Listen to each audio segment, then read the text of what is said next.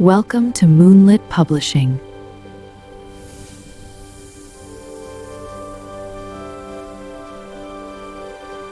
She is no ordinary wolf. Her strength commands the pack, her fury shakes the night. But when desire collides with danger, even the strongest alpha heart may fall. Chapter 1. Elisiana POV. What if the one person who's always protected you suddenly becomes the biggest threat to your freedom? Because on my 19th birthday, everything I thought I knew about my life started to crack. "Caleb, you were great on the grounds today," I called out, jogging toward one of my students. Sweat still glistened on my skin from the intense session.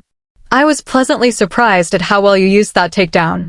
But remember, use your whole body. Knees, stomps, elbows, punches. Strike them down like you mean it. The outdoor fighting ring still hummed with the energy of the 12 to 16-year-olds I'd just trained. Dust hung in the golden afternoon light, and the distant clang of the cage door echoed behind us. The 13-year-old beamed up at me, beads of sweat trickling down his flushed face. "Thanks, Chief. I'll work on it, I promise." I nodded, a proud smile tugging at my lips. So young, yet already carrying that rare spark of discipline most adults never find. "Oh, and by the way, happy birthday, Chief," he shouted, giggling as he sprinted away. I groaned loudly and dropped onto the cool grass, chuckling to myself. I'd already lost count of how many students had wished me happy birthday today. I wanted it quiet. No fuss. No spotlight. Just another ordinary day. But someone was approaching from behind. "It's not hard to guess who told the entire pack it's my birthday," I said without turning around. Jaden dropped down beside me, laughing as he stretched out his long frame. Turning 19 isn't something to hide, Elisiana.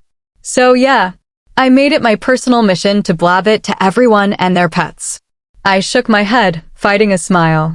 "That's so nice of you," I replied, thick with sarcasm. "It was my honor," he shot back, completely ignoring my tone. Rolling my eyes, I lay down next to him. For a moment, silence wrapped around us. The warm light breeze brushed across our skin. The sky bled soft oranges and pinks as the sun began its slow descent. Then Jay suddenly sat up, eyes gleaming with that knowing look I'd grown up with. "Since it's your birthday, you know what happens today, right?" I laughed, pushing myself upright. "I bet Kitelina and Magnum are already turning the house into a full-blown party." His parents, the Alpha and Luna, had taken me in as a newborn and raised me like their own. Every single year they threw me a birthday celebration. And honestly, I'd come to crave that warmth. "You know my parents would never miss making a big deal out of our birthdays," Jay chuckled, standing up with me. "The party's probably already started. Ready to go?" I nodded, but a nervous flutter stirred in my chest as we headed toward the pack town. This year was different. This time, the entire pack was invited, not just family. The thought made my stomach twist. Do I have to mingle with everyone? Or can I just stick with the people who actually know me? Jay must have sensed my unease. "Want to go for a quick run through the forest first?" "Clear your head." "I can't," I sighed. "My wolf is exhausted. I let her out at lunchtime. We hunted and ran for hours. Don't worry about me. Go have fun." But then the distant sound of teenagers laughing and screaming floated through the air. "It sounds like everyone's already there," I exclaimed, suddenly perking up. I broke into a light run toward the noise, the excitement pulling me forward. I felt Jay's worried stare burning into my back. I turned and flashed him a reassuring smile. Of all people, he understood me best. He knew how hard socializing still felt sometimes, especially because of my wolf's dominant nature. That deep, instinctive need to demand respect. The same instinct that once made me lash out at anyone who challenged me. In my early teens, I was a storm no one wanted to stand near. I made sure no one even dared to think of crossing me. The pack kept their distance. They saw me as the troubled orphan pup the Alpha and Luna had taken in out of pity. None of them expected me to grow into one of the strongest wolves in the pack. Especially not a female. There was real controversy when I fought to join the defense team. Males protested loudly, embarrassed at the idea of being beaten by a girl. But after countless trials, I proved myself. I became the first female wolf in the United States to join a pack's defense team. Alphas from across the country came to watch me fight. And slowly, I earned their respect, and the respect of many females who saw what was possible. That's how I became Elisiana Knight, 19 years old, Chief Warrior, the first female ever promoted to the position. I teach the younger wolves. I train with the defense team. And if our pack is ever attacked, it will be my duty to stand on the front lines and protect every single life here. I live for the fight, the thrill of it, the pride it brings my pack. And right now, I'm pretty content with my life. I have a family that loves me, a purpose that lights me up. Everything I could ask for. Except maybe a mate. Kitelina had been gently bringing it up lately. Most wolves my age had already found theirs. But me? I'd traveled the country for matches and still hadn't crossed paths with mine. Jay was 21 and hadn't found his either. Maybe I just wasn't ready. The idea of a romantic bond still felt strange and distant to me. I was praying she wouldn't mention it tonight. We slipped into the house through the back garden. Laughter and splashing filled the air around the pool. Teenagers and young adults were everywhere, some already sipping drinks that barely affected us, but still set the party mood. The moment they sensed Jaden's presence, heads bowed in submission. Then a group started walking toward me with bright, excited smiles. Their happy energy made me laugh softly. Maybe a big birthday party wasn't such a terrible idea after all. But Jaden suddenly stepped in front of me, shoving me gently behind him. A deep, warning growl rumbled from his chest. His green eyes narrowed dangerously at the approaching group, all males. I frowned, confused, and tiptoed to peek over his broad shoulder. Jaden, we just want to wish her happy birthday, calm down, one of the guys said, smirking with his hands raised in surrender. Big mistake. I already felt Jay's anger rising. I quickly reached up and started massaging the back of his neck, the trick I'd learned from Kitelina that always helped him settle. When his breathing evened out, I spoke softly. Jay, just let them wish me happy birthday. Then we'll go find Kitelina and Magnum, okay? He gritted his teeth, jaw locked tight, but finally gave a reluctant nod. I stepped in front of him quickly and waved politely at the group. Thanks, guys. Happy birthday, Elisiana. They called back, laughing as they dispersed. As we walked away, I couldn't help eavesdropping on their whispers. She waved at me. She's become so formidable. Have you seen her in the fighting cage? With her fighting gear. I glanced down at my outfit. Tight black long-sleeved shirt, gray joggers cinched at the ankles, and comfortable black and white Nikes. Practical. Easy to shift in. I'd never really thought about how it looked to others. I mean, she looks incredible even when she's training hard. Imagine being paired with her. I nearly gagged. She could eat you all for breakfast, lunch, and dinner. Don't underestimate her, another guy sighed. That one made me smile. By the time I tuned back in, we were already inside the living room. Jay stood beside me, his expression stormy. I didn't even want to imagine what he would have done if he'd heard the rest. Elisiana, darling. Kitelina's sweet voice cut through the noise like sunlight. My heart lifted instantly. I jogged over and pulled her into a long, tight, warm hug, pouring every ounce of love I couldn't put into words into that embrace. Group hug, Jay exclaimed, wrapping his strong arms around both of us. Just as Kitelina and I started laughing in protest, another set of arms joined in. I looked up, surprised and delighted to see Magnum, the alpha himself, grinning down at us. Dad. Nice of you to join. Jay laughed, his voice muffled against my hair. Happy birthday, Elisiana, they said in unison as we broke apart. Magnum kissed the top of my head. I wish you happiness. Then Kitelina did the same, her eyes sparkling with mischief. And I wish you find your mate. Really, Mum? Jay whined, trying to fix the hair he'd just messed up. Didn't she say she wasn't ready? Kitelina and I both turned to stare at him. How the hell do you know that? I asked, raising an eyebrow. Jay laughed nervously, glancing at his father for backup. Sorry, son. Can't save you this time, Magnum chuckled, already backing out of the room. I held back my laughter and turned to Jay with a serious face. Well, Okay, fine. I was awake and might have eavesdropped a little, he admitted sheepishly. I heard the word mate and your voice. How was I supposed to stop listening? Kitelina crossed her arms, giving him that classic disappointed look. Guilt hit me too. I'd just been doing the exact same thing outside. I quickly diverted. Thank you for the wish, Kitelina. I really appreciate it. Jay noticed and leaned in, pressing a soft kiss to the top of my head. I smiled up at him, waiting. So, are you going to say something or just stand there like an idiot? I teased, tilting my head. He grinned, taking my hand and leading me through the crowd. I'll give you my wish when I think of the perfect one. I laughed, shaking my head. Then what was the kiss for? I just felt like it. Chapter 2. The party had been going on for 4 hours and still showed no signs of slowing down. I was sitting on the sofa watching a group of friends play Truth or Dare, a game that I had never played in a group. I recognized almost everyone. I knew they were all pretty chill. One girl I didn't recognize, who was sitting on her mate's lap, looked up at me and smiled. She whispered something in her mate's ear, and he scooted over to make a space in the circle. Elisiana, the birthday girl. Would you like to join us? The girl called out excitedly. Everyone in the circle looked my way, waiting for a reply. I hesitated, just in case someone protested, but after a couple of seconds, I nodded and sat down in the spot they had made for me. The game used a bottle in the middle of the circle, which was spun until it landed on someone. The girl who invited me was the one spinning. I watched the bottle slow down and stop in front of the guy sitting next to me. I let out a breath I didn't know I was holding. Intense, right? The girl asked, grinning at me. I nodded at her, laughing at myself. Truth or dare, Danny? The guy beside me immediately said, Dare.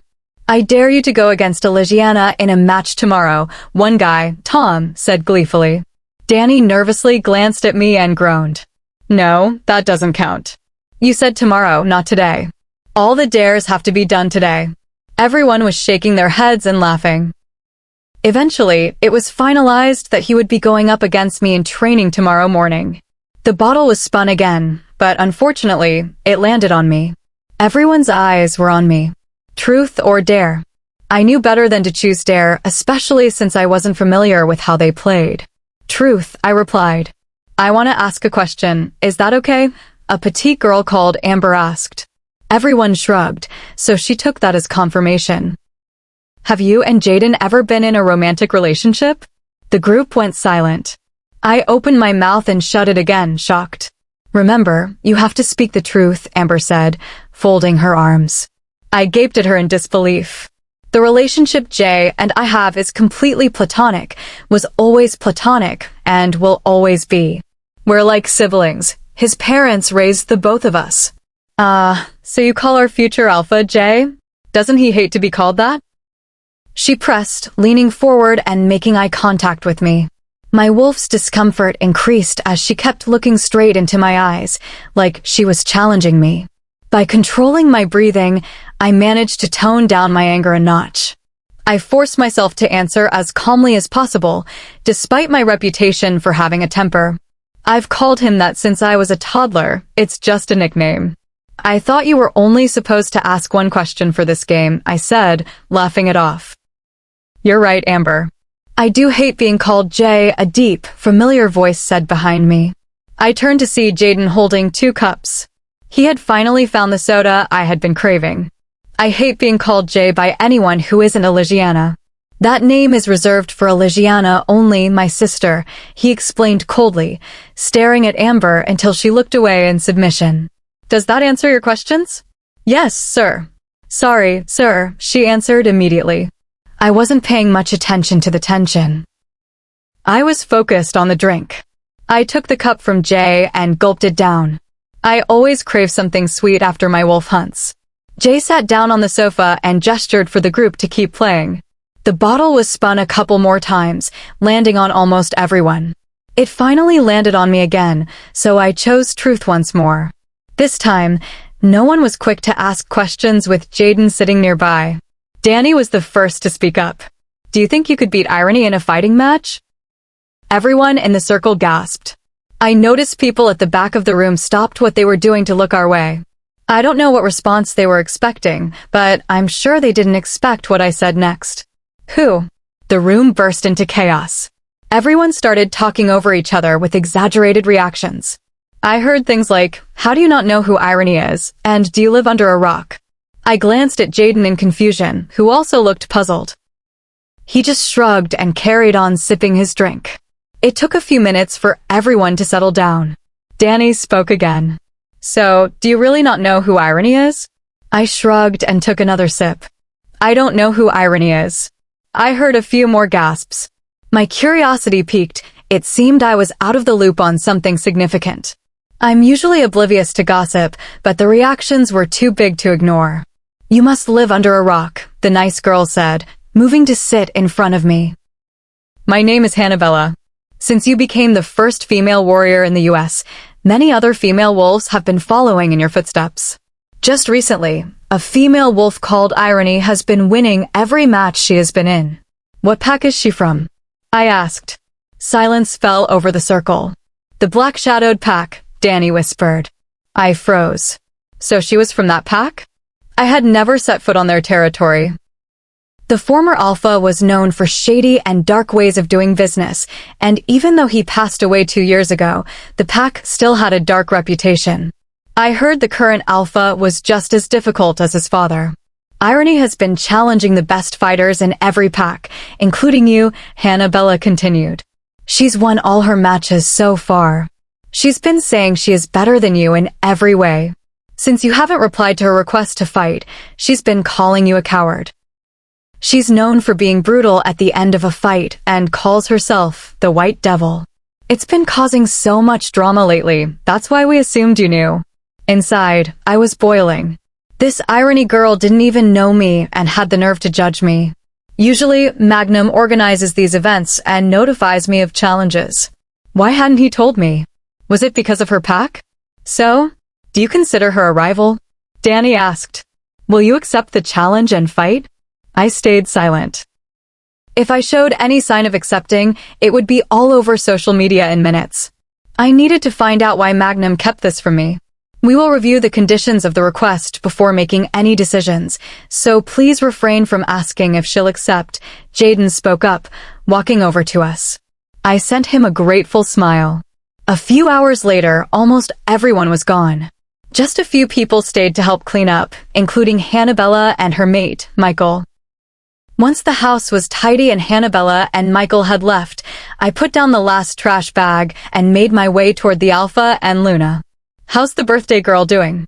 Magnum asked, ruffling my hair. It was great. I had more fun than I thought I would, I replied. I paused, then shifted to a more serious tone. Magnum, I have something to talk to you about. He gestured for me to follow him to his office. Kitelina followed right behind us. During the party, I found out that a girl named Irony from the Black Shadowed Pack has requested to fight me. She's been mocking me because I haven't replied. Why haven't you told me about this, Alpha? Magnum leaned back in his leather chair and tapped his fingers on the desk. The reason I didn't tell you is because I don't trust that pack, he explained. One of the conditions of the request is that the match takes place in their territory.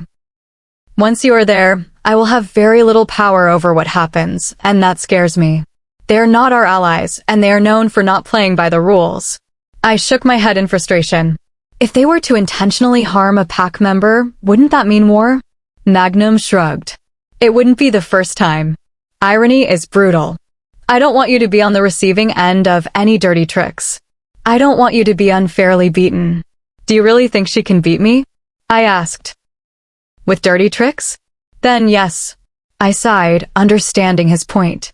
I was an anomaly, a female wolf with strength that surpassed many males. If Irony was as strong as people said, there might be more to her story than met the eye. As someone who cares about you, I will give you the chance to accept the request, Magnum said. But as your alpha, I want you to think it over very carefully. Regardless of what you choose, Kitelina and I will support you. Chapter 3. It had been a couple of weeks since the party, and I still hadn't come to a decision. Unfortunately, the rumors had escalated and become ridiculous. Apparently, I had called Irony fake and said that I would destroy her. That didn't sound like me at all. Not that Irony would know that. The more days that went by, the more I wanted to accept. I was curious to see how well irony could fight and what made her worthy of being called the White Devil. My attention was focused on a video when my bedroom door was flung open, revealing Jaden in sweatpants and a white tee. "Don't you know how to knock?" I exclaimed, trying to hide a large bag of snacks. "Don't you ever get tired of saying that?" He shot back, diving onto my bed. "Don't even think of hiding those." I could smell them from a mile away. Sighing, I made space for him. He made himself comfortable and opened the bag, making me scoff. I bought those with my own money, but he probably hadn't eaten since breakfast, so I let it pass. "So how was college today? How did it feel traveling all the way to campus for one lecture?" I laughed. His reply was a glare. "I didn't just have lectures. Our class had to do fittings for our gowns." I frowned in confusion. Gowns. Graduation gowns. "I'm graduating in a month, remember?" "Already?" I remembered his first day. I couldn't believe 3 years had passed. He had been studying business, which would be useful when he became alpha. "It feels like only yesterday you started," I said. "You've grown up so much." As soon as the words left my mouth, he swatted the back of my head. "You say that as if you're older than me."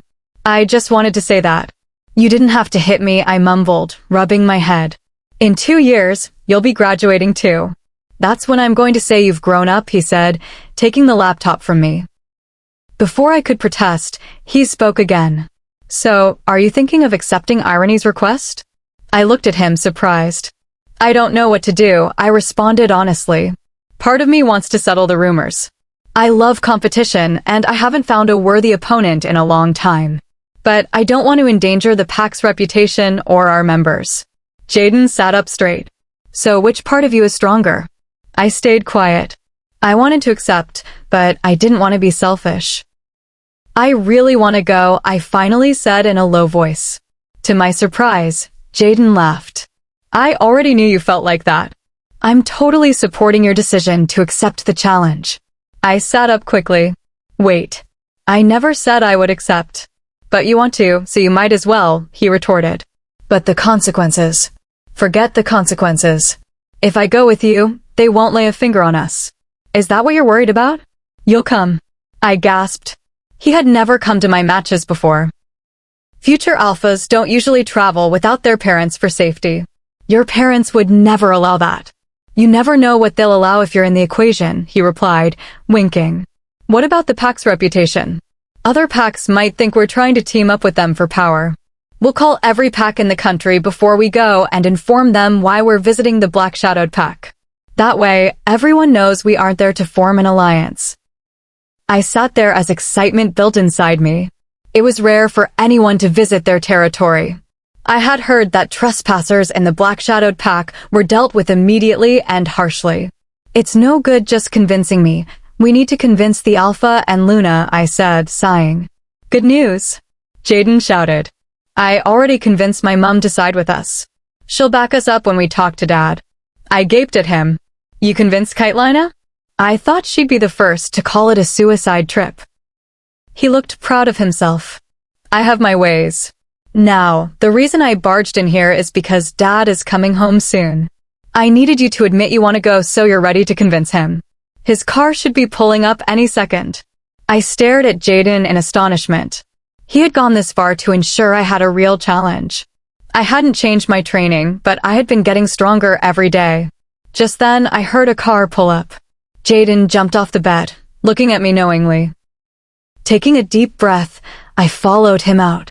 We stood outside the office door, and before we could knock, Magnum opened it. What brings you two here? He asked, raising an eyebrow. Even though he raised me, he was still an intimidating alpha. Jaden spoke first. We have something to discuss with you. Magnum allowed us into the office and gestured for us to speak. It's about Irony's request, I said. After much thought, I've decided I want to accept the challenge. Magnum sighed. You are aware the risks are high? Jaden stepped in. We've come up with a plan to make the trip safer. The alpha looked unconvinced. And what is your plan? The door opened and Kitelina walked in, standing behind us. Honey, have you heard Elisiana's choice? Magnum asked, likely expecting her to side with him. Yes, I have, and I think it would be fine to let her go, she replied, putting a hand on my shoulder. Magnum looked shocked. I suggest that Jaden joins them. The likelihood of anything bad happening decreases with his presence, she continued. Magnum shook his head. Are you suggesting we send our best warrior and the future alpha to the Black Shadowed Pack? Kitelina nodded. I know you're worried, but they're a strong duo. Jaden is the son of an alpha, and Elisiana is an incredible warrior. They'll have pack members with them, and I'll help you call the other alphas to explain the visit. The silence was heavy. Finally, Magnum sighed and turned to his computer. Fine, I'll let them know you've accepted. But first, let me pull up the conditions. Jaden high-fived me in excitement. The conditions were set by them, Magnum reminded us. First, the match must take place on their territory. Second, the day of the match is decided by their alpha. Third, the match will be mixed martial arts. And lastly, the length of your stay is also up to their alpha. Wait, I said, holding up a hand. The length of the stay is undecided? That's what it says, Magnum replied. Are you thinking of backing out? I shook my head. No, I was just surprised. This pack does not work the same way ours does, he explained. The day you arrive is up to us, though. When would you like to go? Next week. Jaden replied before I could think. No way. That's too soon. I exclaimed. Jaden shrugged. You might as well get it over with. You're in great shape. I groaned but realized he had a point. Okay, maybe you're right. So, Kitelina asked. Magnum waited with his fingers over the keyboard. We'll go in a week, I confirmed. Jaden jumped up. Black Shadowed Pack, here we come. I joined him, feeling the adrenaline. Here we come. Although I felt excited, I couldn't shake a lingering worry that something unexpected was about to happen. I shrugged it off and went in my room to prepare. Chapter 4. You definitely stole my socks. Jay argued, making me roll my eyes at him. We had just gotten off a tower flight, during which we were given travel packages that included socks, a toothbrush, and a snack.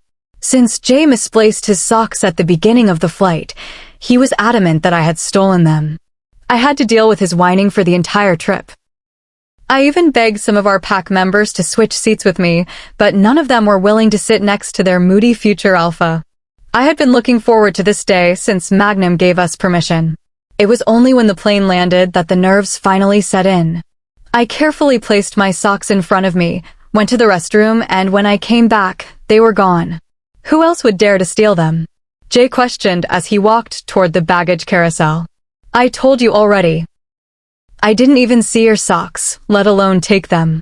I shot back, spotting my suitcase. The 4 other pack members, Kitelina, had been very strict about the size of our security detail, picked up their bags as well. Jay grabbed his black suitcase and joined us. We walked through the airport until we reached the arrivals section, where a member of the Black Shadowed Pack was supposed to meet us. I picked up the unfamiliar scent of a wolf in the crowd, making me tense. Jay and the others noticed it too. Jay walked ahead, following the scent to a tall, red-headed man holding a sign that said Jaden Steele. He had a full sleeve of tattoos on one arm and stood noticeably taller than the crowd. The man backed away to lead us toward the exit. He had clearly picked up our scents and knew we were the visitors. He curtly nodded and walked out without a word. We followed him to a large black Jeep. He helped us load our luggage into the trunk and slid into the driver's seat, waiting for us to get comfortable before driving off. The silence was awkward. I didn't know where to look, so I stared at the man's hair. It was a very dark red, not a natural shade. We had been on the highway for about 15 minutes before he finally spoke. My name is Kabina, he said, looking into the rearview mirror. Oh, you speak. I exclaimed before I could stop myself. I was joking, but I immediately felt nervous. I had heard this pack didn't tolerate sarcasm. My pack members stiffened, clearly sharing my concern. I was incredibly relieved when Kabina started to laugh. I'm really not a sociable person, he explained. I'm especially quiet around wolves from outside my pack. I nodded, relaxing a little. Jay, however, kept his guard up, maintaining a serious expression as he often does around strangers. What is your rank? Jay asked, making eye contact in the mirror. I am the gamma of my pack, Kabina responded confidently. We're on our territory now. I looked out the window. We were on a wide road lined with tall trees. I noticed slight movements in the forest, likely border defense warriors. The deeper we drove, the more on edge I felt. Eventually, a large town came into view. It looked more like a city, complete with skyscrapers. This is just the main pack town, Kabina said, as if sensing our shock. There are a few other towns a few miles away. Just to warn you, you might receive some alarmed looks today. We aren't used to having outsiders here. That's fine, Jay replied, frowning at the crowds watching the jeep pass. I turned my attention back to Kabina's hair. I was dying to know if it was dyed. Do you think he dyes it? I asked Jay through the mind link. Of course he does. There are only 3 natural hair colors for wolves. One of our pack members chimed in over the link. Do you dye your hair? Jay asked out loud, completely blunt. Kabina looked amused. I was wondering when you'd ask. It's usually the first thing people notice. To answer your question, no. It's a genetic mutation. I've had this color since I was born. If you ever see my wolf form, I have a red streak along my back. I'm easy to spot in a sea of wolves. We slowed down in front of a massive golden gate guarded by 4 men. After an inspection, the gates opened to reveal a long driveway leading to what appeared to be a palace. It was a pearly white manor with golden accents and a glistening fountain in front. So, I'm guessing this is the Alpha House? I asked as we climbed out. We call it the Alpha Manor, Kabina said. The Alpha lives here, along with the Beta, Gamma, and high-ranked warriors. As we reached the front door, Kabina turned around with a sheepish expression. The Beta just informed me that the Alpha is in another town at the moment, so he won't be able to meet you yet. But the Beta and his mate are happy to get you settled. Jay looked annoyed by the Alpha's absence, but remained silent. We walked into the reception area, which was just as extravagant as the exterior. Suddenly, I caught a scent, cinnamon and chocolate. It was delicious, strong, and overwhelming. We were greeted by a male and a female walking down the stairs. They both had welcoming smiles. Hello, welcome to the Black-Shadowed Pack, the male said. My name is Julius, and I'm the Beta. The female stepped forward, beaming. I'm Leonera, the Beta's mate. It's so nice to meet you all. I've heard so much about you, Elisiana. I think you're amazing. I laughed at her enthusiasm. It's nice to meet you too. Let's get you to your rooms, Leonera said. Follow me. We followed her up the stairs. My senses were still reeling from that cinnamon and chocolate smell. Leonera explained the layout of the manor. The east wing was for guests, the north wing was strictly for the Alpha, the west wing was for the Beta and Gamma, and the south wing housed the warriors. Stay clear of the big bad wolf in the north wing, I joked, summarizing the rules. They all laughed, and we agreed to meet for food in 30 minutes. After unpacking, Jay came to my room. Whenever you want to say something inappropriate, just use the mind link, he teased. What could I possibly want to say? I replied. Maybe about the disrespect of the Alpha not greeting us? He grumbled, flopping onto my bed. I pushed him off so I could change into comfortable clothes. Once we were ready, we headed downstairs. We found the kitchen by following the sound of Julius and Leonera arguing playfully over a pizza menu. I want to order this time. Leonera exclaimed, jumping onto the counter to keep the menu out of Julius's reach. You always overorder and then feel guilty about the leftovers, Julius sighed. There are 6 extra people to help me eat this time, she countered. Julius laughed and gave in. After ordering, we moved to the living room to find a movie. Everyone seemed easy to get along with. Kabina was quiet but funny, and Julius and Leonera were a hilarious pair. But the smell was still bothering me. Why does this house smell like cinnamon and chocolate? I asked. Is it a candle? It's so strong. Julius and Leonera looked at me in confusion. I usually light candles, but I've never used cinnamon or chocolate, Leonera said. The one burning now is lotus. Jay looked at me strangely. It smells nothing like that in here. I blinked, confused. The scent was so overwhelming, I couldn't imagine they didn't notice it. Oh, my bad, I muttered, dropping the subject. Chapter 5. Pass the ketchup. You've been hogging the entire supply for the past half hour. Leonera complained, rolling off the sofa to try to snatch the ketchup packets from Kabina. Another thing I've learned is that Kabina really loves ketchup. We've been relaxing in the main living room, eating pizza, fries, and garlic bread with plenty of soda. So far, so good. It's only the first day, and I've already found such fun friends. It will be a nice trip. All I need to do is win the fight, and I'll be good to go. There might even be a chance that I'll ask for Julius, Leonera, and Kabina's contact details if we become even closer. So, can you tell us some information about this pack? Jay asked, before laying some fries on a slice of pizza and eating it quickly. Leonera saw this and visibly cringed. Julius tensed up a bit before asking why. I stepped in and said, well, we don't know much about this pack, and I think we'd appreciate it if we knew some things about the place where we're staying. Kabina nodded and spoke up. As you may know, our previous alpha passed away 2 years ago. The previous leader was known for being quite volatile. Who could forget? He had only one child, a son. When our alpha died, his son rightfully took his place as our current leader, Kabina continued. Alpha Theodore Hunter? I heard he's the same age as Jay. Is he 21? I asked. The three of them nodded, confirming my question. How about his mother? The previous Luna?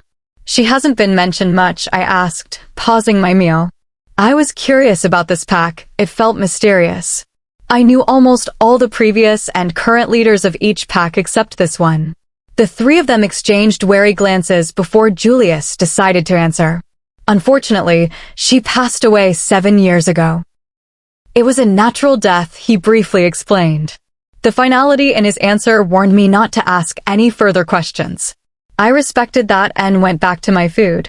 Although I remained respectful, I couldn't help but still be curious. Sorry, but could you pass that soda? I asked, pointing to the can behind Leonera. No one answered me, making me look up in confusion. They all wore a familiar expression, as if they were concentrating on something only they could hear. My pack members and I looked at each other knowingly. They were definitely communicating through a mind link with someone else. I waited for them to disconnect. Oh, Julius shouted suddenly. He started to pick up the empty pizza boxes, clearing the area. Leonera turned the TV off and hurried to help. Kabina sat there with fries in his hand, torn between helping and continuing to eat. Whoa, why are you guys tidying up all of a sudden? Jay asked, slowly getting up. I stood up too and proceeded to help the couple. Alpha Theodore just told us he's in town and is on his way. He must have changed his mind and decided to come here earlier than we thought, Julius hurriedly explained. And we're cleaning up because... I asked. He dislikes messes and junk food, Leonera responded, wiping her face. She handed out wet wipes, insisting the kitchen was too far away and would waste time. We all complied and helped clean, ensuring we were as efficient as possible. None of us commented on the fact that they stopped eating mid-meal just for the sake of their alpha's preferences. I wondered if they had to leave the house every time they wanted snacks. No wonder this place looks impeccable. It feels like a showroom rather than a home. Once we were done, Leonera sprayed the room with a rose-scented air freshener.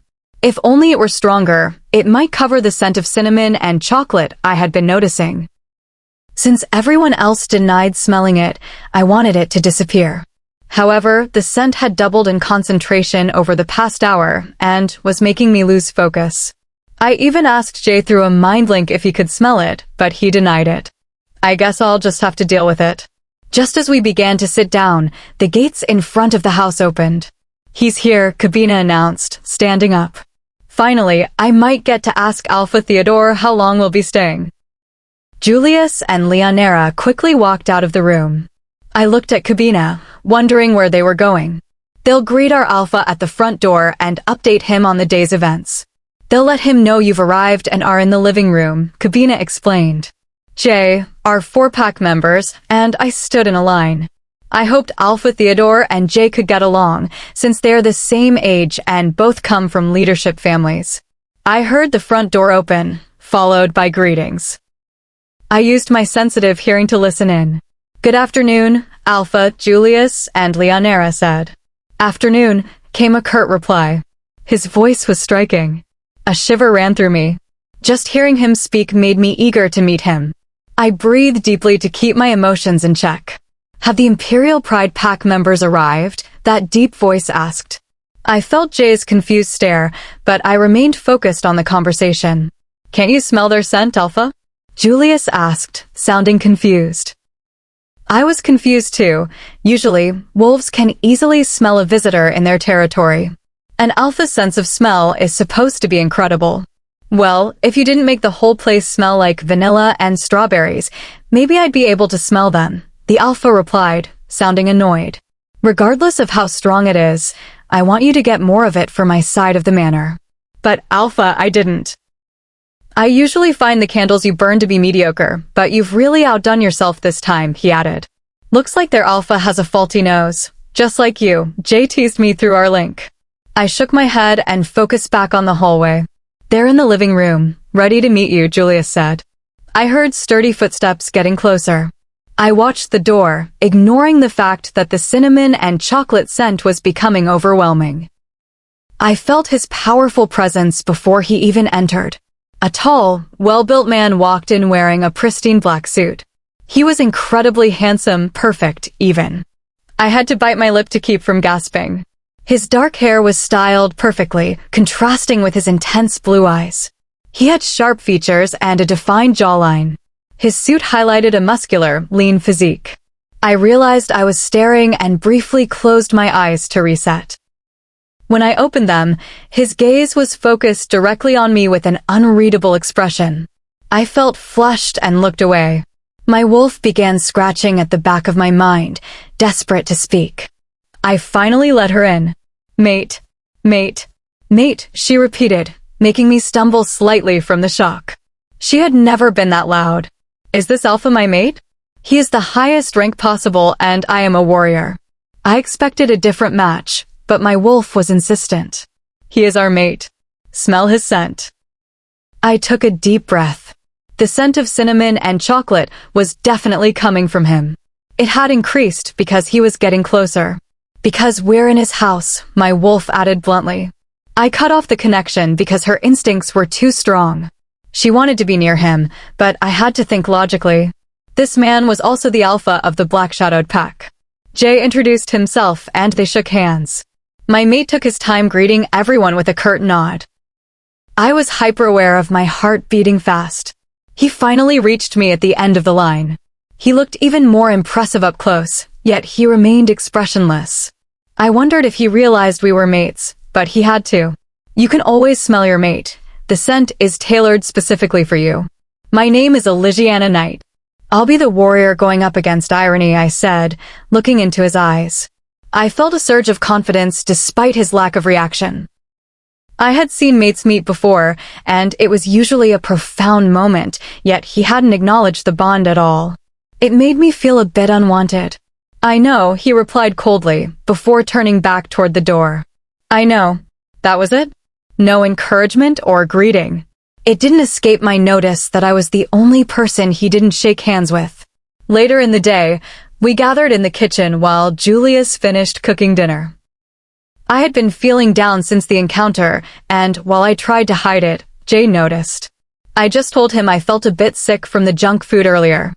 I'd appreciate it if you all set the table so we can eat as soon as I'm done, Julius said. We rushed to set everything up. Just as we were about to sit, we heard someone on the stairs.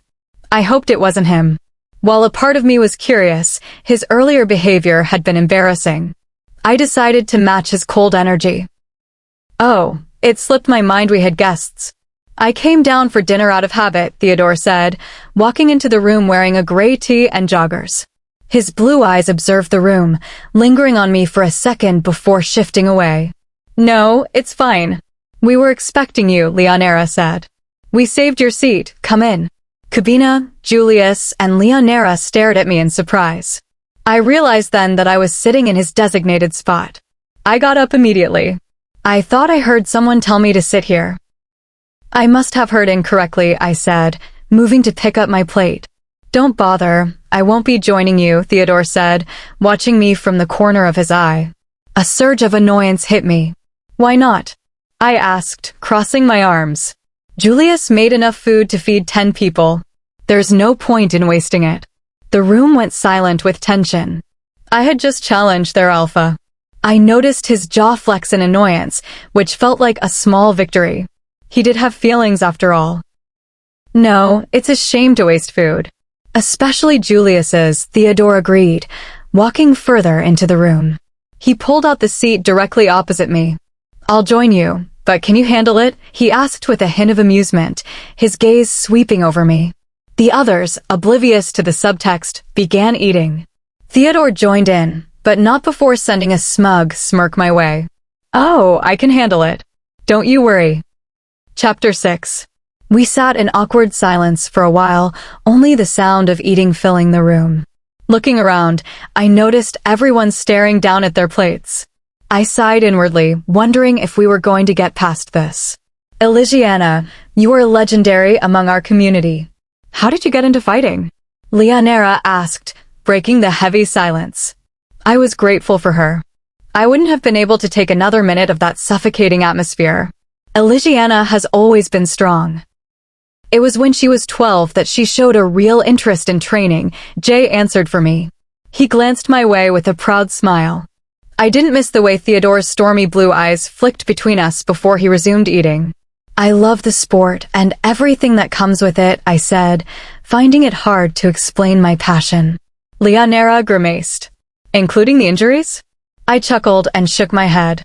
Excluding those, but I usually don't let my opponent land many blows anyway. You sound confident, Julius retorted, smirking at me. Irony is quite skilled, one of the best warriors in this pack. I nodded, ignoring a growing sense of unease. Jaden sent me a reassuring look, and I replied with a grateful smile. Again, I noticed Theodore's eyes narrow. Julius must have sensed my tension because he quickly added, I didn't say that to intimidate you. I just want to make sure you don't go easy on her. Given the way she looks, it's easy to underestimate her. People underestimate Elisiana regularly. She looks delicate, but she's the one who will break you, one of my pack members laughed. Irony is one of the best fighters I have had the honor of training. Everyone stilled as they focused on Theodore. The first thing he had said since sitting down was a praise for my opponent. She is an extraordinary warrior and deserves to win the upcoming match, Theodore continued, making my jaw drop in disbelief. How could he say that while I was sitting right next to him? I am his mate, the person going up against Irony. I would have thought he'd be at least a little concerned. Jay slowly put his utensils down and glared at Theodore. Elisiana deserves to win this fight. She has never lost. Irony has never lost either, Theodore replied coolly, not bothering to look at Jay. I closed my eyes briefly to calm my emotions. I felt betrayed and hurt. It was a foreign, helpless feeling. Does he really have no feelings toward me? Well, she hasn't met me yet, I cut in, interrupting Jay's attempt to start a confrontation. Theodore looked up slowly to meet my cold gaze. I steadied my eyes, making my dislike for him very clear. No one can make me feel weak, not even him. One of my pack members laughed awkwardly. You speak highly of Irony, even a little affectionately. Is she your mate? I choked on my food, making Jay stand up in concern. I noticed a slight smirk on Theodore's face when I glanced at him. After promising Jay I was fine, I carried on eating. Irony is very special to me, Theodore replied, smiling to himself. I glared at my plate, hating the jealousy I felt. Why should I feel this way about someone I barely know? Fate must have made a mistake. He didn't even try to deny the comment about Irony. No one spoke for a while until Leonera broke the silence again. Alpha, I have something to confess regarding your arrival. Theodore gestured for her to continue. You said you smelled strawberry and vanilla when you arrived. I hadn't used any candles with those scents. Theodore's expressionless face faltered for a split second before he composed himself. There is no need to worry about it. Forget it. A smug smile spread across my face. It confirmed my suspicions. The strawberry and vanilla scent was definitely me. So that's how I smelled to him. At least he didn't know how he smelled to me. That would be embarrassing. A wicked idea crossed my mind. You must have loved that scent, have wanted it in your own room, I said, smirking. Theodore ignored my comment and stated, you were eavesdropping. I shrugged. I do that sometimes. I can't help myself. You know, I should get you a strawberry and vanilla candle. You sounded like you really enjoyed the scent, I pushed, watching his face flush slightly. He looked flustered in a way no one else would have noticed, but I did. He knew that I knew. Julius spoke up. You should get him vanilla and strawberry ice cream. He's obsessed with that flavor combination. I shook my head, surprised by my own thoughts. Did I just find that detail charming? I asked Julius to repeat himself just to rub it in. Before he could, Theodore interrupted. Did anyone else smell something that didn't belong here? I widened my eyes, realizing what he was doing. Actually, Elisiana smelled chocolate and cinnamon the entire time we were here. I couldn't pick up anything like that, one of my pack members answered, oblivious to my internal outrage. I tried to avoid eye contact. It was too late. Theodore had a smug smirk on his face. Chocolate and cinnamon, he confirmed, letting out a deep chuckle. I acted as though I didn't care and continued eating, though I felt him watching me. My gaze met Julius and Leonera's eyes. They looked at me with amusement. They were the only ones at the table, besides Theodore and me, who had found their mates. They had clearly put two and two together, the unique sense and the heavy tension. Leonera wiggled her eyebrows at me and giggled. She definitely knew. Theodore ran his hand through his hair, something I noticed he had done several times. Since the length of our stay is up to you, could you tell us when we'll be able to leave? Jay asked, clearly uncomfortable with the hierarchy. Thinking of leaving already? Julius joked. I haven't decided yet. I haven't given it much thought, Theodore said with a shrug. I let out a sigh of frustration. Most leaders I've met are organized regarding guests. Eventually, everyone gets homesick. You'll be meeting Irony tomorrow. You'll be given a tour of the training grounds where you can practice, Kabina spoke up. He was always so quiet. That sounds good, I exclaimed. When everyone finished their meal, I headed to the kitchen to clean my dishes. Wait for me, Jay called out. Hurry then, I replied. As I started using the dish soap, I heard someone walk in. Jay, you better help me. I always end up cleaning your dishes too, I complained, scrubbing a plate. Jay stayed quiet, which made me chuckle. What? No hugs today? No dancing? I twirled on the spot with a laugh. No hugs and no dancing for you. A deep voice vibrated across the kitchen, making me freeze. I turned to see Theodore leaning against the fridge, observing me coldly. Where was Jay? I glanced toward the door but saw no one. I turned back to the dishes, wondering why I hadn't noticed the change in the air. My mistake. I thought you were Jaden. Jaden, right? Most people used his full name. So, hugging and dancing is a regular activity for you, he said, raising an eyebrow. Not really, it's just our thing, Jay corrected, strolling in. The two of them faced each other, silently judging. I felt the tension crackling between them. Theodore broke the staring contest and looked at me. Don't you know how to use a dishwasher? He asked condescendingly. What? I shot back. Don't tell me you don't know what one is, he retorted, a corner of his mouth curling up. I know what a dishwasher is, I said, gritting my teeth. Are you implying there is one in this kitchen? If you looked hard enough, you would have saved yourself the trouble of scrubbing. I looked around to find it, feeling a blush of embarrassment. I still couldn't see it.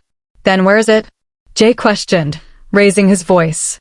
Theodore moved from his spot and stopped right in front of me. He looked down, holding my gaze intensely, his eyes analyzing my face. A lock of his hair fell near his eyes, and I had a sudden urge to reach out and brush it back. Theodore's jaw clenched. Move. I snapped out of it, staring into the eyes of a very rude man. I crossed my arms and stayed put. He needed to learn some manners. What's the magic word? I asked patronizingly. He looked unamused. Jay stepped between us to create some distance. The dishwasher is behind you under the sink. That's why he asked you to move, Jay explained. I moved immediately and saw a cupboard door. Jay opened it to reveal the dishwasher. I huffed in annoyance. It looks like an ordinary cupboard. I wouldn't have guessed it was hiding there. All the cupboards look the same. She's a guest. You could have just helped her, Jay said, backing me up. Theodore rolled his eyes and shrugged, which only made Jay angrier. You two don't have to clean. We have staff for that, Theodore said, leaving the kitchen. I watched him walk out in disbelief. Why hadn't he mentioned that before I started? I finished rinsing the plates anyway and told Jay to go to bed. I leaned against the counter, reflecting on the strange day. Lillian? I looked up, startled. A middle-aged woman stood there with a mop, looking distressed.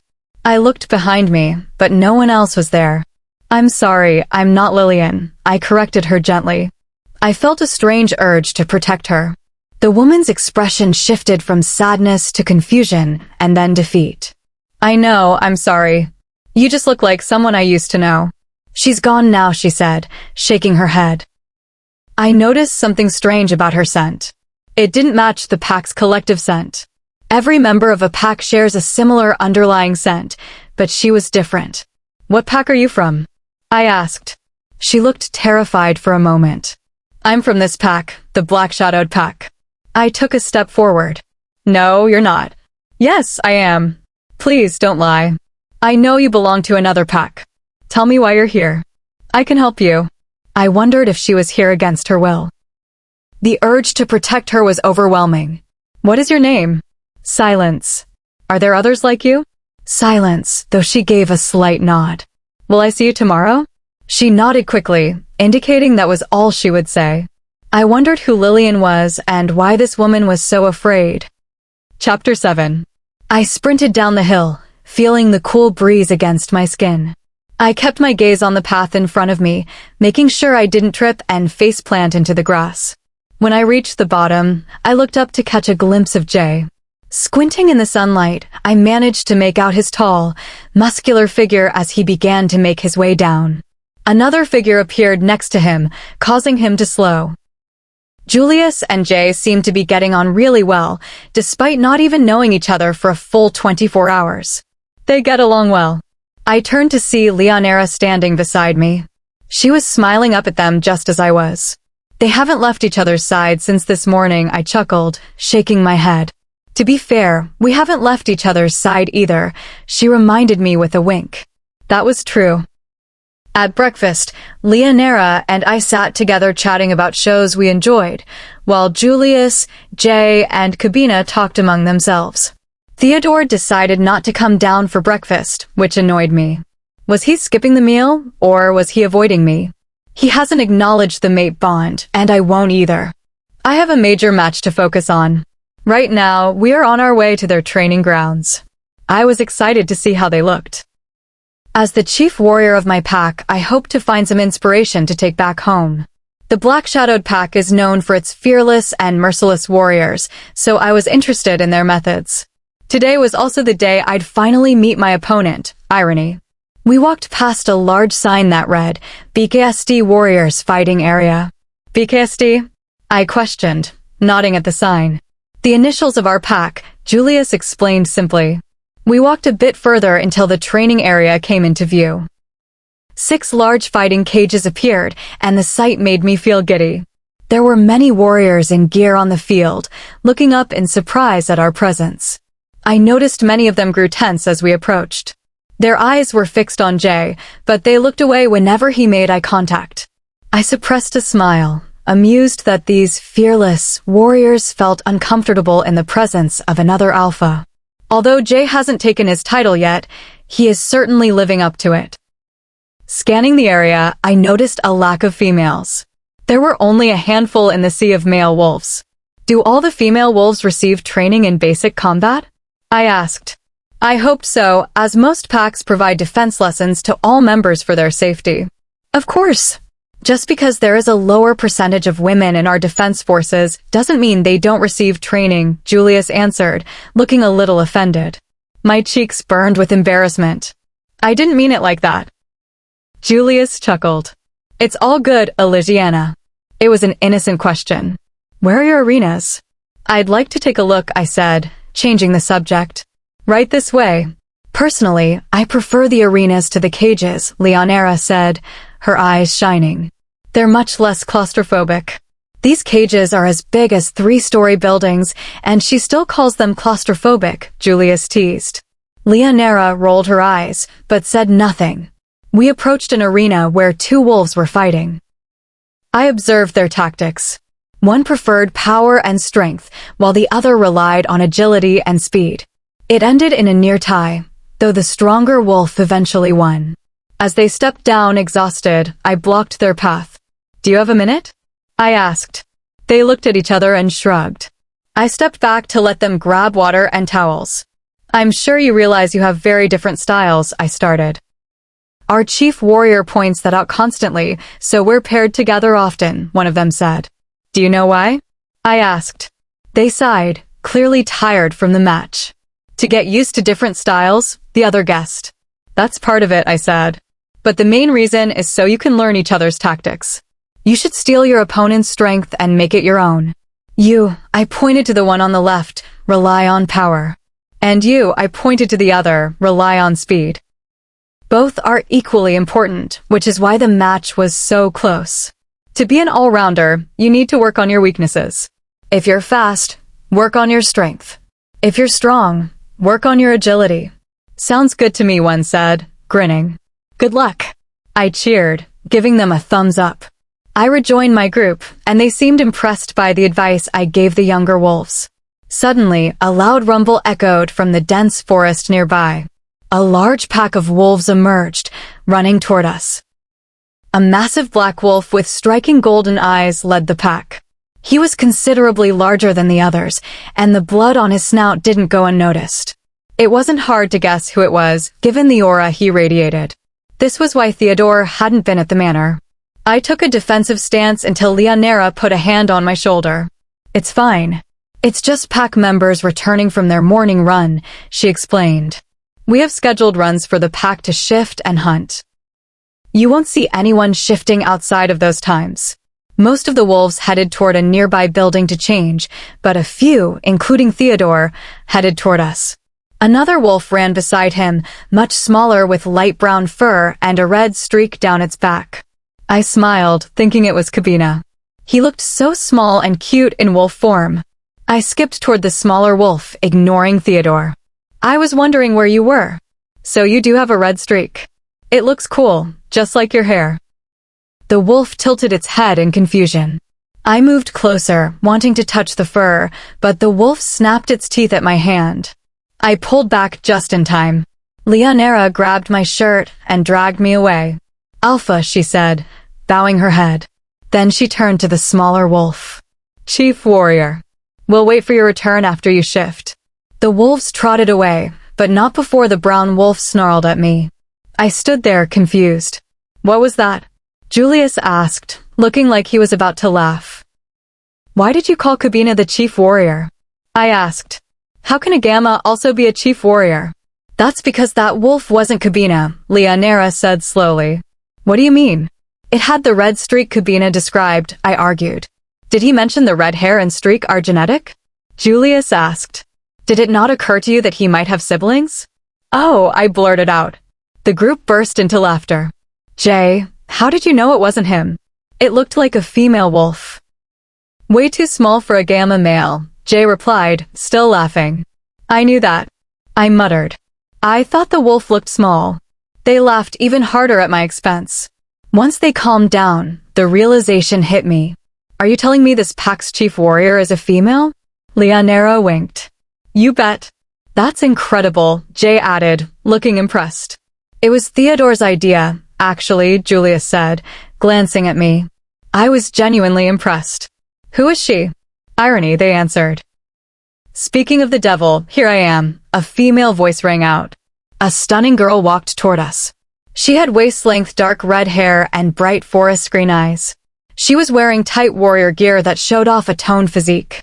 She wore no makeup, and her hair was sleek. She looked incredible. So this was Irony. I was so struck by her appearance that I barely noticed Theodore walking beside her. He looked handsome as ever, even without fighting gear. Then I noticed Irony's arm snaked around his. A surge of jealousy flared up inside me. I looked at Theodore, wondering why he was letting another woman touch him like that right in front of me. He has to know how that feels for a mate. When Theodore made eye contact with me, he reached for Irony's hand and held it. I looked away, fighting back tears. I hated how weak he made me feel. I was ready for love from a mate, not betrayal and pain. They even looked good together, which made it worse. They stopped in front of us, and I forced myself to be the bigger person. "Hi, I'm Elisiana Knight," I said, offering my hand. "I'm your opponent, so may the best woman win." She observed my hand for a moment before shaking it. She flashed a perfect smile. "I'm Irony Wolf." I know, the last name is ironic. I chuckled awkwardly. She seemed nice enough, if you ignored the fact that she had nearly bitten me earlier and the things she had supposedly said about me online. "I hope we can get past any prejudice," she said with a wink. "The internet can blow things out of proportion." I nodded, and her smile widened. "I'm sure you've met our lovely Theodore," she added, leaning her head on his arm. "They have," Leonera interrupted, her usual warmth missing. I looked at Theodore, wondering if he felt any guilt at all. The mate attraction made me feel intense jealousy. Shouldn't he feel something similar? I realized I needed to avoid any physical contact with him to keep the bond from fully initiating. I zoned out for a moment, and when I focused back, Irony and Theodore were leaving together. "I hope to see you around," Irony said as they walked away. She had a pretty smile, but something about it felt fake to me. I scolded myself for thinking that. I was probably just being biased because of her closeness to Theodore. It wasn't like she knew we were mates. Chapter 8. It's been a couple of days since my first encounter with Irony. During that period, I've spent most of my time wondering when the match will take place. It had better be soon, because I didn't travel here on holiday. The only reason I've found it enjoyable thus far is because of Leonera, Julius, Cabina, and my pack members. Theodore, as expected, has done nothing about us being mates. It's starting to look like neither of us will. Frankly, I'm starting not to care. The way he acts around me clearly shows his stance on the situation. Every time he touches or reaches for Irony, my heart squeezes in pain. I try to ignore it, unwilling to give him the satisfaction of knowing he has any control over me. Irony seems ecstatic whenever Theodore is around. I noticed how often she reaches for him, as if she craves his touch. I also found out that Irony is not only Cabina's sister, but his twin. Cabina also shared something else that caught me completely off guard. The day before yesterday, I ran into Cabina on the stairs while grabbing my earphones. "Hey, been busy?" I asked. "Pretty much since yesterday morning," he replied. "I heard you met Irony." "Yeah, I did." "She's cool," I said, shrugging. Cabina stared at me before laughing heartily. "You don't need to lie. I know how she can be, but I appreciate the sentiment. I also heard you mistook her for me." "Yeah, about that." My cheeks heated up. "I understand. I told you what my wolf looks like, but I didn't mention I had a twin with the same red streak. Fraternal, of course." "You're twins?" "Wow. Did she fangirl over you?" he asked, wiping away a tear from laughing. "I told her to be cool when she met you." I frowned. "Fangirl? Why would she?" According to her online comments, she hates my guts. She called me a deceitful coward for not accepting her request. She certainly didn't seem excited to see me yesterday. "I guess she did keep it cool," Cabina said. "She's probably your biggest fan. I'd say she's watched every single one of your matches."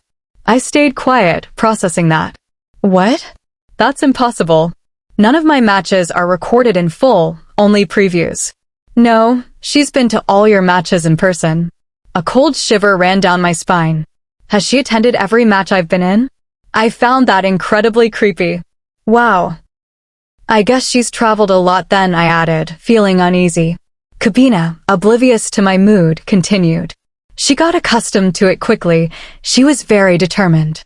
I felt strange knowing she had followed my every move outside my pack. I didn't remember ever seeing her before, and she has the kind of look that attracts attention. She must have been watching me silently from the shadows. A knock disrupted my thoughts later that afternoon. Leonera walked into my room looking like a ball of sunshine, waving a notebook and pen. "Good afternoon," she exclaimed. "Is it afternoon already?" I asked, eyeing the notebook. She made herself comfortable on my bed and opened to a blank page. She started writing, then turned the notepad toward me. "From now on, we'll write to communicate." Okay. I looked at her in confusion but wrote back, why? I wanted to talk about the mate situation. This is the only way we can talk without others listening in. It would be easier if we could mind link. I knew you knew. Am I assuming Julius knows too? Of course, it was obvious to us. So, a warrior and an alpha, huh? Well, you're right. Theodore is my mate. We haven't done anything about it. I don't think he wants me. If he didn't want you, he would have rejected you. He hasn't done that, has he? No. I think you're also worried about irony. I paused. I guess. They act like they're mates, and it hurts. It's normal to feel possessive and jealous. Theodore would feel the same if he saw you with an unmated male. Make him jealous. You think that's a good idea? What better way to awaken his feelings? As for irony, stay clear of her until the match. She's the evil twin, completely different from Kabina. She's bad news. Before I could reply, a voice called out from the hallway. Alpha Theodore has requested an urgent meeting in the study. 5 minutes. We tore up the pages and threw them away. Downstairs, we met Jay and Kabina and eventually entered the study to find Theodore, Julius, and Irony. Theodore was leaning against a large desk, sleeves rolled up, looking unfairly handsome. Now that you're all here, I can announce the date of the match, Theodore said. It will take place in 2 days. Julius added that we could train during that time, but advised against overexertion. Irony and Elisiana, Theodore said, using my name for the first time. I hated how much I liked the sound of it. The details and terms of the match will be sent to your email. Sign them by tomorrow morning. You're all dismissed. I walked out immediately, but as I glanced back, I saw Irony sitting on the desk, chatting with Theodore. He looked slightly annoyed, but when his head snapped in my direction, he seemed to make a sudden choice. He moved closer to Irony, and she rested her head on his chest. It felt like he did it on purpose just to hurt me. Leonera saw my expression and quickly led me away. As we walked back upstairs, I spotted the woman I had met on my first day, the one with the different scent who had called me Lillian. She was weeding the garden. I'm going outside for fresh air, I told Leonera. Jay gave me a knowing look but didn't stop me. I found the woman in the garden. Please don't go, I said as she backed away. I have questions. You ask dangerous questions, she whispered. Then let's talk somewhere else. She gestured for me to follow. We trekked to a small, cozy stone cottage far from the main town. Why do you have the scent of another pack? I asked once we were settled with cookies. Because I belong to another pack. It was attacked, she replied. I'm so sorry. Are there others like you? Most were wiped out, but there are more. I'm too afraid to say where. You called me Lillian before. Who is she? Her eyes widened. Don't worry about that. This was a mistake. I'm not supposed to say anything. She stood up, looking horrified. You seem trustworthy, and it all just came out. I held her hands to calm her. I won't tell anyone, I promise. Just as she started to relax, I heard footsteps outside. A sudden, loud knock hit the door, and the scent of cinnamon and chocolate filled the air. Ms. Williams? A deep voice called out. It was Theodore. Chapter 9. Ms. Williams. I instinctively crouched down, hoping to be less visible if he looked through the window. Of course, that wouldn't hide the fact that I was there. He must have caught my scent by now. Why did Theodore come here of all places? Well, aren't you going to open the door? He called out, sounding amused. He knew I was in here. Scanning the room, I couldn't see any exit I could use without him knowing. Ms. Williams looked at me in a panic. She was visibly shaking, making my heart twist with guilt. She had trusted me with her history and was now facing the crisis of opening the door to the alpha she feared. I mouthed reassuringly to her, don't worry. Let me talk. I walked toward the front door, desperately trying to think of an excuse. I opened the cottage door, revealing Theodore. He still wore the same expensive suit, but his sleeves were now rolled down and buttoned. His expressionless face told me he had expected me to be the one to open the door. Leaning on the door frame, I tried to downplay my surprise. What brings you all the way here? Are you asking me what I'm doing on my territory? He questioned, his eyes narrowing slightly. Touché. Is it a crime to ask? I acted shocked, placing a hand on my chest for drama. I'm afraid I am not familiar with your pack's policies. Very funny, he said dryly. The Alpha does the interrogating here. What are you doing here? There it was. I shrugged casually. I've helped her with housework before. When I saw her working on the weeds by the side of your manor, I went out to say hi. She wanted to thank me with cookies and tea, so here we are. I was careful with my lie. I had considered saying I just bumped into her on a walk, but if he had seen us leave the manor together, that wouldn't have worked. Theodore observed my face for a moment before nodding, seemingly satisfied. I was thankful we hadn't had any skin-to-skin contact yet. The bond might have let him see right through me. I'm here to see Ms. Williams, he announced, stepping into the cottage. I moved aside. He had to stoop slightly to avoid hitting his head on the ceiling. Alpha, Ms. Williams greeted him, bowing her head. It's a pleasure to have you here. What can I do for you? Alpha. I've heard that word countless times, yet when she said it, a burst of energy rippled through me. I felt a burning need to answer her. The sensation grew until it felt like a fire inside my chest. My lungs tightened and I hissed in pain. Theodore and Ms. Williams glanced at me in surprise. I shook my head and held up a hand to show I was fine, but the tightening became unbearable. I started to wheeze. Gray dots appeared in my vision as I struggled for air. My hands balled into shaking fists. Ms. Williams rushed to my side, frantically asking if I was okay. I couldn't answer. Panic surged. What was happening to me? My knees started to give out, and I leaned against her for support. Elisiana. Theodore's voice was laced with confusion. I looked up at him. He was shifting toward and then away from me, appearing conflicted. I was literally unable to breathe, and he was having second thoughts about helping me. My eyelids grew heavy. Ms. Williams became hysterical, begging me to stay awake. Alpha, do something, she snapped.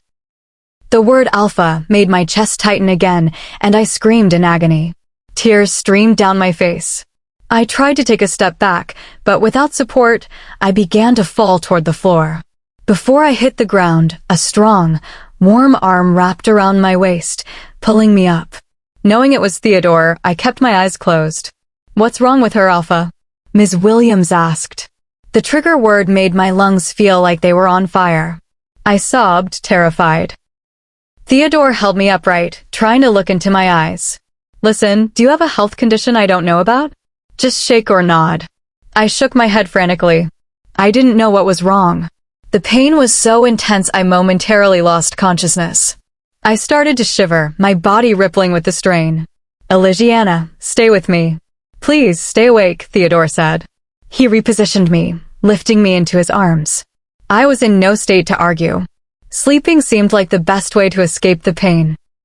He carried me bridal style, and the wind picked up as he began running at a wolf's pace. With what little strength I had, I leaned away from his neck to avoid skin-to-skin contact. I didn't want to initiate the bond like this. I sobbed against his shirt, getting it wet. Theodore eventually slowed down in a part of the forest on the way to the manor. He lay me on the soft grass and knelt beside me. Through my tears, he was a blurry image, but his eyes looked heartbroken. His right hand hovered above my face for a few seconds before coming down. I took a sharp breath, realizing he was going to touch me. The moment his skin met mine, sparks of pleasure filled my senses. His touch was warm and protective. He gently cupped my tear-stained cheek and began to brush the moisture away. He moved to the other cheek, tenderly wiping my face. He had voluntarily initiated the bond. Seeing you in pain must have pushed him over the edge, my wolf chimed in happily. Mate loves us. I wasn't so sure about love, but the pain in my chest eased significantly. However, when I tried to move, I still cringed. Theodore's eyes widened, and he picked me up again, holding me tight until we reached the packed town. He burst into a health clinic, causing a stir among the staff. Alpha. What's the matter, Alpha? I heard the title repeatedly, but this time, it didn't trigger any pain. I was too weak to wonder why and simply rested my head on his chest. The mate bond made me feel safe and snuggly. Suddenly, Theodore began growling at the medical staff. They looked like they were on the verge of tears. I reached up and touched his cheek to calm him. He stopped immediately and looked down at me, his expression softening. "Why are you so angry?" I managed to ask.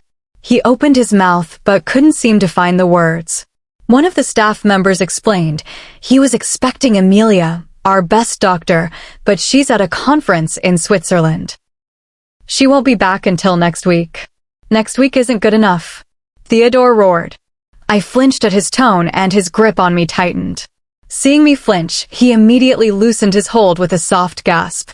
"Alpha, please, let us treat her," a staff member begged. "We are capable."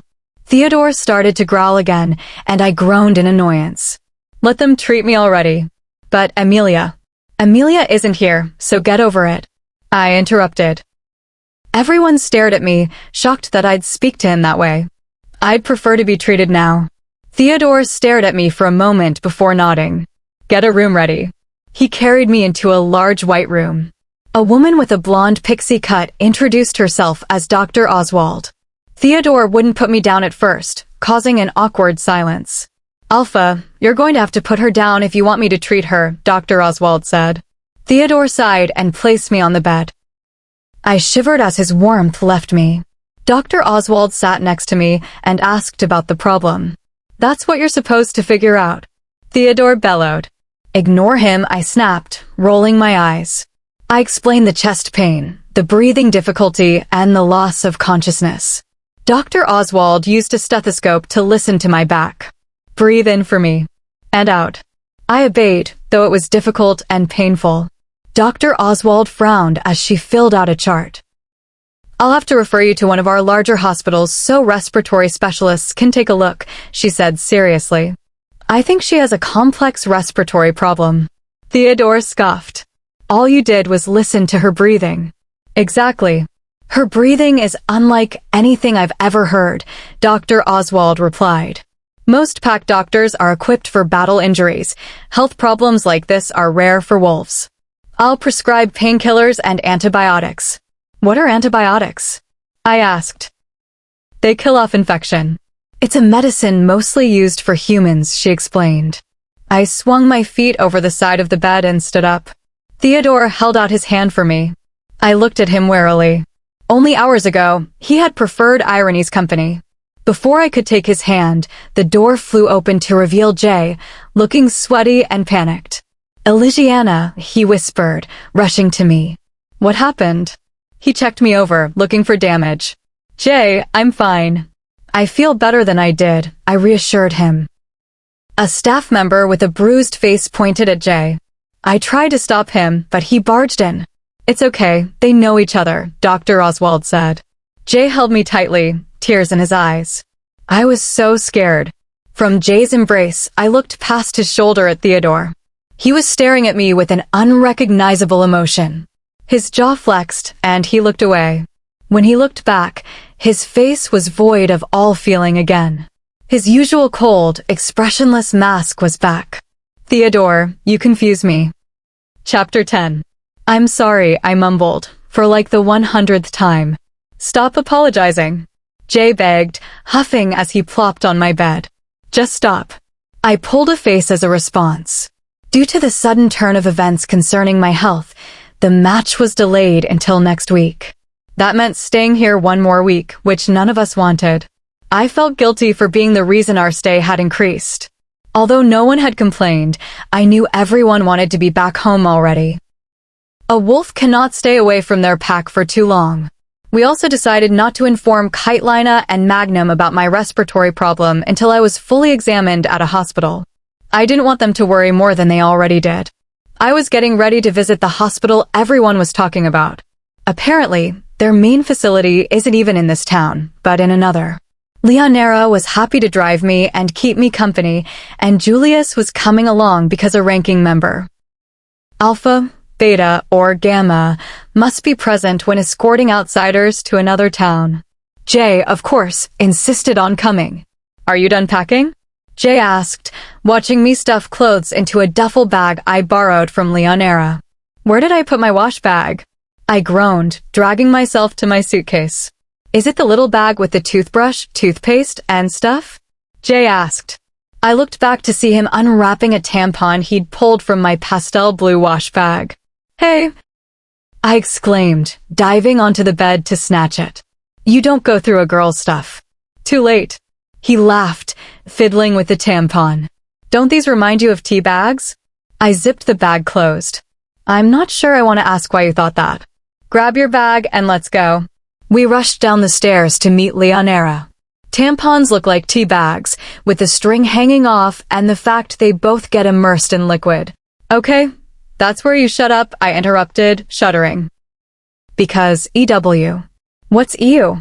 Elisiana called out, appearing from a side room with her own duffel bag. Seeing her phone made me reach for my back pocket. I sighed. I had forgotten mine. "Be right back, I forgot my phone upstairs." "Not surprised," Jay muttered. I jogged to my room and found it under a pile of unwrapped tampons on my bed. Slipping it into my pocket, I made my way back to the stairs. I hadn't expected to see Theodore at the bottom, talking to Jay and Elisiana. Ever since he initiated the mate bond, I couldn't stop thinking about his touch. Why had he voluntarily touched me, knowing it would deepen the attraction, and then failed to own up to it? They all looked up as I approached. Theodore's gaze made my heart beat faster. He was dressed casually in a black hoodie and perfectly fitted black jeans.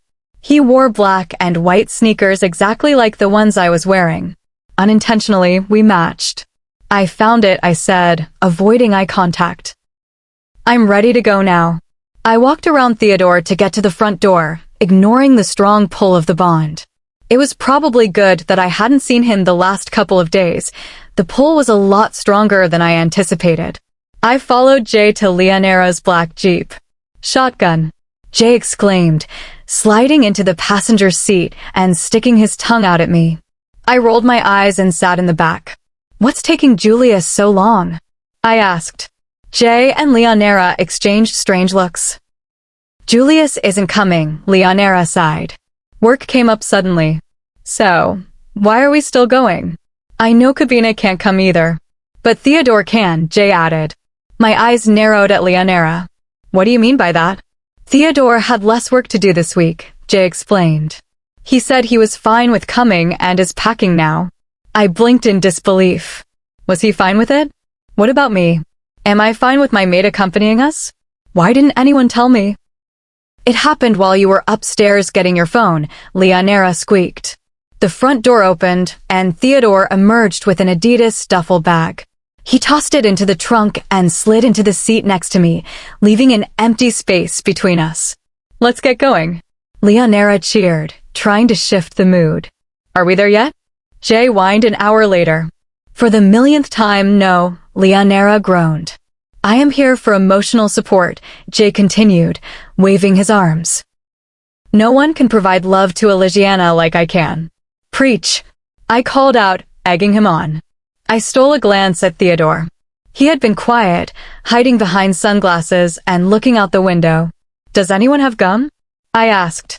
From my peripheral vision, I saw Theodore reach into his pocket. But Jay beat him to it. "I got some." Theodore stiffened and moved his hand away. Jay reached into his pocket and pulled out a packet of gum and a tampon. "Why do you have a tampon?" Elisiana screeched, laughing. Jay's face flushed deep red. "I must have stuffed one in my pocket earlier when I was unwrapping them. I just wanted to see how they looked." I burst into an uncontrollable fit of laughter. Even the car swerved slightly because Elisiana was laughing so hard.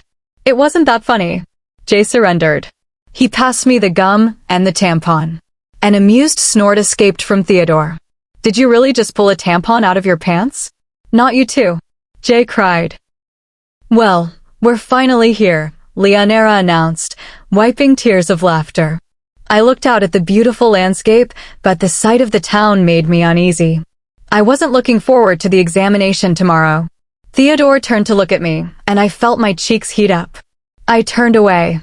I needed to be careful. With the bond initiated, he could feel my strongest emotions. "Where are you driving to?" Theodore asked. "Julius's parents are letting us stay at their place," Elisiana answered. "No need to bother them. My lake house isn't far," Theodore said. "We'll stay there." We eventually pulled up to a grand white house with marble pillars. Are we in Olympus? Jay asked. No, we're at the White House, Theodore replied sarcastically. The interior was just as stunning. The top floor is mine. Choose any room on the other floors, Theodore directed before heading upstairs. Jay and Elisiana began to explore. I followed them into a room that looked like a library. It was filled with floor-to-ceiling shelves and rolling ladders.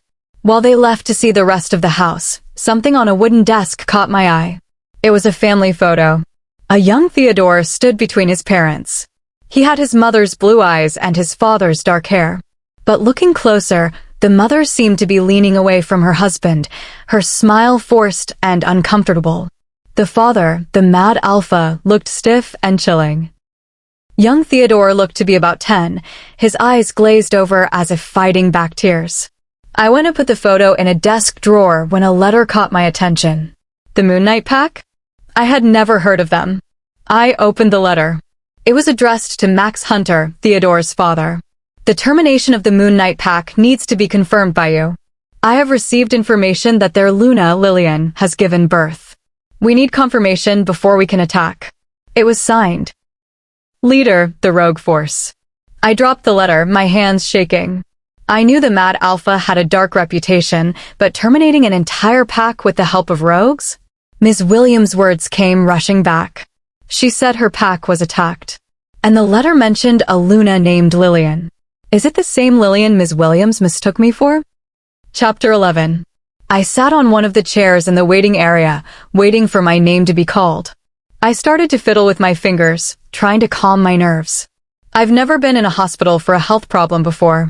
Actually, I don't know any wolves with a health problem. I've only been treated for fighting wounds and injuries, so I didn't know what to expect. I had been taking the pills Dr. Oswald prescribed several days ago, so I've done my part in taking care of myself. Jay reached over and held my moving hands as a reassuring gesture. Sending him a grateful smile, I held his hand back. A sudden loud cough in the quiet waiting room made me jump in surprise and release Jay's hand. I let a breath out, realizing who it was. What the hell is taking them so long? Theodore grumbled beside me. Sighing, I turned to face Theodore, who wore a bored expression. We've literally only sat here for 5 minutes. Wow, you're really patient, Jay commented sarcastically, rolling his eyes. A warning low growl erupted from Theodore, which didn't make me flinch in the slightest. I guess I'm used to an alpha's authoritative power because I was raised by one and raised with a future one, Jay. Back off, Theodore snarled, eyes flashing with annoyance. Jay let out a loud rumbling growl, earning startled looks from other wolves in the room. I puffed my cheeks out, already tired of their behavior. 2 grown alpha-blooded males were childishly growling at each other in a hospital waiting room. The staff walking by kept sending us weird looks. Sitting between them was the worst and best idea. Best idea because I was a physical barrier between them so they couldn't hurt each other. Worst idea because now I have to deal with their bickering in both my ears. Unbelievable, Jay muttered under his breath, clearly meant for Theodore to hear. Seriously, guys? I complained before they actually broke into a physical fight. You're cool with each other 1 minute, and then at each other's throats the next. None of them replied, but folded their arms, huffing. I shook my head at them, and to think they're 2 years older than me. If only Elisiana were with us, then things would probably be different. She got a call from Julius's mom, asking if she could come over. Elisiana, being Elisiana, couldn't say no and promised she'd be there today. One thing has been bothering me since we came to the hospital. Why did Theodore tag along to my appointment? I mean, he didn't have to, but he was ready this morning before any of us. I would love to say it's because he wanted to support his mate, but I knew better. Elisiana Knight, a woman called out. I automatically stood up and walked up to the receptionist. The doctor in room 6 is ready to see you, she said, not looking up from her computer. The room is on the left-hand side of this corridor. I mumbled a thanks before walking down the corridor and knocking on a door with the number 6. Come in. Opening the door, I stepped into a white consultation room with a male sitting behind his desk. Holding the door, Jay and Theodore followed me in. The doctor gave off a happy vibe as he flashed us a genuine smile when we entered. Please, take a seat Elisiana, he said, gesturing to the seat in front of him. He looked at Theodore and bowed slightly. Alpha, he greeted him. He turned his gaze to Jay and recoiled a little before saying, another alpha? From where? Jay chuckled at the doctor's surprise. Not an alpha yet. I am Jaden Steele, son of the alpha of the Imperial Pride Pack. The doctor nodded and said, nice to meet you, I'm Ethaniel Stevenson. Amelia's brother, Theodore added, holding out his hand for a handshake. Amelia? The best doctor in this pack? I would love to meet her. She sounds incredible.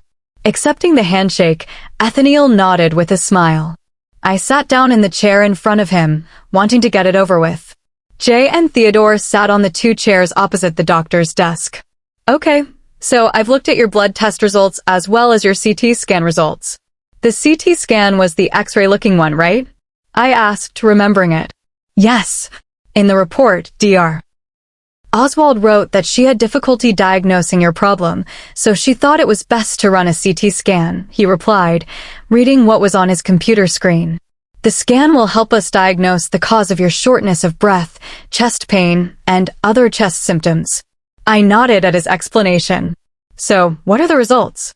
I asked, my heart rate increasing steadily. To say I was nervous was an understatement.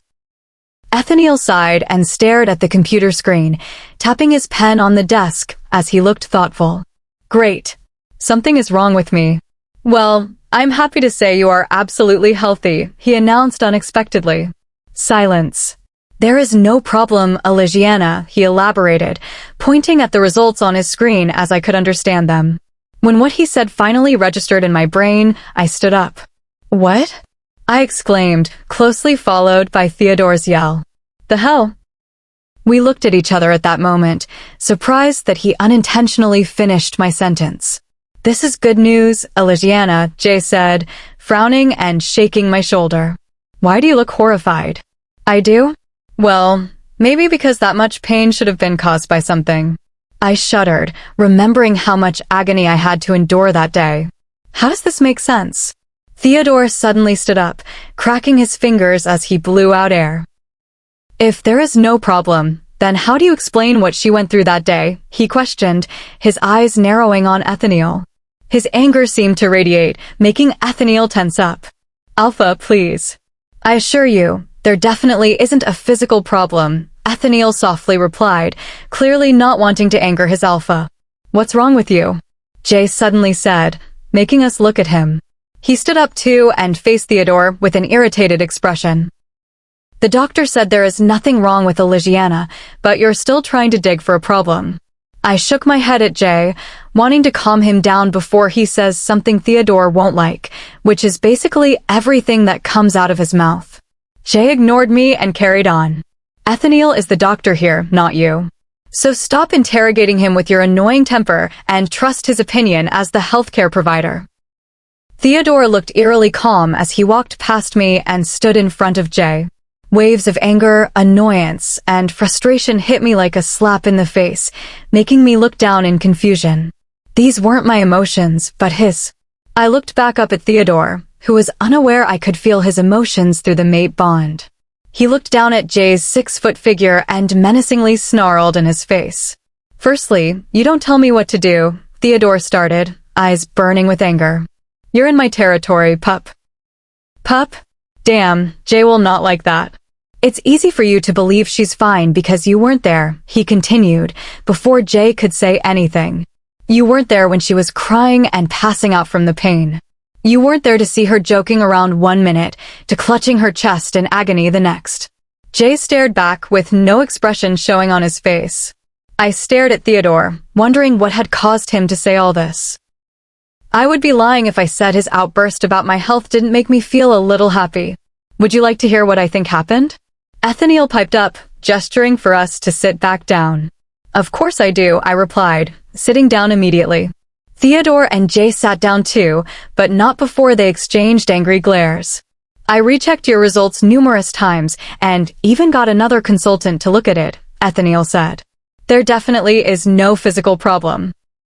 However, that doesn't mean there isn't a problem. What are you trying to say? Theodore demanded, running a hand through his hair. Maybe something from the environment triggered that kind of reaction from Elisiana, Ethniel explained, looking thoughtful. Of course, I wouldn't know too much as it's not my area of expertise. Theodore started to scoff at the idea, and Jay rolled his eyes. I, however, said, "Is that really possible?" Ethniel nodded. It is definitely possible. Something environmental or mental can trigger physical pain. It's not too common, but it isn't impossible. Do you have an idea of what the trigger might be? I pursed my lips, deep in thought. I thought I knew, but it sounded really dumb. The pain existed only when Ms. Williams said the word alpha. But that didn't make any sense. It didn't mean anything. Sighing, I shook my head. All I had was just a theory. The appointment finally came to an end, and my diagnosis was inconclusive. They promised to show my results to Amelia when she got back. They were hoping maybe she could find a physical cause for the pain I went through. "Good night, guys," I whispered down the corridor, receiving replies from Leonera and Jay. I closed the bedroom door and jumped into bed. I already changed into my PJs, brushed my teeth, and did my skincare. Grabbing my brush from the nightstand by the bed, I combed my hair up and put it into a bun to sleep in. As I predicted, Leonera was shocked by the inconclusive diagnosis. Today, I kept sneaking glances at Theodore more than I usually did. Mostly because the letter I read had been on my mind all day. His father terminated Ms. Williams' pact. The Moonlit pact. I'm sure he knows. But what did he think about it? Why had his father done that? Looking up at the tall ceiling, I started to wonder more about the letter. Why doesn't anyone know about this? A whole pack cannot have disappeared without anyone knowing. That's impossible. Hesitantly, I reached towards the mind link between Jay and me. Jay? Yeah. Random question. Shoot. Have you heard of the Moonlit pact? No. Doesn't ring a bell. I prodded even further to feel his sincerity. To my relief, he was being honest. Why did you ask me that? Where is that pack from? He asked, genuinely curious. The name popped into my head randomly, I replied, laughing it off. Good night. I quickly severed the mind link before he realized that I was lying. So Jay hasn't heard of the pack. Weird. He was educated from a young age to know every pack in the US and their leaders. Magnum gave Jay special classes to prepare him to be an alpha. More often than not, I would crash his lessons and learn with him. I twisted and turned on the bed, trying to find a good position to sleep in. When I finally did, I tried to clear my head of all thoughts and go to sleep. To my frustration, all I could think of was that stupid letter. I opened my eyes and looked at my curtains. It was still dark outside, but it would only be a few hours until sunrise. We all went to bed pretty late and had a long day, so I should be asleep by now. Ugh, I just had to read that letter. I remembered there were more letters underneath the one I read. Maybe they withheld more information that will finally answer my questions.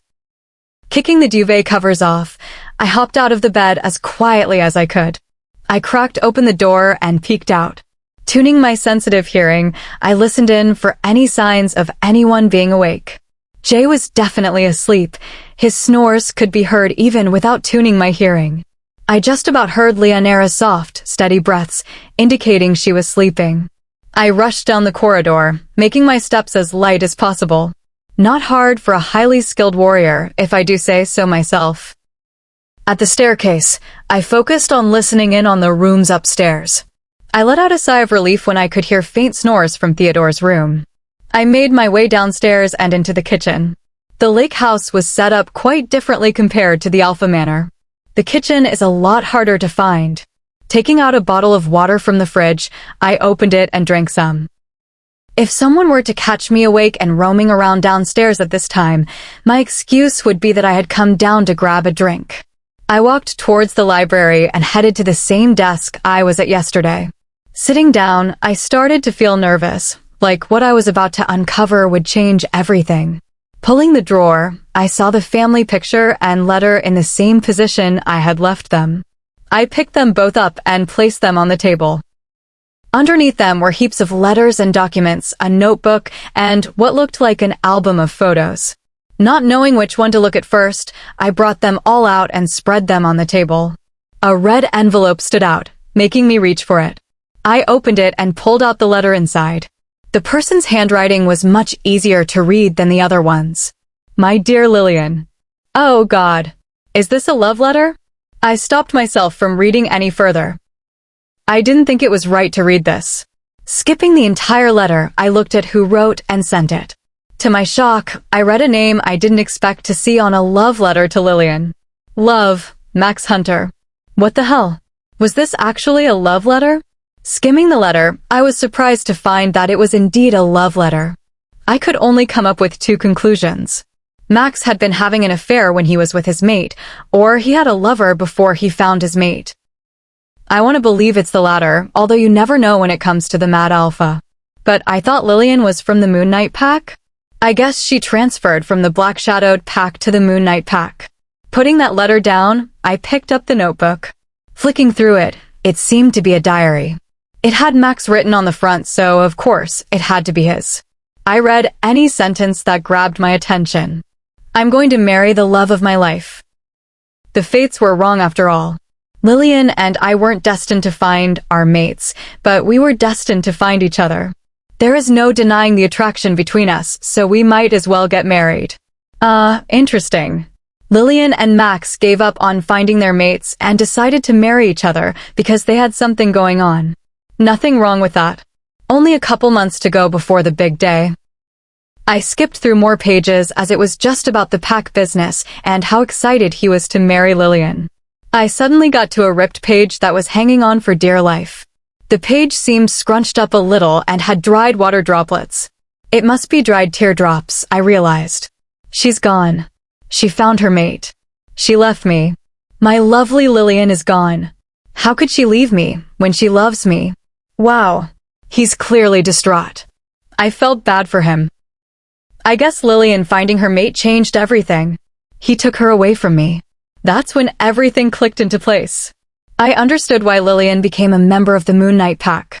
Her mate was the alpha of that pack, and she naturally became Luna. Max must have found his mate later, with whom he had a son, Theodore. I mentally facepalmed, shocked at how slow I am. Rereading the letter I read yesterday, it said that Lillian gave birth. The letter was mostly about a rogue force asking Max for permission to attack the Moon Knight pack.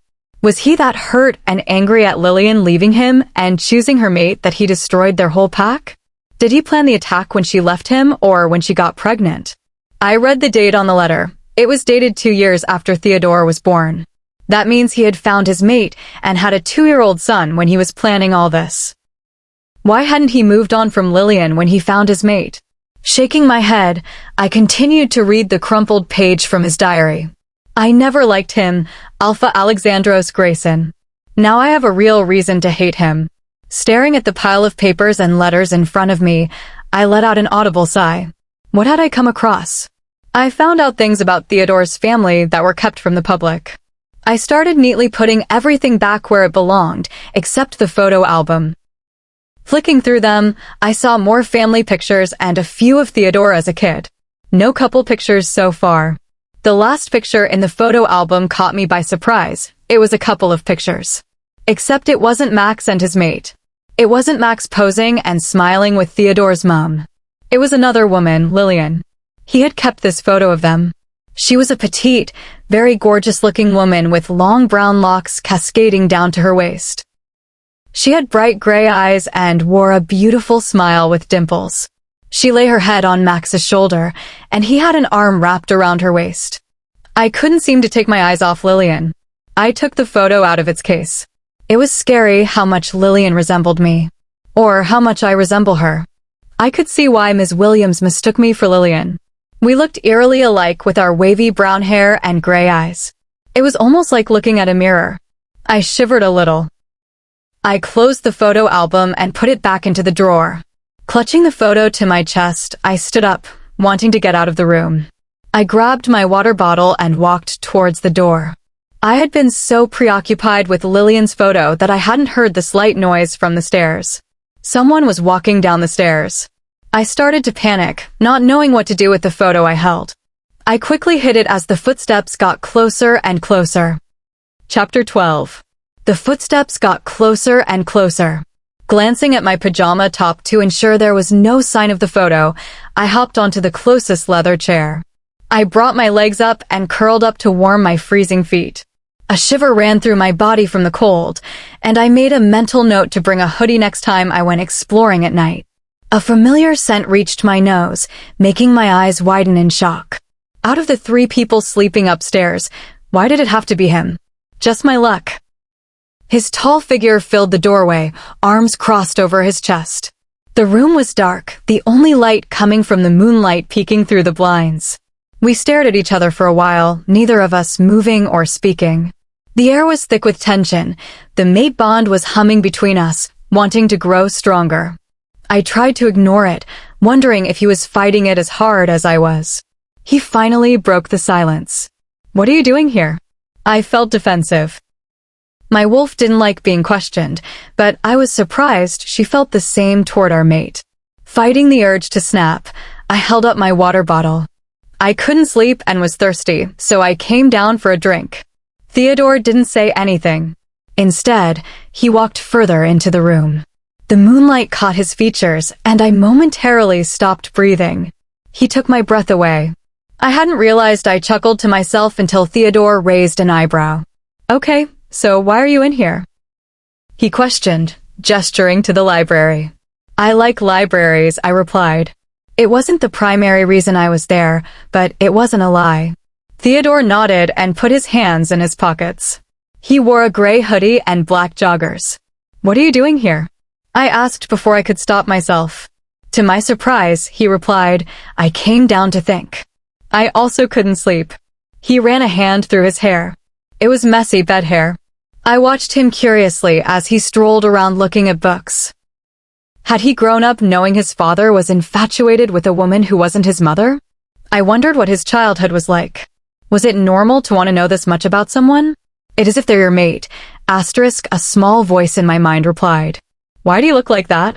Theodore asked, snapping me out of my thoughts. I frowned, took a breath, and said nothing. He stood there with genuine curiosity. Was he really that thick, not realizing he might have just offended me? "I was born with this face, so I'd appreciate it if you didn't insult me," I mumbled. Theodore's expression shifted to confusion. "I didn't insult you.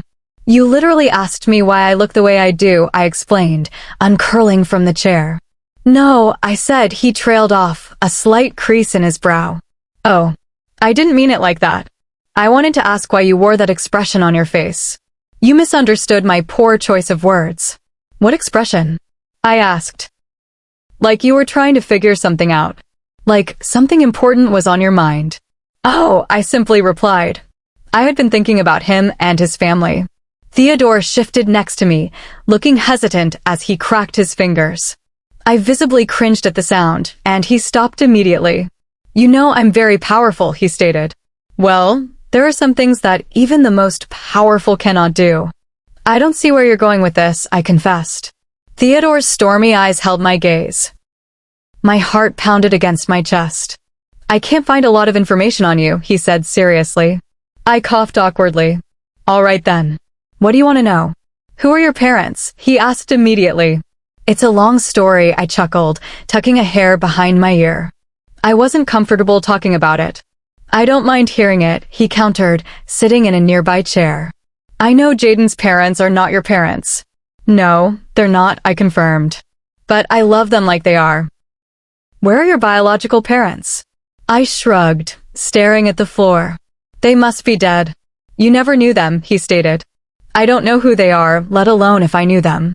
"Did the Alpha and Luna adopt you because they knew your parents?" I sighed. No one knows who my parents are. I was abandoned on Magnum and Kitelinus territory. I didn't originally belong to the Imperial Pride Pack. They took me in. Theodore looked surprised. "How's that possible?" "All they needed to do is smell what pack you were from and take you back.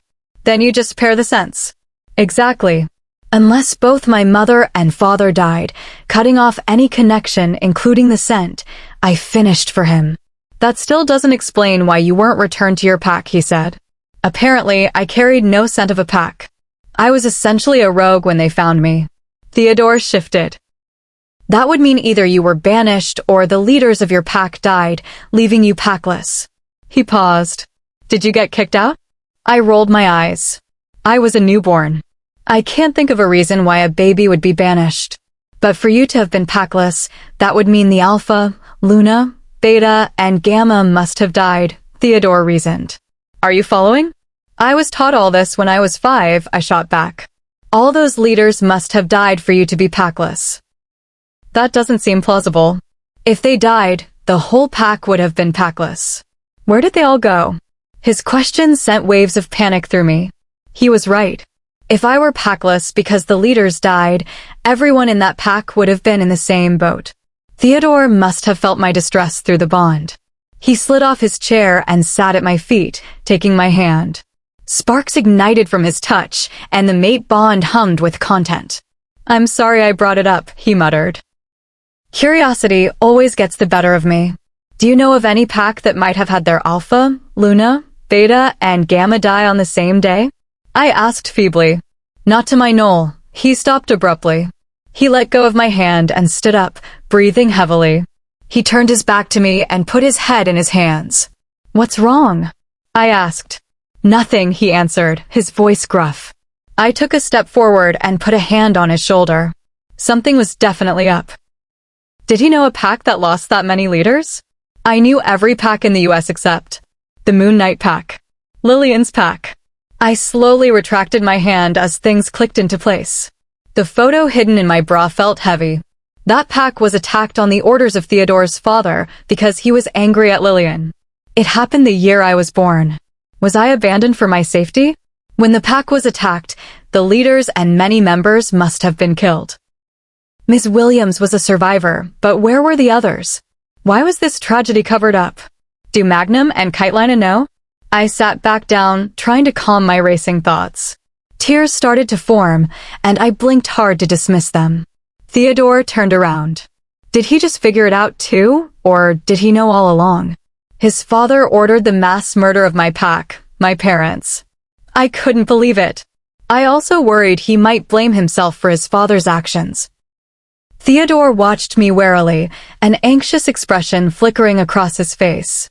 He didn't know I knew about the Moonlit pack or his father's obsession with Lillian. I closed my eyes, feeling exhausted. A sharp pain throbbed in my temple. I shuddered from the cold breeze. Here. I opened one eye to see a shirtless Theodore. I jumped back in surprise. As a warrior, I'd seen shirtless guys plenty of times, but he rendered me speechless. Why did he just take off his hoodie? Are you going to take it? He asked, holding the hoodie out. Why? You're cold. Why did you not wear a shirt underneath? I asked about his feet. I sleep shirtless and wore a hoodie when I came downstairs, he explained. Now take it. I took the hoodie. It was soft and smelled of chocolate and cinnamon. I slipped it on, mumbling a thank you. It was ridiculously huge on me, but the scent calmed me. I rested my eyes content. Chapter 13. I curled up in a ball before stretching hard, hitting my hand on the wall behind me. Ouch, I mumbled, retracting my hand and cradling it in the other. Slowly, I peeled my eyes open to adjust to the bright light coming through the large window. Today is the last day I'll be waking up in this room before we all travel back to the Alpha Manor. I felt incredibly warm and comfortable, a lot warmer than I was used to. Maybe the weather is better today. Wait. I shot up in bed, completely awake as I looked around the room. I don't remember coming up to my room.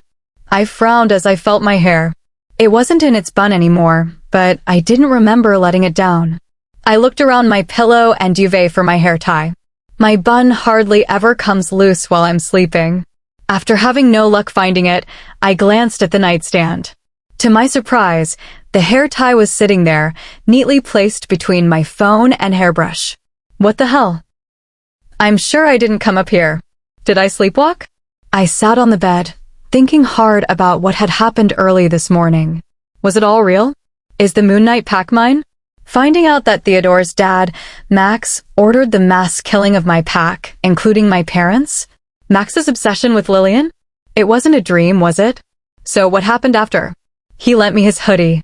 I looked down to see the large black hoodie that had been keeping me warm. The whole room was filled with his scent, It smelled so good. The hoodie alone couldn't have caused this, which means he came in here. I thought back to when he gave me the hoodie. I must have fallen asleep in that chair. I groaned and lay back on the bed. I only meant to close my eyes to calm my headache and forget about what I had found out. I started to remember being carried by someone with strong arms. I blushed and pulled the covers over my head in embarrassment. Rather than leaving me on the chair or waking me up, he carried me to my bedroom. I remembered it happening, but I thought it was a dream. I felt him reach for my bun and take it down. Isn't that uncomfortable? That husky voice was definitely Theodore's. I had started to slip into deep sleep at that point, but I remembered him speaking again.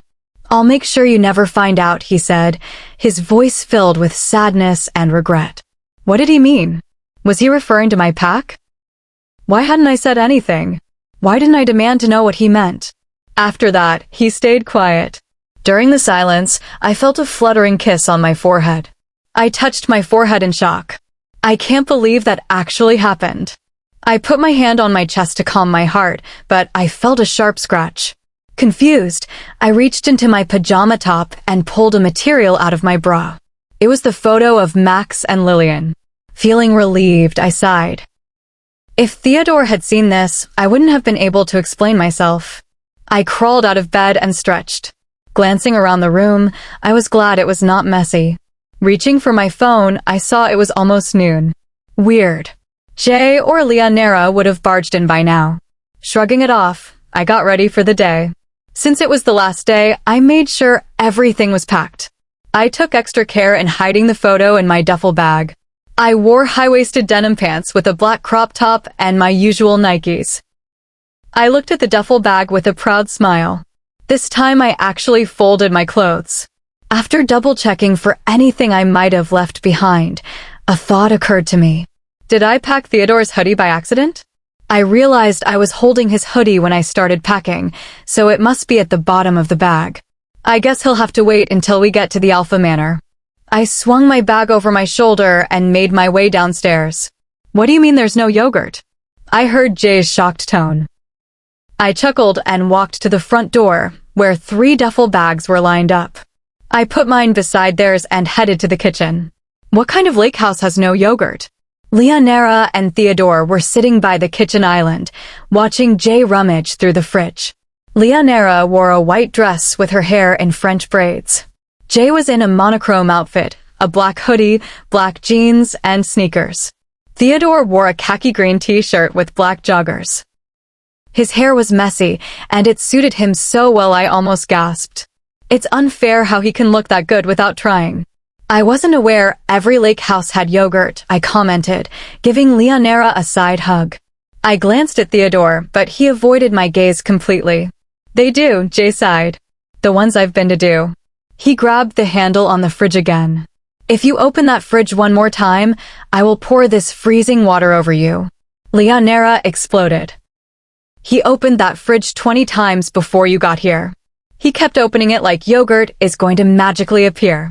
I'll buy you yogurt when we get back to town, I offered. Theodore looked up and held my gaze. His blue eyes were much darker than usual. Just then, my phone slipped out of my hand. I watched it fall in slow motion. It hit the marble floor with a painful crack. Ouch, Elisiana said. It landed screen first. Your reaction time is usually better than that. What happened? Jay asked, holding his phone like a mic. I shoved his phone away and crouched down. Wait. Elisiana jumped from her stool. You have to pray first. I stared at her, but did it anyway. Now turn it around, Jay whispered in my ear. Even Theodore was leaning over the table to see the reveal. I turned the phone over. The screen was shattered. If you don't like using phone cases, you should have got a brick, Jay tooted. That way it breaks the floor instead. I sighed and picked up the phone. I didn't like cases because of the bulk. I doubt the screen will work well, Elisiana said sympathetically. Will you replace the screen? I'm not sure yet, I answered, slipping it into my pocket. Right, we should get going, Theodore spoke up. We put our stuff in the trunk and hit the road. The journey back was comfortable. Theodore drove Elisiana's Jeep, and I chatted with her in the back. I noticed Theodore's occasional glances at me through the rearview mirror. Does he want his hoodie back? It's at the bottom of my bag, so he'll have to wait. We finally reached the main town. Theodore pulled up to the manor and parked next to Julius's white Jeep. I hopped out and retrieved my bag. Julius was waiting by the door with a smile. Leonera squealed, dropped her bag, and ran to him. He caught her, and they started kissing like they hadn't seen each other in years. "Okay, I'm leaving," Jay said, heading upstairs. Theodore followed, not even glancing at the couple. I stayed downstairs and closed the front door to look busy while they finished. 2 guards from my pack rushed downstairs, checked on me, and then headed back up. Once the couple stopped, I flashed them a smile. "I never got to ask how you two met. Would you mind telling me?" "I love telling our story, but let's sit down first," Julius said, holding Leonera close. We ended up in the living room. "Where do we start?" Leonera asked. "The beginning would be nice," I suggested. "Well, we were both raised in this pack, but we never interacted," Leonera started. Julius was popular, and I knew he was the beta's son, but she was reserved and quiet. I burst out laughing. "Leonera? Quiet. That was my first impression." Julius defended himself. "She was invited by Irony, and I was invited by Kabina. Irony invited me because I accidentally let her in front of me in the lunch line," Leonera laughed. "Anyway, she almost didn't go to the party." "Who knew you would have met your mate there?" I exclaimed. "No, that wasn't where we found out we were mates," Julius said. "We were 16 at the time." "It's a good thing we are because we totally made out half an hour after meeting," Julius revealed, smirking. "We did it in secret because of how taboo it is to be with someone who isn't your mate." I nodded. "Most people avoid relationships before finding their mate." "I thought we wouldn't see each other again," Julius said. She was the daughter of a lawyer, and I was the son of the beta. We lived in different worlds. "So you guys already liked each other before you knew you were mates?" I gasped. "We're so happy, whether it was fate or coincidence," Julius sighed, kissing her forehead. The sight reminded me of the kiss on my forehead this morning. "Did he really do that?" "So, how did you find out you were mates?" I asked. "I was out of the country when I turned 17, Julius said. "And I thought my mate was in another pack," Leonera added. I agreed to go on a trip to other packs, but Julius was flying in the same day I was flying out. He was supposed to be on a later flight, but he got on an earlier one. I was in the parking lot, and suddenly I smelled the most wonderful scent, Leonera gushed. I knew right then it was my mate. "I was getting into the car and I smelled her," Julius said. I ran toward the scent. I can't describe the emotions I felt when I saw her. I ran toward him and hugged him tight, Leonera smiled. "I almost didn't let you go," Julius chuckled. The front door slammed, and the scent of chocolate and cinnamon confirmed that Theodore had left the manor. As soon as we hugged, the skin contact initiated the first stage of the bond, Leonera said.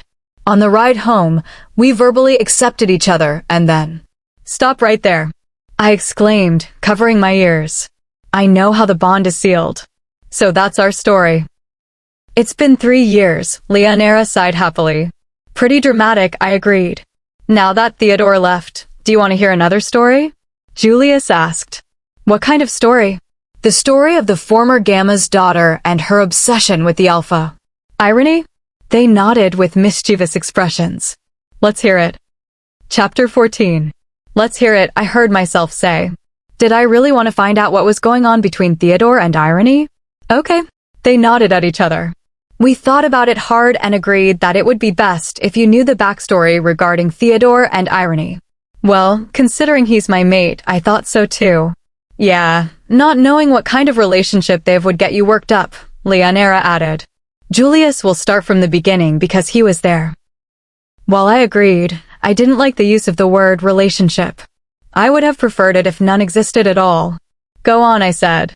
Theodore has been through a lot from a very young age, and only people who lived in the Alpha Manor saw that. That included the Beta and Gamma's children, Kabina, Irony, and me, Julius began. We were all very close and tried to help him get through it. What had Theodore been going through? Surely the Moon Knight issue couldn't have impacted him that much as a child. The thing is, Kabina and I were being trained as the future Beta and Gamma, so we couldn't always be there. He was also busy training as the future alpha, Julius sighed. We were the only ones his age who knew what he went through, and we couldn't always be around. None of us except irony, I finished grimly. Julius nodded. She knew Theodore's situation and was always there. Unlike Kabina, she wasn't training for a specific role, so she had time. She expressed interest in him from a young age. No one was surprised when she stayed by his side. My wolf stirred with discomfort at the thought of our mate spending that much time with irony. At first, Kabina and I were grateful she could help him. However, as time passed, we realized how much she relished being in his presence. Kabina even asked me if it was normal because she was at his side every possible second. When she wasn't with him, she was gushing about him. I never spoke a word to her, and even I knew how obsessed she was, Leonera added, rolling her eyes. Her attachment got so bad she couldn't bear not seeing him for a few hours. As we got closer to 17, she was convinced he was her mate and told everyone she'd be the future Luna. What? I sat up straighter. Where did she get the guts to say that? It wasn't hard to believe, since she's the daughter of a gamma, Leonera pointed out. An alpha's mate is usually alpha, beta, or gamma blood. A silence stretched for a few seconds.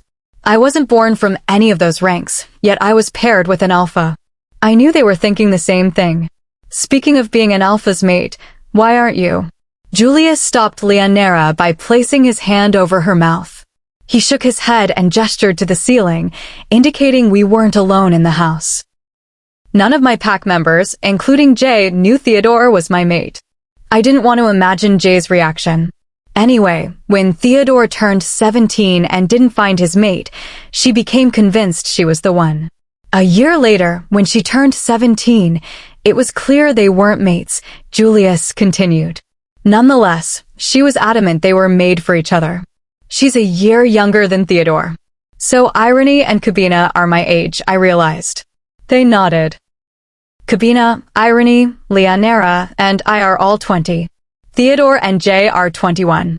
The 4 guards sent for our protection were between 22 and 25, which meant. I gaped in shock, making them laugh. Oh my god, I'm the youngest. You're the baby in the manor, Leonera cooed. Stop, you're only a year older, I said, dodging her attempt to pinch my cheeks. Back to the story. Okay, so at this point, I had moved into the alpha manor, Leonera said. I saw all her attempts to get physical affection from him, asking for kisses, climbing onto his lap for attention. A growl built up in my chest. I'd seen her touch him, but imagining it was worse. Elisiana, I promise you, Theodore never caved into Irony's attempts for all those years, Julius said seriously. Liar. I saw him hold her with my own eyes. Until recently, Julius finished, sighing. I narrowed my eyes at them. They looked at each other, clearly mind-linking. We need to make a group chat, Leonera said suddenly. Confused, I took out my cracked phone and we exchanged numbers. Julius created a chat named The Secret Trio. Elisiana, why are we texting instead of talking? Julius, we can say anything without worrying about eavesdroppers. Elisiana, fine. Finish what you were saying. Julius, right. He never responded to her until recently. Leonera, recently, as in when you arrived. That's when he started responding to her touches. She's been ecstatic. I huffed in anger and typed furiously. Elisiana, that makes no sense. Why pay attention to her now that his mate is here? A low growl escaped me. You give off a scary vibe when you're pissed, Julius confessed. Elisiana, any reason why he's doing this? Leonera, my theory is that he's scared. Julius, you mean our theory? Leonera, no, yours involved an alien from Uranus. I can explain, Julius said aloud. He never accepted her before. He couldn't even bring himself to hug the opposite sex, let alone what she wanted. Now that he is responding, an extraterrestrial takeover is the only explanation. Really? I rolled my eyes. So why would he be scared? I asked, referring to Leonera's text. They exchanged a glance. I don't think we should tell you that, Julius said. We've shared what we could without breaching Theodore's privacy. You'll have to find out the rest from him. I understood. I couldn't understand why he was being distant and spending time with irony. Did he think I didn't want him? Leonera said he was scared. But of what? I wondered if they knew about the Moonlit pack. It was hard to believe these two happy people might know about the termination of a whole pack ordered by their alpha. Why was it never reported? Was it covered up?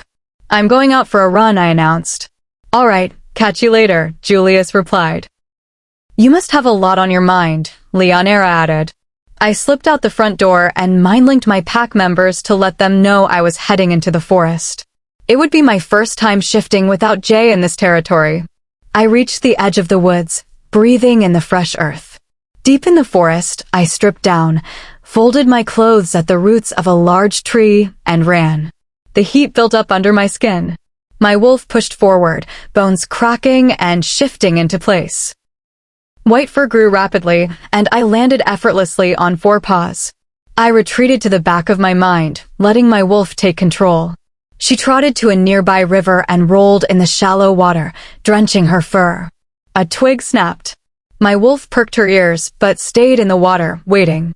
A large black wolf emerged from behind a tree. His golden eyes, his wolf's eyes, locked onto mine. He was massive, radiating alpha dominance. He stalked toward me, stopping at the bank. Then, he did something unexpected. He used his snout to roll a large pebble into the river and wagged his tail. When my wolf didn't respond, he rolled onto his back and whined. Theodore, the big bad wolf, wanted to play. Chapter 15. My wolf trotted toward Theodore's wolf hesitantly, trying to figure out his intentions. She shook off the water, drying her fur. I wondered where Theodore had rushed off to earlier. I didn't think he'd be out here. His wolf stayed on his back, tail still wagging. He really wanted to play. When my wolf got close enough, she licked his hind leg, asking him to get up. He rose immediately and tilted his head. She crept up, touched his back with her snout, and bolted. Looking back, she saw him turning in surprise. My wolf wanted to play tag. Theodore's wolf understood and began to sprint in our direction. My wolf yelped in excitement, dodging countless trees. Hearing his paws pounding the ground behind me, I pushed her to run faster. He was getting close, and I didn't want the chase to end. I took pride in my speed. I am faster than almost all the wolves in my pack, including the males. It's as strange as my strength. My speed must have surprised Theodore by now, knowing how difficult it is to outrun an alpha. But then again, I am an anomaly. There I was, sprinting through the forest of the black-shadowed pack, playfully chased by the alpha, who happens to be my moody mate. A month ago, I couldn't have imagined visiting this dangerous pack, let alone being paired with Theodore Hunter. The time spent here has made me realize 2 things. First, this pack isn't as bad as the rumors suggest. The members aren't cold or lifeless. There are no torture dungeons, I've asked. Perhaps that was the case under Max Hunter, the Mad Alpha, but that leads to my second epiphany. Theodore is nothing like his father. Rumors painted Theodore as a ruthless, cold-hearted copy of Max, someone who kills without hesitation and separates mates for entertainment. Max earned his nickname through horrible acts, but Theodore takes care of his people. I saw it on the tour. His pack is content, and his warriors are in good condition. A snout hit my left hind leg, making me trip. He had caught up and tackled me onto the damp ground. His wolf flashed a wolfy smile before tapping my leg again. With a teasing glint in his eyes, he sprinted off, and I followed, hot on his tail. We played tag for a while, nipping and chasing, before heading to the creek for a drink. My wolf lay on her belly, panting to cool down. His wolf and I get along. Why can't you and Theodore? Asterisk, my wolf questioned. I don't know yet, asterisk, I replied. Theodore's wolf lay next to me before suddenly putting its snout on my neck. My wolf froze as he started licking that specific spot. He wanted to mark me in wolf form. I panicked, seeing his eyes were completely golden. His wolf was in full control. My wolf wasn't moving away. Move away. He cannot mark us, asterisk, I exclaimed. His wolf is my mate. I am ready, asterisk, she reasoned. But this will deepen the bond. I'm not ready, asterisk. I mentally pushed forward, trying to gain control. She stubbornly stayed put. Suddenly, Theodore's wolf pulled away. His golden eyes turned dark blue. Theodore was back in control. My wolf huffed in disappointment and retreated, giving me the reins. I guess I wasn't the only one not ready for the marking.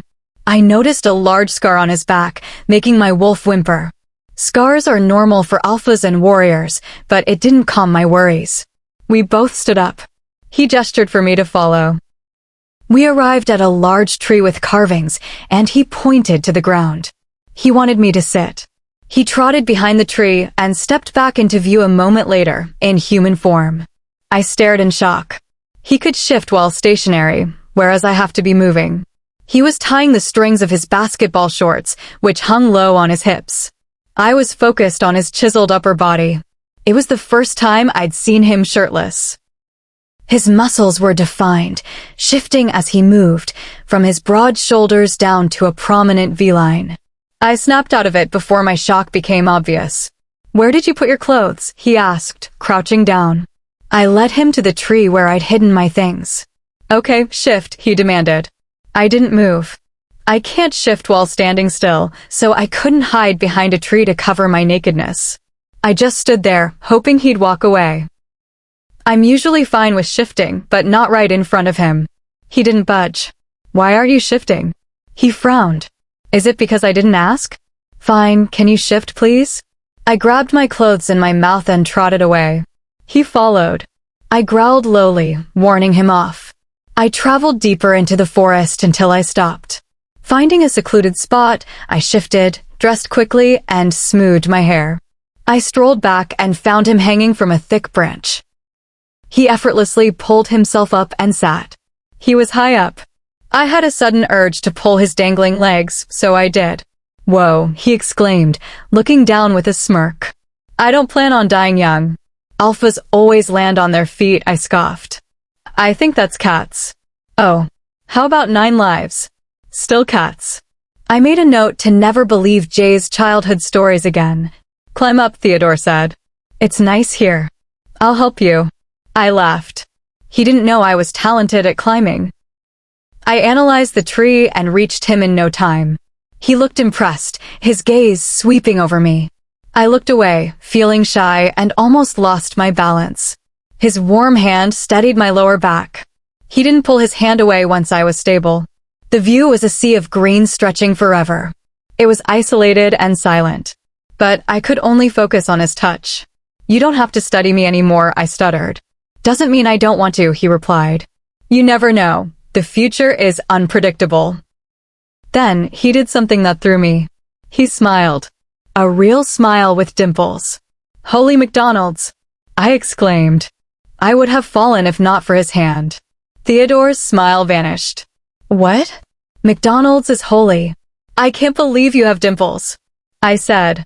I'd never seen him genuinely smile before. "So what?" He raised an eyebrow. Without thinking, I poked his cheek. "Bring it back." Theodore stared at me, then burst into a deep, full laugh. He had one deep dimple that softened his dominant aura. "You are so strange," he commented. "Nice," I retorted, withdrawing my finger. He watched me carefully, then tucked a stray hair behind my ear. "I think it's cute." Before I could react, Theodore suddenly jumped. I watched him fall and land safely with a roll. He gestured for me to follow. I climbed down the normal way. The match was in a few days, and I didn't want any injuries. We walked back to the manor in silence. "I forgot to apologize," he said suddenly. "I almost marked you." "It's fine." "It didn't happen." "Why didn't you stop me?" "My wolf wanted to be marked," I explained. "I also couldn't gain control as quickly as I wanted," he admitted. He stopped and looked at me. "Your wolf must be strong to stay in control against your orders. You're also fast. Too fast for your rank." I gave my usual explanation. "I am an anomaly. Abnormal strength and speed for a female. I've been told that my whole life." "You call yourself an anomaly?" He looked annoyed. "That's like saying you being born like this is a mistake. Don't call yourself that." I was flustered. "Then what should I call it?" "Tell them you're a unique female born with the gift of incredible strength and speed." That was the first time anyone had called my abilities a gift. Chapter 16. I squinted and scrunched my nose in concentration, trying to figure out what Elisiana was mouthing. I really suck at lip reading. Elisiana chose to mouth something to me from across the table. She wasn't sitting next to me like usual, because one of my pack members took her seat, and she was too polite to say anything. She rolled her eyes, amused at my inability to read her lips. Everyone was sitting at the breakfast tables outside in the back garden of the manor. It was a beautiful day. She picked up her phone, pointed at it, and then at me. I picked up my phone hesitantly, holding it up with confusion. She stifled a giggle and signaled me to look at the screen. I opened the chat, noticing she had made a new one just for the two of us. Elisiana, would you care to explain what happened yesterday early morning? Winky face. Elisiana, I honestly have no idea what you're talking about. Elisiana, of course you don't. You were asleep when I saw you. But Theodore wasn't. Winky face. My eyes widened. She saw us? Elisiana, okay, explain. Elisiana, well, I woke up way too early because I heard a noise. I saw. Theodore is carrying you up the stairs, ooh la la. My cheeks flushed. He really did carry me to bed. Elisiana, when I was about to ask what happened, I assumed the worst because of your health. But he shushed me because you were asleep. He told me not to ask questions and let you sleep in. That explains why she didn't wake me. Elisiana. That's why I overslept. Because Theodore told you not to wake me? Why didn't Jay then? Elisiana, I told him to let you sleep. Thankfully, he didn't question it because he was craving yogurt. Can you guys get off your phones and actually interact with us? Jay complained, leaning in to look at my screen. I locked it immediately and stuck my tongue out at him. He tried to lick my face in response. Ew, no. Stop. I exclaimed, laughing. Down, boy. Sit. Everyone was chuckling except Theodore. He had a dark expression that seemed unnoticed by everyone but me. He glared at Jay for a second before holding my gaze intensely, as if trying to send a message. Then he sighed in defeat and broke eye contact. You used to hate it when people touched your face, one of my pack members said. I blinked, taken aback. Remember when you broke Brandon's arm when he squeezed your cheeks without permission? I broke his arm a long time ago when I couldn't control my anger. He thought it was cute that a woman wanted to be in the defense force. Now I'm the chief warrior, but I still don't think that was the best response. Back then, my wolf and I had poor anger management. I was nicknamed that crazy abnormally strong orphan. Her temper has improved immensely over the years, Jay spoke up, sounding defensive. I was grateful. It took a lot of therapy to realize that someone looking into my eyes wasn't a challenge to my respect.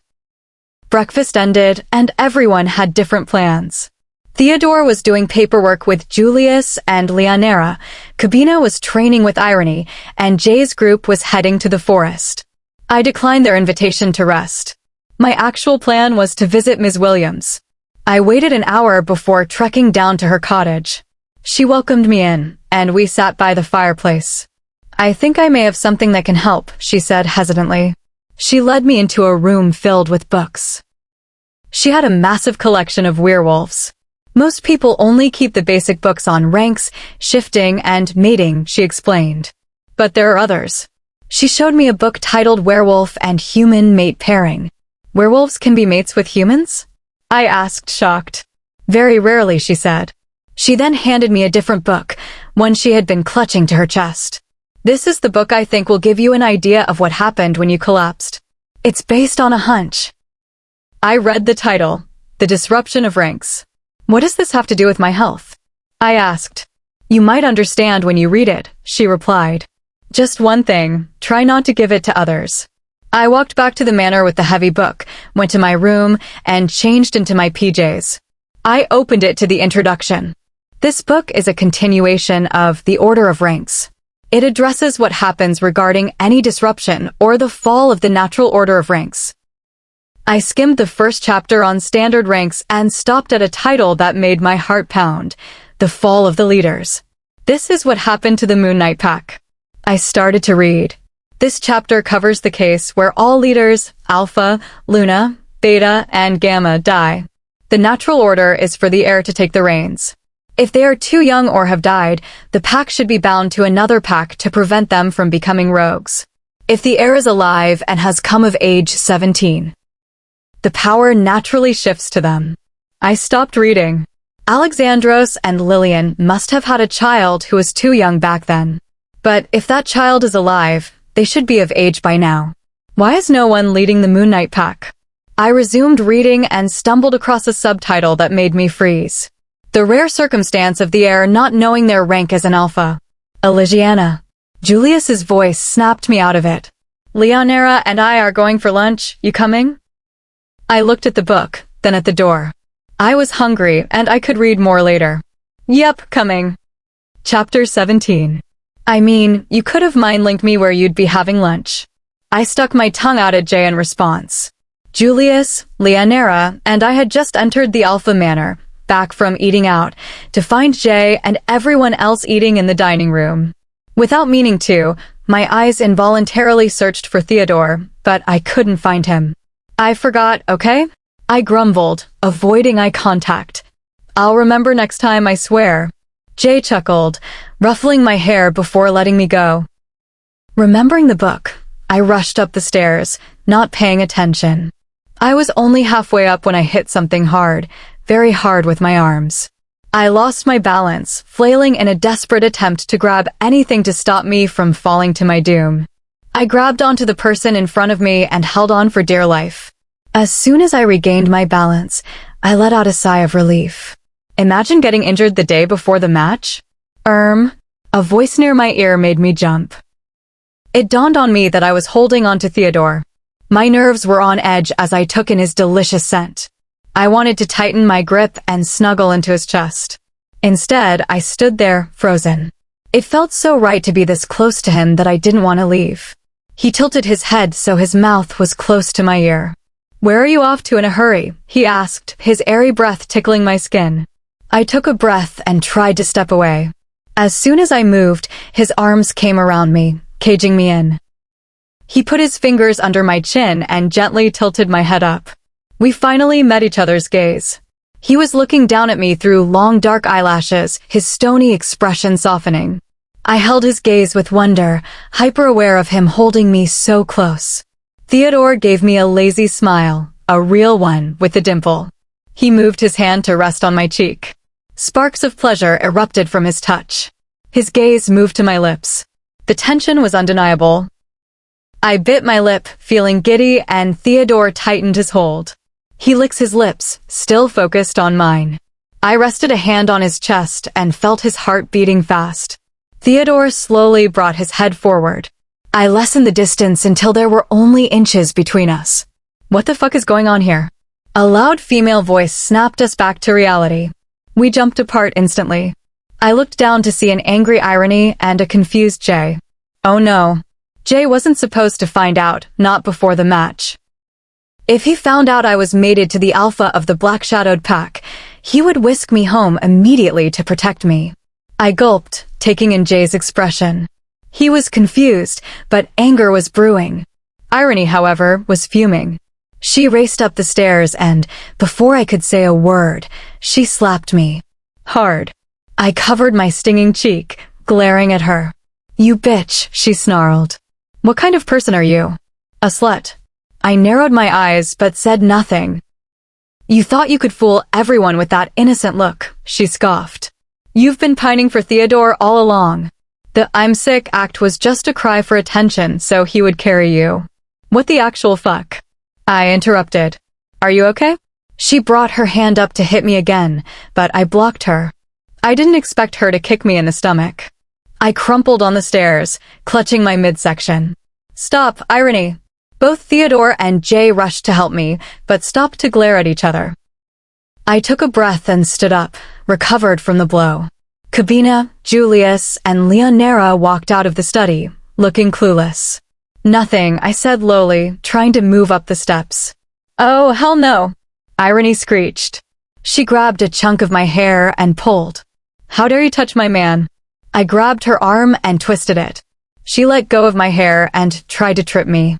My wolf fought to come out, wanting to make Irony pay in blood for calling my mate her man. Suddenly, we were ripped apart. Theodore held me back while Jay restrained irony. "Warriors, come here now," Jay bellowed. The 4 warriors from my pack arrived and, at Jay's command, restrained irony to the ground. Kabina wasn't impressed. What has she done to be treated like this? Alpha. Theodore let go of me inside. Irony misunderstood what she saw and took her anger out on Elisiana. Theodore looked down at Irony disapprovingly. "You knew the rules not to attack anyone from that pack, yet you did. You harmed one of them on this territory. They now have a reason to declare war on us." His dominant alpha power radiated so intensely that everyone stepped back. Irony stared up in terror. "I'm sorry, Alpha," she whispered. "You should apologize to her, not me," he replied, gesturing to me. He noticed Jay's arm tightly holding my waist. "There's no threat. You don't need to hold her anymore," Theodore snarled. Jay put both arms around me to spite him. "Fuck off." Kabina stepped forward to take Irony away, sending me an annoyed look. Before leaving, Irony gave me a sickly sweet smile. "May the best woman win tomorrow. Will you be taking this incident to your leaders?" Theodore asked Jay. "Definitely," Jay started. "I won't take it up to my leaders," I announced quietly. "I didn't want to cause war or trouble for Leonera and Julius. I just want to forget it. Give her an appropriate punishment for breaking the rule." I turned to the stairs, just wanting to be alone. "Elisiana? Are you serious?" Jay exclaimed. "And what about this guy who clearly couldn't keep his hands off you?" I froze. "How do I explain that kiss?" "What you walked in on is none of your business," Theodore stated coolly. Jay turned to me for answers. "I don't know what happened. I lied poorly." "Elisiana, why don't you go up and rest?" Leonera offered. I smiled gratefully and headed upstairs. I looked back to see Theodore and Jay staring each other down with immense hostility. "No fighting," I warned. They walked away from each other. How did a nice lunch turn into this? Chapter 18. I let out a sharp breath as I opened my bedroom door. It was the day of the match. Finally. I woke up early, around 6 a.m., to ensure a calm routine. I packed lightly towels, spare shoes, and clothes. I even tidied the room, making sure the book and the photo were well hidden. I wore a black, off-the-shoulder crop top and high-waisted denim shorts. The sun was shining, which was a relief. I dislike fighting in the cold. I felt a bit exposed in the outfit, but I was running out of clean clothes. I shrugged it off and headed downstairs. My stomach fluttered with nerves. Would anyone ask about Theodore and me? Did they know we were mates? When I entered the kitchen, the chatter died down. Everyone was already dressed and eating.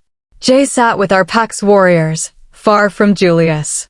Theodore sat next to Julius, drinking a protein shake. Our eyes met, and his gaze darkened as it traveled over my body. I felt a rush of heat.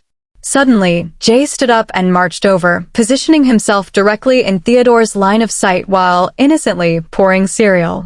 It was a classic passive-aggressive move to stop Theodore from staring. Leonera gestured for me to sit by her. "Why is everyone up so early?" I asked, grabbing a smoothie. "Excitement, I guess," she replied. She looked me over and grinned. "Damn, you look good. Look at those legs." I blushed.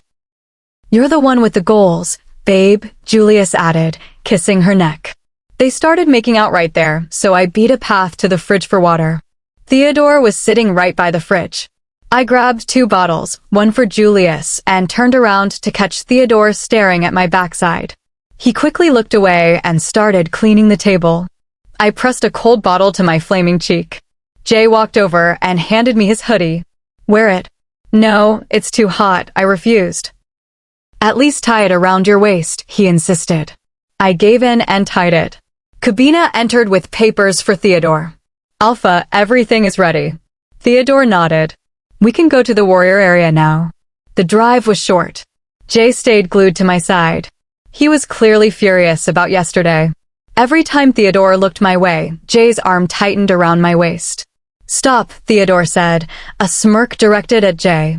"Jaden Steele, listen up.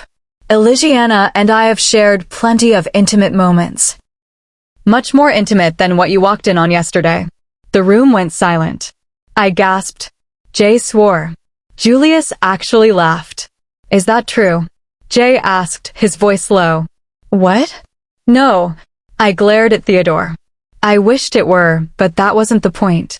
Don't be shy, Theodore teased, winking. Since when does he wink? It was unfairly attractive. Nothing has happened. I clarified. Okay, leave it to their imagination. Good idea, Theodore replied huskily, his eyes roaming my body. Then he turned and walked ahead. Let's go. Jay was trembling with rage. His green eyes were turning black. He lunged at Theodore's back, but Leonera stepped in and tripped him. Jay recovered instantly, but Theodore had already dodged the attack without even looking. Okay, stop, Kabina said, annoyed. I'm sure Jaden has some grudges, Theodore joked, facing him. My bad feeling was right, Jay snarled. You haven't taken your eyes off her. I agree she's impressive, Theodore said, his gaze flickering to me. He then looked back at Jay. But you're a hypocrite. Why don't you tell her how you feel? Tell her you're interested. Jay stayed silent, looking defeated. I stared at them both in confusion. See? You can't, Theodore said, his voice dropping to a snarl. He grabbed Jay's shirt. That's because you're not her mate. So don't act like you are. The tension was suffocating. We eventually reached the main warrior block. Kabina handed me the keys to room 7 in block A. The match is in half an hour, Kabina noted. Leonera and Julius gave me high fives and encouragement. Jay started to follow me to the room, but Theodore stepped in his way. Do you need help changing her clothes or stretching her limbs? Theodore scoffed. He's here for support, I defended. He can do that here, Theodore countered. My pack, my rules. You're on my territory, Steele. I sighed. Jay, it's fine. I just need you to believe in me. Jay hugged me and whispered, I always do. I hurried to room 7. I had 20 minutes. I found the leather warrior outfit, a sleeveless top and a skirt with built-in safety shorts. It fit perfectly. I tied my hair into a secure, neat bun and did a quick 5-minute stretch and aerobic warm-up. I was ready. There was a knock at the door. A man I didn't recognize stood there. You ready? As ready as I'll ever be. Chapter 19. I followed the guard out of the building, met by a sea of unfamiliar faces. The roar of the crowd hit me like a physical wave, and my heart hammered against my ribs. I marched toward the massive fighting cage, scanning the hundreds of spectators gathered for the fight of the year. The rivalry between Irony and me was finally coming to a head. I stood before entrance 2. Once that door locks, the only way out is through your opponent. I knew Irony was waiting at the opposite end. A cold smile touched my lips. I was finally going to show her, and everyone else, that I wasn't someone to be trifled with. I started jumping on the spot, rolling my neck to stay limber. Then, the announcer's voice boomed over the speakers. Okay, it's time. The crowd erupted. It's the showdown between Irony Wolf of the Black-Shadowed Pack and Elisiana Knight of the Imperial Pride Pack. First up, Irony Wolf, also known as the White Devil. Our undefeated chief warrior. Here she comes. The cage rattled as her door swung open. The cheering reached a deafening pitch. And behind entrance 2 stands a legend in the making. Elisiana Knight, the first ever female warrior in the country. She also remains undefeated. Let's welcome her. I stepped into the cage chin high. I glanced at the VIP podiums. Theodore and Jay were seated together, a tense sight, I'm sure. Julius, Leonera, and Kabina were nearby, offering encouraging smiles. Theodore merely gave a curt, formal nod. I took it from him. That was practically a standing ovation. Both are undefeated, the announcer shouted. One streak ends today. I locked eyes with Irony, 30 meters away. She wore tactical gear identical to mine, save for a large silver brooch pinned to her chest. I ignored the distraction and narrowed my focus. Face each other in the middle, the announcer ordered. We met at the center X. Shake hands and let's get it started. I offered my hand first with a confident smirk.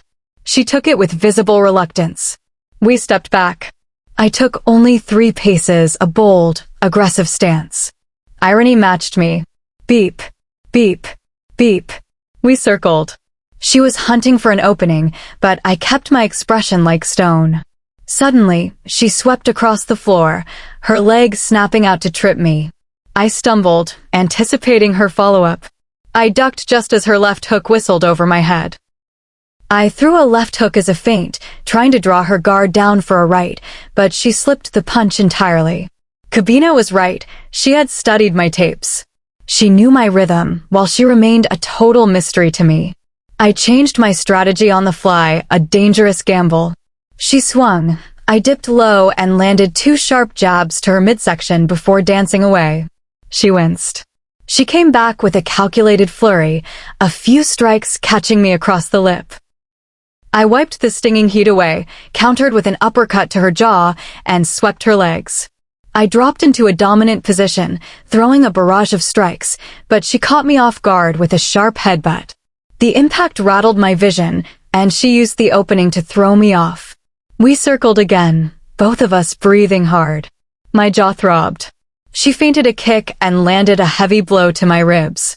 I doubled over, gasping, then pivoted into a roundhouse kick that sent her staggering back. Ooh. The crowd surged. I tripped her again, and as she scrambled to her knees, I caught her with a sharp strike to the shoulder that sent her flat. She snarled, pushing herself up, her hand flying to that silver brooch. "You listening?" she wheezed. This was a gift from my precious alpha. I scoffed, though the word stung. "So what?" "You know you care," she spat. She was playing mind games, trying to get under my skin. I glanced at Theodore, but his face was a mask. Irony lunged. I dodged the worst of her kick, but the force rattled my collarbone. I saw an opening and landed a solid kick to her chest. I tried to pin her down, but in my rush I lost my footing. She flipped the momentum. "Shit," I hissed. My arms were pinned. I couldn't block. Irony unleashed a flurry of strikes, and the world began to blur. Giving up yet, she sneered, targeting my bruised side. I gasped as a sharp, white-hot pain flared in my chest. Every breath became a jagged struggle. I looked toward my friends. Their faces were pale with worry. I looked for Theodore. His seat was empty. He was down by the referees, gesturing toward the cage in a heated argument. Irony backed off, signaling for the referee to start the count. 5, I tried to move, but the agony in my side was paralyzing. 4, I clawed at the concrete, forcing my body to roll over. 3, I was wheezing, kneeling on the cold floor, the taste of copper in my mouth. I looked up at Irony and forced a jagged smile just to spite her. 2, I stood up. The arena went silent for a heartbeat, then the roof nearly lifted with the roar of the crowd. I was a mess of bruises and exhaustion, but I was on my feet. "You should have stayed down," she said, her voice wavering with unease. I cracked my knuckles, the sound echoing in the sudden quiet. Broken? Never. Winning? I always win. With a roar, I lunged. Chapter 20. With a growl ripping out of me, I lunged at her and delivered a precision body blow. "Oh damn," the announcer yelped, shocked by the sudden turn. The strike landed perfectly. I stood over Irony, watching her fall to her knees. I knew the feeling, the way the world spins when your breath is stolen and your body refuses to cooperate. It was a tactical move and perfectly legal in a match this high stakes. To make it interesting for the crowd, I allowed her to find her feet. To them, it looked like a mistake. To me, it was inevitable. She was dazed, her movements sluggish, fighting through a mental fog that she couldn't shake. I pressed the advantage, raining down a combination of rapid, arching strikes. She panicked, stumbling toward the cage wall as the crowd went wild. Suddenly, a sharp pulling sensation in my chest made me stumble and cough. The arena seemed to go silent. I stared at my palm. Crimson. I gulped, feeling a wave of unease, but I wiped it on my top. My ribs felt jagged and wrong from her earlier hits, but I pushed the pain into a dark corner of my mind. I had to finish this. I grabbed her vest and sent her reeling back toward the center of the cage. She tried to buy time, circling and gasping, but I didn't give her an inch. I focused on her defenses, landing heavy body blows until she finally collapsed. I knelt by her, waiting for the signal. I'll make you pay, she croaked, her fingers digging into my arm. I pulled away, a mix of exhaustion and pity swirling in my chest. I signaled to the judges that it was over. 5, 4. I watched Irony try and fail to rise. 3, 2, 1. The winner is Elisiana Knight of the Imperial Pride Pack. The crowd erupted. I had done it. I had beaten the undefeated Irony Wolf. Through the haze of pain, I saw Julius and Leonera cheering. Jay and my pack were already rushing toward the gate. Then I saw Theodore. He was entering through the same door I had, the winner's entrance. He looked at me with an expression of pure, unadulterated awe. You came in through the wrong door, silly, I teased, though every word felt like a needle in my lung. Don't you know the tradition? I know the tradition perfectly, he replied, his blue eyes locking onto mine. I'm not here for Irony. Her brother can handle that. He was here for me. A sharp, white-hot pain burst in my chest. I tried to take a breath, but the air wouldn't come. My vision fractured. A violent cough shook my frame, and as a metallic taste overwhelmed me, I felt my knees give out. No! His cry was the last thing I heard clearly. I felt a warm, trembling hand cut my cheek. You'll be all right, Elisiana. Stay with me. My head was in his lap. His face was etched with raw desperation. I wanted to reach up and smooth the worry from his brow, but my strength was gone. Stay awake. Please. Elisiana. I heard Jay's voice, but a low, warning growl from Theodore stopped him in his tracks. Don't touch her. Theodore barked, his voice vibrating with a dominant, protective power that silenced the entire arena. Medics, he roared. Get them now. The world dissolved into shadows. Beep, beep, beep. I groaned, reaching out to stop the noise, but a sharp sting in my wrist halted me. I opened my eyes to a bright hospital room. N4 was taped to my arm. The room looked like a disaster zone. Chairs were splintered, the door was hanging by a single hinge, and the blinds were a tangled mess. Dr. Ethaniel Stevenson walked in, sighing as he looked at the wreckage. You're my doctor? I managed to ask. I'm a chest specialist, remember, he said, checking my vitals. I was at the fight. We're still running tests on that chest pain, but for now you need rest. He gestured to the broken furniture. Alpha Theodore wasn't exactly calm. He didn't want any unmated males near you. He was quite protective. My heart gave a small, hopeful thump. You know, it's hard to miss the way he looks at you, Ethaniel smiled.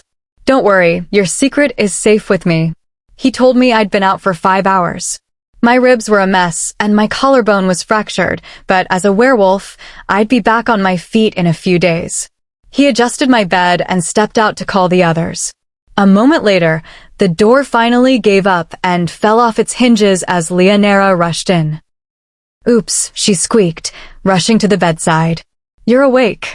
You look like you tangled with a hurricane, Julius added with a grin. Theodore and Jay went out to clear their heads after waiting for hours, Leonera explained. Just then, Theodore appeared. He was shirtless, his hair messy, looking like he'd just shifted back. Julius and Leonera practically vanished to give us space. How are you feeling? Theodore asked softly, stepping closer. I'm okay. The pain is fading, I said. Why are you? Half-dressed. I shifted back and came straight here the moment I felt you wake up. The bond between us was humming, vibrant, and undeniable. You were incredible today, he said, his voice dropping an octave. I stared at him, stunned. A real compliment. Elisiana, he said, his blue eyes searching mine. I have something I need to tell you. Chapter 21. What the hell? A surprised cry broke the moment, making us both snap our heads toward the source. The last time I was here, the door was attached to the doorway. A nurse in scrubs walked in, confusion written all over her face. My eyes zeroed in on her ID badge, Andriano, RN. I felt Theodore lean away and let out an exasperated sigh, clearly annoyed by the interruption. I watched him curiously. What had he been about to tell me? It felt important. Andriano, however, was oblivious to the tension. She ranted about the broken door and blinds before checking my vitals. She bowed to Theodore, Alpha, and then beamed at me. Hi, I'm Andriano. I've been your primary nurse. Hi, I'm Elisiana. She laughed. Of course, I know who you are. You're my patient, and the famous undefeated warrior. I smiled. That's me. She checked my comfort levels and reminded me to press the red call button if I needed anything before heading out. So, what did you want to tell me? I asked Theodore, wasting no time. He opened his mouth to reply, but... Elisiana. Another distraction? Seriously? Jay stood at the doorway, green eyes misty with unshed tears. Jay, I breathed. Where have you been? He walked to my bedside, ignoring Theodore's heavy sigh. How are you feeling? He whispered, stroking my hair. I'm hanging in there, crybaby. These are manly tears, he joked, leaning in to kiss my forehead. A loud crash made me jump. Theodore had slammed his hand against a surface, his chest heaving. He gave us one long, dark look before storming out of the room. I felt a rush of guilt. The kiss was platonic, Jay is like a brother, but I realized how it must look to a mate. He's so weird, Jay snarled, staring at the empty doorway. No, he's not, I argued immediately. Jay looked surprised by my defense, but moved on. We talked for hours about the fight. How irony had studied my style and why I'd had to change tactics mid-match. Eventually, Adriano popped back in to announce the end of visiting hours. Jay had to leave, but he promised to be back bright and early. He leaned in for another forehead kiss, and this time I stiffened, thinking of Theodore. Once I was alone, I noticed my black duffel bag on the right side of the bed. Jay and Leonera had stayed on my left, which meant Theodore must have brought it. I reached for it, wincing as the movement pulled at my broken ribs, and pulled it onto the bed. Inside, he'd packed my wash bag, granola bars, water, and a black hoodie. Not just any hoodie, the one I'd borrowed at the lake house. He'd gone out of his way to find his own hoodie for me. My heart warmed at the thought. As night fell, a nurse moved me to the room next door so the lack of a door wouldn't let the hallway light keep me awake. I lay in the darkness, wondering what Theodore had wanted to say. Scratch. Scratch. My eyes flew open. The room felt haunted. I froze, staring at the window. A shadow appeared behind the blinds, moving stealthily. My finger hovered over the red call button. The figure opened the window and stepped inside. I gasped and the shadow stopped. Then it stepped into the moonlight. Theodore. He wore a sheepish smile. Didn't know you'd be awake. Why are you here? I asked, raising an eyebrow. Do you want me to go? No, I blurted out. He sat in the chair next to my bed. I wanted to keep you company. I only get caught when I want to be caught. Couldn't you have walked through the front door? They're strict about visitors, he admitted. And while I'm the alpha, the hospital has policies I try not to interfere with. He planned to stay on that uncomfortable chair all night just to make sure I was okay. I looked at his messy hair and tired eyes. Do you want to sleep on this bed with me? The words were out before I could stop them.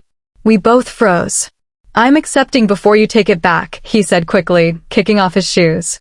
Your bed is big enough for both of us. Need help scooting over? I moved to the left, and he slid in under the covers. My body went into a frenzy. We were face to face in the dark. My leg accidentally brushed his, and the sparks were electric. We both gasped at the contact, our breathing turning heavy. How am I supposed to survive the night this close to him? Chapter 22. Theodore's POV. Do you want to sleep on this bed with me? I froze at her words, staring at her in surprise. For once in my life, I was rendered speechless. Elisiana seemed just as shocked by her own question, her gray eyes widening as the silence stretched between us. I would ask if you would mind, but I have a feeling you're already rethinking that offer, I chuckled, watching her cheeks flush a deep crimson. My logical brain screamed at me to decline.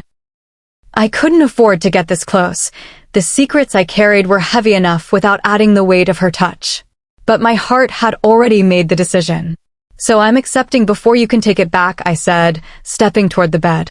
Hey, you're the one who offered, I reminded her with a smirk as I kicked off my shoes. This bed is plenty big enough for both of us. Now, do you need help scooting over? She opened her mouth, then closed it, looking unsure. Elisiana, it's just a place to rest. Does that make you uncomfortable? I sighed, trying to spark that fire I loved so much. As I expected, her hesitation turned to a mock glare. "No, it doesn't," she shot back. "Get in already." I watched her carefully move toward the left side of the bed. I kept a close eye on her expression, looking for any wince of pain from her ribs, but she settled in well. I slid in beside her and pulled the covers over us both.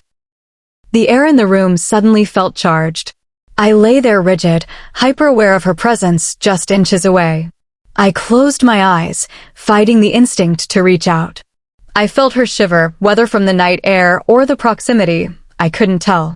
I moved my legs closer to hers, hoping my warmth would ease her chill. When our legs accidentally brushed, a jolt of pure static electricity surged through me. It was the unmistakable pull of the bond, primal and intense. I caught my breath, the air between us suddenly thick with a tension I wasn't prepared to handle.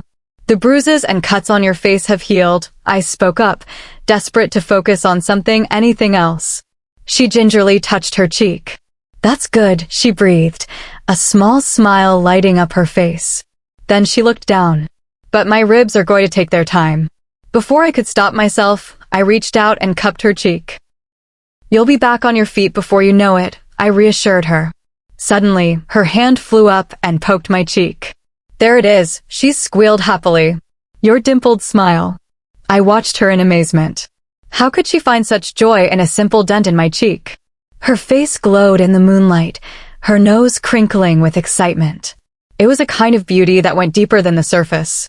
I couldn't help but smile back, realizing I'd do it 1,000 times over if it made her look at me like that. "Theodore." She shook her head. "You kind of blinked out there."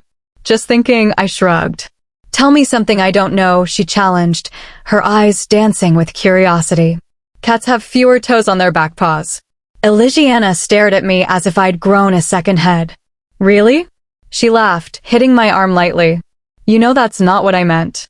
"Ow. Careful with the alpha," I joked, holding my arm. Then I grew serious. "Okay, what did you want to know?" She bit her lip. "Something real. About you." I sighed. My secrets were a fortress, but with her, the walls were crumbling. "My favorite color is gray." "Mine is blue," she replied softly. "The rumors about me, they bother me," I confessed. It felt like weight lifting, especially the ones saying I'm a carbon copy of my father. "I'm nothing like him." Elisiana's gaze softened. "I'm guessing you weren't close." "He wasn't a father, he was an alpha." "A cold one," I answered. "I was much closer to my mother. I loved her more than anything." "What was her name?" "Ella. Ella Hunter." We fell into a quiet rhythm, the silence comfortable for once. "What made you dislike him so much?" she asked eventually. "He was a man driven by his own shadow," I said, choosing my words carefully to keep the darkness at bay. "He was selfish, and he let power corrupt the things that should have been sacred." I pitied my mother for being bound to him. "But I suppose you've heard the stories." "The mad alpha isn't exactly a secret." She didn't deny it. "Why do I feel like there's a specific moment?" "Something you're not saying." My heart hammered. She was too intuitive. A memory of a shadowed night, one that changed everything, flickered in my mind, but I pushed it back. I wasn't ready to let that darkness touch her. "Your turn," I countered. She thought for a long moment. "The day I collapsed at the cottage." "I think I know what triggered it." "It wasn't a physical illness. It was a word." I sat up slightly. A word. Every time Ms. Williams said alpha, the pain in my chest spiked. I can't explain it, but it felt like a reaction. I looked away so she couldn't see the realization dawning on my face. It wasn't a mystery to me anymore. If she were from the Moon Knight pack, the pack my father had silenced years ago, her reaction to that word was an innate, ancestral response. The Moon Knight leaders were lost in a single night when I was just a child. If Elisiana were their daughter, she wasn't just a warrior. She was the rightful alpha of a fallen line. I looked at her as she struggled to keep her eyes open. "Go to sleep, Elisiana." She nodded, sighing contentedly as she drifted off. I watched her, a heavy protective instinct settling in my chest. I would make sure she never had to carry the burden of what happened to her parents. That history was too dark for someone with a heart as bright as hers. I lay back down, staring at the ceiling. I couldn't sleep. I turned on my side, watching her face soften in rest. I knew I shouldn't be this close. I had promised myself years ago that I would never let a mate get near enough to be hurt by my world. Yet here I was, breaking every rule I'd ever made. She shifted in her sleep, her head settling onto my shoulder. My heart thudded against my ribs. "What are you doing to me?" I whispered, smoothing a stray hair from her forehead. I hesitated for only a second before moving closer. I wrapped my arms around her, pulling her into the safety of my hold. She snuggled into my chest, her breathing finally steady and calm. I rested my head on hers, feeling a sense of peace I hadn't known in years. I was going against my own vow, but as the moonlight filled the room, I didn't care. "Give me just this night. Just this night." Chapter 23. Are you done? I gave myself one long look in the mirror before leaving the bathroom. Entering my hospital room, I smiled at Jay, who was sitting on the edge of the bed.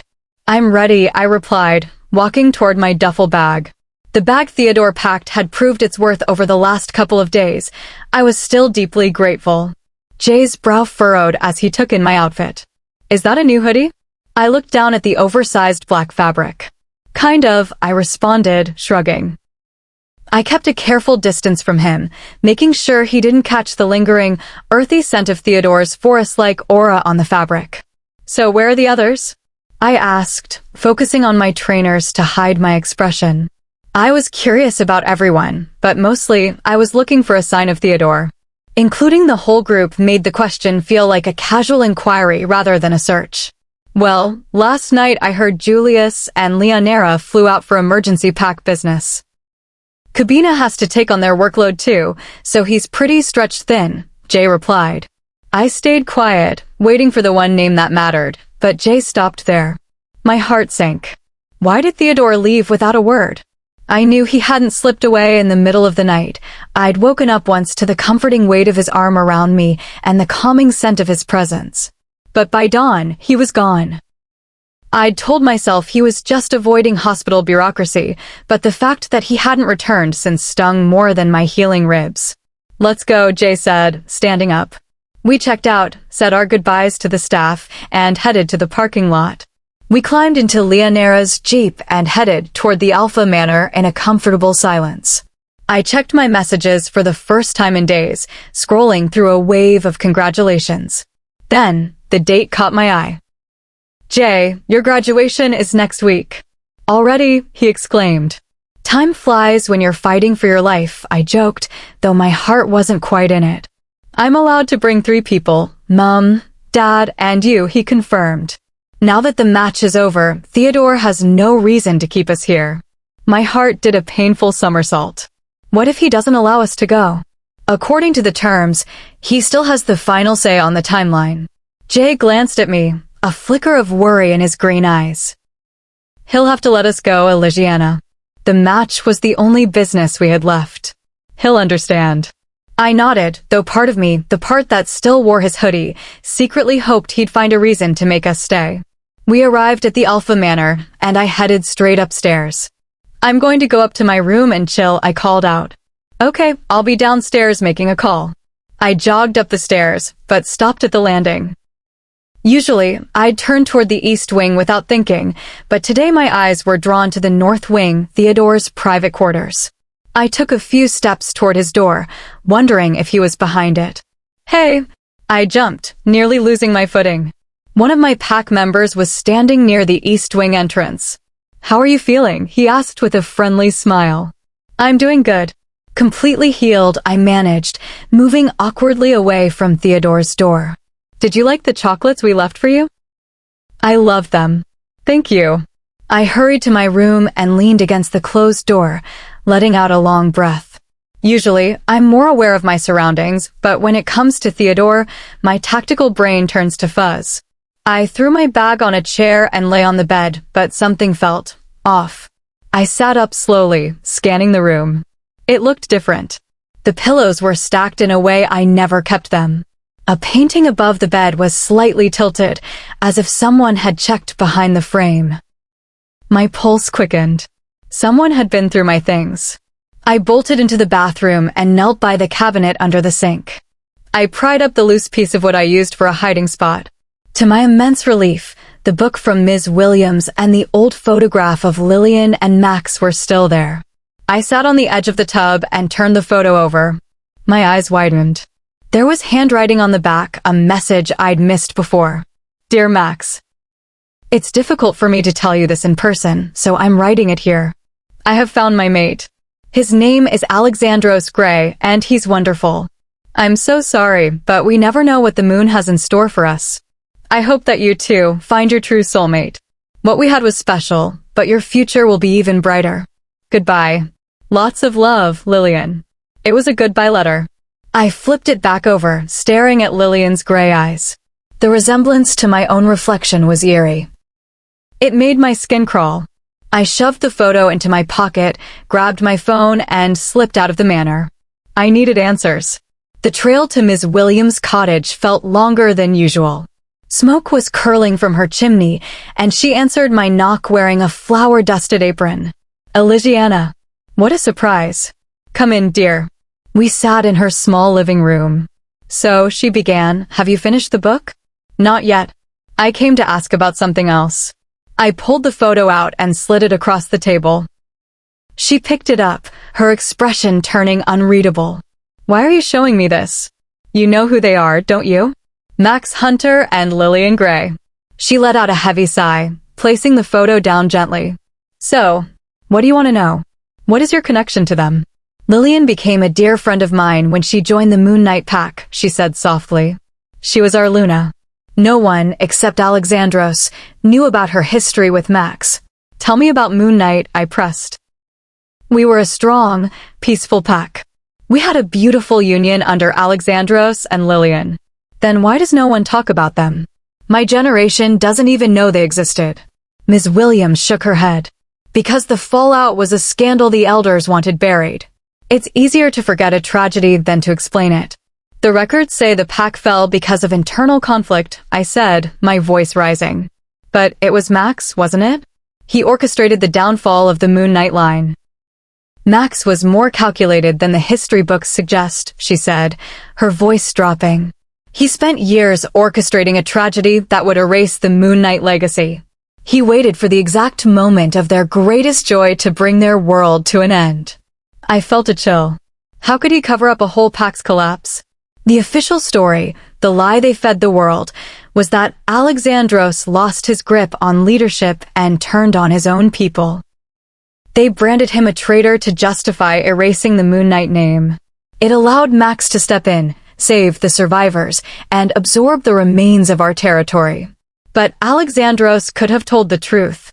He would have, she said, looking away, if he hadn't been forced into silence to protect what was left of his family. I stood up, the photo feeling like it was burning a hole in my pocket. You knew Max before the fall, didn't you? You're hiding something else. Ms. Williams' friendly aura vanished, replaced by a sharp, defensive anxiety. I think it's time for you to leave, Elisiana. I didn't argue. I turned and walked out, the sound of the door clicking shut behind me echoing in the quiet woods. What was she still hiding? And why did I feel like the truth was going to change everything I knew about the man who had just shared my bed? Chapter 24. I strolled back to the Alpha Manor, my head filled with questions. How else was I supposed to find out what had really happened 19 years ago? Who were my parents? Did Theodore know his father framed Alexandros Gray for the massacre? How did Alex and Lillian die, assuming they did?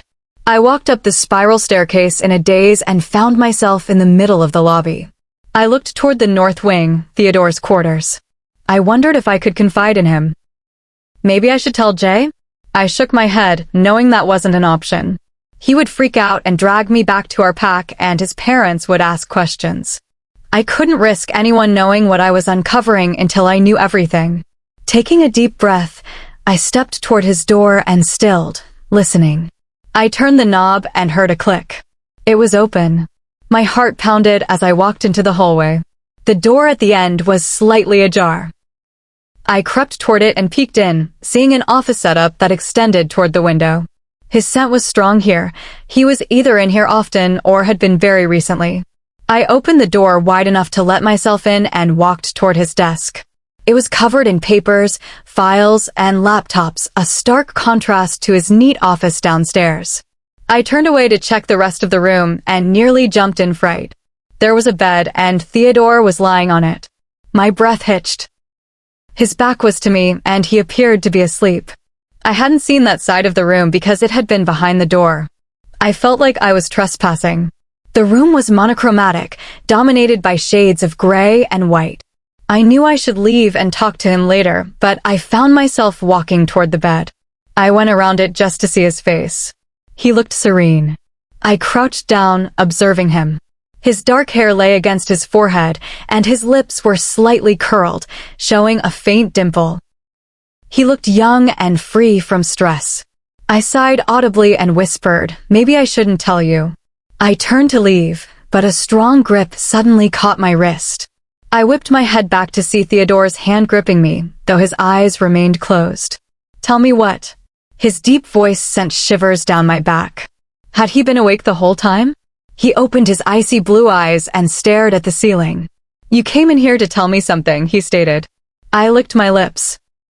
The words stuck in my throat. I had come here on impulse. Was it a mistake? How much did he know? Theodore cleared his throat, his intense gaze now fixed on me. I was reminded of the night we shared a bed, and I flushed. He eventually let go of my wrist. "Elisiana, what did you want to tell me?" He sat up, leaning against the headboard. I bit my lip. His eyes zeroed in on the movement, a glint appearing in his gaze. "What could it be that is so hard to say?" he pondered. "So you want to spend more nights with me?" "What?" I exclaimed. "No, that's not what I meant." "If that's not the case, then what did you come in here to tell me?" I took a breath. "It has to do with the Moonlit pack."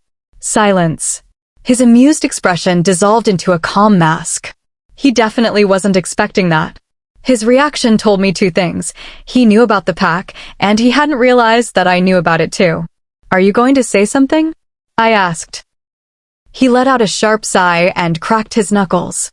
"Do you want to go someplace else to talk?" "If you think it's necessary," I replied. He swung his legs over the side of the bed and stood, towering over me. "Follow me." We left the wing and the manor. Drew, his personal driver, met us at the door. "Alpha, where would you like to go?" "I'll be driving today, Drew," Theodore said. "Thanks." I giggled at the shock on Drew's face. We headed to the garage, and Theodore unlocked a matte black Range Rover. He slid into the driver's seat and started the engine. I got in and buckled my seatbelt. "You put your seatbelt on?" Theodore asked. "For safety. We could get into the worst accident and still survive," he deadpanned. "Well, I don't like injuries." He stared at me for a few seconds. "Actually, always put your seatbelt on. I wouldn't want you to get hurt." He reversed out of the garage. We stayed silent during the drive until the car slowed near a large, forest-covered hill. "Come on," he instructed. I followed him out of the car. We stood at the base of the looming hill.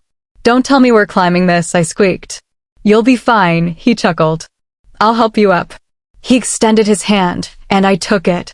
We climbed in silence, focusing on the steep terrain. Theodore grabbed my waist a few times to steady me when I slipped. "It'll be worth it," he said. After 5 minutes, we reached the flat ground at the top. I gasped. In front of us was a large, light blue lake fed by several gushing waterfalls. It looked magical, decorated with purple and white flowers. "There's a living area behind the waterfall," he said, jogging toward it. I followed him behind the cascading water and into a space that resembled a large lounge inside a cave. Theodore grabbed a water bottle from a mini fridge and tossed it to me. We sat on a large sofa facing the waterfall. "My mom discovered this place," he explained. "She came here to escape." He stopped himself before finishing the sentence. "She showed me this place when I was 13.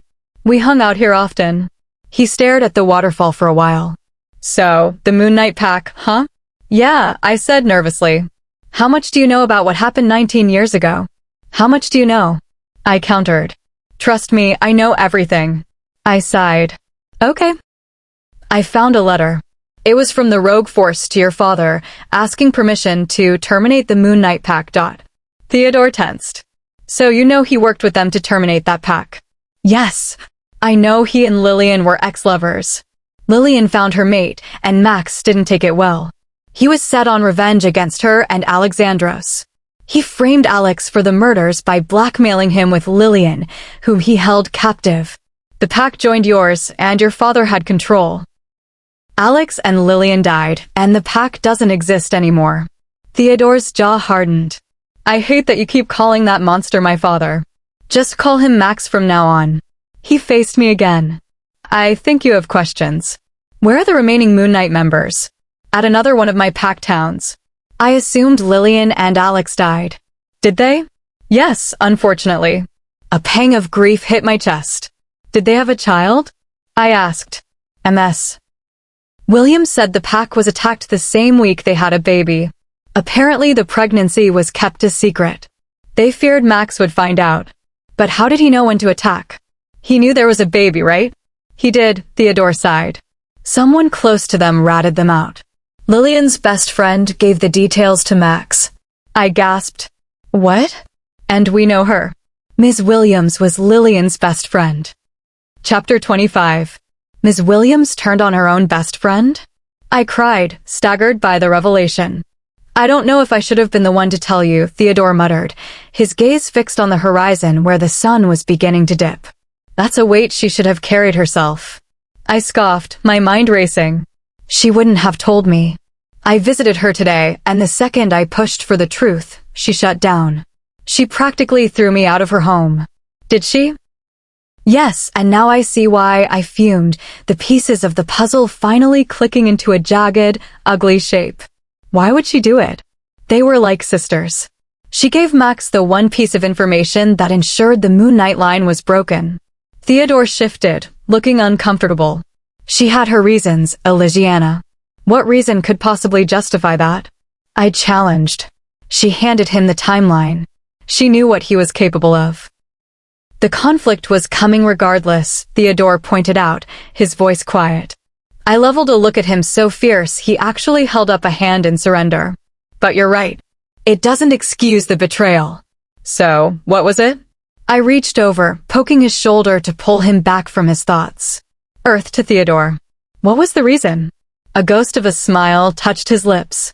That is the one thing I won't tell you. It's deeply personal, and it's a story that belongs to her. Whether you find it's enough to forgive her, that's a choice only you can make. Do you think it was enough?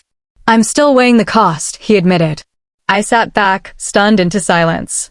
I had solved one mystery only to find a much deeper, darker one hidden beneath it. Okay, I whispered. So Ms. Williams provided the opening, and Max took it. Exactly. A sudden, jarring thought struck me. Do you think anyone else survived? I looked at him, searching his icy blue eyes. If the child of Lillian and Alexandros was out there right now, and they came to your territory to claim what's theirs to free their people, would you let them? Theodore didn't hesitate. I would. If they could prove they could protect the pack and provide a future for them, I'd initiate the legal transfer myself. I have no desire to hold a legacy that isn't mine. Do you think they're alive? Theodore looked away for a heartbeat, then turned back with a surprisingly soft expression. I think they are. I have a feeling they grew up to be someone remarkable, living a good life far away from the shadows of this place. I blinked in surprise. That's a very kind thing to say about a stranger. Theodore broke into a laugh, a rare, genuine sound that echoed off the cave walls. He shook his head, his eyes bright. I suppose it is. I just hope they never have to learn the full weight of what their parents endured, he added, his smile fading into a somber line. I still don't know how it ended for them, I said, my voice barely a whisper. How did they die, Theodore? His entire demeanor shifted instantly. The warmth vanished, replaced by a cold, impenetrable wall. I won't answer that. I said I'd tell you what I could, but that is a door I am keeping closed. I huffed, frustrated by the sudden change, but I knew that tone. There was no pushing him when he went into alpha mode. Fine, I said, standing up. But there's one thing I'm certain of. I'm going to find out who my biological parents were. I spent my life thinking I was just unwanted, but I know now I belong to the Moonlit line. I was found as a newborn right when the pack fell. You've suspected it for a while then, he said, watching me with a mix of concern and pride. The signs were there. No pack scent, the timing. I think I was hidden away so I would survive. My adoptive parents, Kitelina and Magnum, gave me the name Elisiana. They found me holding a small toy knight. That's where my surname came from. Theodore let out a small, breathless chuckle. I don't resent them anymore, I continued. I just want to know if I have any family left. Siblings, maybe? Unless you were hidden with others, it's unlikely, Theodore sighed. But take your time, Elisiana. The truth isn't always a gift. You might not be ready for what you find. I eyed him suspiciously, wondering if he was protecting me or hiding something more. Why haven't you exposed Max? You know Alexandros was framed. Theodore tensed, his knuckles whitening. Who would take my word? I was a toddler. Max was meticulous. He burned the evidence and silenced the witnesses. The only person left who truly knows the truth is Ms. Williams, and she's spent 19 years in a self-imposed exile of guilt. They call her the betrayer for a reason. I think the only reason she even speaks to you is because you're the image of Lillian. You're a walking ghost to her.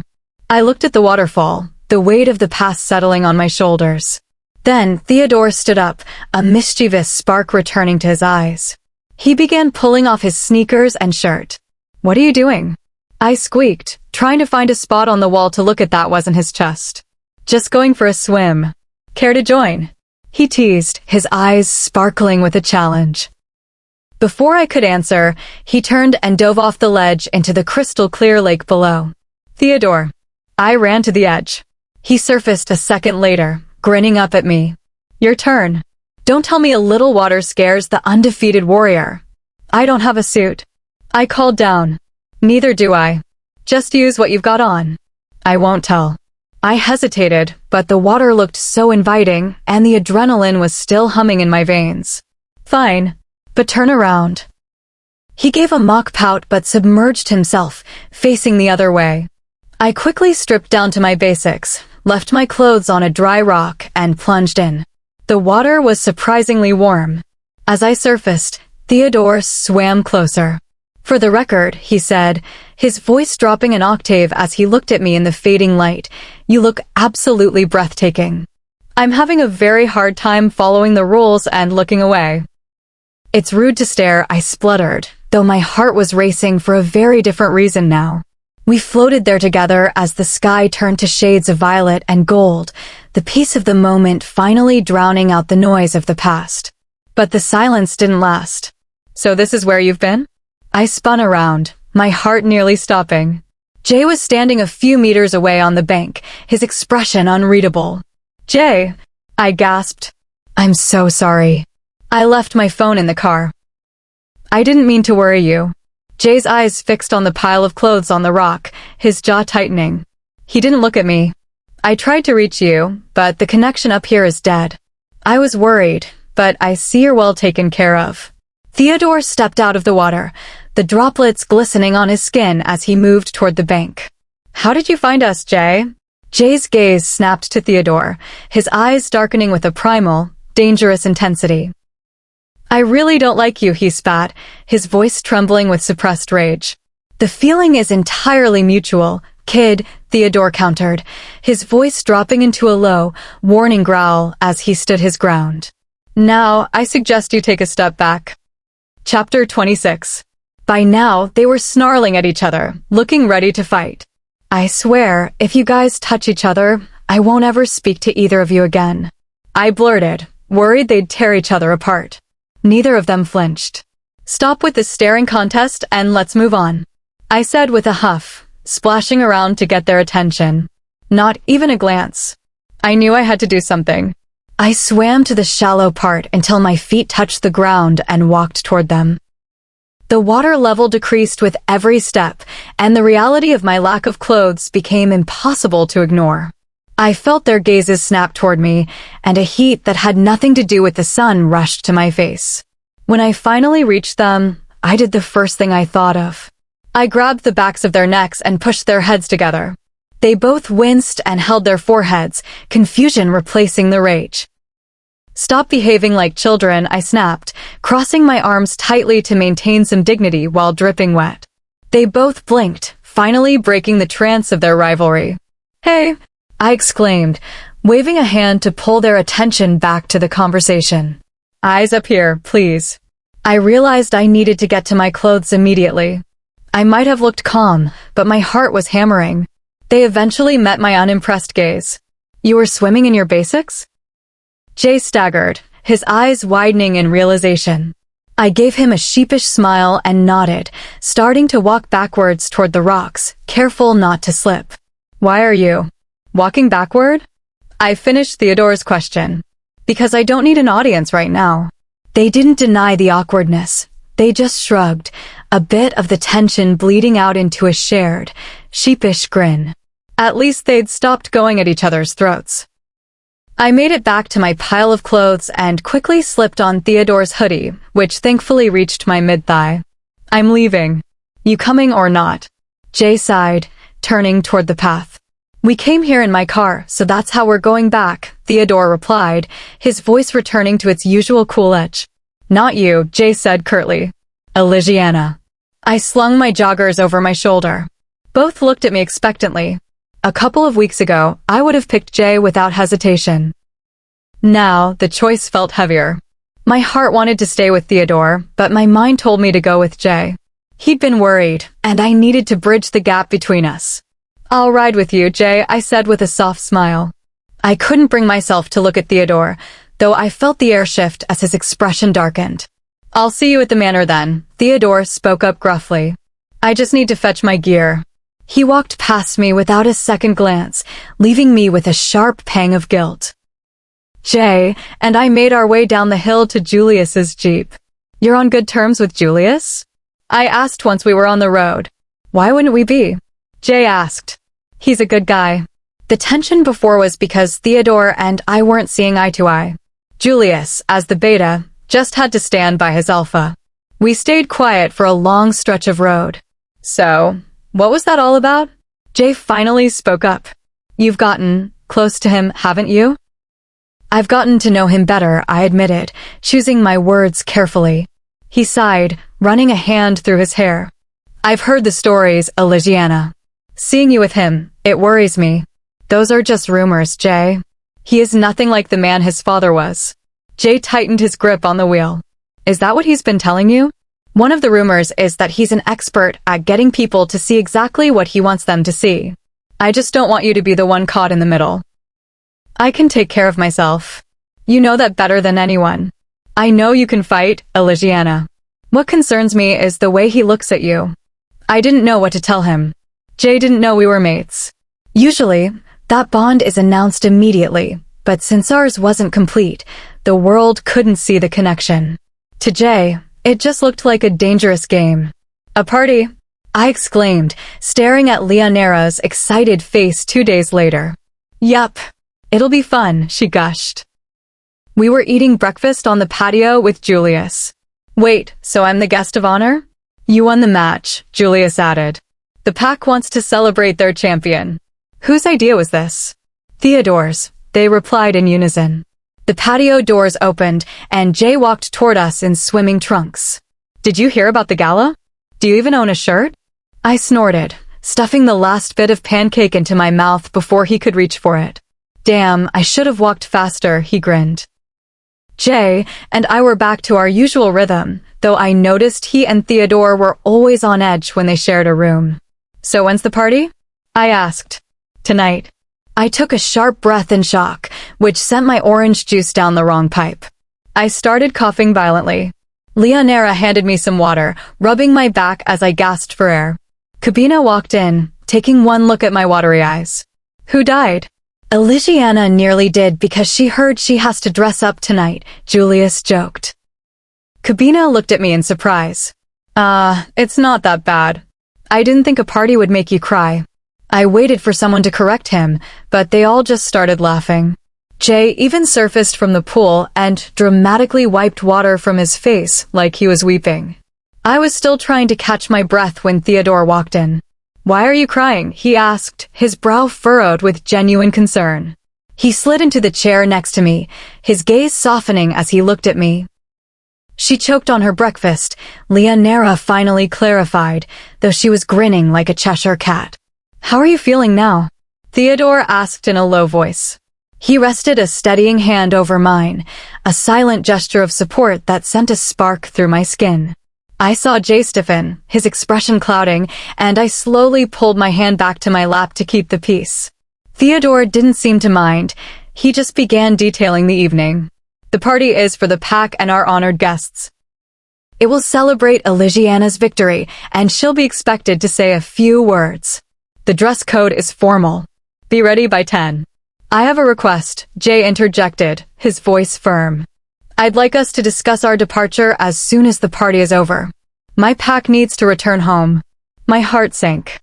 I wanted to go home, but I still hadn't solved the mystery of my past. Theodore looked at me, then let out a slow sigh. "We will talk about the travel arrangements when the celebration is finished." Jay put an arm around my shoulders in a show of solidarity. I felt Theodore's gaze sharpen, his eyes narrowing as he took in the sight.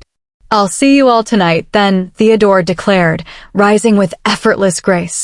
He paused at the door and looked back at me one last time. The coldness was gone, replaced by a look so intense it made my breath hitch. "I especially cannot wait to see you, Elisiana." He left the words hanging in the air like a promise. I just sat there, sipping my water and wondering what fate and Theodore had in store for me once the sun went down. Chapter 27. "I can't believe you've never straightened your hair before," Elisiana muttered, smoothing the last section. We were in her room, getting ready for the dinner party held in my honor. "I'm essentially taking your hair virginity." Before I could laugh, Julius walked in and gave us a skeptical look. "I'm not even going to ask," he retorted, shaking his head as he picked up a drink. Elisiana started to explain, but her mate beat her to it. "Don't even try. I'm leaving." He laughed and made a swift exit. "Straight hair really suits you," Elisiana said, finished at last. "Go look. You finally have my permission." I got up, cringing as my foot woke up from being asleep. I stepped in front of the mirror and gasped. My usual wavy hair was bone straight and looked luscious, longer, and shinier than usual. My side part had been replaced with a middle part, which turned out to look surprisingly good. I had already done my makeup. I used BB cream for a natural glow, letting my natural rosy cheeks peek through. I added a creamy highlighter and mascara to accentuate my dark lashes. It brought all the attention to my gray eyes. "Now for your dress," Elisiana cried, rushing to her closet. She brought out two options, a pristine white and a navy blue. "I think these are perfect. White for me and navy for you." I mentally celebrated. The navy brought out the tiny blue specks in my irises. We changed, and I stared at my reflection. The dress was stunning, with long sleeves made of elegant lace. It was an A-line shape that fit closely around my waist before flaring out gracefully. It seemed conservative enough for a formal dinner, but it featured a surprise slit that showed a bit of leg. "I love this." I breathed, twirling. I had never dressed up this fancy in my life. "Navy is your color," Elisiana admired. "Since I haven't worn it yet, you can have it." I'm stubborn, so don't try to change my mind. I smiled gratefully. She then found a pair of silver strappy heels for me and gold ones for herself. I slipped them on, thankful we were the same size. "I think we're ready," she exclaimed. She paused for a second, her eyes unfocused as she mind-linked someone. "The party has been going on for a while. Once we go downstairs, you'll give your speech. Let's go." We hurried out, but Elisiana suddenly stopped. "I forgot my phone." "Go on ahead." "I told Julius you were on your way." I watched her jog back to her room. I had to go down alone. Sighing, I walked into the upstairs lobby. I could hear the hustle and bustle of the crowd below. I leaned against the rail and saw a sea of people in their best clothes. I took a deep breath and made my way to the top of the staircase. People's attention gradually fell on me as I descended. I saw Julius and Cabina at the bottom, smiling. Beside them was Jay in a black tuxedo. He winked at me. I recognized the warrior who had led me to the fighting cage, and Dr. Ethaniel sent me a warm smile. Irony was standing near the front door, talking to someone and ignoring me. I scanned the room for Theodore, but there was no sign of him. When I reached the bottom, Jay held out his arm. I took it and walked toward the makeshift stage. I climbed the steps and approached the podium. I caught a whiff of Theodore's scent and realized he must have given a welcoming speech earlier. Hello, everyone. I'm Elisiana Knight, Chief Warrior of the Imperial Pride Pack, I began, my voice confident. I am so grateful you could all make it. I am honored to be your guest. I've been crowned the winner of the recent match, and I'm glad to have fought Irony Wolf. She's a great warrior and a worthy opponent. You have a great chief warrior, and I hope you cherish her. I took a glance at Irony, who looked shocked. Kill them with kindness, right? I was overwhelmed by the hospitality we received. The friendship we've gained from the Black Shadowed Pack is something we will never forget. Who? Leonera's voice rang out, making me smile. I want to thank each and every one of you for making our stay memorable. Thank you. A roar of applause erupted. Waves of relief washed over me. I stepped off the stage and joined Jay. That was amazing, he exclaimed, pulling me into a hug and kissing my forehead. I'm proud of you. Leonera and Julius reached us quickly. Sweet speech, Julius grinned. I think it made Irony dizzy. I spent the next 2 hours meeting guests. They were genuine and kind. Jay stayed by my side the entire time, greeting people as the future alpha of our pack. Eventually, my feet were aching. After saying goodbye to the last group, Jay and I made our way to the bar. How do you feel? Jay asked. Tired, but grateful. I downed my first drink quickly. Another, please, I told the bartender. The party had started 4 hours ago, and there was still no sign of Theodore. Where was he? I couldn't shake the feeling that I should look for him. I didn't realize I had finished 15 glasses until Jay pointed it out. You should slow down. You will get drunk if you keep going. I nodded. I'm going to the restroom. I slid off the stool and went upstairs. I felt lightheaded and woozy. I was about to enter the east wing when I stopped. I sensed Theodore's presence in the north wing. Why would he be holed up in his room? I opened the door to the north wing and walked quietly. I took off my heels to avoid making noise. I reached his room and stopped suddenly. I smelled another scent. A female scent. The instinct to protect what was mine hit hard. I swung the door open and found a scene I wish I'd never seen. Irony Wolf and my mate were kissing. And by the looks of it, he was allowing it. Their heads snapped toward me. Theodore's eyes widened in shock. He pushed Irony away and approached me. Elisiana, it's not what it looks like. I backed away, feeling a wave of betrayal. Seriously? Out of all the things you could have said. Elisiana, listen. I stayed quiet. I didn't want to lose a mate because I refused to listen, so I waited. Theodore, what the move? Irony snapped, dusting herself off. You don't need to explain yourself to her. If you have a crush on him, news flash, he's mine.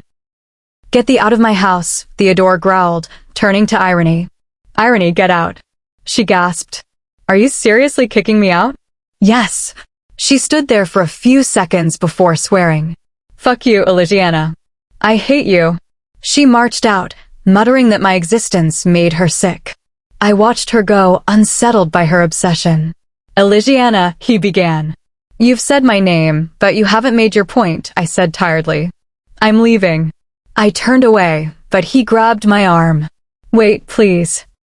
Let me explain. Explain tomorrow. I'm too tired. I pulled my arm away. Please don't follow me. I walked out, trying to hold myself together. I hurried downstairs. Jay was nowhere to be seen, which was a relief. I caught the bartender's eye. Hi. Theodore gifted Jay and me 3 of your strongest alcohols as a goodbye present. The bartender looked surprised. Really? Alpha said that? Yes. He searched the bar and brought out 5 fancy bottles. I'm giving you 2 extra on the house. I thanked him and grabbed them. People gave me weird looks as I climbed the stairs with full arms. I reached my room, dumped the bottles on my bed, and sighed. I was going to do what I've seen humans do to forget. I was going to get drunk. Chapter 28. Theodore's POV. I had been shifting my sleeping position for 10 minutes before I realized something was wrong. I woke up groggily, reaching for my phone on the nightstand. The time made me bolt upright. My short nap had turned into 2 hours of deep sleep. Organizing a gala at the last minute had been more draining than I'd admitted, and my wolf was restless. I checked my reflection in the wardrobe mirror, fixing my hair and smoothing the creases in my navy suit. I'd picked this color specifically to match the dress I'd bought for Elisiana. I just hoped Leonera had successfully persuaded her to wear it.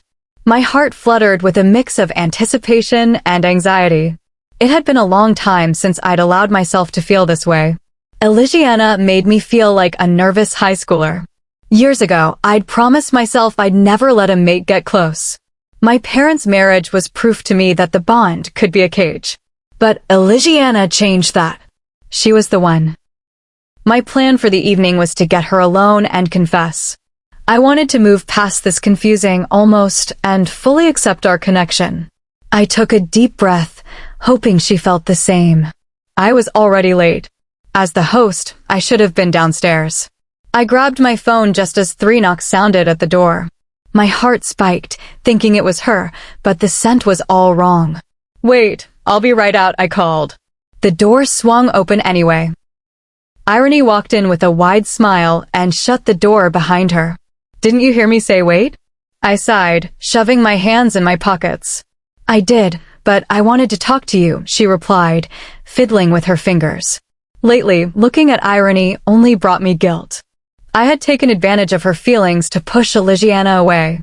I was so terrified of the bond that I'd used Irony as a shield, pretending there was something between us just to prove I didn't need anyone. I hated every second of it. "Irony, we do need to talk," I said, stepping toward her. "You have a mate out there somewhere. Someone who is waiting for you." Irony's smile vanished. "You know how I feel about you." "No," I said gently. "This isn't what you think it is. When you find your true mate, you'll finally understand the difference." Tears pooled in her eyes. "You don't believe what they say, do you? That I'm obsessed?" She began to sob into her arm. I panicked. "Don't cry," I muttered, wishing I had better words. "I've known you my whole life, Irony. You were the one who tried to look after me and my mother when he was at his worst. You stayed and tried to pick up the pieces back then. You're an incredible warrior. Your mate will be lucky to find you." Thinking of my mother brought back the shadows I tried so hard to suppress. The way she tried to hide the pain behind a forced smile while the man who was supposed to be her protector broke her spirit. The whole pack knew the bond was being twisted into a nightmare, yet no one stopped him. It had been 7 years since the man who was my father finally extinguished her light. The grief hit me so hard I could barely breathe. I was so lost in the memory that I barely noticed the creak of the door. Suddenly, Irony stepped forward and pressed her lips against mine. I was paralyzed by shock for a split second, until I heard a small gasp from the doorway.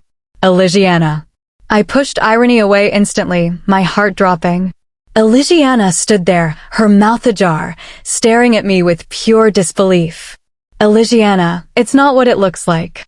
She backed away, her gray eyes glassy. "Seriously? Out of all the things you could have said." I tried to reach for her, but she dodged my touch. She let out a dry, hollow laugh. "And to think I thought you missed the gala because you were tired." I was tired. I was asleep until 5 minutes ago. "Theodore, what is this?" Irony snapped, recovering from being pushed back. "You don't need to explain yourself to her." "Yes, I do," I shot back at Irony. I looked at my mate. She looked stunning in that navy dress, even while fuming. "Why are you explaining anything to her?" Irony screeched. She turned to Elisiana. "If you have a crush on him, newsflash, he's mine." That was the breaking point. "Get out of my house," I ordered, my voice dropping into a low, dangerous growl. I looked Irony in the eye. "Irony, leave. Now."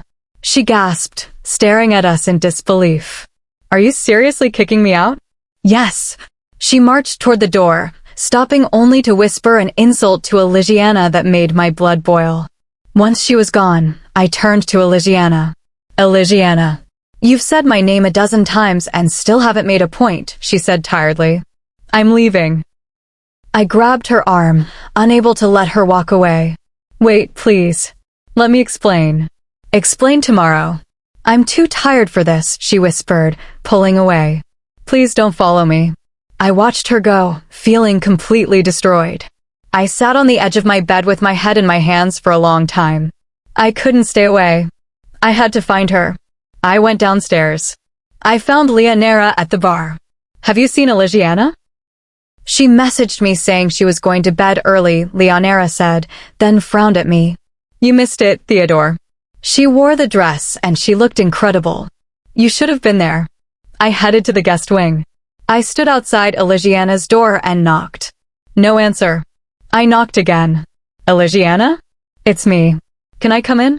I don't know, can you? Her voice called out, sounding strange and light. I'm coming in, I warned. I twisted the handle. The air in the room was heavy with the scent of spirits.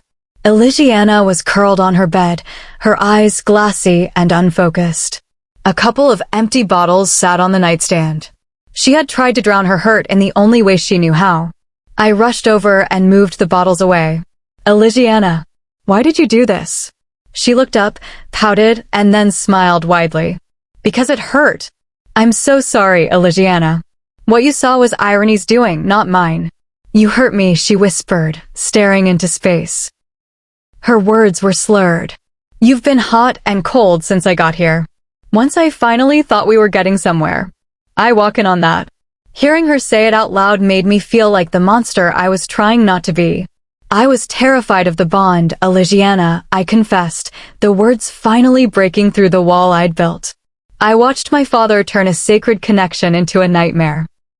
He broke my mother's spirit every single day, and she stayed because she hoped the bond would eventually change him. I grew up believing that love was just another word for a cage. I used irony as a shield because I was scared that if I let you in, I'd become the same man he was.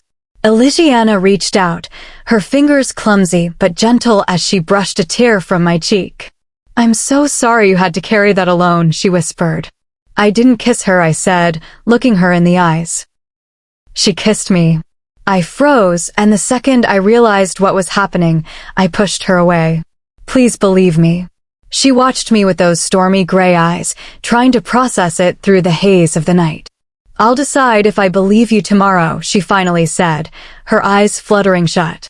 I nodded with a sad smile and tucked her under the covers. Sleep, love, I whispered, kissing her forehead. Please don't hate me. Chapter 29. I rolled over to my side, groaning at the dull pulse in my temples. As I stretched, my hand got tangled in one of my ponytails. I frowned. When had I put my hair up like this? Then I remembered. It was me, late last night. I grabbed a pillow, buried my face in it, and stayed like that for a full minute. I couldn't believe it. Every detail from the night before was crystal clear. I'd expected the night's events to be fuzzy, but my memory was sharp and unforgiving. I groaned again, slid out of bed, and walked to the bathroom. I glanced at the windowsill, but the bottles Theodore had placed there were gone. He must have taken them after I fell asleep. Looking in the mirror, I cringed at my smudged makeup. I went through my skincare routine and changed into slim-fit joggers and a fresh hoodie. It was only 9 o'clock. I made my way downstairs to the kitchen, where everyone was eating and chatting. My eyes immediately found Theodore near the refrigerator. He sensed me and caught my gaze. My heart lurched. He had heavy shadows under his eyes. He hadn't slept at all. I looked away, walking toward Elisiana and Jay. They greeted me with warm smiles, oblivious to the drama of the night before. Both you and Theodore look exhausted. Elisiana commented, spreading Nutella on a pancake. I mean, he had to organize the gala and you had to greet every single guest, but you guys look like you've been through a storm. She wasn't wrong. While sleep had eventually claimed me, I was now nursing a heavy heart. Theodore, on the other hand, looked like he was drowning in regret. I watched him as I stacked pancakes on my plate. He claimed irony had initiated the kiss. Did I believe him? The image of them together was on a loop in my mind. He'd said his reaction was delayed. What could distract an alpha that much? After breakfast, I rushed back to my room. I needed a distraction. I grabbed the book Ms. Williams had given me, The Disruption of Ranks, and opened it to where I had left off. This chapter focused on what happens when a pack's entire leadership, Alpha, Luna, Beta, and Gamma, is lost. The pack in question should immediately be bound to another pack, even temporarily, to prevent them from becoming packless wolves. In other words, outcasts. It fit perfectly. The black-shadowed pack had taken in the survivors of the Moon Knight pack. Max had planned every detail of his takeover with cold, ruthless precision. I kept reading. The Alpha's family must be thoroughly investigated first to ensure there isn't any potential alpha-blooded offspring. If the heir is alive and has come of age, 17 years old, the power will naturally shift onto them. If Lillian and Alex's child were alive, they should have felt a shift in power by now. They would show alpha traits. But the next subtitle stopped me cold. The rare circumstance of the heir not knowing their rank. This can stem from: they aren't old enough to know their rank. Family and pack sense disappeared due to loss. The heir was raised outside the pack territory. Despite this, they will still display high sensitivity to disrespect, exceptional physical strength and speed, an innate drive to lead and protect, overpowering dominance. I pushed the book away, my blood running cold. That passage wasn't just theory, it was a mirror.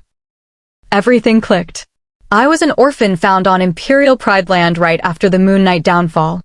I was the girl with the unexplained strength that didn't match my rank. I wasn't an abnormality or a glitch. I was the heir to a fallen throne. No, I whispered, the realization hitting me like a physical blow. Lillian and Alexandros, they weren't just names in a tragic story. They were my parents. I looked at the photo of Lillian again, seeing the exact shade of my own gray eyes staring back at me. This wasn't just history. This was my bloodline. Sorrow filled me as I realized my father had been framed and my mother taken as a bargaining chip. I needed the truth. Ms. Williams knew. The chest pain I felt whenever she said alpha wasn't a medical condition. It was my body reacting to an original pack member acknowledging its true leader. I grabbed the book, hid it under my hoodie, and sprinted to Ms. Williams' cottage. When she opened the door, I showed her the book. She wordlessly led me to the sitting room. Did you know? I asked. I had a suspicion, she admitted, her voice trembling. The resemblance is unmistakable. And you reacted when I called Theodore Alpha. Your body was hearing its true title from a pack member, even if your mind didn't understand it yet. But it was so painful. You reached the age of 17 without taking your rightful rank, she explained. The pain was the friction of your power trying to break through. I took a shaky breath. Ms. Williams, I know everything. You were the one who tipped Max off about the pregnancy. She looked away, her expression strained. I was forced to report to him. I waited until you were born to say anything. When he found out I'd delayed the news, he threw me into the cells. I woke up the next day to find Lillian in the cell next to me. She forgave me, even then. What did she tell you? She sensed the trap at the borders and handed you to a warrior with orders to leave you in safety if the worst happened. Max had used a specialized wolfbane concoction to suppress her strength and cloud her telepathy before she could alert the pack. While she was captive, the Alpha House was compromised. Alexandros was the only one left. And they blackmailed him, I added. They made him take the blame to save her life. He agreed to every term, she said. He gave up his pack, his reputation, and his child to save his mate. How did it end? I pressed. How did they both die? I won't tell you that, she said firmly. I narrowed my eyes, the alpha blood in my veins beginning to simmer. Fine. Then answer me this. Why did you help Max in the first place? Why did you report to him? Chapter 30. The reason? I nodded in exasperation. Yes, the reason. Why did you betray your pack? What was the reason? She got up from her seat, avoiding eye contact with me, and stood by the window. The reason is something I've never talked about since the day I was imprisoned. Well, I think it's finally time that you face your past because I need you. She took a peek at my serious face and visibly sighed. You need me for what? My parents died an unjust death. My father was stripped of his title and lost his pack due to admitting to a crime he hadn't committed, and my mother was lured into the dungeon of her crazy ex, I started to say. My pack members are stuck within a pack that truly isn't theirs.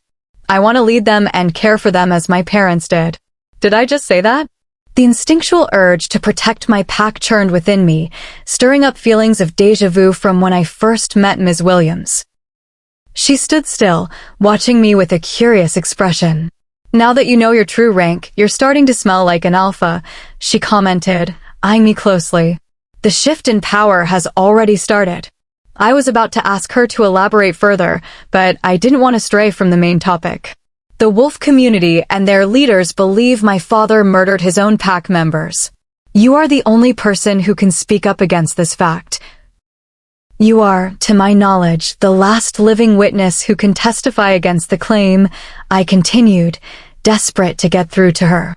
Max and the rogue force were meticulous and careful in not leaving behind any evidence, but you can give affirmation to what happened years ago. She shook her head at me and scoffed. You think the leaders will believe a middle-aged woman's testimony about an event that happened 19 years ago? That had already crossed my mind. It wasn't likely that people were going to believe her story about an event that happened almost 2 decades ago. Having a witness step forward will help reopen the case, and then more work and effort will be put into finding more evidence. The leaders will value your opinion and experience, don't worry. She shifted in her spot and pulled a face. Do you really need to start with me? I shrugged helplessly and pouted. Well, you're the best lead I've got. I can't let you slip through my fingers. Why don't you start somewhere else? Where do you suggest? I asked, frowning a little. Meet the Moonlit pack members. I opened my mouth in surprise and stared at her. You think that'll be all right? Won't they recognize me? She nodded with a slight grin. Oh, they'll be able to sense your presence before they even see you. I can sense your alpha scent increasing by the minute. Is my scent changing? How would meeting them now benefit me? I questioned whether it was fine to visit my pack members. You can ask them about their former alpha, if anyone remembers what Alex was up to on that night, and most importantly, if anyone brought Alex's stuff. His stuff. The letter might have survived. I gasped a little. Yes, the letter with the terms and conditions on it. It was delivered by the rogue force in person, written by Max, and most likely has an official seal to prove authenticity. My heart started beating faster with excitement and nervousness. That letter itself can prove what really happened and won't require any further work to find more evidence. That letter is the only evidence I need to clear Alex's name. I just hope I can find it. So who, besides me, knows of your true rank and identity? She asked curiously, sitting back down. I blushed a little and said, no one at all. She raised her eyebrows in surprise and nodded. I didn't want Jay to know about any of this, because I didn't want to worry him. Theodore knows about pretty much everything, but I'm not sure whether he's guessed what family I'm from, I tried to explain. As far as everyone knows, I'm just a warrior from a different pack with an ordinary rank. Are you planning on telling anyone? Someday, I guess. I just want to find the letter before I tell anyone anything. I paused as I remembered something important. Wait, how am I going to meet them? I don't even know what pack town they are in. I know the location, but it will be useless because the guards around that town won't allow you access without a leader of the pack escorting you. Yeah, I had to be escorted to their other town just to go to their hospital, I said, nodding. But who am I going to take and what excuse am I supposed to give them to visit the Moonlit pack? Your mate. I held back a sigh and slowly shook my head. I wasn't ready to share a car journey with him just yet. Luckily, Ms. Williams didn't question it and moved on. How about the beta female? Leonera. Yes, do you trust her? I actually hadn't considered Leonera, weirdly enough. She seemed the perfect person to tell about my situation, and she can help me get to the other town to meet my pack members. I do trust her. Maybe I'll confide in her. When are you going to tell her? Now, I replied, standing up and heading out of the room. I felt her follow me closely behind until we reached the front door. Just to remind you, if I don't find the letter, you'll be a part of Plan B. Is that okay? She sighed heavily and nodded very slowly. That's fine. I knew this day would come sooner or later. I said goodbye before leaving the house and making my way back to the Alpha Manor. I walked past the kitchen towards the downstairs office area where Theodore, Julius, and Leonera were. Julius and Leonera share the same office space, so I was planning on taking her out of the room to talk to her. When their office door came into sight, I walked faster towards it, eager to talk to her. However, just then, a door opened on my right, and I glanced to see Theodore walking out holding a stack of papers in one hand. I mentally facepalmed for forgetting I had to walk past his office to get to Julius and Leonera's. There was an awkward moment between us before I managed to squeak out a hi. Hey, he replied, equally as quiet as I was. He was looking down at me with mild curiosity and interest, as though he was wondering what I would say next. When I didn't say anything, he scratched the back of his neck sheepishly and asked, "So, can I ask you a question?" I stared at him in surprise. It was quite strange to hear an alpha ask a question. Nonetheless, I nodded quietly. "What do you remember from yesterday?" Straight to the point. I looked down, biting my lips in thought. Should I admit I remember everything, including what he said about his father? Did he want me to remember it? He was telling me everything while I was drunk, after all. Are you hoping that I remember everything, or are you hoping the opposite? I replied with a question. I'm hoping you remember everything, but I know that'll be difficult. You were drunk after all, he trailed off, frowning at his feet. It was then that I decided to go ahead and tell him the truth. Theodore, I remember everything, I said, bringing my hand towards his face and tilting his chin up to face me. Pleasurable sparks were made from the skin contact, something we both visibly reacted to. We both, clearly, weren't used to the mate bond yet. Nonetheless, I carried on speaking. But I don't want to talk about it, not now. I'll come to you when I'm ready. Right now isn't the best time. You remember everything, even what I said in your room, he breathed, his icy blue eyes shifting to a darker, stormy blue color. I nodded, looked deep into his eyes, and said, "We will talk about it." All right, I'll wait. He gave me one last longing look before walking back into his office and shutting the door. I let out a deep sigh and held my hand against my chest to calm my heart. It was racing just from touching him. I wanted to forgive and forget what had happened with Irony, but that's easier said than done. Right now, my priority is clearing my father's name by finding that letter. I just called Alex my father. So weird. I hurried towards the office at the end of the hallway and knocked on the door. Come in. I let myself in and found the pair sitting at their desks and typing away. Their faces were hidden behind their desktop computers, with only their blonde hair in sight. Leonera looked up first and gave me a warm smile. What brings you all the way here? She chuckled, standing up from her seat to hug me. You don't want to help us work. Trust me, it is stressful. I shook my head at her with a laugh and waved at Julius, who was watching us. He waved back and said, So did you come here to steal Leonera away, or what? I raised my eyebrows in surprise, shocked at how accurate his guess was. Actually, yes, I wanted to whisk her away to talk. Is that fine, or are you guys too busy?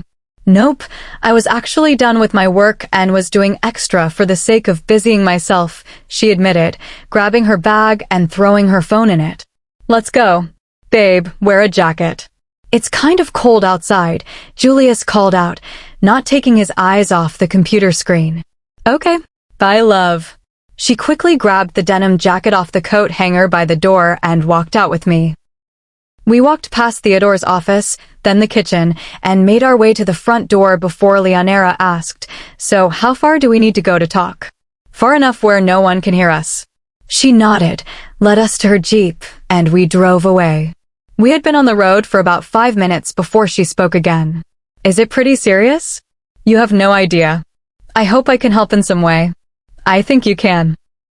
She turned onto a narrow, uneven road before slowing down in front of a large white and blue house. We got out of the car, and I stared at the pretty house while Leonera got out the keys and opened the front door. This house is so pretty, is it yours? Julius and I bought it together last year, she answered, walking deeper into the house. We haven't got to use it as much as we'd like to, but we're happy with living in the Alpha Manor for now. This house is reserved for when we're ready to settle down a little and start a family. I smiled at that, admiring that they already had a plan for their future. We walked into the living room and sat down on the sofas. "Who cleans the place?" I asked, looking around curiously. The house seemed to be fully furnished. We visit about once or twice a month to do some cleaning, just to get rid of the collected dust. She paused to look at my face with interest. "So, shall we talk about it?" I sighed out loud, not sure where to start. "Okay, so this might all sound a bit crazy, but please bear with me. I'm listening. As the beta female, you have a lot of responsibilities and are expected to manage the pack to your alpha standards," I started by saying. "Okay, how many towns are there in this pack?" "3, she replied, without hesitation. "Do they all contain black-shadowed pack members?" "What other members would there be?" She laughed, purposely avoiding the question. "The Moon Knight pack members." The smile on her face faded as she proceeded to stare at me in shock. "You know about that? Did Theodore tell you?" "Yes and no. I guessed it at first, but it was confirmed by Theodore." "Wow, I'm sorry I didn't answer your question," she laughed, shaking her head in shock. "It's something we don't talk to people about. I can't disclose information about that topic, but you already know so." "I pretty much know everything," I confessed, shrugging. "Do you?" "Pretty much. So why did you bring me out here if you know everything?" "This is it. Do you know what pack I'm from?" I asked. "The Imperial Pride Pack. Although you were adopted into the pack." "I was adopted into the pack 19 years ago, on the same week, possibly the same day, as the attack on the Moon Knight pack." "Your family is from that pack," she breathed, staring at me in shock. "Why weren't you returned to your original pack?" "Oh." Her eyes widened when she realized what she said. "I'm so sorry, that was so dumb to say." She shook her head hard. "You couldn't be returned because you had no scent." I nodded at that statement. Having no scent means no pack scent and no family scent. No pack scent means the leaders died, and no family scent means the parents have died. Both had happened to me, unfortunately. After reassuring her that it was fine, I continued my series of questions.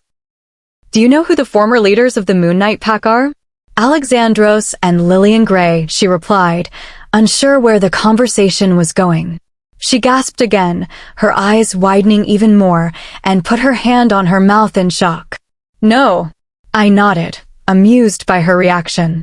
"Are you telling me they are your parents?" she cried, standing up. I chuckled at her reaction. She seemed completely stunned. "Oh my God, that's why you smell different," she cried, her hands on her head. "I was wondering why your presence felt stronger than usual. I just assumed you took the mate bond to the next level. I thought you were on your way to becoming our Luna, but instead, whoa." I chuckled at her train of thought and said, "Okay, sit down and I'll try to explain more." She sat back down slowly and waited for my explanation. "So, apparently, the shift in power has started ever since I found out my true rank. I don't necessarily feel it, but I think I will once I meet the Moon Knight pack members."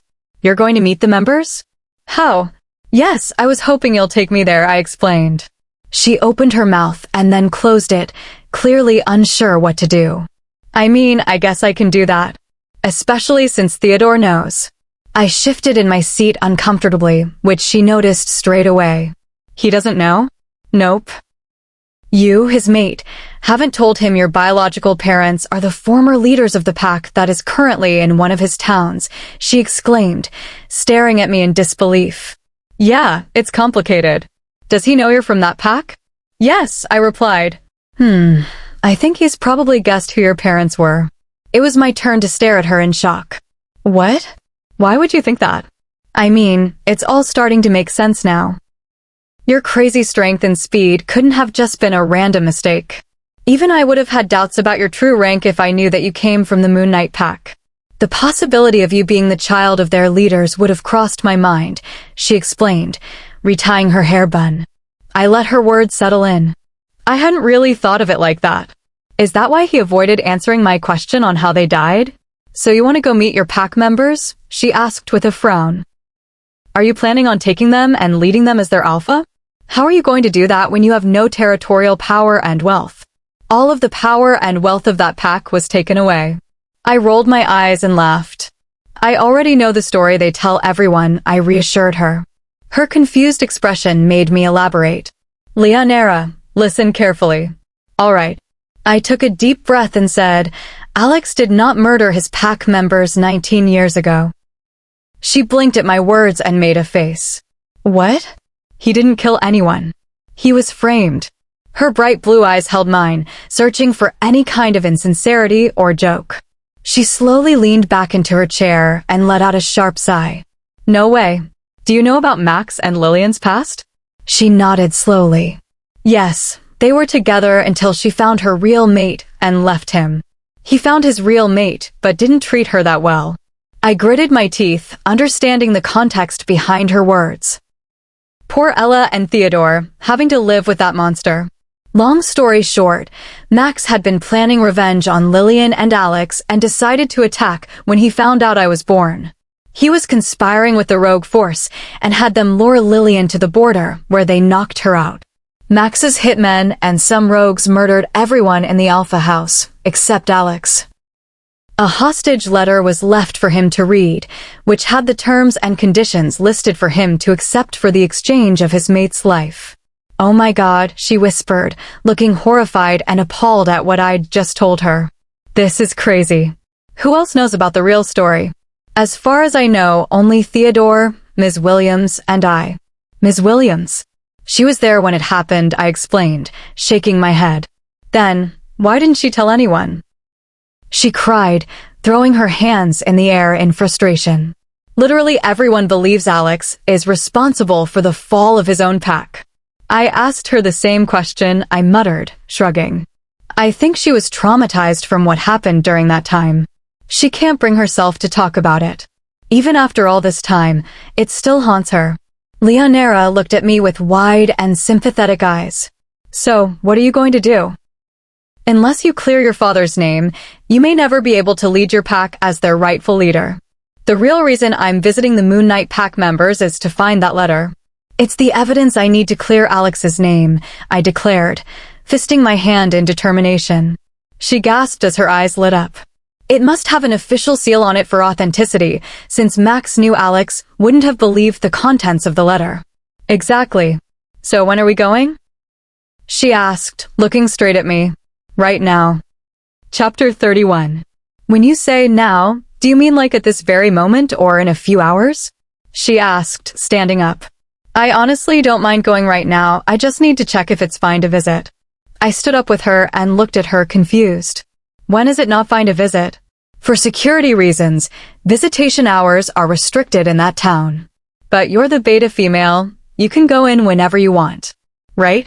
I asked, shaking my head. Yes, I can. But I can't bring in a non-pack member outside visitation hours. She explained with a sigh. Give me a second. I'll contact one of the guards right now. Her gaze became unfocused as she mind-linked a fellow pack member. She sighed, her expression becoming more frustrated as each second passed. Oh, come on, she exclaimed, throwing her hands in the air. Her eyes came into focus as her gaze landed on me. So, visitation hours already ended, and they aren't willing to bend the rules. My shoulders slumped in disappointment. I really wanted to get everything done today, but it seemed like fate wanted to take things slow. Looks like we'll have to go tomorrow. Do you have anything on your schedule? I asked anxiously.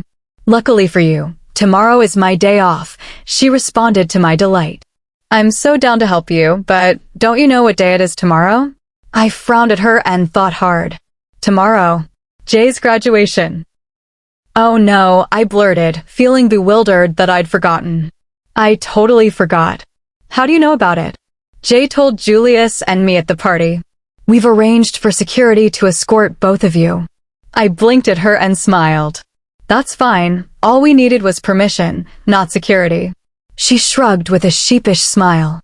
Sorry, it's the policy. You're under our protection until Theodore officially lets you go. If something happened, it would be on us. I nodded, understanding. Better safe than sorry. It looked like my plan had to stay on pause, just for now. She gave me a once-over, really taking me in. I can't believe I didn't see it before. You are so alpha material. I laughed and shook my head. Don't worry, I didn't realize it myself. Once you clear your father's name, Are you planning on leading your pack? She asked, her demeanor turning serious. I feel like it's the right thing to do, I replied, choosing my words carefully. I wouldn't want to leave them leaderless. Once I clear Alex's name and reclaim the territory and resources the pack used to have, I'll be able to make them proud to be part of the Moon Knight pack again. Leonera watched me for a few seconds before pulling me into a supportive hug. I think you'll be a great leader. We arrived back at the Alpha Manor. Actually, Leonera said as we walked toward the door, I only asked because your alpha blood scent is getting really strong.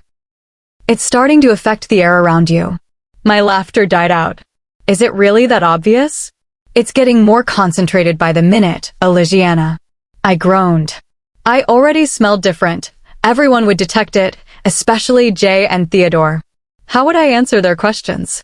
Do you have any perfume? I asked desperately. She fumbled in the glove box and handed me a bottle. You know that won't hide it completely, right? I know. I'm just hoping it distracts from the potency, I replied, spraying it on. Inside, we found Jay and Julius arm wrestling in the living room. Jay caught my gaze and grinned as he pinned Julius's arm to the table. I can see Jay is stronger than you, love, Leonera teased. He's an alpha blood. It wasn't a fair match. Julius defended himself, moving to sit by Leonera. Jay walked over and gave me a side hug. Hey, hi. I smiled, feeling a pang of guilt. I knew things would change once we returned to his pack, or rather, the pack. Calling it ours didn't feel right anymore now that I knew where I belonged. We were in the middle of a card game when Theodore walked in. He stood in the doorway, staring straight at me with a stoic, unreadable expression. Elisiana, would you mind coming out to talk? He questioned. I felt Jay's hold on me tighten. Theodore's eyes darkened as they landed on Jay's arm. It'll be quick, he gritted. Can't you say it here? Jay challenged. The atmosphere turned cold. I got up to avoid a confrontation, but Jay tried to hold me back. For goodness sake, we'll only be talking, Theodore groaned. I won't disappear with her, don't worry. He added a dry wink that made Jay growl. I'll come with you, Jay insisted, standing up. Don't worry, Jay said to Theodore. I won't lay a hand on your alpha unless he's disrespectful. Theodore smirked. Trust me, you'd know if I were being disrespectful. Once we were alone outside, we walked in silence until we reached a modern glass and wood house. Theodore turned to me, placing his hands lightly on my shoulders. Everything I do from this moment on is to save what we have, he said solemnly. He knocked, and the door swung. It wasn't meant to be, Theodore replied, his voice dropping into a low, authoritative register. I'm here to prove the truth. I need your cooperation. Irony glowered at me. What does she have to do with it? Theodore stepped forward. He didn't touch her, but his alpha presence expanded, filling the room with an invisible, heavy pressure that forced Irony back against the wall. She gasped, her eyes widening as she felt the sheer weight of his command. Theodore, stop. I cried, startled by the intensity of the power in the room. He didn't move, but the pressure remained. It will be worse the next time if you lie, he warned. She nodded quickly, breathless. First question. Tell us about the kiss at the party. Irony strained against the tension. It was just a kiss. Answer the question, Theodore commanded, his voice vibrating with a warning growl. Irony looked at me and laughed bitterly. Fine. I went to Theodore's room. He wanted me out. We were arguing. Then I heard your footsteps. I caught your scent, and I thought, why not make it interesting? Theodore was so distracted, he didn't even notice you were there. So I kissed him. I stepped forward, anger bubbling in my chest. I knew you had feelings for him, she sneered. What better way to get under your skin? You looked so pathetic and offended. Pathetic? I repeated. The air in the room began to shift, swirling around me. You're already with Jaden. Leave Theodore alone, she shrieked, moving as if to shove me. Before she could, I caught her wrist in a firm, unbreakable grip. I didn't need to struggle. The power flowing through me made her movement seem slow. I pulled her closer, my voice dropping to a dangerous, low whisper that seemed to echo with authority. I dare you to say that again. She looked at me, her face flushing with a mix of rage and sudden, creeping fear. "Say it again," I ordered. The command wasn't just a shout. It was an alpha's decree. I felt the dominance surging through my veins, an unlimited well of power. "Elisiana," Theodore called out, his voice laced with genuine shock. I let go of her arm.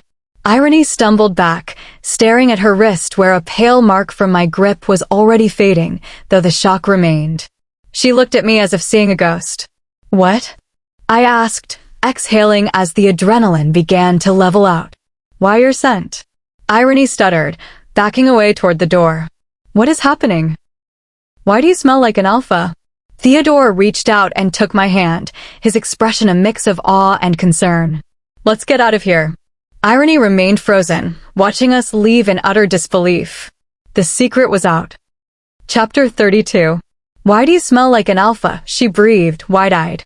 I froze, feeling my heart almost stop. I'd been so engrossed in my feelings that I hadn't realized the power I felt was likely due to my alpha blood. My eyes widened a little before I relaxed my expression and gave her a skeptical look. "I don't smell like an alpha. What's wrong with you?" I replied, denying her assumption. Theodore's hand was still holding mine. He looked like he wanted to be anywhere but here. Honestly, same. Out of all the people I knew, I never imagined Irony being the first to detect the difference in my scent. "We're leaving," he announced, pulling me toward the door. Irony scrambled back up, staring at me with a whirlwind of emotions. "Your aura has changed," she started to say, her brow furrowing. "Your rank is higher than mine? If you're playing some kind of weird joke on me, stop it," I shot back, trying to calm my beating heart. "You're being ridiculous, Irony," Theodore finally spoke, looking serious. "Don't you think I would have said something if that were true?" To say I was surprised was an understatement. I knew Theodore could definitely smell the alpha scent, but he was lying to cover it up. She looked at Theodore, conflicted on whether to believe her instincts or her crush. She still looked unconvinced, but then she rubbed her temple and closed her eyes. I could only hope she had more faith in Theodore's words than in her own sense of smell. I shook my head at her one last time before Theodore managed to lead me out of the house. We walked briskly, but not too fast, knowing Irony's eyes were on us. After getting out of her line of sight, we started to run with Theodore leading the way, taking us someplace far from there. We were running through a parking lot when I suddenly saw a shadow sprinting behind a car. I slowed down and stared at it, wondering if I'd just imagined it or if someone was following us. Glancing at Theodore, he didn't seem to have noticed anything. I shook my head, forgetting about it, and caught up to his speed. After 10 minutes of running on the outskirts of the town and into the woods, we came to a stop. We rested underneath a large nearby tree, catching our breath before talking about what had happened. I finally brought myself to look up at him. "You knew the entire time." Thinking back to when my alpha scent became apparent, he looked surprised, but not surprised enough, as if he already knew my true rank. He had tried to make me leave before things got worse, and the fact that he lied to Irony to cover it up confirmed it. He sighed before admitting it. "Yeah, I knew." I shook my head in disbelief. "Since when?" "I realized it when you told me about the trigger word that made your chest hurt," he replied, playing with the grass. "I already knew, since the lake house, that you were from the Moonlit pack.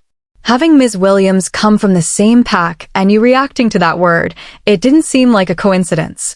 He looked up at me and held my gaze tenderly. "And then all of a sudden, your special strength and speed didn't look like a coincidence either." I held his gaze. "Then why didn't you tell me?" He hesitated and broke eye contact. "Theodore," I said in a warning tone. "Please, just tell me. I've already forgiven you for what happened with Irony. Don't give me another reason to be annoyed at you." His striking blue eyes met mine again, this time holding relief and happiness. "Really?" he asked in a hushed tone. I smiled and nodded, knowing that I had truly forgiven him. It felt as though there was nothing to forgive since I believed he hadn't done anything wrong. "So tell me," I prompted, moving closer to him. I cupped his cheeks and nodded, encouraging him. His eyes softened as he placed his hands over my smaller ones and closed his eyes. He opened them again and held my gaze. "I was worried that you'd ask me how they died." They? My eyes widened as he watched my expression carefully. My heart sank as I realized he was referring to my parents. A lump formed in my throat, and my eyes started to sting as I fought back tears. They must have died a horrible death. Theodore saw me struggling and suddenly wrapped his arms around me. I accepted his warm embrace and buried my face into his chest for comfort.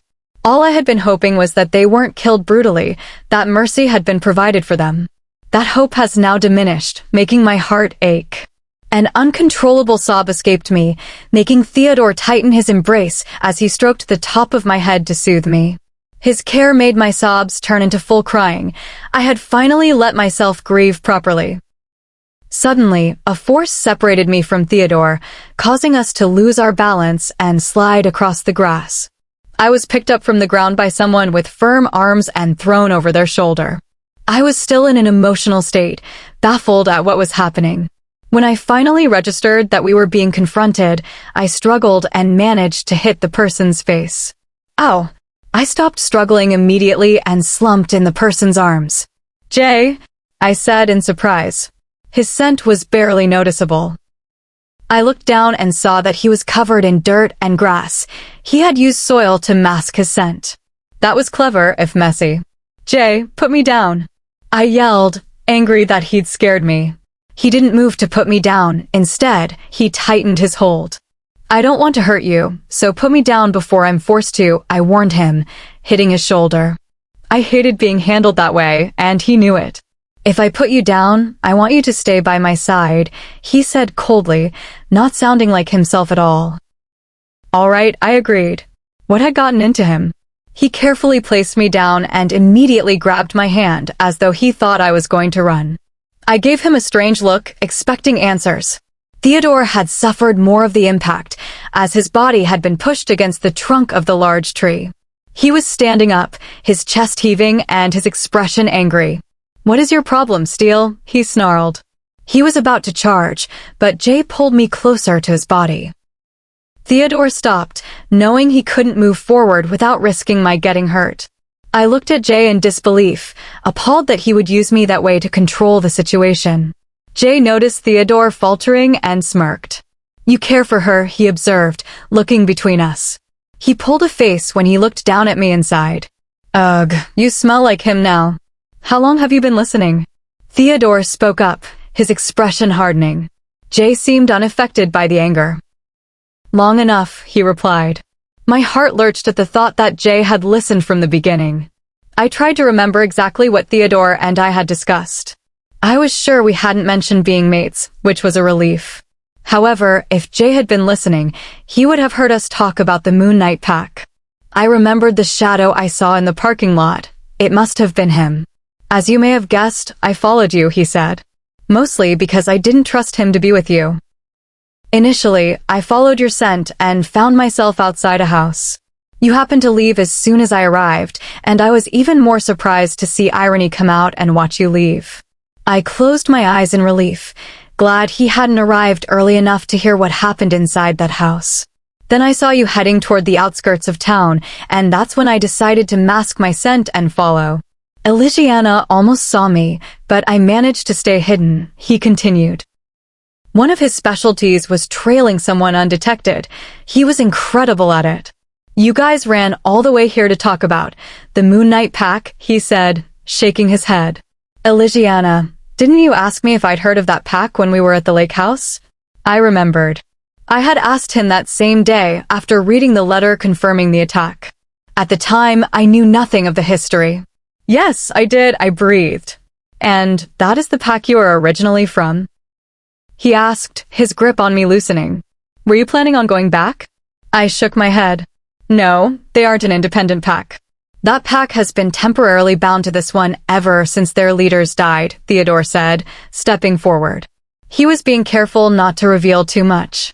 "Elisiana found out and has been curious about the pack where she originated. She asks me questions whenever she can." Theodore had explained it without revealing the full truth. Jay raised his eyebrows in surprise. "So that's why you've been spending time with him?" I smiled instead of nodding, as nodding would feel like a lie. Thankfully, he didn't notice and moved on. You were talking about a death that made Elisiana cry. Who are you talking about? My parents, I replied, the sadness returning. His jaw dropped, and he immediately pulled me into a hug. I'm so sorry, Elisiana. I hugged him back with a sad smile. When we separated, he ran his hand through his hair, deep in thought. Why didn't you tell me about this? He asked sadly. We tell each other everything. Guilt hit me hard. I was holding big secrets, that Theodore was my mate, and that I was alpha-blooded. I had to be completely sure before telling anyone, I managed to say. He would be upset when he realized how much I had been hiding. He nodded in understanding, hugging me once more. Then he looked annoyed again. You still smell like him, he snarled, glowering at Theodore. Pushing me behind him, he faced Theodore and growled. When someone is vulnerable, you don't take advantage of it. Did you see her pull away? Theodore shot back, his eyes turning dark. You worry too much. Before Jay could react, I fell to the ground with a cry of pain. I was pretending, but it stopped them from getting into a physical fight. Two hot-tempered alphas alone in the woods was a recipe for disaster. Both rushed to my side, worried. Once the tension broke, I sat up, smiled at their startled faces, and stood up. Let's go back. It's quite cold, I said with a cheeky smile.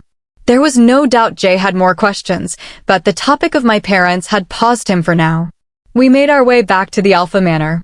The scent of fast food filled the air as I headed to the dining room. Julius was setting out pizza, fries, and chicken. Leonera was placing the plates and smiled at me. We ordered fast food, she exclaimed. Theodore walked in, and she stiffened slightly. Elisiana wanted to order it, so we did. That was not true, but I didn't correct her. I knew Theodore didn't like fast food. Your dinner is already prepared and has been taken up to your room, Leonera added. Theodore looked at me. You wanted to order fast food? Yes, I asked earlier, I replied, lying to keep the peace. He looked at the food, then at me, before shrugging. Well, in that case, enjoy. He gave me a smile before heading upstairs. Jay strolled in and looked at me curiously. You're a very convincing liar, he noted. I didn't laugh, knowing how true that was. We sat down and ate, enjoying the meal. I noticed Kabina was missing. Where's Kabina? Irony came by earlier looking for him, and he left with her, Julius replied. Yeah, she looked very bothered, Leonera added. My blood ran cold. I worried she had told Kabina about my scent. If my true rank were revealed, it would become everyone's business. People might have a prejudice against me because of my father's alleged past. I wanted to keep it quiet as long as possible. The front door opened, and I recognized the scent. I stayed quiet and kept eating as the footsteps approached. Finally, you're here, Julius exclaimed. The figure moved from the doorway and took the seat opposite me. I didn't look up as he poured himself a drink. When I finally looked up, I froze. Kabina was staring straight at me. Chapter 33. Kabina was staring straight at me. I broke his gaze and looked down at my food, fighting not to let my discomfort show. My gut twisted at the dread that Kabina and Irony might know my secret. If they truly knew I was an alpha-blooded wolf, everything would change. The thought left me with a tight, gnawing anxiety that I tried to suppress. I'll give them to you as soon as we're done eating, Julius said to Jay. The flight is early tomorrow morning, so it's better to get some sleep. Leonera smiled. Tomorrow you will officially graduate from college.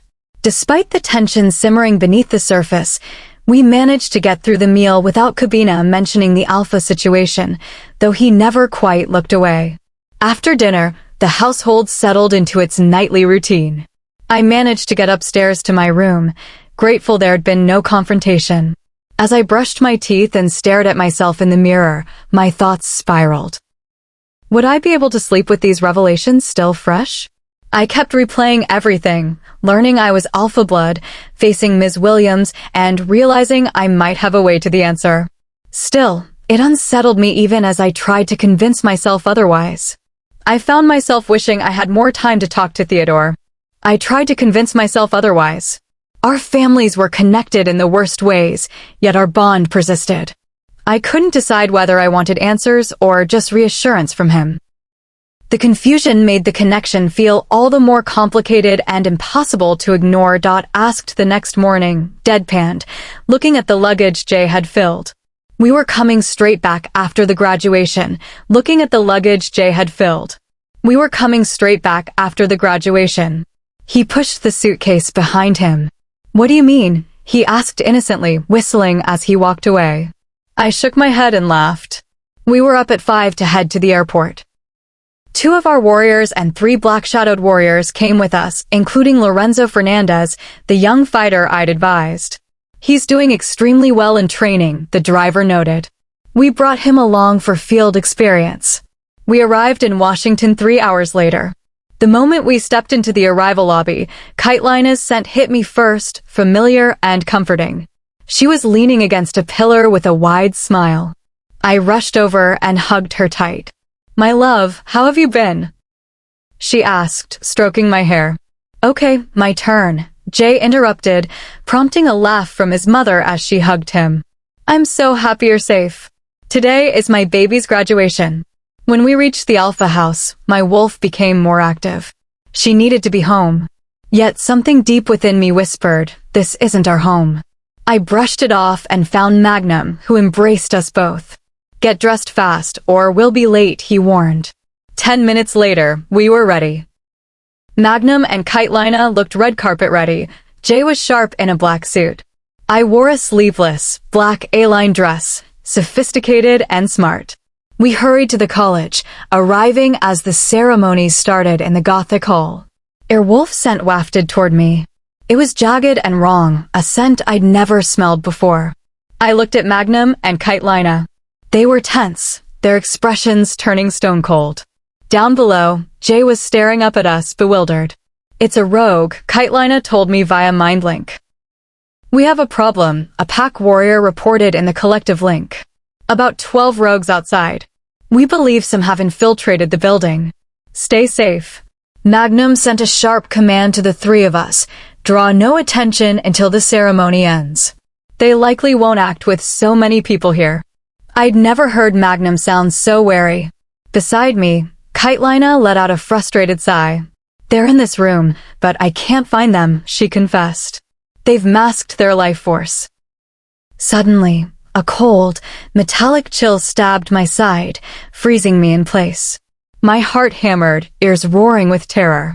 I looked down to see the glint of a silver blade, half hidden beneath the sleeve of the man pressed dangerously close. He looked like any other guest in a navy suit, but as he turned, his jagged smile flashed gold teeth, a warning gleaming cruelly in the light. Don't make a sound, Poppet, he whispered, his voice like sliding glass. Chapter 34. Hello, Poppet. The voice chilled me. My heart pounded. I was at a rogue's mercy in a crowded hall. Kitelina and Magnum stiffened, alarmed. They hadn't realized a rogue sat beside me. They couldn't see the silver blade against my side, but I felt its cold press through my dress. I forced myself to breathe, hiding the panic. His golden yellow eyes locked on mine. I glanced at his wrist for the mark. He smirked, showing a dark R tattoo. A jagged chuckle escaped, gold teeth glinting in the dim light. Who are you? I whispered, my voice tight. And what do you want? Your parents can tell you who I am, he replied, turning his gaze back to the stage as if he were just another proud father. As for why I'm here, you'll find out soon enough. Magnum's voice cut through our private mind link. Is it a blade? Yes. Silver, I replied. I didn't move. Even a small scratch could weaken a wolf like me instantly. No. Jay's voice exploded in the link. I saw him turn in his seat below, his eyes locking onto the man beside me. Hello, Jaden Steele, the rogue murmured, clearly aware Jay was watching. That is Killeen Andrews, Magnum warned, his mental voice grave. The leader of the rogue force. Do not provoke him, Elisiana. He is as unpredictable as he is dangerous. I considered calling for help, but Killeen leaned in closer.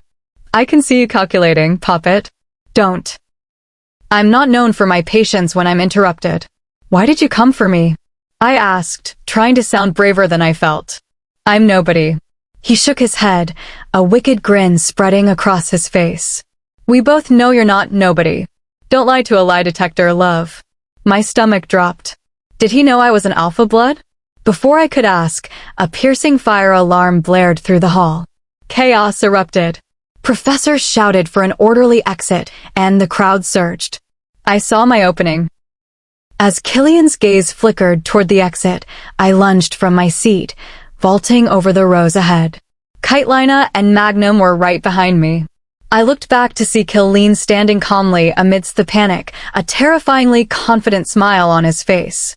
We pushed toward the side exits, but in the hall, a figure in a graduation gown stepped out of the shadows, blocking my path. I dodged a grab and kept sprinting, losing sight of Magnum and Kitelina in the smoke and crowd. A woman in a professor's robe stopped me, reaching for my arm. I felt a sharp, stinging prick on my hand like a thorn. Ow! I pulled away, glancing at a strange, hollow-pointed ring on her finger. A cold, heavy numbness immediately began to seep into my veins, severing my connection to the pack. My mind link went dead. I ran down the hallway she indicated, only to find it a dark, dead end. Slow applause echoed behind me. Killeen stepped out of the shadows. Drop the act, puppet. Secrets like yours are meant to be shared. Who told you? I growled, taking a defensive stance despite the spreading numbness. Irrelevant, he snarled, stepping forward. You're coming with me. Before he could reach me, a blur of motion slammed into him, throwing Killeen against the wall with staggering force. Elisiana, move. Theodore. I gasped. He grabbed my hand, pulling me toward a heavy window. He swung it open, and we dropped to the pavement outside. I pulled the alarm, Theodore panted as we crouched low. I felt you panic from miles away. I knew you were in trouble. We sprinted toward the parking lot, where the evacuated crowd had gathered. Kitelina and Magnum found us instantly, their faces pale with relief. Where's Jay? I asked, looking around wildly. He went back in for you, Magnum said, his eyes fixed on the doors. Finally, Jay emerged. He looked battered, his graduation gown torn, but it was the sight of his neck that made my blood run cold. A heavy, black and silver band was locked tight around his throat. It pulsed with a faint, sickly violet light. Is that a restraint? I whispered. Jay stood stiffly, his voice strained. It's a rogue's binding. It's set to constrict. Every few hours, it tightens, draining my strength. In 24 hours, the curse finishes the job. We'll break it. I cried, reaching for the metal. Don't. Theodore warned, catching my wrist. If you touch it with alpha energy, it'll trigger. Only the one who said it can release it. Magnum stepped forward, his voice booming with alpha authority. What is the price, Killeen?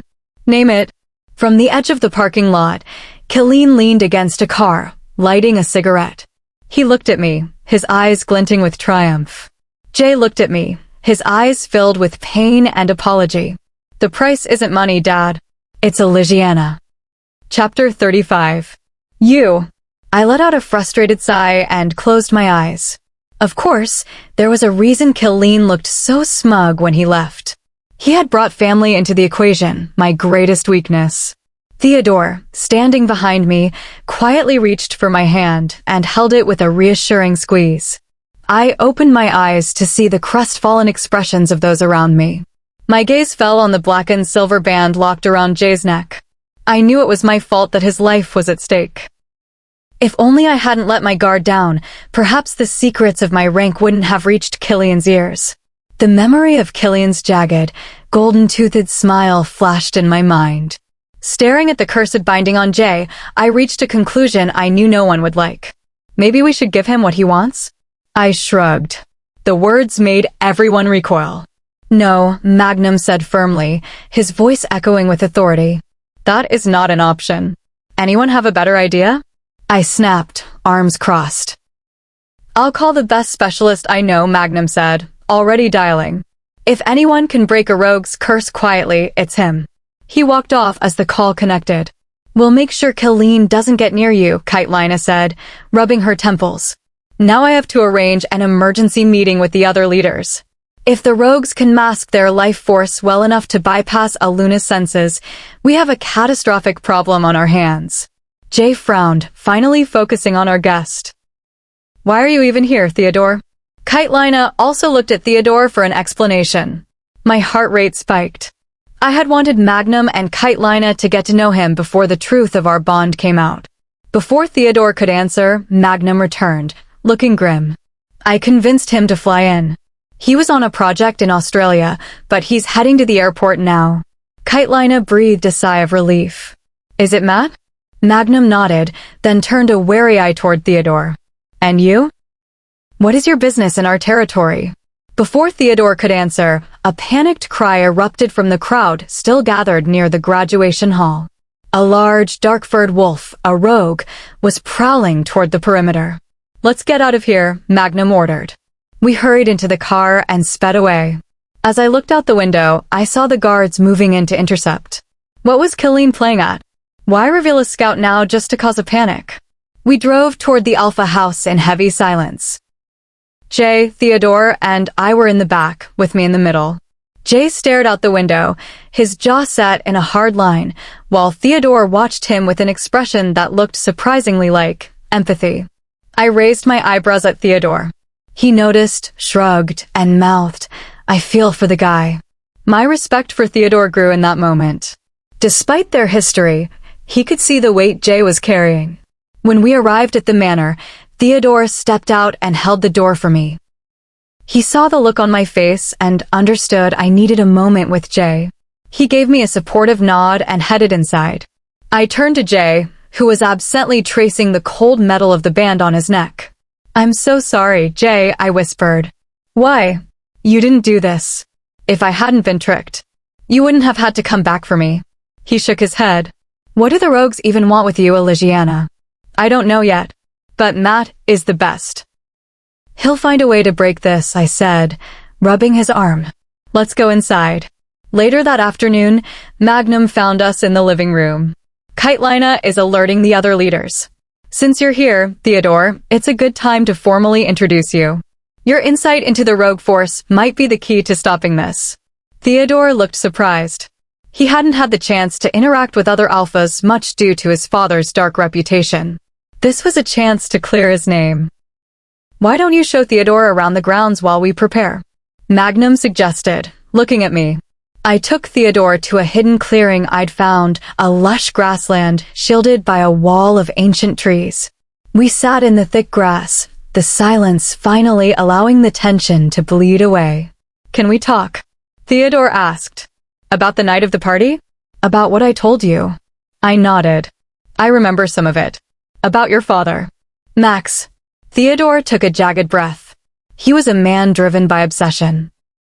He was in love with your mother, Lillian, and when she chose your father instead, he lost his grip on reality. He became a man fueled by power and spite.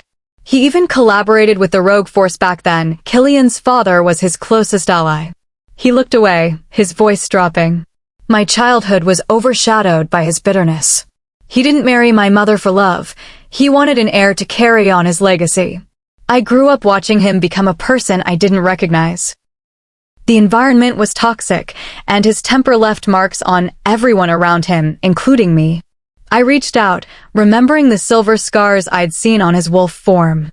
I lost my mother because of the darkness he led into our home, Theodore continued, his eyes flashing with grief.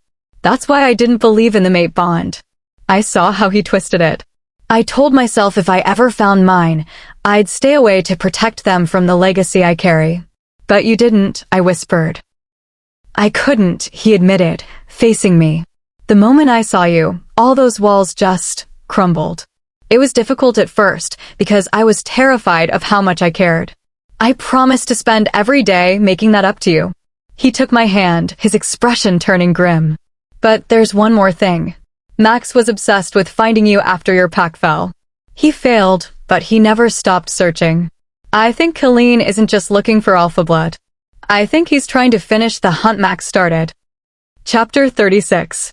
Unfinished business? I repeated, frowning at the possibility. The rogue force is finishing Max's last task to find me and what? Kill me.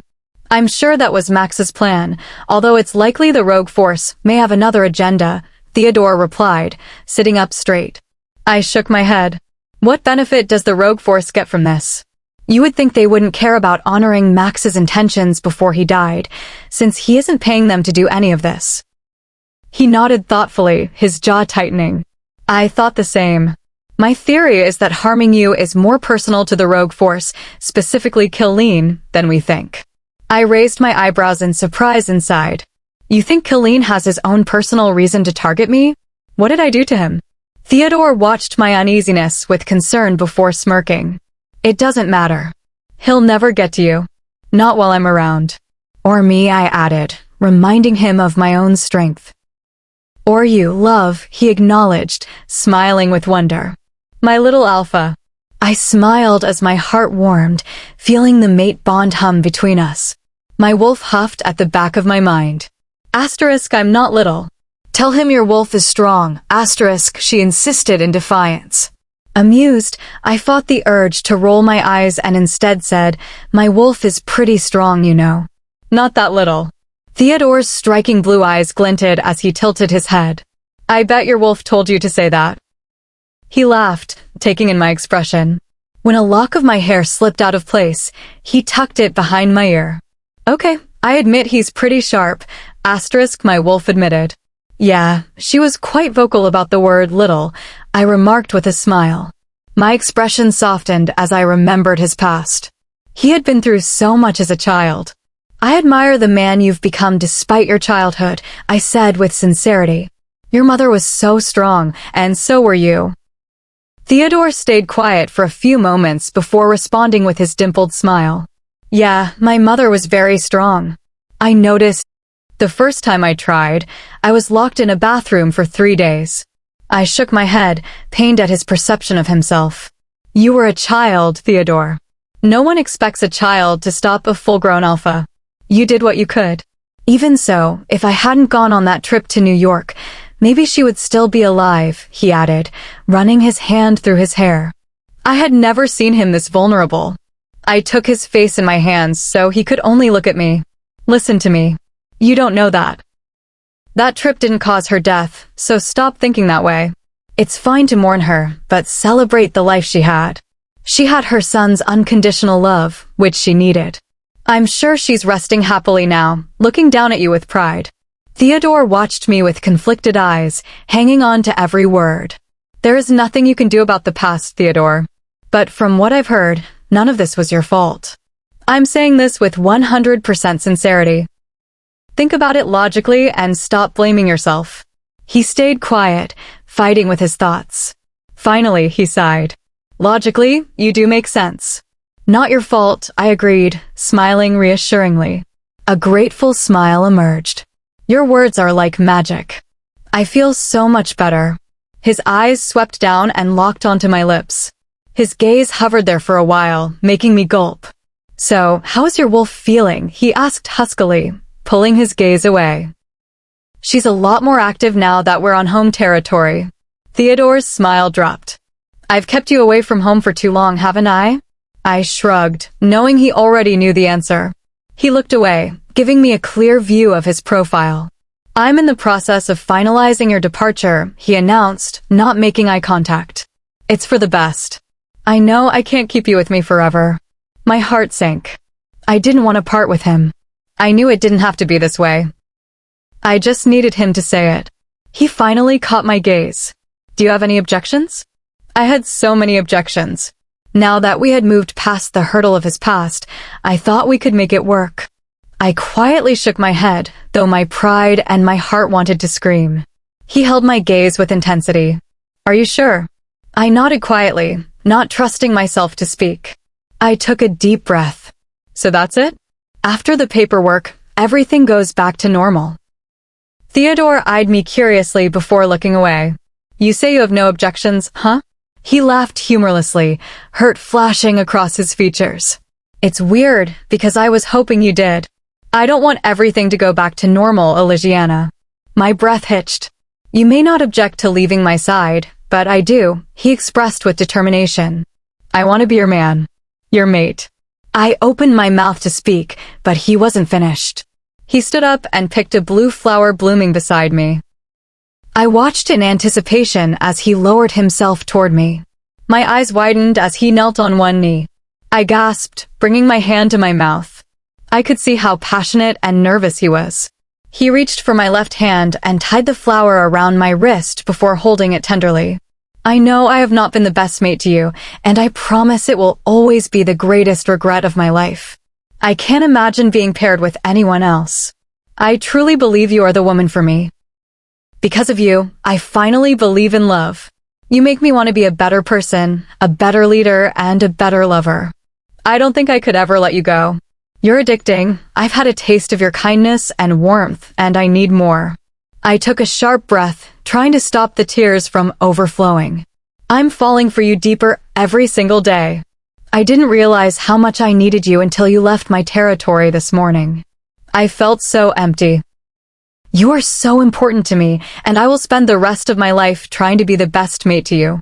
So, Elisiana Knight, will you accept me as your mate? The tears overflowed as he spoke. He leaned forward with a chuckle and embraced me. He sat beside me, resting my head on his chest and kissing the top of my head. It's a lot to take in, huh? He murmured. I left his embrace, regarding him with amusement through my tears. Did you just sniff me? Yeah, he responded shamelessly, pulling me back. You smell good. I shook my head. You weirdo. We stayed like that as I processed everything. He had asked me to verbally accept him, the next step to establish the bond. Once we accepted each other, we would be in tune with each other's emotions and thoughts. I pulled back and looked at him with a shy smile. Theodore Hunter, I accept you as my mate. As soon as the words left my mouth, my body felt warm with happy emotions.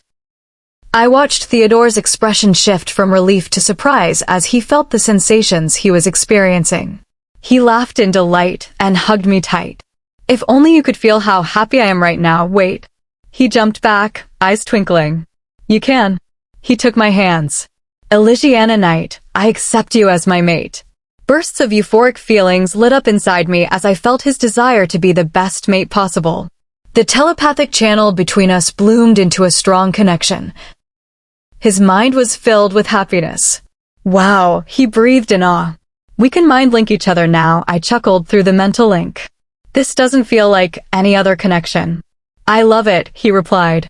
He seemed much more carefree. I wondered if it was because he had finally opened up. I feel like a heavy weight has been lifted, he said aloud. Now that I've shared what makes me vulnerable, I'm not afraid to express myself around you. Thank you for being my rock. I like seeing you this free. We stayed there for a while, enjoying the peace. The emergency meeting, I said, sitting up. What about it? The meeting will be about the rogue force, he replied. Magnum and Kitelina will mention they are targeting you, and everyone will wonder why. I nodded. I should come out to the world about my true rank for the greater good. The leaders can't be in the dark about why the rogues are targeting me. I agree. But there's one thing I want to accomplish first, I mused. I needed to tell him about the plan Leonera, and I had. I want to clear my father's name. He let out a low whistle. That would be hard. I think there's a way. I was hoping Alex's belongings were transported to your territory along with the pack members. How can his belongings help? I'm hoping the letter Max sent is somewhere in his things, I suggested. He took a moment to consider the plan. That could actually work. It would have a black shadowed seal for authenticity and outline Max's intentions. I nodded. That letter is enough evidence to reopen the case. I want to do this before everyone knows who I am. I understand. We may have time before the meeting. When is it being held? In several days. Bringing all the leaders together takes time. Unless it's a Code 9, which means an immediate risk to the entire population. Since I haven't finalized your departure, you can legally leave with me today. If we leave after lunch, we can get started on the plan. Or, we could stay here tonight and leave tomorrow morning, I suggested. I had only just arrived. Theodore saw my face and smiled. Okay, if that makes you happy. What happened to the Moonlit territory? The abandoned buildings? I asked. They're inhabited by warriors in training, preparing for an invasion from rogues or human disruption. They serve as backup for all US packs. Shall we head back? Your family might be wondering where we are, he laughed. We made our way back to the Alpha house, smelling the delicious scent of lasagna. I sprinted toward the kitchen. Lasagna, I chanted. I sat at the table and Theodore took the chair next to me. He thanked Kitelina for lunch. Not a problem, dear, she replied. Will you be staying for the meeting or heading back? I planned to return to my pack, but I was hoping I could stay the night and leave tomorrow, he asked. Of course.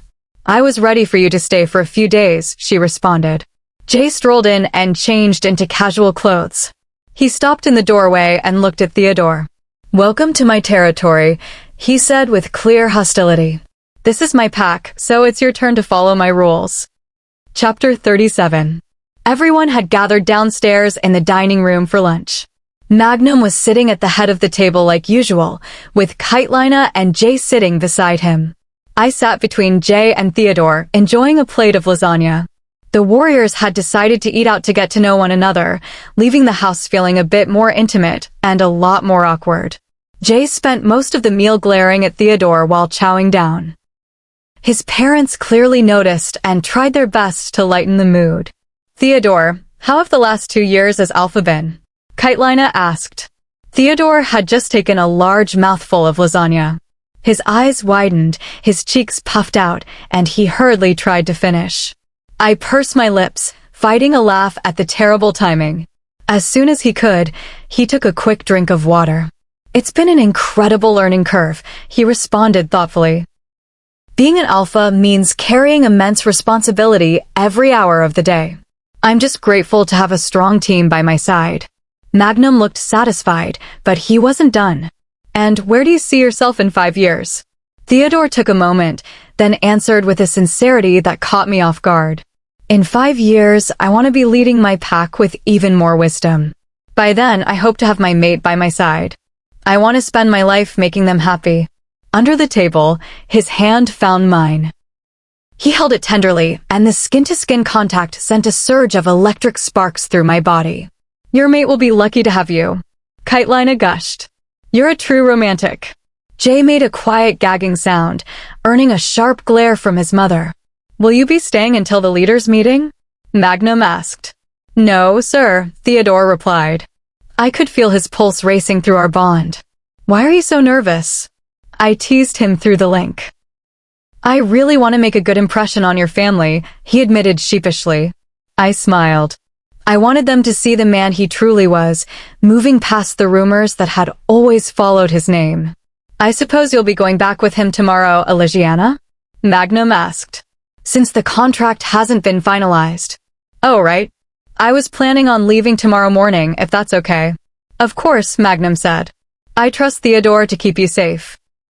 I was a bit surprised by how lenient Magnum was being after the rogue attack. Jay spoke up for the first time. We're going back already? I promised Leonera I'd return soon, I replied. We still have a contract to fulfill. Actually, Jay, you don't need to go, Kitelina added. Theodore is finalizing the departure documents, and he submitted yours first. There's no reason for you to return to his territory. Jay gaped at Theodore. I glanced at my mate, who was innocently sipping his water. You think you're slick, don't you? I sent through the bond. Maybe, he replied, his lips quivering as he suppressed a grin. The warriors will accompany Elisiana back, Kitelina reassured Jay. You have plenty of work to catch up on here. Later that evening, after the table was cleared, I spent a few minutes messaging Leonera. I told her about Killeen Andrews and the masked life forces at the graduation. Leonera. This is like a movie. Elisiana, I think I know why Killeen is targeting you. Elisiana, what is it? Leonera, I'll tell you when you arrive tomorrow. See you then. I sighed. Why would she leave me on a cliffhanger like that? Kitelina said you need to show me to the guest room. I looked up to see Theodore flashing a bright smile. He reached out to help me up. Tonight will be my first time sleeping on a different pack's territory, he admitted. I led him upstairs. This floor is for the Alpha family. You're in the room right here. You're so cute, he murmured through the bond, his fingers lightly brushing my cheek. And where is your room? He asked in the mind link. Next door, I replied. Jay is on your left, I'm on your right. I left him to settle in, changed into some comfy pajamas, and took a long overdue nap. A few hours later, I woke up feeling groggy but happy. I heard Theodore leave his room, followed by a faint knock on a door further down the hall. Why are you knocking on my door? Jay's deadpan voice echoed. I pressed my hands over my mouth to keep from laughing out loud. Elisiana? Theodore called out through the bond. You said your room was next door. It is, I sniggered. I heard Jay's door click shut and a muttered weirdo from the hallway. I hopped off the bed and opened my door. Theodore stood there in a pair of Jay's gray joggers and a white t-shirt. Talking to Jay is exhausting, he joked. I let him in. He walked around, looking at the Polaroid pictures on my wall. Take a picture of us, he suggested. I picked up my camera. 1, 2, 3. Just as the shutter clicked, he turned and kissed my cheek. You are so cheesy, I laughed through the bond. I told you, I'm a romantic, he countered. He wrapped his arms around me in a warm embrace, his gaze dropping to my lips. When he finally kissed me, it wasn't just physical, it was the mate bond finally settling into place, a silent promise of everything to come. He backed up until he reached the edge of the bed and sat down, pulling me into his lap so he could hold me closer. The connection was overwhelming, pure, electric joy. You are so beautiful, his voice echoed in my mind. Knock. Knock. Dinner time. Kitelina's voice called from the hallway, shattering the moment. I slumped against Theodore's shoulder with a groan. I'll be right out. Theodore just laughed, his eyes bright with a happiness I'd never seen before. We were finally, officially, on the same page. Chapter 38. This is so weird. I smiled at Jay, who was pouting because I was leaving. I can't believe I'm not going with you, he continued, walking me to the car. I stopped to give him a big hug and said, I'll be back before you know it. Matt, the engineer, had arrived sometime in the night to sort out Jay's predicament with the box strapped to his neck. Poor Jay. Don't look so worried, I can fix it. Matt called out from inside the house. Jay put on a smile to ease my worry, when it should have been the other way around. You'll be fine, I said, trying to reassure him as well as myself. Theodore was already in the car, reading some documents, waiting for me to say my goodbyes. He was a little startled when Kitelina gave him a goodbye hug, and Magnum gave him a pat on the back. He smiled at me gleefully, flustered and overjoyed at their friendliness. The 3 black-shadowed members got into another car with my 2 fellow pack members. They had gotten quite close during this trip. I said my goodbyes to my family one last time before getting into the car. The driver started to drive as soon as I got in. We were on our way to the airport. The tension between Theodore and me had been unbearable since last night. I couldn't stop thinking about it. Judging by how his gaze couldn't move from my lips since early morning, I guessed he felt the same. How did you find so many tickets at the last minute? I asked curiously. It was crazy how everybody could travel at the same time, given it was last minute and all. We'll be taking the jet. I took a double take, shocked at his response and how casually he said it. A jet? I repeated, narrowing my eyes in confusion. Yep, a private jet. You have a private jet? I exclaimed, slapping my hand on my forehead. That's so extra. He glanced up from what he was reading and said, I guess it's quite over the top, but it originally belonged to Max. He liked buying unnecessary luxury items. He had also bought a helicopter and another private jet. What the? I sold them. They were a waste of money. I kept one private jet for emergencies and for when I need to attend a meeting in a different state or country, he continued, resuming his reading. The car finally pulled up in front of the airport at Terminal 2, and we all got out. Some of the warriors had most of their faces covered with masks. I could tell they were trying to hide the puffiness from sleeping in the car. They looked at Theodore expectantly before he strode forward and led the group. We walked to the reception desk, which had a sign reading private, and let Theodore do all the talking. I wasn't paying much attention to what was being said until I noticed the receptionist checking out my mate. I frowned at her blatant staring as he reached into his back pocket for his phone. She literally hasn't blinked yet, I thought. Although I had the urge to show that woman that he was taken, my personality seemed to overpower that feeling. I knew there was no reason to be insecure or mad at someone openly appreciating my mate's good looks. In fact, I should be flattered that she thinks he's attractive. "Your jet is ready for you, Mr. Hunter," she said coyly, standing up. "Right this way." She hadn't acknowledged the rest of the crew yet. Her eyes never strayed from Theodore, other than when she glanced at the screen in front of her. She wore a pencil skirt and a pretty blue blouse, an outfit that showcased her body. She exuded confidence with every step she took, which made me look down at my casual outfit and feel a little bad about myself. The white jet came into view as we walked out onto the airfield. I watched the jet in awe. It would be my first time ever flying in one.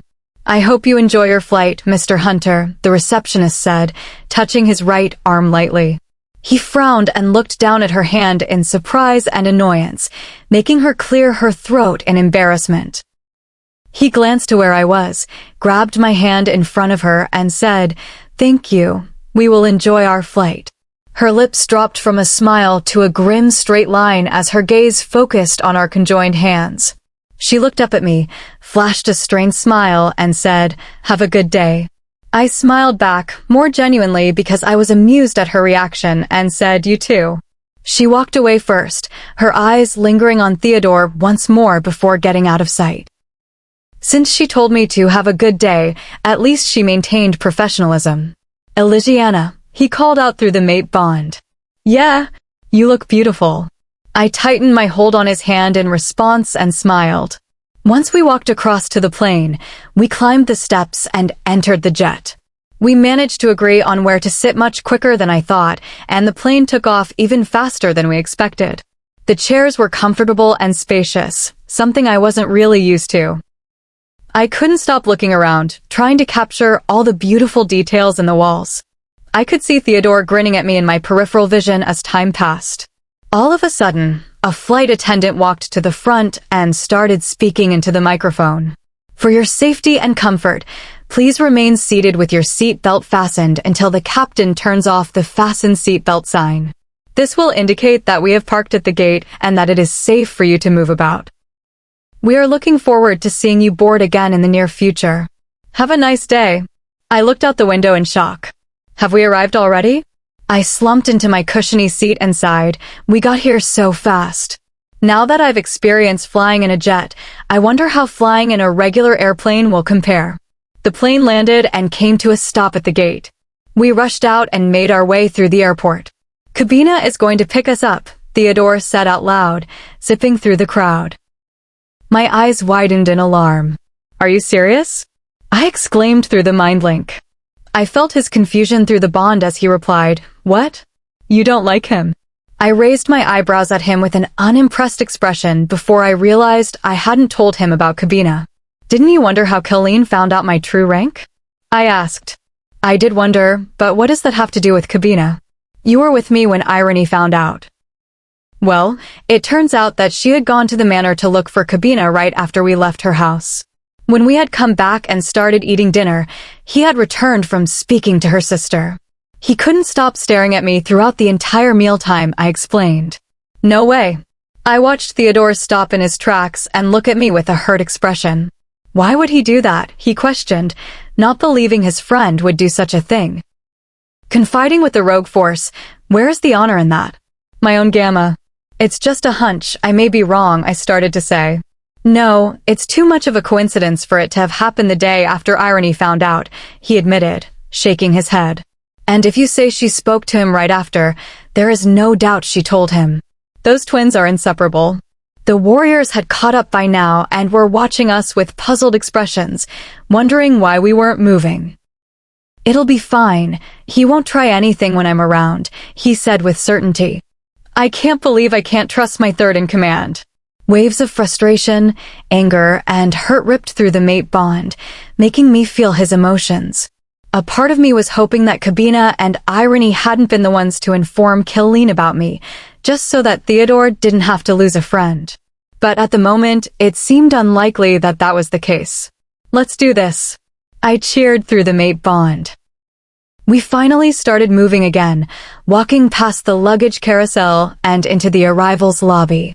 Deja vu hit me as I saw Kabina, once again, standing in the crowd. Theodore walked beside me closely as we made our way towards him. He looked at Theodore first and greeted him. "Alpha," he said, slightly bowing. He turned to look at me, making Theodore visibly stiffen. "Elisiana, how are you?" I tried hard to smile and replied, "I've been great, thanks." He nodded without much expression, turned to the rest, and greeted them before leading us to the cars waiting outside. Kabina insisted on driving Theodore and me, but Theodore denied the request and said he would drive instead. Way to make it obvious. He raised his eyebrow at this, but didn't argue. I sat in the passenger seat with Theodore driving and Kabina sitting in the back seat. I tried to act as normal around him as I possibly could, but it was hard. This man was possibly conspiring with rogues to get me killed or taken hostage. It gave me shivers just thinking about it. The drive was quiet and suspenseful. I tried hard not to look at the rearview mirror to avoid looking too suspicious.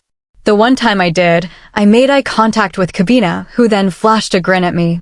I grinned back, while inside I was shaking with anxiety and anger. I wasn't sure if I was imagining it or not, but that grin did not seem friendly. At all. We finally pulled up to the Alpha Manor and got out of the car. Leonera and Julius rushed out to greet us as soon as we entered the driveway. Leonera ran and jumped into my arms, squealing incoherent words and sentences. I managed to catch one. "I'm so happy you're back." She stepped back and greeted her Alpha with a mock salute and a punch on the arm. Theodore winced at the sudden violence, but laughed at her excitement. Julius approached us with a wide grin and hugged Theodore first. "Bro, you spent the night at another pack.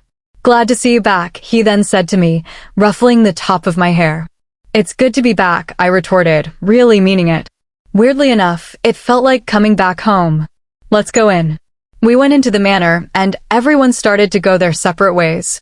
Theodore had to rush back out with Julius, who insisted on taking a look at an improving fighter. The warriors left together as usual, which left Leonera, Kabina, and me in the sitting room. "Shall we catch up?"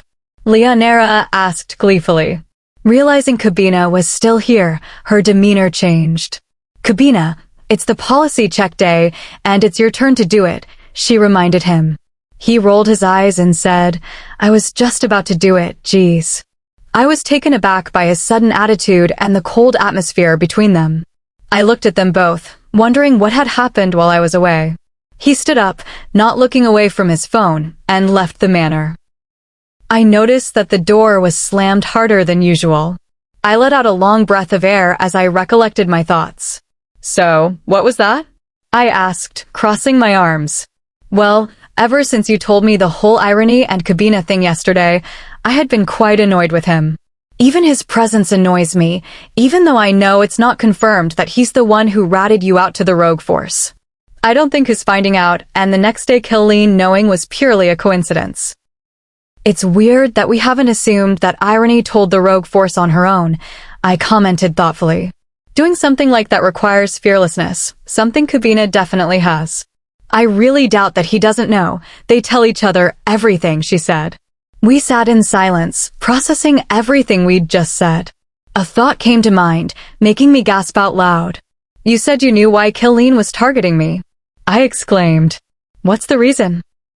She watched me closely and chuckled a little before shifting in her seat. "I feel like this reason could be the one." "Tell me." "Okay, but listen carefully." I cupped my ear dramatically. "So both my parents are lawyers, and a lot of their clients are part of the werewolf community," she started. I was already familiar with her parents because they're popular. Everyone agrees they're the best lawyers to get. A long time ago, one of their clients was your father, actually. I raised my eyebrows in surprise. Whoa, why did he need a lawyer? At the time, your father was being held accountable for the death of the leader of the rogue force. Killian's father? I exclaimed, putting my hand over my mouth. She nodded. You bet. Shit, I whispered, my eyes wide. The argument was that your father insisted that Killian's father was trespassing, so he ordered the rogue to be killed. Another rogue testified against your father, insisting that his leader never reached the borders. And then what happened? Alexandros Grey, with the help of my father, was just given a warning, she said with a shrug. I personally think Alex was telling the truth. You see, my parents would never defend someone they think is guilty. No wonder Killeen feels bitter. I trailed off in realization. And no wonder he agreed to Max's plan 19 years ago, Leonera added. Everything started to fit into place. So does this mean he wants to kill me? To avenge his father, even though I have nothing to do with his death? I questioned. He probably doesn't even care. All he knows is that you are the blood and flesh of the man who ordered the death of his father. True. Is the silver thingy on Jay's neck getting fixed soon? She asked, her brow furrowing in concern. I hope so. The engineer we were looking for, Matt, was able to make it. He was already able to slow down the amount of time the silver liquid would be injected into Jay, so that's a good start. According to him, it was annoying to sleep with. Poor Jay, she murmured. I know, I agreed, sighing. How did he react when he found out he wasn't going to return here with you? She asked, chuckling. He was shocked and annoyed. He couldn't believe it, I replied with a smile. I won't lie, it was petty of Theodore to do Jay's documentation first, just so he'd be the first to leave. Maybe he wanted to spend time with you without him by your side all the time, she pointed out with a wink. You may not notice it, but you and Jay are always together. Considering Jay is an unmated male, it's probably hard for Theodore to watch. Maybe this short trip will be good for you. I haven't stopped worrying about that stupid silver liquid box strapped to him, I confessed in frustration. It's my fault he's in that predicament in the first place. I feel so bad. It's not like you put it on him yourself, so don't say that. I told Theodore about everything, I said, swiftly changing the conversation. He knows about our plan and stuff. The plan to clear your father's name? Yup, and he's totally down to help me. We're going to be going all together, the more the merrier. I really hope we find that letter. It'll change everything, she exclaimed. I also plan to come out to the leaders about my true rank, preferably after I find the letter, I added. She nodded thoughtfully. That way, you can explain why the rogues are after you. Great plan. All I hoped was that everything would go to plan. Chapter 39. I lay on my bed, staring up at the familiar ceiling. Earlier, Leonera had to leave the manor to visit Julius's parents, the former beta leaders. The manor was empty. There wasn't even a worker present, leaving me alone in the mansion. I had the photo of Lillian and Max in my hand. I wondered how devastated she felt when she was forcefully separated from her mate and child. I brought the photo into view and stared at Lillian's smiling face. I hoped I could somehow bring some kind of justice to what had happened 19 years ago. Just then, the front door opened. I sat up at the sound. Could it be that Theodore and Julius are back from the fighting grounds already? I frowned when I couldn't sense Theodore's presence through the bond. It was someone else. I stilled, not wanting to make a sound. I tuned my hearing to catch the voice. The person sighed loudly and started pacing. I closed my eyes and shook my head as dread overcame me. Why did it have to be him? Why was Kabina back so soon? I quietened my breathing and minimized my movement. He didn't need to know I was in. Hello, it's me. He seemed to be on the phone, sounding hurried. What do you mean? It was your idea. He slammed his hand against the wall, the sound echoing like a gunshot. You said you wanted information about her and Theodore, and I'm doing my best. He may be a rogue, but Kay is the best at finding out secrets. I'll give you all the info you need when everything is done. I frowned uneasily, a bad feeling spreading through me. Kay was definitely Killeen. All uncertainty about Kabina's intentions vanished. He was definitely an enemy. Well, that's too bad. He didn't tell me what he was going to do yesterday. It's your fault for getting in the way. Don't worry, you'll find a way to take it off. Silence. Besides, it's not like I can negotiate with that man. This conversation is over, I'm hanging up. I stayed seated on my bed, processing what I'd heard. Who was he talking to? Footsteps echoed through the mansion as he walked up the stairs. I internally groaned. He would definitely feel my presence when he reached this level. I held my breath as he reached the upstairs lobby. I slumped in relief when his footsteps continued toward his wing. I put my hand on my chest, feeling my heart race. I was glad to have luck on my side. Knock, knock, knock.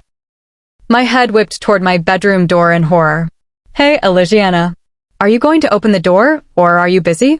I opened my mouth to speak, then closed it. I gulped before answering. Yeah, I'm quite busy, I lied. What did you want?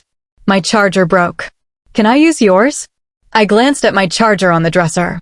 My phone is currently charging.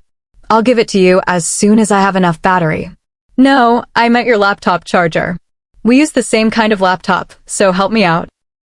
I'm actually using it right now, I said, feigning regret. I have an assignment due very soon. Sorry about that. Oh.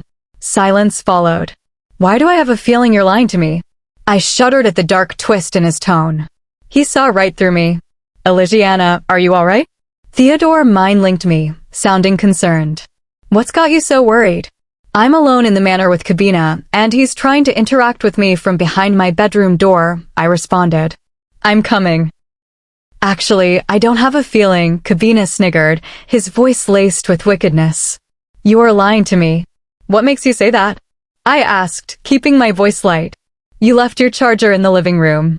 My eyes widened. I hadn't brought my laptop charger when I visited my pack.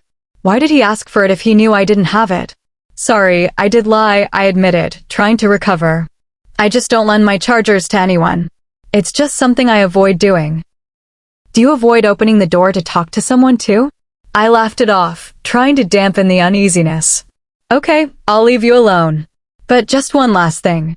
Don't underestimate me. My blood ran cold. I suddenly felt Theodore's presence getting stronger. He was very near. In a more cheery tone, Kabina said, "See you around." He walked away. I heard the front door swing open and Theodore's hurried footsteps.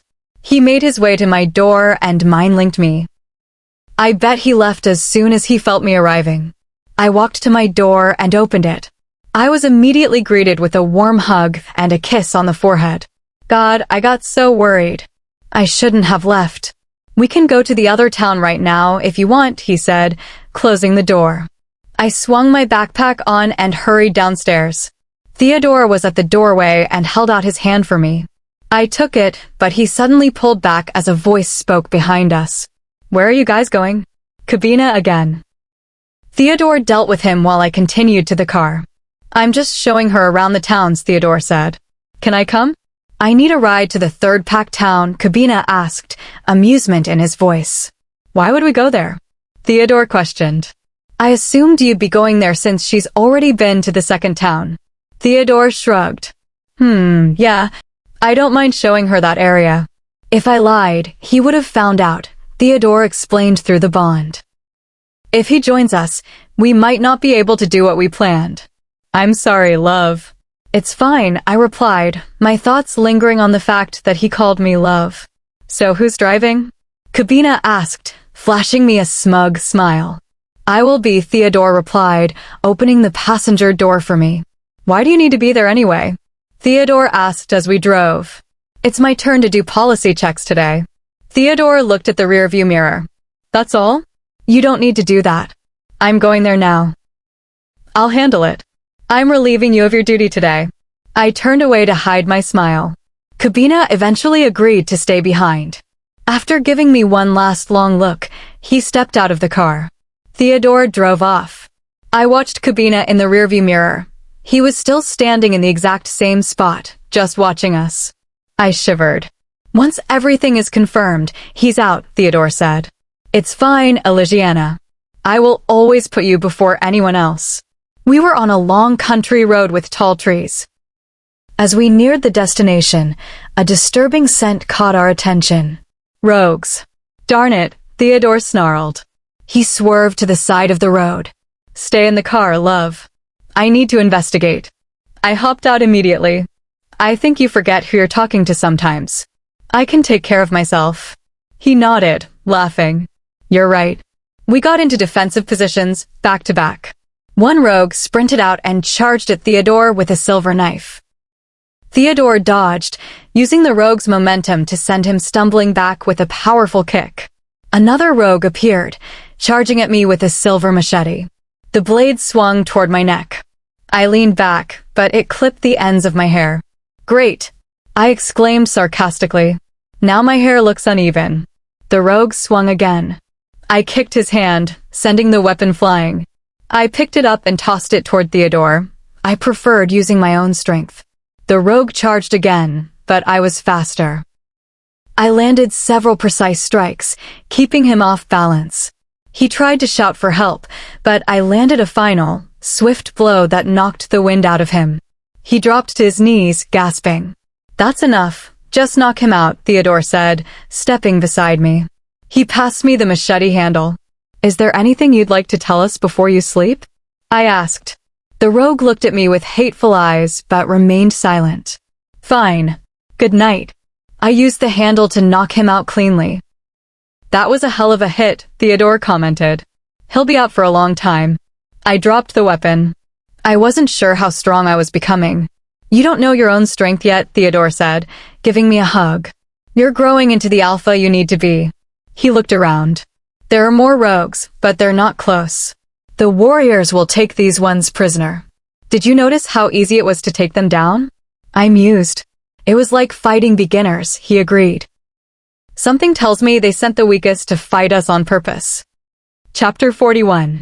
Cabina's POV. I let out a loud sigh as I strolled down the road toward the main town. It would have been more fun to watch Theodore and Elisiana be toyed with by rogues, especially by him. My plan to tag along and watch the entertainment for myself had failed. Just then, a dark shadow swiftly whizzed past me. The shadow emitted a cold, unnatural energy that sent a chill down my spine. I watched it slow down and hover toward me. I knew exactly who it was. Darkness, I called out, masking my uneasiness. The shadow morphed into the man I was used to seeing, a tall, dark-haired figure with disturbing, iridescent black eyes. He wore a sharp smile that held no warmth. Hello, Cabina Wolf. I nodded curtly. Darkness was unlike anything I had ever encountered, an unnatural being who possessed werewolf traits, but was clearly something else entirely. I knew he was not to be messed with. I'm on the run, and your foolish alpha thinks his warriors can touch me, he sneered. Shadows writhed beneath his skin, his veins throbbing with an unnatural violet. That Elisiana girl, I'm going to enjoy breaking her. She fascinates me. His dark gaze sharpened with a cold, predatory hunger. I like her potential a lot. You'll have her soon, I said reassuringly. I have a plan. It better be a good one. She's strong, he commented. Her power is on another level. She may even be a match for me one day. Where did Colleen find this guy? Well, aren't you going to tell me your plan? He asked. All in good time. The plan is already in the works. A faint yell in the distance made us perk up. His grin widened. Very well then. I'll see you around. He disappeared in a streak of black. I shook my head. There was no way the border warriors could keep up with that.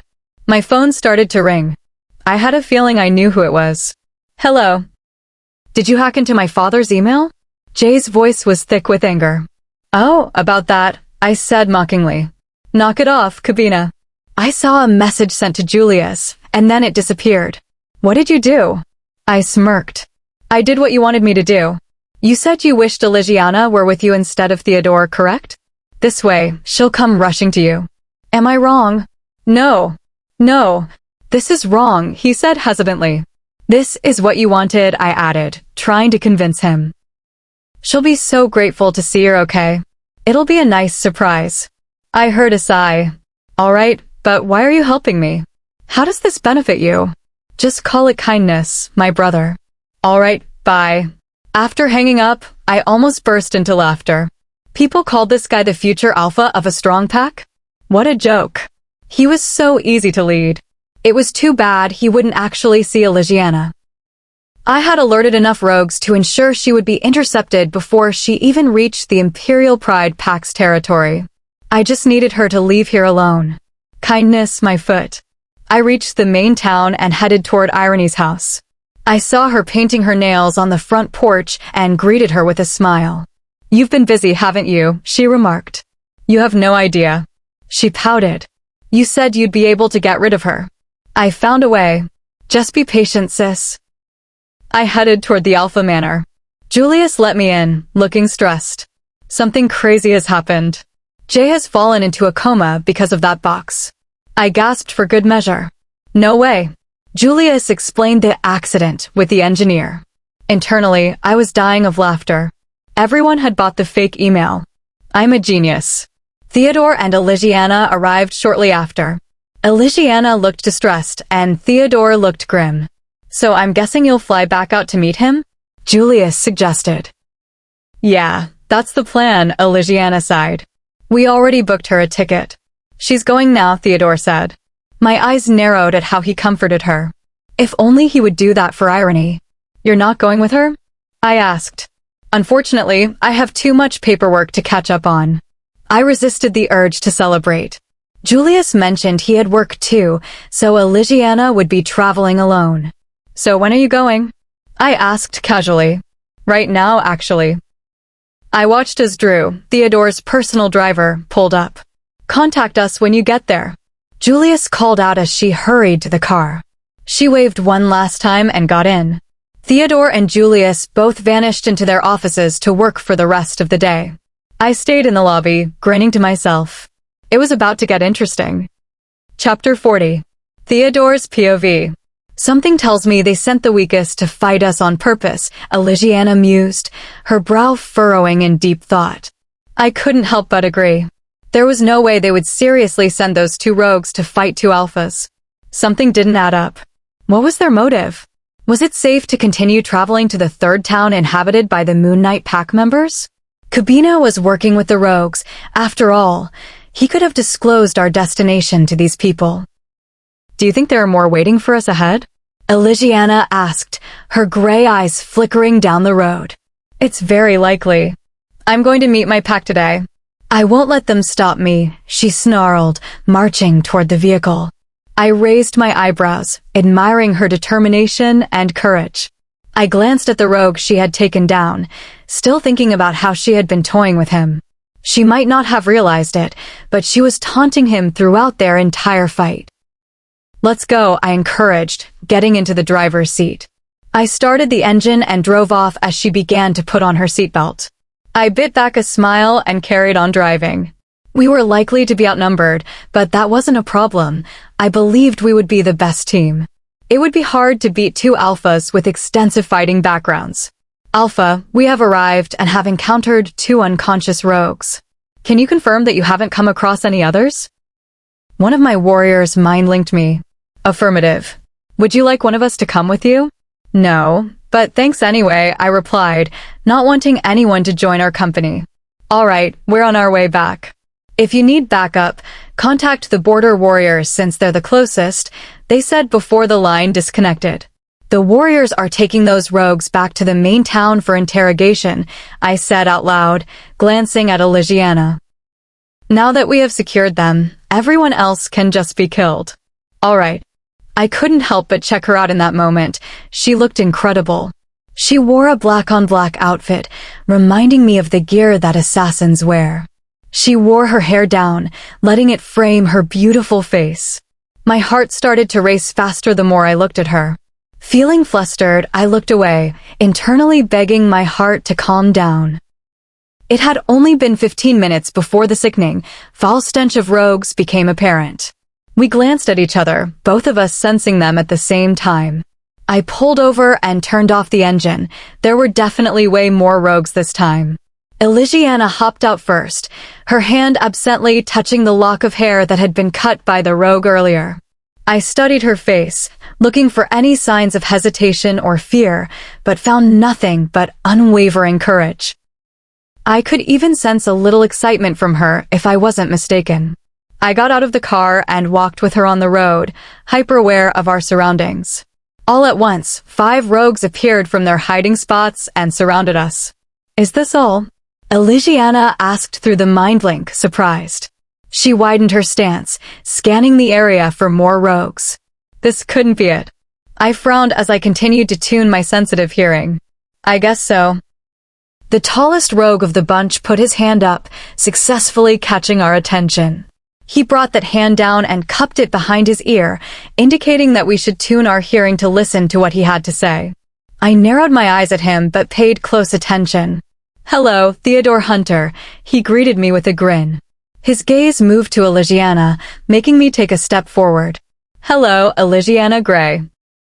At this rate, I guess the entire rogue force knew she was the daughter of Alexandros and Lillian Gray.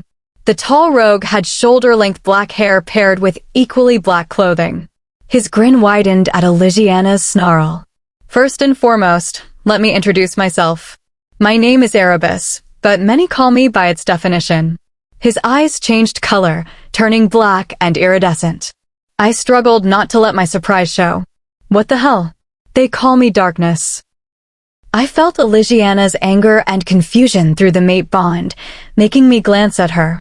To my surprise, she wore an unimpressed and bored expression. "And who is they, might I ask?" she questioned, looking amused. Erebus, who clearly didn't expect her to make fun of him, watched her curiously. "Everyone I've encountered," he responded simply. "All right, that's great and all, but we have somewhere to go," she said, still looking bored. She grabbed the lock of hair that had been cut earlier and examined it, her attention completely focused on it. I couldn't help but internally laugh at Erebus's startled and confused expression. He looked at his fellow teammates with an expression that seemed to say, "Why is she like this?" They shrugged back at him, looking equally confused. "We came for Elisiana. Either come with us without hassle, or you'll have to come with us the hard way," he continued, mostly looking at me. Elisiana looked like she couldn't be bothered to deal with his nonsense.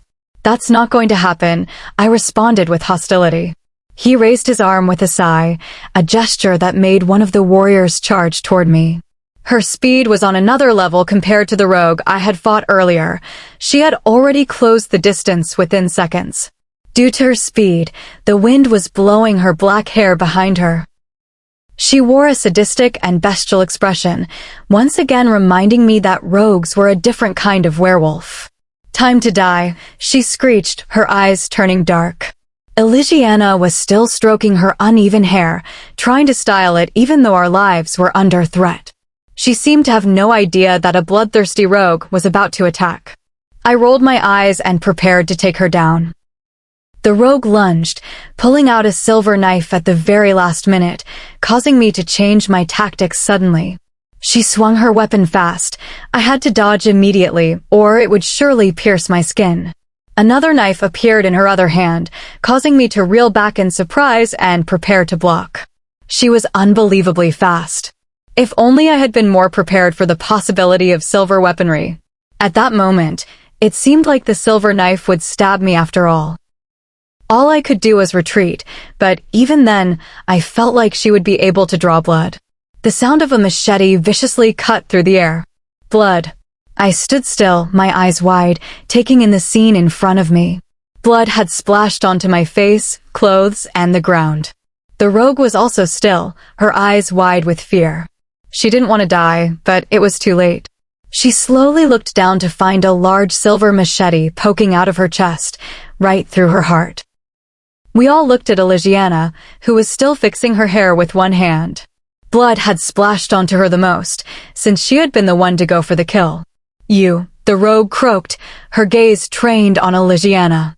Everyone's eyes were on her. How did she move that fast? I glanced at the weapon she held, which was currently in the rogue's chest.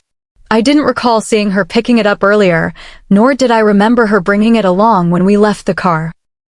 Silence followed, filled only by the sound of blood dripping from the wound.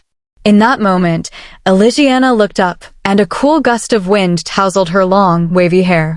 She stood tall before she mercilessly pulled the machete out of the rogue's chest with a yell.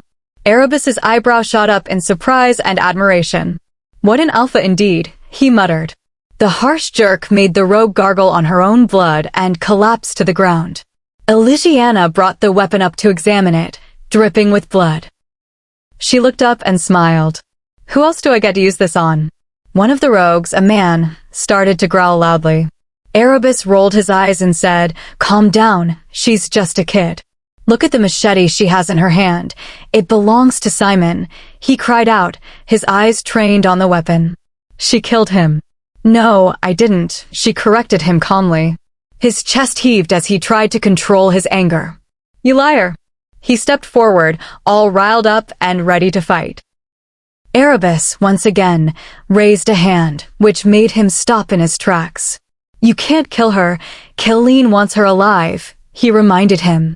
His grin widened as he said, "But that doesn't mean you can't harm her." The rogue on the ground, suffering from silver poisoning and bleeding out, finally died. Erebus noticed this and shrugged pitilessly. "One down, I guess." I shook my head at him in disgust. He couldn't care less that his teammate had just died. I stepped forward and said, "I'm tired of you playing games. Just fight us so we can get this over with." "Not to mention, I've had a really bad day," Elisiana added, finally stopping her fiddling with her hair. "I'm a little more sensitive than usual." "I don't give a fuck," the angry rogue yelled. Simon was so easy to take down, she added absently. Although he did manage to cut off some of my hair. "I'm still annoyed." He stepped forward menacingly. "Shut up." Her finger trailed the long, sharp edge of the blade before her striking eyes met his. If only I could have unleashed my annoyance back then, maybe then she'd have a friend to meet in the afterlife, she said, looking down at the dead rogue. "How dark," Erebus commented, his chilling grin widening even more.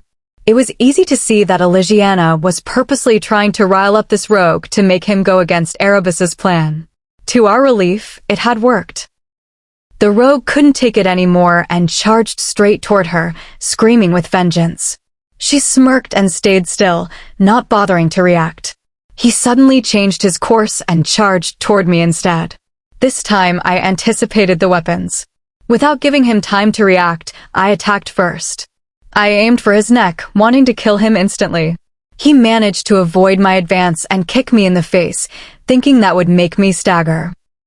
I stayed in place, not letting go of my grip on his clothes, and zeroed in on his unguarded neck.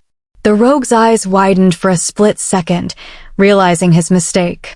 "No. Time to sleep," I snarled, before snapping his neck.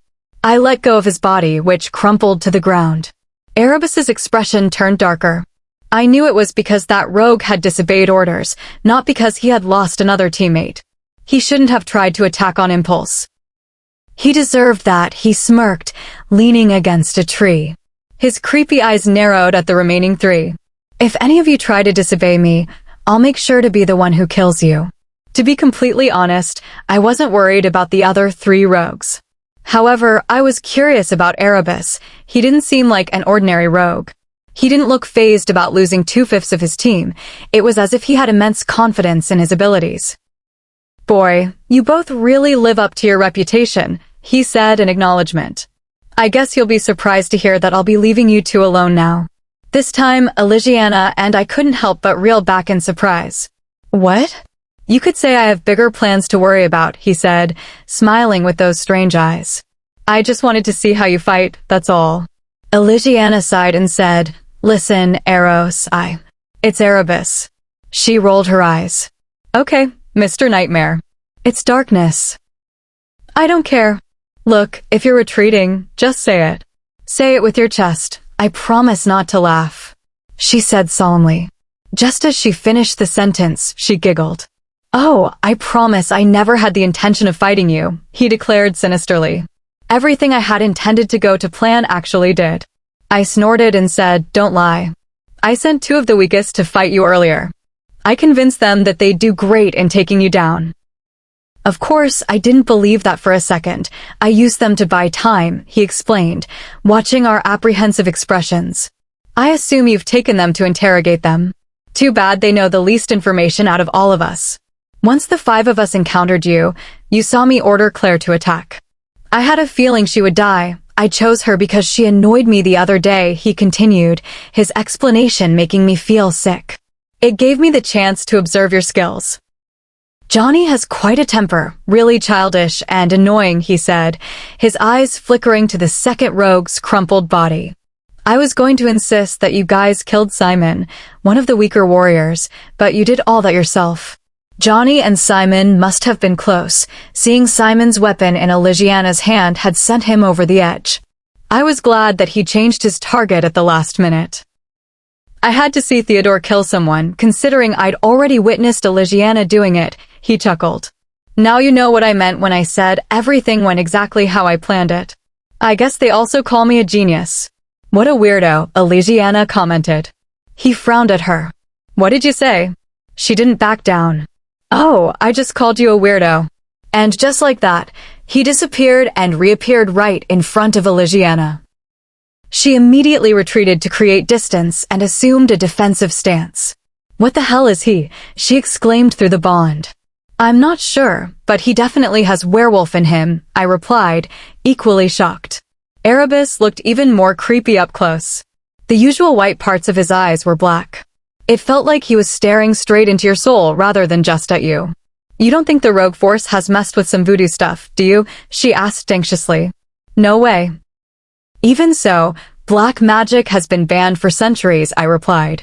Apparently, the last recorded magic was when a group of humans and their offspring were cursed, creating half-man and half-wolf. Exactly my point. What if it's the same black magic that created werewolves? I don't believe in that kind of stuff. I think it's all nonsense, I admitted. Then how do you think our species came about? I'm really surprised. The curse of the moon is a famous theory. I don't know, evolution? She snorted in amusement. You can mind link each other? Erebus observed, eyeing us suspiciously. Nope, I was just wondering how you got here so fast, Elisiana admitted. I shrugged and said, I was calling for backup. I'm not letting you escape from my territory. Backup needed, on the main road to the third town.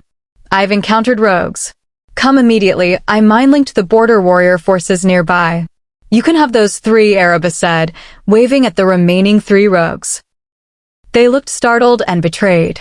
One by one, they fled the scene in hopes of saving themselves. As for me, I'll make it out of here, he chuckled with confidence. Unharmed. The man with black clothes and shoulder-length black hair. Do not let him escape, I ordered via the mind link to the warriors. Erebus smirked, giving us one last look before saying, You don't mind if I get a head start, do you? And just like that, he disappeared. Holy donuts, Elisiana mumbled, staring at the spot where Erebus had just been. Everything happened in a blur. I'm glad we came out unharmed. We did well, for now, she agreed, looking up at me with a smile. You were amazing, love, I stated, remembering how badass she looked. I grabbed her and kissed her forehead, then again down her face and neck.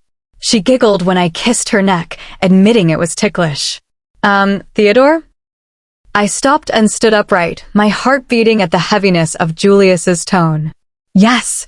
I received news from Kitelina and Magnum Steel. They said Jay has fallen into a coma. What? I yelled through the link. They succeeded in stopping the silver from being injected into his bloodstream every 3 hours, but apparently, the engineer made a mistake when trying to get rid of it completely. The entire contents of silver were injected into Jay's body. I was horrified. I didn't really like the guy, but he wasn't a horrible person. Was it bad that I had totally forgotten about the silver-filled box strapped to his neck? What's wrong? Elisiana asked, bringing her hand up to smooth my frown. Give me a second, I replied hurriedly. The entire thing was injected and he didn't die? I asked, not believing what I was hearing. They bled him out right then and there. Very old school, but it was an emergency, Julius replied. It's a miracle he survived the silver, but he's in a coma. Hold on, I need to tell Elisiana, I said reluctantly. I cut the connection and faced her with a grim expression. This news would break her. I knew Jay was dear to her. That was Julius, I started. Her eyebrows shot up. Is it about the rogues? I shook my head. He told me some bad news about Jay. Her shoulders slumped. He's hurt. The silver in the box was released into his bloodstream all at once. They bled him out as soon as possible to get rid of the silver. She brought her hand to her mouth, looking horrified. Oh no. He survived it, but he's currently in a coma. She stared at the floor, her lips pouting in an effort to stop the tears. What a shitty day. Chapter 42. Elisiana POV. The silver in the box was released into the bloodstream all at once. They had to bleed him out as soon as possible to get rid of the silver material. I watched Theodore in horror, my blood running cold as I brought my hand over my mouth. "Oh no," I whispered. "He survived it, but he's currently in a coma." "A coma?" I looked down, my hair covering my face as I tried to hold back tears. I should be grateful it wasn't worse, but the weight of it hit me hard. Theodore watched me with a sorrowful expression before pulling me into a hug. "It's fine, go to him," he whispered into my hair. I shook my head. Theodore stepped back, eyebrow raised. "No?" I looked up at him, my eyes glassing over. "I don't know. I guess I just realized how much I've chosen Jay over you. I haven't been fair to you." Theodore stared at me for a couple of seconds before bursting into laughter. "And yet you always come back to me because I'm your mate." He cupped my cheeks tenderly. "It's fine, love." "No, it's not. I promise to make it up to you." He grinned mischievously and bit his lip. "Really?" I rolled my eyes and laughed, making Theodore's smirk disappear into astonishment. "Wait, what? Really?" "Shush," I hushed him, walking back toward the car. Theodore's demeanor shifted back to serious once we were inside. "So, when are you flying out?" He paused, observing my expression with a perplexed frown. "Are you okay?" "You don't look as worried as you did a few moments ago." He was right. I wasn't feeling anxious anymore. In fact, I was concerned about why I seemed so unfazed. I should be distressed about Jay, but something was holding me back. Call it instinct or a feeling, but something just wasn't right. I sensed something was off, and I decided to voice it. "Something's not right." He tilted his head. "What's not right?" "It may sound crazy, but I have a gut feeling that Jay may not actually be in a coma." "A gut feeling," he repeated. I nodded. "It's an overwhelming feeling I can't shake off." "Well, I don't think we should ignore it," he said. "Really?" "After all, it was Julius who told us." He nodded thoughtfully. "The question is, who told him?" He mentioned that Kitelina and Magnum would inform him, most likely by email, so authenticity isn't guaranteed. "Hacking is a possibility, especially with the rogue force after you." A thought hit me. If something happened to Jay, Kitelina and Magnum would have informed me straight away. I checked my messages. Nothing. Theodore watched as my eyes met his. It was obvious what was going through our minds. "It's a setup," we said in unison. To think that if I hadn't stopped to listen to my instinct, I would have walked straight into their plan, I breathed. Just then, my phone blared with a ringtone. It was Jay. Theodore gestured for me to pick up. I clicked the green button. "Hello." "Hey." His familiar voice dissolved my worries. Theodore's shoulders slumped in relief. "How are you?" I asked. "I'm doing fine." "Listen, I need to talk to you about something," he said hurriedly. "Are you alone?" "I'm with Theodore." "Put me on speaker." I followed his instructions. "Hello," Theodore greeted him. "A while ago, I was uncomfortable and curious about the relationship you two have, so I got Kabina to spy on you," Jay blurted out. "You did what?" Theodore roared. "You got Kabina to spy on us?" I screeched. "I know, it was a move," Jay admitted, sighing. "He was giving vague information until one day he promised to get in-depth info. I was intrigued because he was willing to go behind his alpha's back. That was when I first thought something wasn't right with him." "He's a creepy weirdo," I retorted. "I started playing the weak role to figure him out," Jay continued. "He told me about a group helping him, the Rogue Force. I had a hunch, but it wasn't confirmed until the attack at my graduation. I made a scene so he wouldn't suspect I knew all along. The guy even defended himself later, saying he had no idea rogues were going to crash it." "And you got the box off, right?" I asked. "Yeah, Matt took it off easily." Anyway, yesterday, Kabina promised to get Elisiana back here today. I think he has rogues lurking around my territory, likely near the airport. He's sure you'll fly out to visit me if you think I'm in a coma, and he wants you to go alone. His plan wouldn't work as well if I went with you, Theodore pointed out. Once Elisiana touches down, they'd probably tail her until the perfect time to kidnap her, Jay added. I really think they're going to make their big move like this. We agree. It's definitely a setup, I sighed. So, I was thinking we should lead them into our kind of setup instead, Jay suggested. Play them at their own game? Theodore mused. What if we make it seem as though we have no idea? Elisiana, Would you be cool with switching clothes with someone? With who? I asked. Do you remember Amelia? The pack's best doctor? I think she should go in your place, wearing your clothes. Send her to a group of rogues? I exclaimed. There's a way, don't worry, Theodore reassured me. Her home is on the route to the airport. I'll arrange for Drew to pick you up and drive you to the airport, but you're actually going to Amelia's. You'll swap clothes, and she'll continue the journey while we surround the area. We'll handle the rogues on this end, Jay said. Try to make it believable on your side. Okay, I agreed. Will Amelia be up for it? For sure. We hung up. I looked at Theodore. You up for it? I nodded determinedly. He caught my hand and kissed the back of it. Promise to be by my side forever. I promise, I whispered. We drove back to the manor, coordinating with Amelia and Drew. When we pulled up, I made my movements heavy and lethargic. We had to sell the distress. Cabina and Julius were waiting in the lobby. Julius looked heartbroken for me, while Cabina remained composed, his jaw ticking. So I'm guessing you're flying out to meet him? Julius asked. That's the plan, I sighed, rubbing my temples. We already booked her a ticket. She's going now, Theodore said, rubbing my shoulders. You're not going with her? Cabina asked, his gaze narrowing. Unfortunately, I have too much paperwork, Theodore replied. Cabina nodded, and for a split second, I saw him biting back a smile. So when are you going? Cabina asked. Right now, actually, I replied, reaching for the door. I noticed his gaze sweep over my outfit.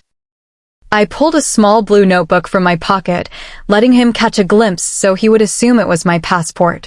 I heard Drew pull up in the driveway. Bye, guys. I hurried to the car as Julius called out for me to contact them. I made eye contact with Theodore, who gave me a sly wink before Drew drove away. That is how you fool an amateur. Chapter 43. Amelia's POV. I waited by the front door, checking for any sign of a car. Theodore had mind-linked me to let me know Elisiana was on her way. I let out an anxious breath. I didn't know much about her other than her reputation as the first female warrior and the medical case my brother, Ethaniel, had mentioned. Ethaniel had been right. Her chest pain wasn't physical. Once she figured out the cause herself, I stepped back. Now, I was curious. Theodore seemed hell-bent on protecting her. A car pulled up and I rushed to the door. Drew got out to open the passenger door, but Elisiana beat him to it. I'm supposed to open the door for you, Drew teased. You don't have to do that for me, she chuckled, waving at me with a bright smile. As she approached, I noticed her gray eyes and long, wavy brown hair. She looked almost angelic, except for one thing. Why are you covered in blood?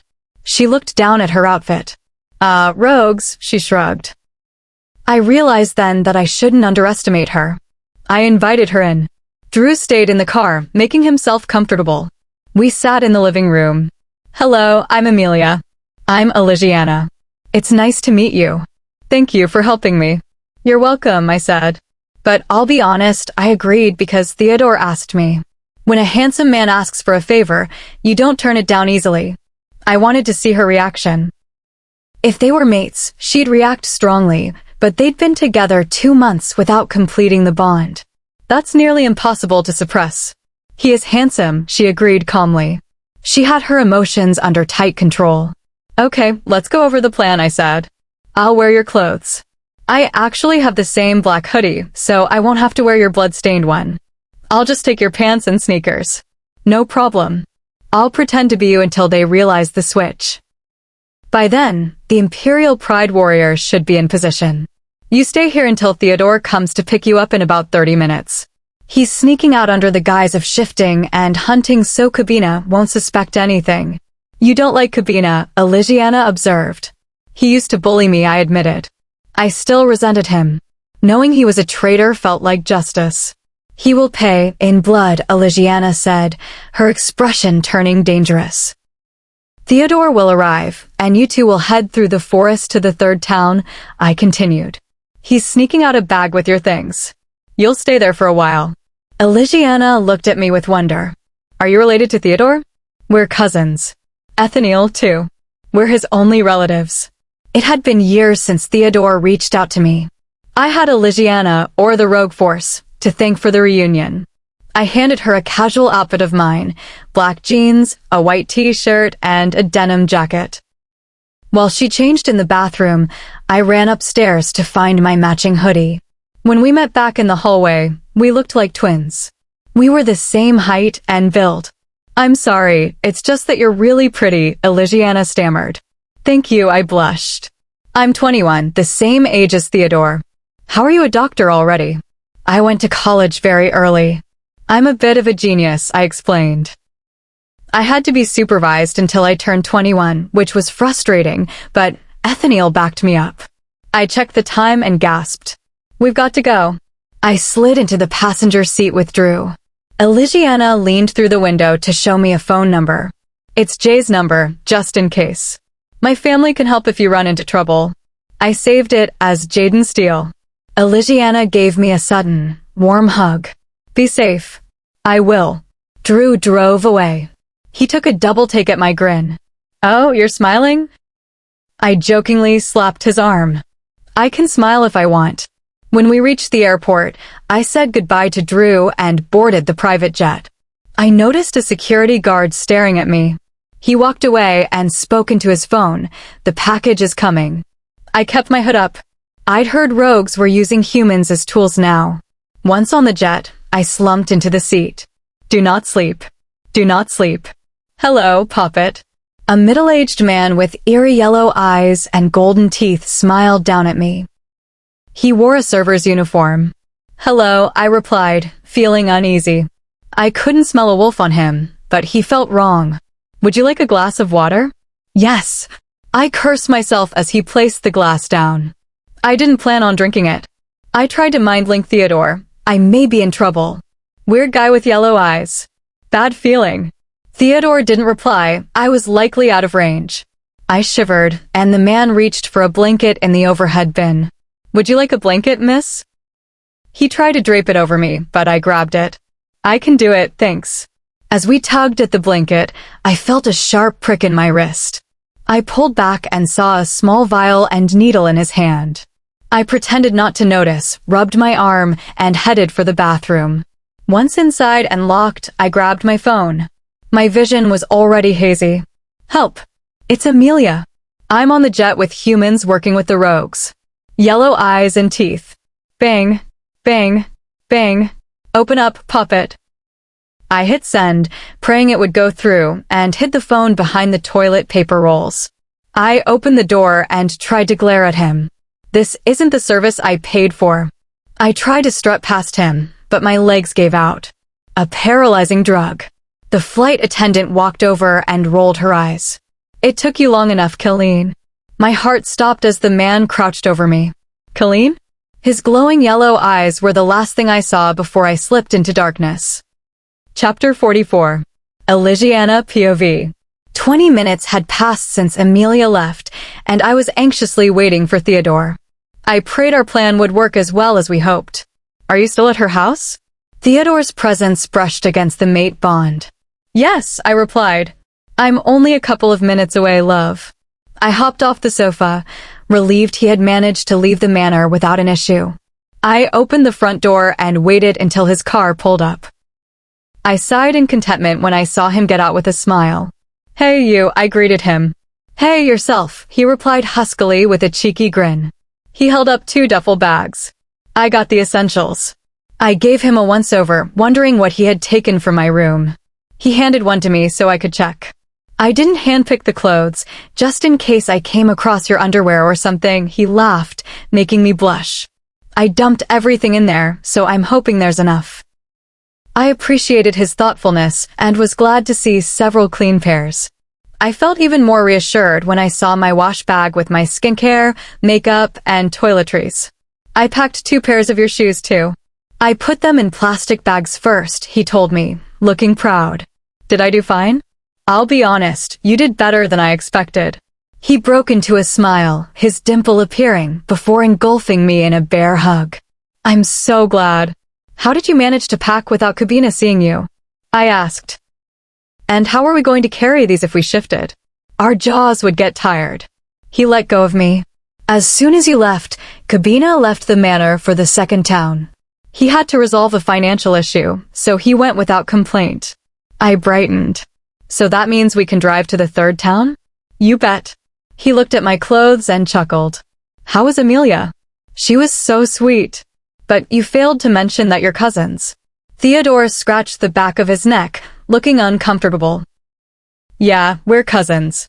I rolled my eyes. No shit. It's just that you guys don't seem that close. He put an arm around me.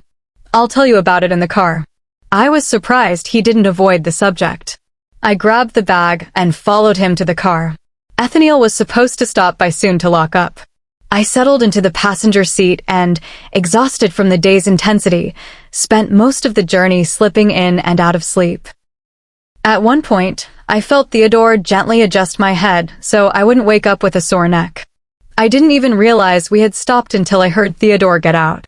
The passenger door opened, and a pair of warm arms wrapped around me. My eyes snapped open to see his handsome face right above mine. You've woken up. He pulled away as I stretched my sore limbs. I looked around at the unfamiliar house. Have we made it? He helped me out of the car. Yes, welcome to the third town. I hope you don't mind, but I drove straight to someone I think can help us. I let out a shaky breath. I really hoped we could find that letter. Theodore's expression turned serious. This person knew your father very well. My breath hitched. Did you tell them I'm coming? Do they know I'm alive? He chuckled at my questions. I let them know I was visiting with someone, but I didn't mention who. Let's just meet them. Do my pack members like you? I asked as we approached the door. I think so, he replied. They hated Max, but they understand I'm nothing like him. Things changed when I came to power. The front door was flung open by a beautiful, curly-haired lady. Her dark eyes glimmered as she hugged Theodore tight. You've finally come to visit. It's good to see you, Annalise. How are the kids? A boy's voice answered from inside. The only kid in this house is my baby sister, and she's doing great. Annalise rolled her eyes and mouthed, moody teenager. I sensed a slight pull toward her of recognition. This lady was my pack member. Her gaze finally rested on me. You look familiar. Do I know you? I'm Elisiana Knight, a warrior, I responded automatically. I mentally face-palmed. She likely recognized me because I looked like my mother. Just a warrior, she exclaimed. You don't seem like one. You're starting to feel like an alpha more than anything, Theodore added through the bond. She realized we were still standing outside. Come in. How rude of me. We walked into the hallway and were greeted by the boy Isaiah. He was tall with caramel skin, green eyes, and curly hair. He excused himself to go play ball with friends. We followed Annalise into the living room. I'm Annalise, she said. Isaiah is nearly 17, and my youngest, Nina, is 2. She's napping. Annalise, is Noah here? Theodore asked. Yes, he's in the study. She mind-linked her husband. Noah is my husband. We came to talk to him about something heavy, Theodore explained. Annalise nodded, but her gaze lingered on me. I feel like I know you. A creak on the floor signaled someone's arrival. A man walked in and sat next to Annalise. He made eye contact with me and froze. His brow furrowed as he analyzed me from head to toe. He looked at Annalise in shock, then back at me. Darling, what's wrong? Annalise asked. Do you know her? Disbelief and denial painted his features. I saw the resemblance Isaiah had to his father. Hello, I said with a shy smile. You look like someone I know, he finally said. Sorry, someone I knew. Lillian? I asked cautiously. Annalise's eyes widened, and her husband put a hand over his mouth. I recently found out I am the daughter of Lillian and Alexandros Grey, I began. I was abandoned on the Imperial Pride territory and adopted by the leaders. I became a warrior to use my abilities. My name is Elisiana Knight. Silence filled the room. I knew you hadn't died, he said, his voice cracking. Everyone lost hope after Lillian died, but I felt nothing, no shift in alpha power. That's when it dawned on me that Alex's child was still alive. I looked at him confused. Why would the power go to you? Alexandros was my brother, he said. I'm your uncle, Elisiana. I sat in stunned silence. I'm Noah Gray. This is Annalise and our children, Isaiah and Nina. We're your family. Sweetie, I didn't know Lillian well, which is why I didn't see it immediately, Annalise said. Most people in this pack don't remember her well, Noah added. I recognize your name, though. You're famous. If you've seen me, why didn't you reach out? I asked. He shook his head. I stay away from social media. I've never seen your face until today. He paused. I can sense your alpha aura. I'm happy to see you, but I assume there's a specific reason for this visit. It's about the attack on the manor 19 years ago, Theodore said. Specifically, the claim that Alex murdered everyone, I added. Noah looked pained. Don't tell me you believe that? Not at all. We know it was Max's doing with the rogue force, I replied. Max took us in when the pack collapsed, Annalise breathed. He was the reason it collapsed, I said. He wanted revenge because Lillian left him for my father. He lured her to the border, ambushed her, and masked the rogue's scents so they could murder everyone in the manor. Everyone except Alex. Noah growled in anger. I knew he didn't do it. I had forensics look for DNA or tracks, but they found nothing. Then Alex turned himself in. There was a hostage letter, I said. Noah rubbed his temples. Damn it. Max ordered Alex to take the blame so the investigation would be closed, Theodore explained. He had to keep quiet or Max would kill Lillian. Tears formed in Noah's eyes. You should have told me, Alex. The raw emotion in the room was overwhelming. My father had endured wrongful accusation and imprisonment for years just to save his mate's life, and his own pack had hated him for it. We have journals and a witness, Theodore added. But it isn't enough to clear his name. The hostage letter? Noah asked. It's the only evidence that will change everyone's mind. I didn't even know there was a hostage, Noah said remorsefully. Everyone thought she abandoned the pack. I was hoping you knew where Alex's things went? Theodore asked. They were going to be burned with the manor, Noah said, and my blood ran cold. But I went back in and hauled his stuff to my place. I couldn't leave it behind. His belongings are in the attic, Annalise said. Do you want to look? I'll go make us dinner. Noah led us up 2 flights of stairs to the attic. He turned on the light, revealing a dark room filled with files and boxes. A large wooden desk sat in the middle. Is that? Yes, your father's desk. I walked over and picked up a picture frame that was face down. It was a photo of Alex, Lillian, and a newborn baby in a hospital. They both looked so happy. I took that picture, Noah said. I stared at my father. He had dark brown hair and green eyes, just like Noah. You really look alike, I murmured.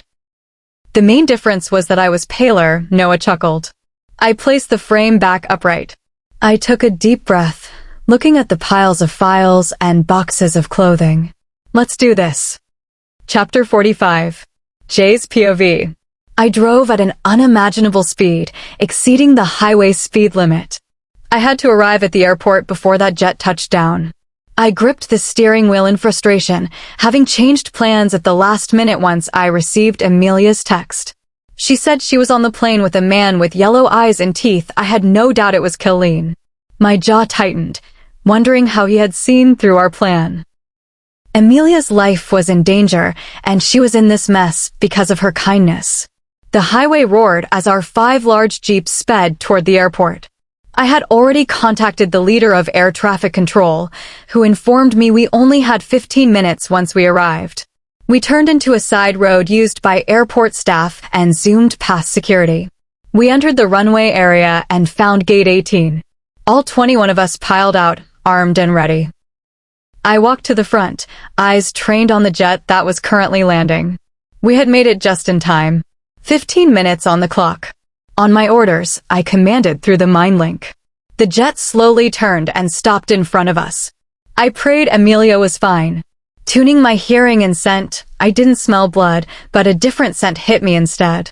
It was mouth-watering cherries and cotton candy. The door opened and the stairs lowered. A figure appeared in the doorway. Killeen, I informed the group. There was no doubt. Those reckless yellow eyes and that sinister smirk. What angered me most was the person he was carrying. Amelia. She was completely unconscious. That addicting scent hit me again, stronger this time. Realization slammed into me as my wolf surged to the front of my mind. That's our mate. Amelia is my mate. I boiled with protective rage. I reached for my gear, ready to end this. I wouldn't do that if I were you, he called out, descending the steps. I have this lovely lady in my arms. You wouldn't want her to come to harm because you were too hasty. I watched him with pure hate. Stay down, I told my wolf. I'll sort this. Who the hell is this girl? Colleen continued, looking down at her. She's beautiful, but she isn't who I was expecting. Where is Elisiana? A warrior linked me from the ambush a few miles away. Jay, the rogues are here. We're attacking now. Neutralize every last one of them, I snarled. I focused back on Colleen. Create a circle, trap him, I ordered my team. Do it swiftly. They moved. Stop. Colleen barked. I will not hesitate to hurt her. He knew Amelia was his only leverage. He was outnumbered, and we were running out of time. Nathan, I called into the link.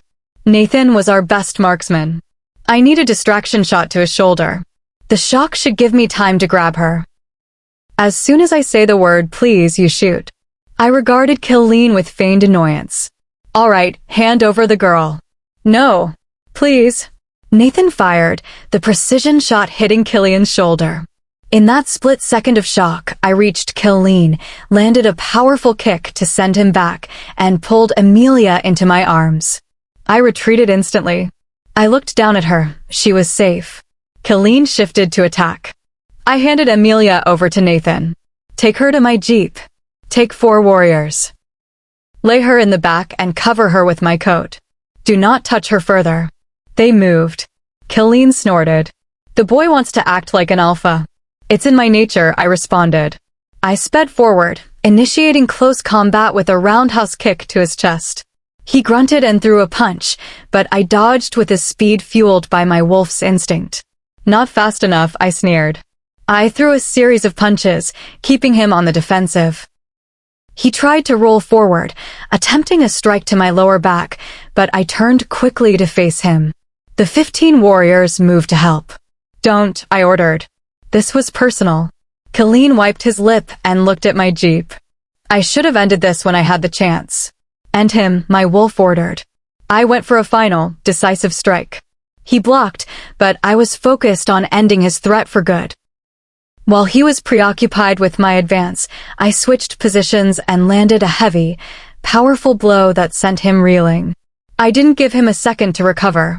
I used my alpha strength to ensure he would never threaten my mate or my pack ever again.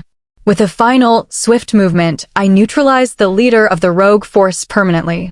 I let his body fall to the concrete. Jay, a warrior called out. The team was staring at Killian's lifeless form. He's gone, I said, my voice cold. The leader of the rogue force is dead. Sort the scene out. I rushed to the jeep. Nathan and the others were guarding Amelia from the outside. I slid into the back with her. She was curled up, taking up 2 seats. I finally took a proper look at my mate. She had short, straight raven hair and a heart-shaped face. Her lashes fluttered open, revealing stunning golden brown eyes. Her hand shot out, grabbing me by the throat with surprising strength. Who are you and where am I? She demanded. Despite the pressure, a grin spread across my face. Her touch sent pleasurable shocks through my body, the unmistakable spark of the mate bond. Her eyes widened as realization dawned on her too. We weren't formally introduced, I managed to say. Hello, my name is Jaden Steele. Her hand dropped instantly. Amelia Stevenson, she replied softly. Thank you for coming for me. I came as soon as I got the text. My phone rang. I answered it. Jay, the ambush was successful. We neutralized the group, the warrior reported. The sub-leader is refusing to talk to us, but he'll talk to you. He put the rogue on speaker. Hello, Jaden, a voice spoke. Your plan to ambush Elisiana failed, I said coldly. The rogue burst into hysterical laughter. You think this was the big plan? You are delusional. You think you've won because Colleen is gone? You ended up with the wrong person. The one you should be afraid of is him. Who is him? The one who will bring us glory. The one they call darkness, the rogue cackled. You will never stand a chance. I hung up and slumped in my seat. Amelia sniggered. I can't believe I just witnessed that. Welcome to my life, I said, dialing Theodore. Hey, Theodore. The ambush was a success and Amelia is safe. Thank goodness, Theodore replied. Hold on, let me tell Elisiana. A few seconds later, I heard Elisiana cheering with joy in the background. Then a loud crash. Are you okay? I heard another man ask. Theodore started laughing. Elisiana was dancing and slipped on a piece of paper. She's on the floor, refusing to get up. Theodore, Killeen is gone. I took care of him. Silence. Is it really over? The rogue force leader is down, yes. But Theodore, do you know who Darkness is? There was a pause. Yes. Elisiana and I encountered him today. Stay away from him. He isn't a man or a werewolf. Don't ever face him alone. Suddenly, Elisiana screamed in the background. I found it. Theodore gasped. No way. Sorry, Jay, I have to hang up, Theodore said excitedly. I'll call you later. I hung up. I didn't even get to tell them I found my mate. I looked at Amelia. She looked worried. I reached for her hand and held it. That Darkness guy sounds dangerous, she said. I squeezed her hand. We both knew the fight wasn't over. Chapter 46. Theodore's POV. This is a weird, maybe ridiculous question, but do you know who Darkness is? Jaden asked over the phone. My mood turned sour, wondering how he had come across that name. Elisiana, who was sprawled on the floor from her hilarious fall earlier, raised an eyebrow at my hardened expression. I smiled in reassurance, and she returned to the letters spread on the floor. Yes, Elisiana and I have encountered him today, I responded gravely. Why do you ask? Stay away from him. He's a dangerous thing. Elisiana gasped quietly, her gray eyes fixed on the paper she had slipped on. Her eyes widened. Curious, I approached her. Could that be it? Thing, Jaden repeated. I stopped to explain, watching Noah approach her, looking equally curious. He isn't a man or a werewolf. He probably could have killed Elisiana and me today, but deliberately let us live. Don't ever face him alone. As much as I hated to admit it, Darkness was beyond our understanding. It would be best to avoid him until we grasped what he was. Now that Killeen was dead, the likelihood of encountering him was much higher. Elisiana stood up suddenly, screaming with shock and disbelief. She held the paper delicately, her eyes welling up. I found it. I couldn't help but gasp. No way. Elisiana handed the letter to Noah. I can't believe it. Realizing Jaden was still on the line, I quickly said, Sorry, man, I have to hang up. I'll call you later. Sure. I tucked my phone into my pocket and engulfed Elisiana in a hug. I shivered as she pressed against me. The power of her touch was enough to bring me to my knees. She looked up at me, her eyes glossy. I'll be able to clear my parents' names, Theodore, she whispered. Clear all the crimes they were rightfully stuck with. I tightened my embrace and kissed the top of her head. With this letter, we were going to change history. Her parents were labeled betrayers, Alex as a murderer and Lillian as a Luna who abandoned her pack. The werewolf world would finally know the truth. Max ordered the mass killing with the help of the rogue force. Lillian didn't abandon her pack, she was kidnapped. Alex was forced to take the blame for the sake of his mate's life. They had suffered while the community despised them. Some might say it was too late for justice, but this was important for Elisiana, for Noah, and for the Moon Knight pack. The next time someone utters your parents' names, it will be with admiration, I whispered. Noah smiled at us. I had a feeling you were mates. Elisiana blushed and turned to me. I'm so lucky. She stood on her tiptoes and kissed my lips. My eyes widened, my heart doing flips. I clutched my chest, looking starstruck, and stumbled back. She laughed, slapping my arm. Such a drama queen. I laughed because I wasn't being dramatic at all. I glanced at Noah, who was rereading the hostage letter with a grim expression. He wordlessly handed it to me. To Alexandros Gray. To put it simply, this piece of paper is a hostage letter, so read carefully. If you are reading this, then it's safe to say that Lillian is with me. I've ordered rogues to kidnap your dear mate. Now, for me to keep her hostage and not kill her, you must be wondering what price you'll need to pay. I don't want money, gold, land, or power. I just want to destroy you. I have carefully timed the attack so that you'd find yourself the only person alive within a mile of your manor. You're probably reading this with an unimaginable amount of corpses surrounding you. No witnesses have been left behind. The first thing I need you to do is turn yourself in as the person who murdered all those people. Simple, right? A simple enough task to save Lillian. Of course, this means you'll be stripped of your title, money, power, and pack. Secondly, you must not utter a single word about the hostage situation, about me, or about the true story to anyone. If you do, I'm afraid torture will be added to the equation. I have spies everywhere. If I find you are not upholding these conditions, I will introduce a slow, painful death for Lillian. Once everything is the way I like it, I will ensure Lillian's safety. She will not return to the Moon Knight pack, but I will provide her with whatever she needs as long as she stays on my territory. The point of this hostage is to destroy you, not her. I will be keeping a close eye on you. Do it well. Alpha Max Hunter, the Black Shadowed Pack. Holding back my anger, I handed the letter to Elisiana. Keep it safe. I'm glad it survived almost 2 decades. She trembled, her gaze sweeping over the harsh words. Yeah, I'll keep it with me. Annalise came upstairs with a plate of cookies and a smile. Now, usually I don't let anyone eat snacks before meals, but today is an exception. She saw our expressions. What's wrong? Elisiana shook her head and smiled. Nothing, we found it. Annalise squeaked in excitement. I can't believe it! She placed the plate on the floor and hugged Noah. He hugged her back tightly, hiding his face in her neck.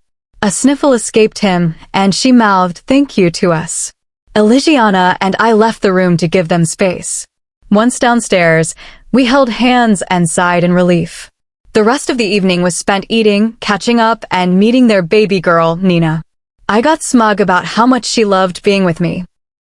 I spent most of the time playing with her while the others watched with admiration. We learned that Annalise and Noah had been on their honeymoon during the attack. Later, I checked my emails and saw an important message from Magnum Steel.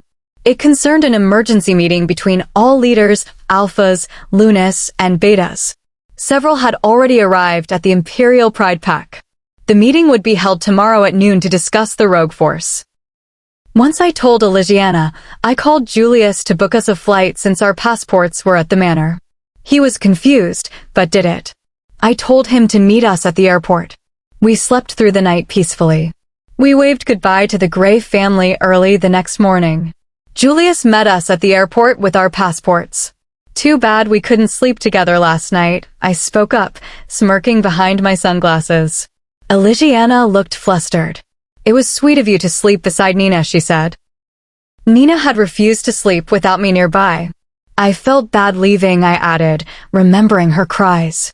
We grabbed our bags and found Julius, who looked exhausted. You'd better have an explanation, he exclaimed. So Jay is fine?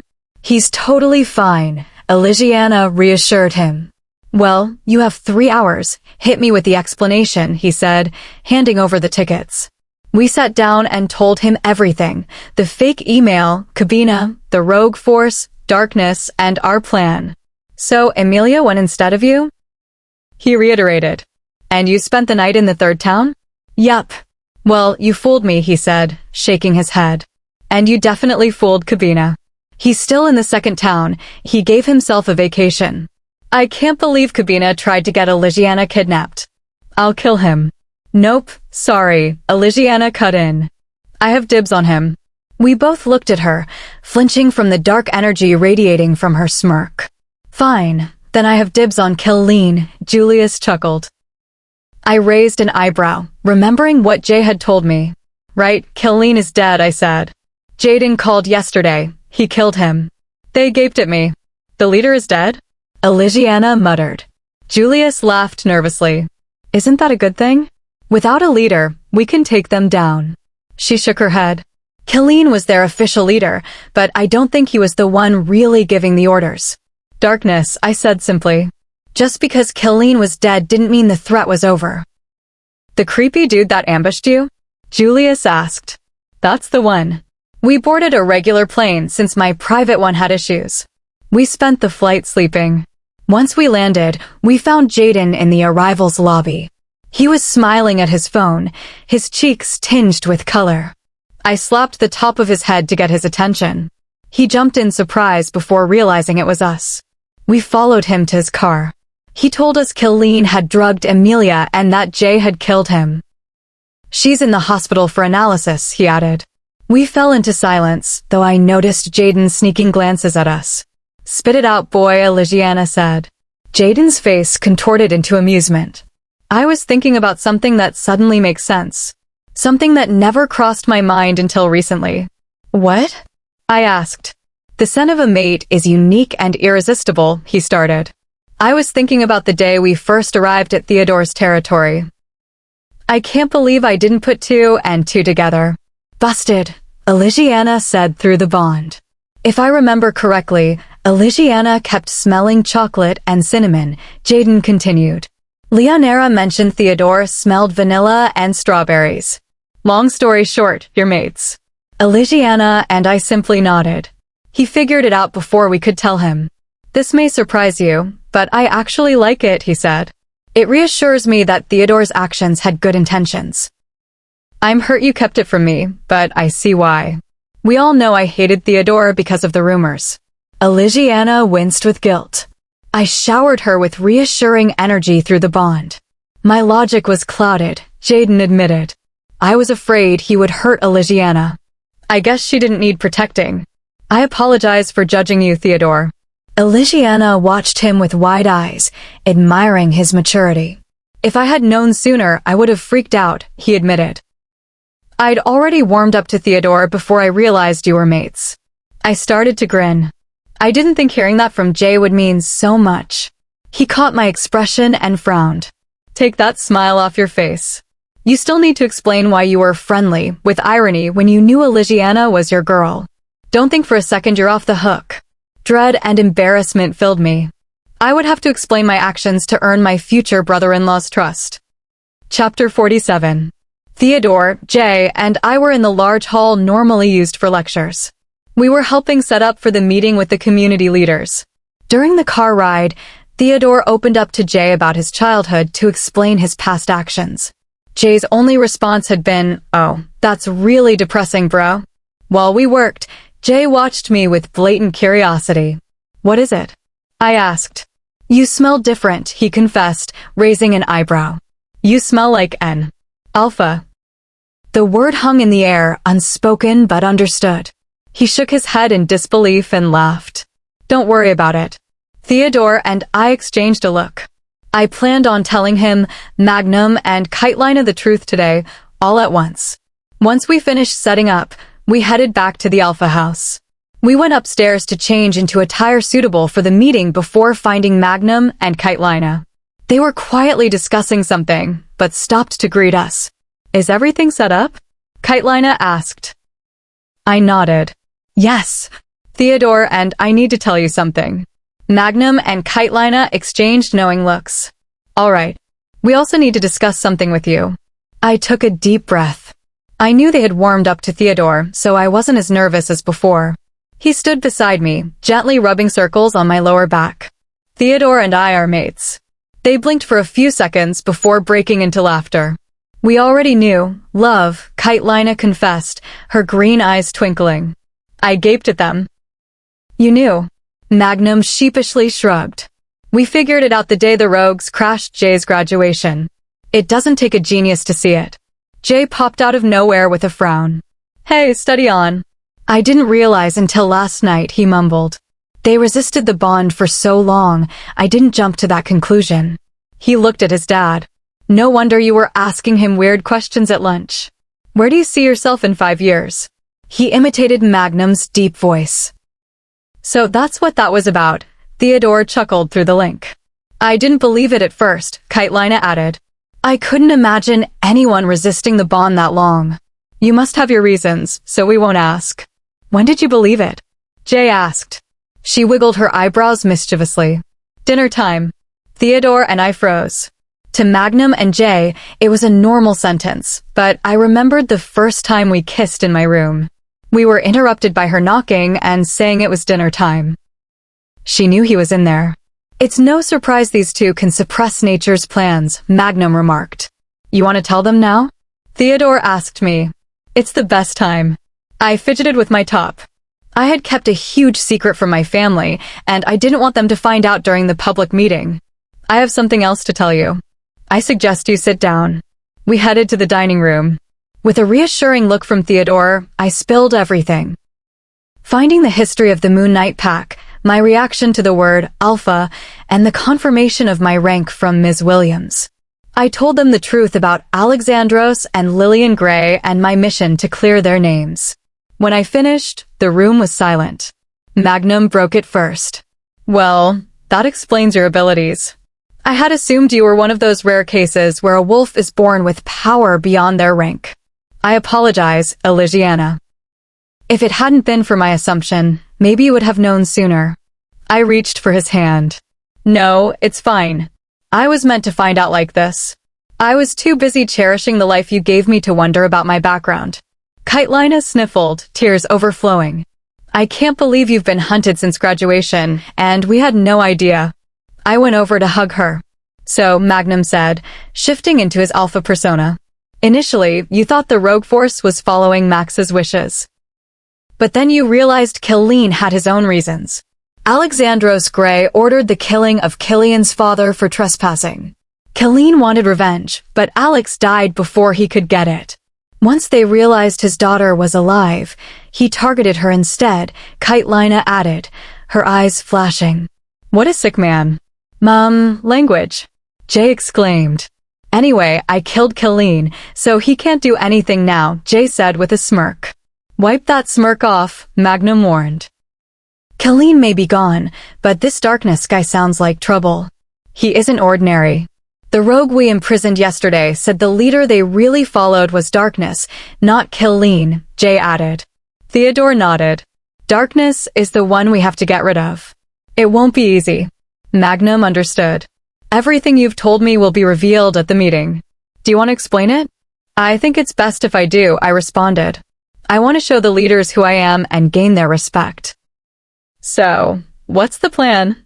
Jay asked. You're an alpha, but you're also the mate of an alpha. The solution is simple, Theodore said. We're planning to merge the packs permanently. We will lead both as alphas. Magnum's eyes widened. Two alphas? That hasn't been done in a long while. I'm the wolf who breaks norms, I pointed out. Theodore leaned in to kiss my forehead.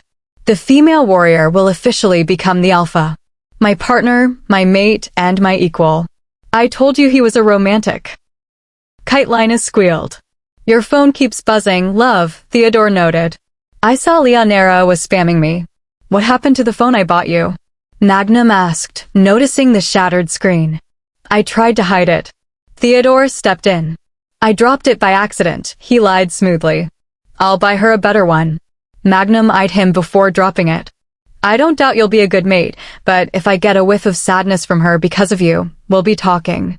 I promise, Theodore said in the mind link. What did you want to tell us? I asked. We were going to confront you about your scent, Kitelina said.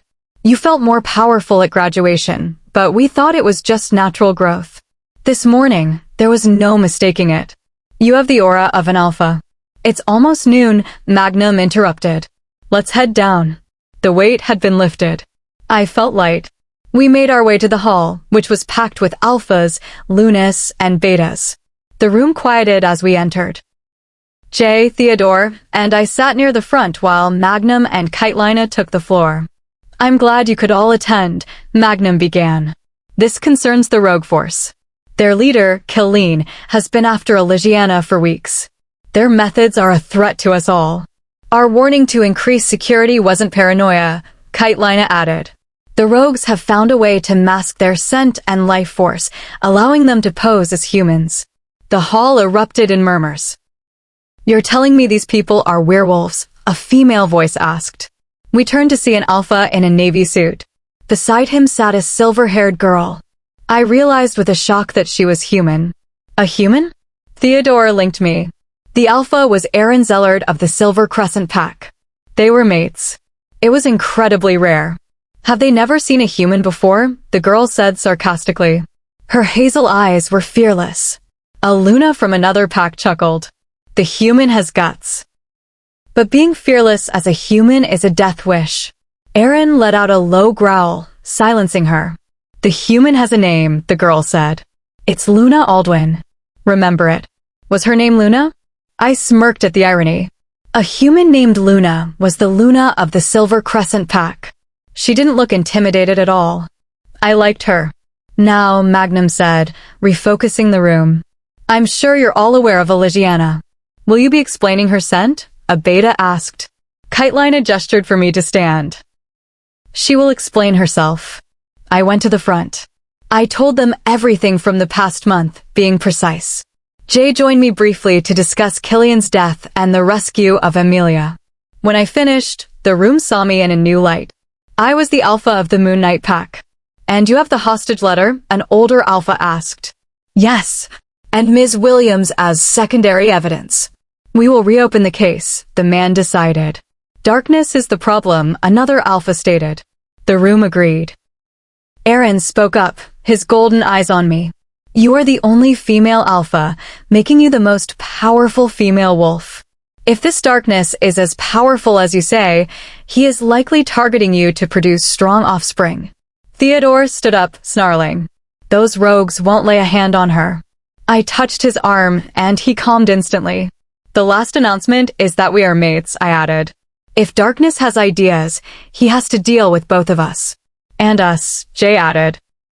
So, what does your being targeted have to do with us? Aluna asked. Aside from them posing as humans? A dark chuckle echoed through the hall. That's a good question. My blood ran cold. Darkness. Theodore yelled. Everyone leapt from their seats, drawing weapons. I got into a defensive stance, scanning for him. The leaders, who had doubted him moments ago, were now frantic. He had slipped past high-level security with ease. Hello there. I whipped my head to the right. Darkness's blacked-out eyes met mine. He grinned. It's been a while, hasn't it? Chapter 48. Overall status, pass. Erebus/Darkness POV. My smirk widened as I took in Elisiana's figure as she stood before those leaders.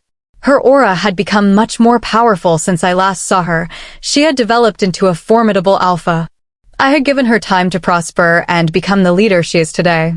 I've waited long enough. All I needed to do now was secure her allegiance so we could build the most powerful dynasty in history. You are the only female alpha in the country, making you a primary target for his ambitions. Surely, he's targeting you to take your throne and use your bloodline to cement his rule. That is, if he is as powerful as you say he is. My head snapped toward the alpha who said that, impressed with how accurate his theory was. 10 points awarded to the man with the golden eyes. The alpha, I believe, is named Aaron. The corner of my mouth curled in amusement. None of them knew how special she really was. Elisiana's alpha rank wasn't the only thing that made her a prize. Theodore stood up, a loud warning growl ripping from his chest as he regarded Aaron with an angry gaze. Those rogues won't lay another hand on her. I raised an eyebrow at Elisiana's hand caressing his arm, immediately calming him down. I leaned back against the wall with a thoughtful expression. They were mates. Elisiana smiled at the group of alphas and lunas. The last and best announcement is that we're mates.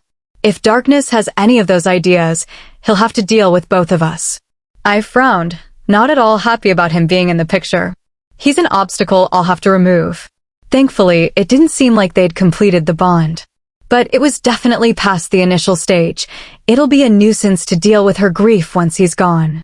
Aluna shifted in her seat, looking bored with the whole exchange. So, what does your being targeted have to do with our packs? Other than the fact that they can pose as humans. I couldn't help but chuckle, deeply amused by her words. I had revealed my presence a little earlier than I had planned. That's a good question, lady, I vocalized, the shadows swirling around me but not yet revealing my form. I found it hilarious that these so-called powerful werewolves weren't able to sense me. I had been in the same room for a while. Elisiana visibly stiffened, her eyes widening and darkening with anger. Theodore was already scanning the room, trying to find my location. The leaders looked uncertain, probably in disbelief that a rogue had successfully infiltrated their sanctum. I scoffed at their lack of awareness. Darkness. My gaze returned to Theodore, watching his chest heave in rage. It was only when he yelled my name that the rest finally got into position to fight. I watched them in annoyance. They think they're so important, and yet their power came nowhere near mine. My gaze focused back on my future queen. Where is he? One alpha roared. I smirked.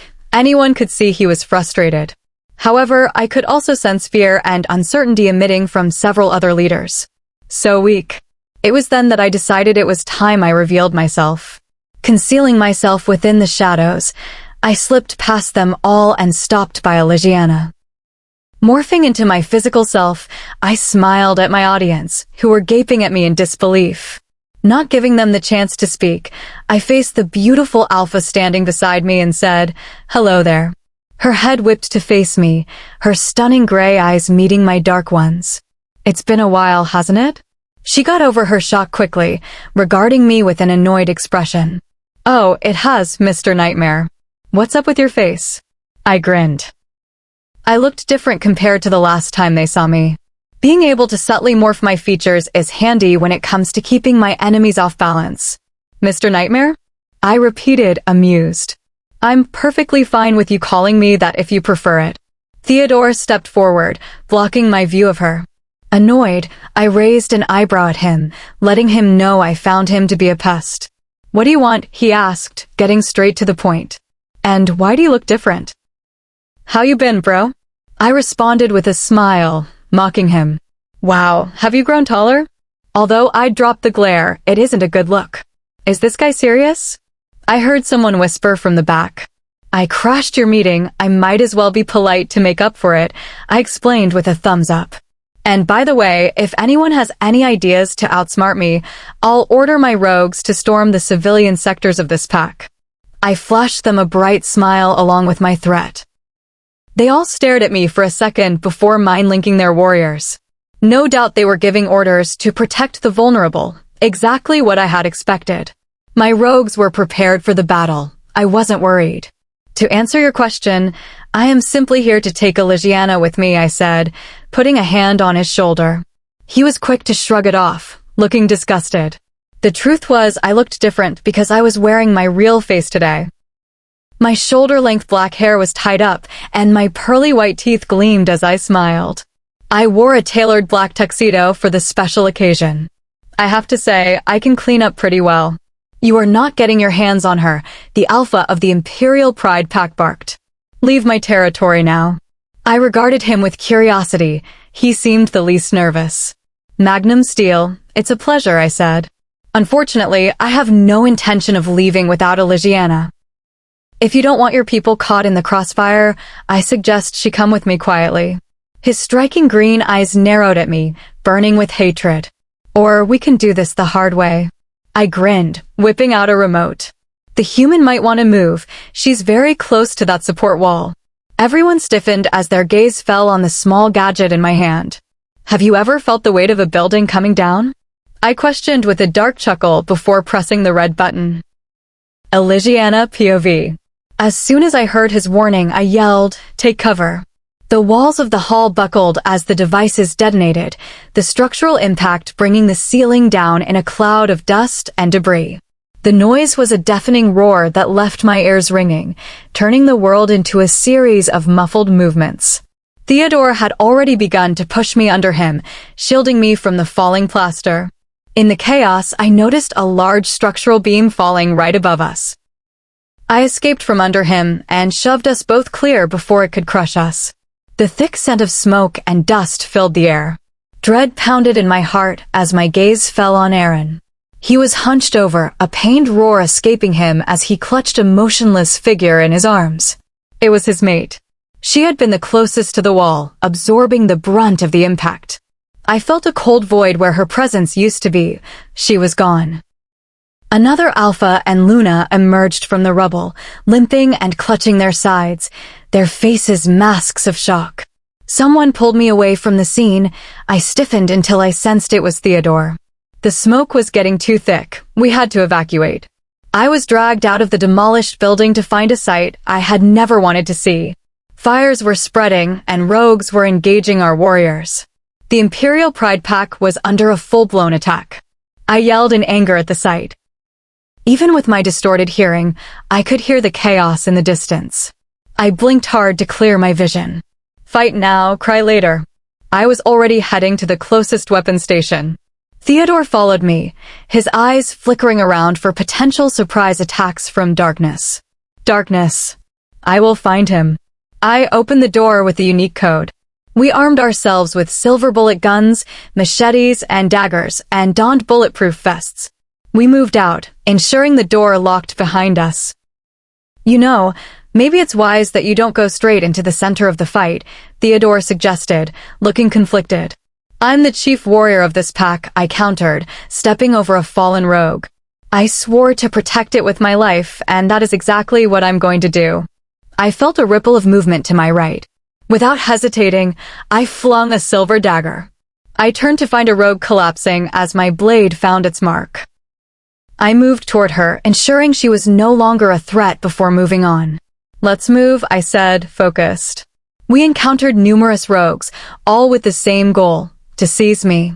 I knew my family and Theodore would never let that happen, so I would be on the front lines, defending the home I loved. We made it to the center of the pack, where the fighting was heaviest. Elisiana, someone cried out. I whipped my head toward the source to find a middle-aged man pinned under a heavy transport truck. He looked exhausted and battered. Without thinking, I started to heave the vehicle off him. No, he yelled. Forget about me. My family, they're being held in that alley. Please get them to safety. I nodded, understanding his desperation. Theodore, get the truck off him. I'll go. Just do it quickly and join me. I cut him off, already on the move. I started down the route the man indicated, before I stopped. Think, Elisiana. I reached out with my senses. To my annoyance, I couldn't feel any children or a mother, only a group of rogues waiting in ambush behind the wall. I let out a sigh of relief. It's a trap. Theodore mind-linked me frantically. I'm coming. I know. I'm waiting for you, I responded. He jogged toward me, looking relieved. As he approached, he mind-linked me. When I lifted the truck, he just walked away from where his family supposedly was. No father would do that. I'm glad you didn't barge in. We quickly drew up a plan through the mind link. Once we were ready, we initiated the first move, agreeing to stay together. Theodore revealed his position, firing warning shots and picking off the rogues in the front. As they turned to engage him, I moved stealthily and attacked from the flank. Using my machete, I took down 2 before they could react. The remaining 4 snarled, one female rogue charging at me with daggers. She was skilled, purposefully trying to incapacitate rather than kill me. From the corner of my eye, I noticed a rogue pull out a sidearm. Within a split second, I pivoted, using my opponent's momentum to swing her between the shooter and me as a shield. Loud shots filled the air. The female rogue took the hits intended for me. Still using the cover, I shuffled backward until I found a secure spot to regroup. Meanwhile, Theodore was engaged in close combat with the remaining 3. I looked down at the injured rogue. She was fading fast. I lowered my machete toward her. Make your last words count, I snarled. You won't defeat Erebus, she croaked. He isn't like us. I know he has abilities, I demanded. What is he?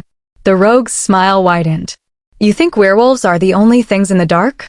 He is the union of 2 worlds, half wolf, half something far older. A shadow of the abyss. A demon. I asked, my blood running cold. His father was a shadow that cursed the land centuries ago, she continued, holding my gaze. And that shadow lives on. It even resides within those you think you know, like the boy Kabina. Kabina. I felt the world tilt. My head couldn't get around this. Theodore finished off his last opponent and crouched beside me, frowning. I heard. Do you believe her? Yes, I mind-linked him. Then I do too. There is a balance, the female giggled weakly. If he is the darkness, you were born with the opposite. You have the power to. Suddenly, a heavy shadow fell over her.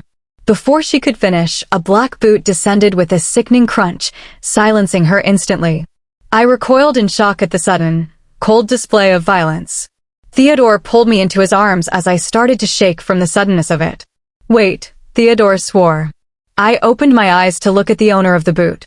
It was Kabina. His dark eyes narrowed at the fallen rogue. That's enough of you for now, he said, his voice devoid of emotion. Chapter 49. Elisiana POV. I stared at Kabina in horror. The idea that an ancient entity lived within him seemed so surreal that a hollow, dry chuckle escaped my throat. My mate and Kabina both shot me startled looks. I was laughing in pure disbelief, shaking my head at the man I had lived under the same roof with the same guy who enjoyed ketchup and was the first to welcome my members and me into his pack. His dark eyes glimmered with an intense, predatory curiosity. I've woken up. I held back a gasp, feeling Theodore's grip on me tighten. Kabina's voice was different, deeper, raspy, and layered with an echo that didn't belong to him. We shifted into defensive stances, anticipating an attack. A dark, resonant chuckle arose from his chest. I'm not here to end you. That would go against Erebus' wishes. My eyes narrowed. He wore Kabina's face, but the soul behind it was gone. I began to wonder if any part of the friend I knew was still buried inside. Is darkness your son? Theodore demanded. And do you have a name? I added, needing to separate this thing from Kabina. Who are you? The entity's face split into an unnatural, wide smile. I go by the name Satanivos, though you may call me Nivos, he replied, his gaze lingering on me. And yes, Erebus is my legacy. I blinked, the weight of his presence making the air feel heavy and cold. I didn't sign up for this, I whispered, stepping back. I slumped slightly against the debris, leaning away from the being. Werewolves were supposed to be the only ones.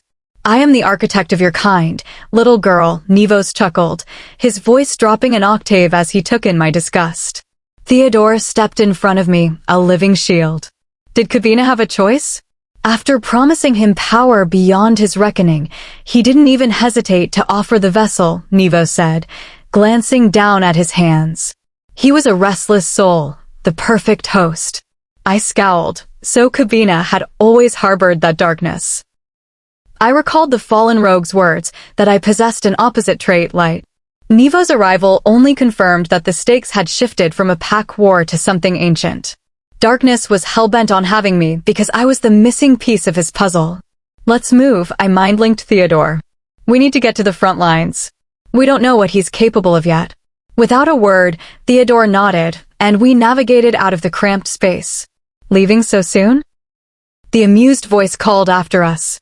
I didn't look back. He truly was Darkness' father. To my surprise, Nivos didn't follow. I heard what was said about the light trait. Theodore spoke up as we ran, his brow furrowed. We need to find your parents. They might have the answers we need to build a real defense. We slowed as we reached the heart of the Packlands, breathless at the devastation. Houses and infirmaries were structural ruins, flickering with orange flames. I saw civilians huddled in the shadows, watching their warriors with faces etched in terror. The air was thick with the sound of clashing silver and the roars of defenders. This was no longer a skirmish. This was war. Helicopters circled above. I squinted, spotting personnel with clipboards and cameras. The Federation of Supernaturals. I groaned internally. The humans were documenting everything. We were going to be in massive trouble when the smoke cleared. They've never trusted us, viewing our strength as a constant threat to their order. The only humans I truly dislike, Theodore muttered, eyeing the birds in the sky. Can you shut it for 1 second? I'm trying to think. I recognized Jay's agitated voice near a fountain. Amelia was with him, her white tank top stained dark. My heart lurched until I saw she was unharmed. She was kneeling over a fallen warrior, her hands steady as she applied emergency pressure to a wound. We approached, neutralizing a rogue who tried to intercept us. Other attackers spotted me, their primary target, but our warriors held the line, keeping the path clear. When we reached Jay, I saw a male rogue standing beside him, watching Amelia work. I reached for a silver dagger, aiming for a precision throw. Jay caught my wrist before I could release the blade. "I'm glad you're safe," he said, his eyes never leaving Amelia. "You're protecting a rogue," I said, bewildered. "Talk to me, Jay." The rogue actually grinned at me. He looked harmless enough, but I stayed tense. Jay ignored me, crouching by Amelia. "Okay, you've done enough here. Let me get you to the bunkers." Amelia stood up, her brown eyes scanning the horizon. She shook her head. "There are more who need me."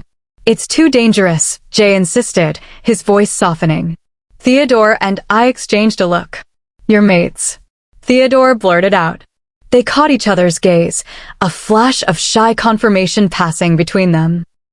"Yes," Jay confirmed with a small, distracted smile. Amelia's eyes shone as she looked at us. "I knew it. I had a feeling about you two as well." "I'm happy for you, man," Theodore said, reaching out to clap Jay's shoulder. Jay instinctively moved to block him, then paused, muttering an apology. Instinct, Jay sighed, rubbing his temples. "Let's just focus on the task at hand." "So, is anyone going to acknowledge me?" We all turned to the rogue, Aiden. He was the one Jay had told to be quiet. "I told you, Aiden," Jay snapped. "I'll give you a compliment when you earn one." I blinked. "Wait, you're the one who escaped the cells?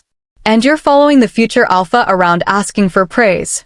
"I just want one nice word," Aiden huffed. "Is that so much to ask?" "He's been bugging us since the cells were breached," Amelia explained. "He thinks Jay likes his smile." I looked at Aiden. He truly didn't seem to have any malice in him. "You have nice hair," I offered. Aiden's face lit up instantly, his cheeks flushing. Theodore's head snapped toward me, his brow arched. "You think I'm the only one, right?" He mind-linked with a mock frown. "You're everything, Theodore," I replied warmly. "Strong, dependable, and far more than just nice hair." He smirked, pulling me closer for a brief, grounding moment before Jay interrupted. "Only you two could find a romantic moment in a war zone." Jay cried. "I spot more casualties," Amelia announced, moving toward the next group. "Jay, let's go." Jay paused to look at Aiden. "You're a rogue, but you've spent 10 minutes with our leader and haven't moved a muscle. Who are you loyal to?" Aiden shrugged. "I follow darkness because he scares me. I don't want to be part of this." "He's not just a wolf," I warned Jay. "He's half demon. His father, Nevos, is back." Jay's eyes widened. "A demon? Like the old legends?" "The one who started it all," Theodore added. "If you see Cabina, do not engage. Get Amelia and get out." The ground suddenly shook. I felt a familiar, powerful presence. "Magnum?" You shifted. A massive, brown-furred wolf with wise, dark eyes stood before us.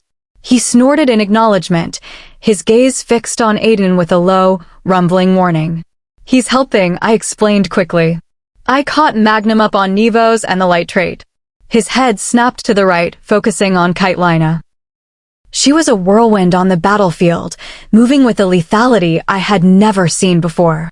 She took down a rogue with a single, fluid strike and didn't even slow down. She spotted us and flashed a quick thumbs up. Magnum's tail gave a single, happy wag. "Oh no!" Aiden cried, pointing toward the library entrance. A dark figure emerged from the shadows behind Kitelina. She had turned away for just a second. Magnum launched into a full sprint. I broke into a run, my heart leaping into my throat. "Kitelina, behind you!" I screamed. She started to turn, but the rogue was too fast. A silver blade caught the light before finding its mark. A cry of agony ripped through the air, and my world shattered. I watched her stumble, the brutality of the strike leaving me breathless. "No!" I shrieked. Magnum reached the rogue first, his massive form colliding with the attacker like a mountain, ending the threat instantly in a surge of protective fury. Kitelina's eyes began to glaze as she slumped to the ground. "MOM." Jay's voice was a ragged howl of pure terror. Magnum knelt by her side, a broken, low sound vibrating in his chest as he nudged her hand. We reached them, the air thick with the scent of silver and loss. "The silver is in her system," Theodore whispered, his voice cracking. "There's nothing we can do but stay with her."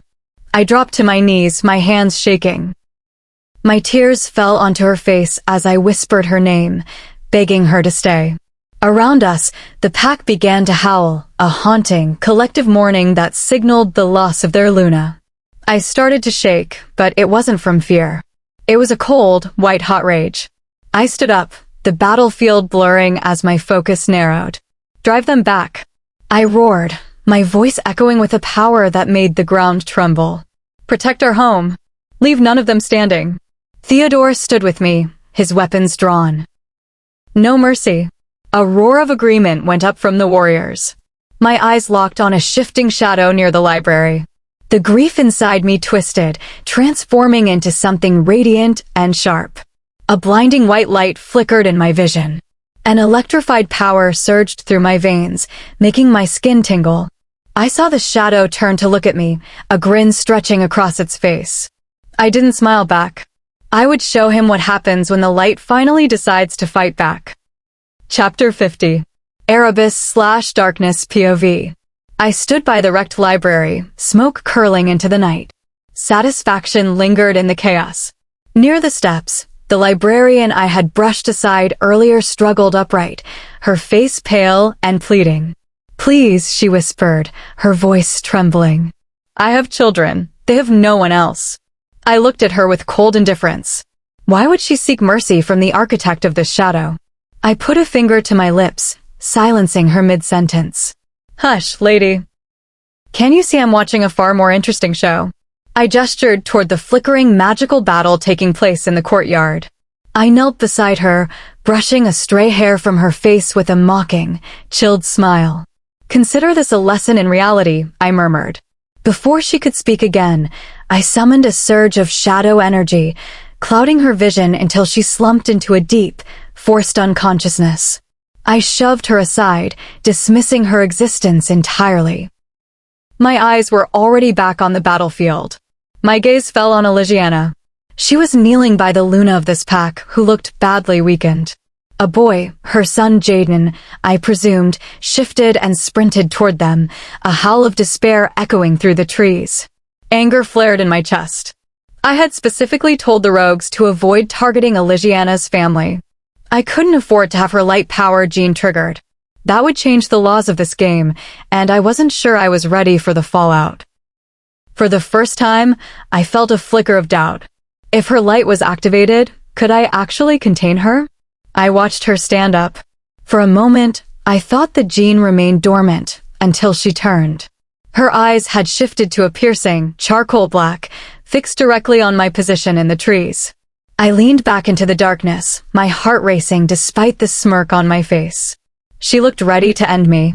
Without hesitation, she charged, snatching up discarded weapons from the grass as she ran. Suddenly, the aura around her ignited into a brilliant, blinding white light. I winced, the radiance searing my vision. I shifted immediately into my shadow form, desperate to put distance between us.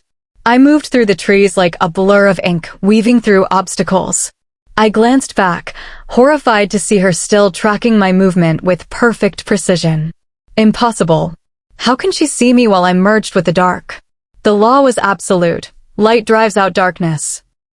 I was in serious trouble. My only hope was that my father, occupying Kabina's form, had a plan to counter this. I reached a deserted grassland and morphed back into my flesh form, breathing hard.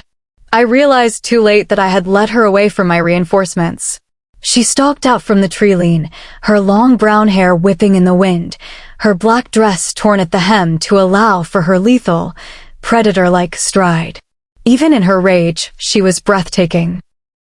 I looked forward to the day I would finally claim her if I survived this encounter. Darling, why so tense?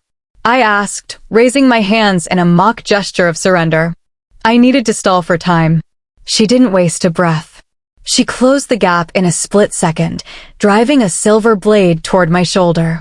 I twisted, but the metal bit deep into my neck and collarbone. I let out a snarl of pain, retreating as the silver began to burn through my veins. You little bitch, I hissed, reaching for the hilt. The charming act didn't last long, did it? She sneered, spinning a machete with terrifying skill. I glared at her. You think a bit of silver can stop me? She shrugged and lunged again. She was 4 times as fast as before, her movements fueled by the light gene. Why aren't you fighting back, Erebus? She demanded, her weapons a blur of silver. I'm just enjoying the view, I taunted, though I was struggling to keep up. I tried to use reverse psychology, hoping she'd overextend herself. Instead, she caught me off guard, a dagger grazing my cheek and leaving a stinging, glowing trail of energy across my face. I recoiled, perched on a high branch of a nearby oak. She didn't hesitate, kicking the trunk with such force that the entire tree shuddered. Stop running, she yelled. Face me. And ruin the chase? I think not, I snorted, though my patience was fraying. I jumped down, intending to knock her back, but I underestimated her. Instead of closing in for a strike, she pulled a sidearm. 3 silver-tipped rounds caught me in the chest and side before I could dive for cover behind a fallen log. I lunged from my hiding spot, hoping to end this quickly. I managed to land a heavy blow that sent her back against a tree. I heard a sharp crack, and for a moment, I thought I had the upper hand. I moved in to neutralize her, but her hand shot out, grabbing my tie and jerking me downward. You really thought that was enough? She laughed darkly. I grabbed her wrists, twisting with all my demonic strength, trying to force her to let go. Let go, Elisiana, I wheezed, applying enough pressure to make her wince. Or I'll break them. She didn't flinch. Instead, she channeled her light through her grip, the energy weakening my muscles at an alarming rate. I doubled over as the light burned from the inside out. It's your fault Kitelina was hurt, she fumed. I'll see you fall for this. A massive tree groaned and fell between us, forcing us to break our hold and scramble in opposite directions. Elisiana stood on the other side of the trunk, rubbing her bruised wrists. I hate to stop the party, but it was getting a bit repetitive, a sharp female voice called out. Irony and Nevos, in Cabina's body, stepped into the clearing. Irony looked haggard, her vibrant red hair now streaked with a dull, sickly gray. You idiot, I laughed, clutching my side. That gray is permanent now. Shut up, I just saved your life, she snapped. Careful, Irony, I warned darkly. Remember who you serve. Nevos stepped forward, his expression composed and lethal. He looked at Elisiana with a chilling familiarity. I see the light has finally woken up. She doesn't know what she's playing with, I muttered. Oh, she knows, Nevos countered. Don't you, Elisiana?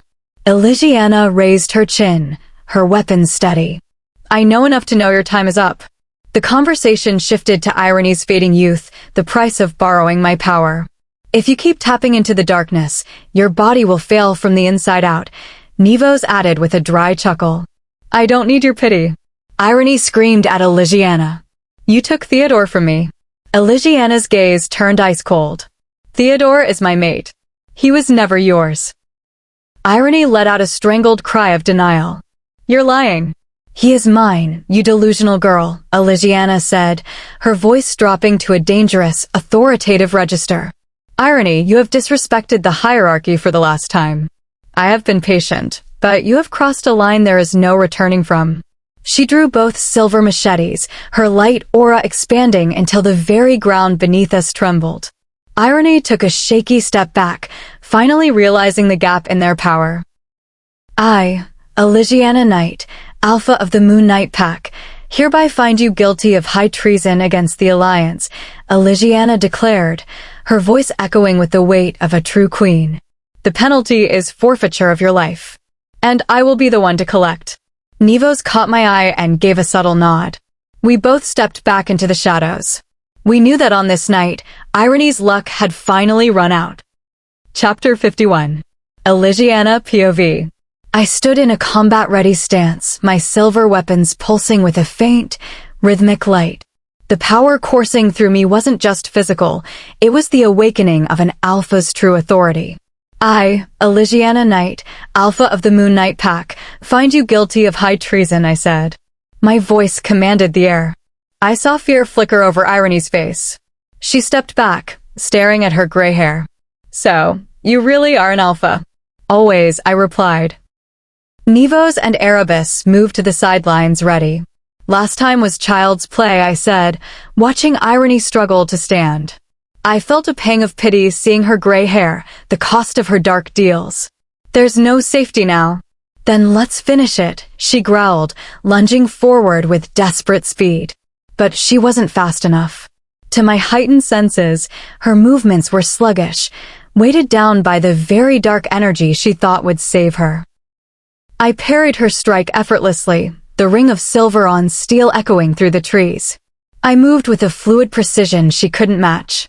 As she swung again, I caught her arm with the flat of my blade, the silver searing her skin and disrupting the shadow energy within her. She staggered back, clutching her arm as a faint trail of dark smoke rose from the contact point. "You bitch," she screeched, tears of frustration and pain blurring her vision. "I wish you a life of nothing but misery." "I curse you." Any lingering regret I had vanished. "You're in no position to cast curses, irony." I watched her wrap a piece of her cloak around her arm to dull the sting of the silver. I gave her a moment, a final courtesy, before moving in again. "Bad idea, irony," Erebus called out mockingly. "I warned you. That power wasn't a gift, it was a parasite."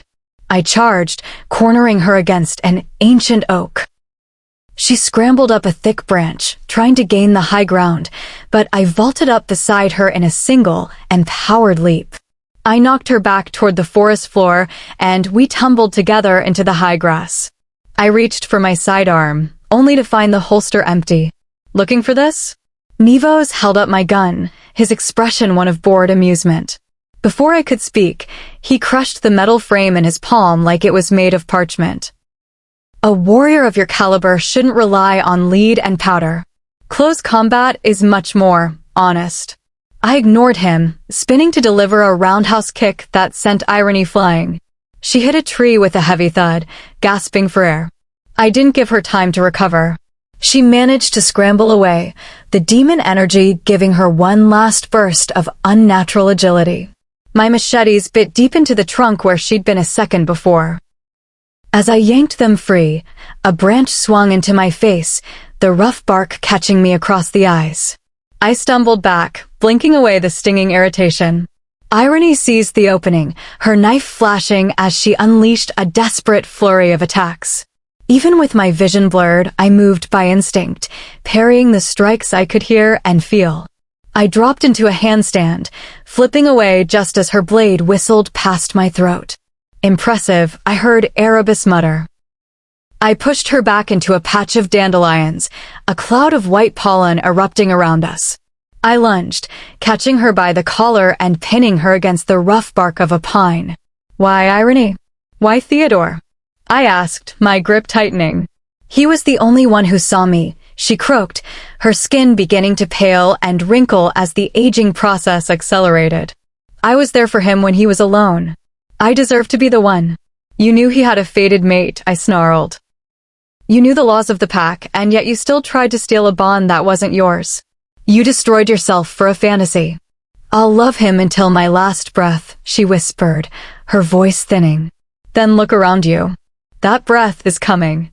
Her hair was entirely gray now, her strength failing. She had sacrificed her very life force for a man who belonged to another. "Death is closer than you realize, irony," Nevo spoke up, his voice cold. "The shadow is coming to collect."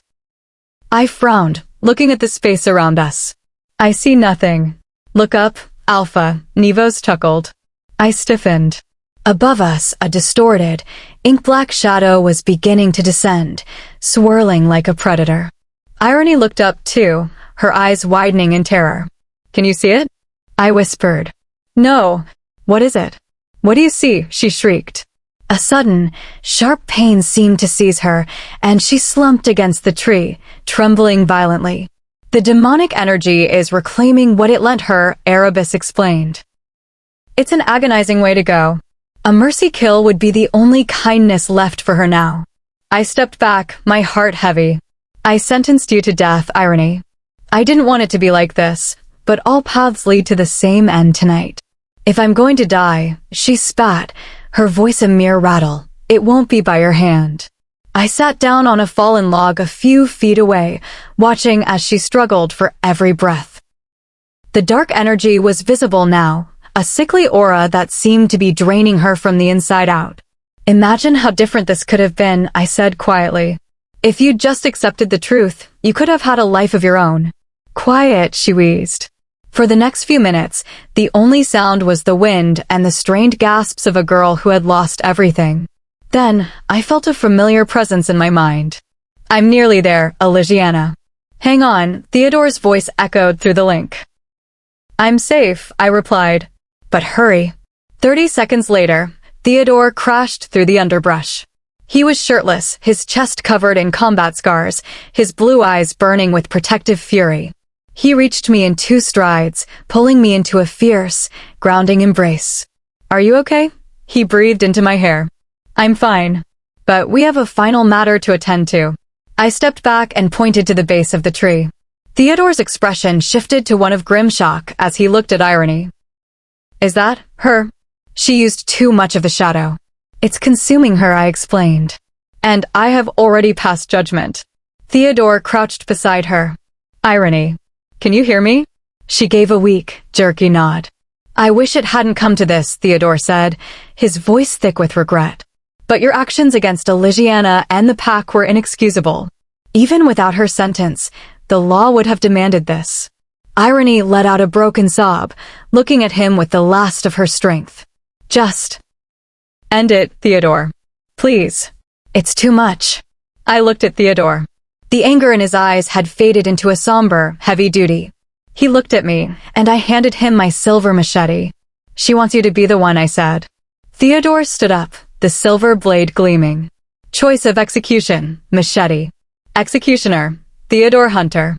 He looked down at her one last time. Any last words? Irony's green eyes found mine. I take the curse back. I'm sorry. Theodore moved with a swiftness that was more mercy than violence. I turned away as the strike landed, feeling the sudden silence of the forest. We stood there together for a long moment, the weight of the night finally settling over us as the shadows retreated into the dark. Chapter 52. Elisiana's POV. I watched the last of the shadow energy seep into the earth, staining the grass a deep, bruised purple. His end was inevitable, a collision between the sentence I had passed and the volatile power he had tried to harness. Theodore reached for my hand, his steady warmth grounding my frantic, adrenaline-fueled energy.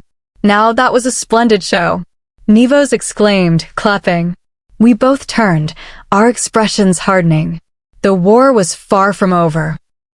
The demon smirked, his eyes dancing with a cruel light. Although Kabina feels differently about the finale.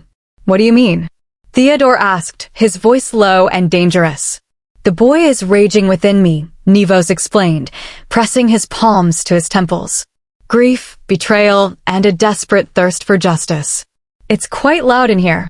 I felt a pang of sympathy. Kabina had just watched his sister succumb to her own choices. You forced him to watch? Theodore's knuckles whitened. Every second, Nivos grinned. Erebus spoke up, his voice tinged with a rare moment of uncertainty as he looked at his father. Why, father? Now you have to deal with his instability.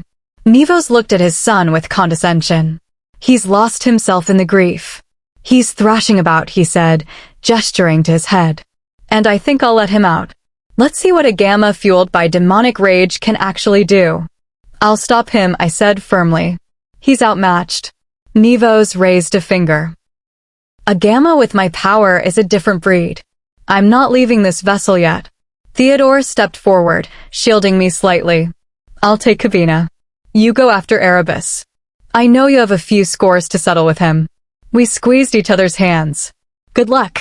Be careful, Theodore, I said. Don't worry, love, he responded, his eyes fixed on Nivos. I've got this. Erebus let out a long, dramatic sigh. You guys are so cheesy, I can practically smell the romance from here. That's just the smell of your impending defeat, I retorted, spinning my machetes. Let's get this over with. Nivos suddenly grunted, his body contorting as if fighting an internal battle. When his eyes snapped open again, they were filled with a raw, jagged hatred. Kabina was back in control, but the demonic influence had twisted his grief into something monstrous. Theodore raised his weapon. I, Theodore Hunter, Alpha of the Black Shadowed Pack, hereby find you, Kabina Wolf, guilty of high treason. With a roar of pure agony, Kabina charged. The fight began. Erebus turned his attention to me, silver daggers manifesting in his hands.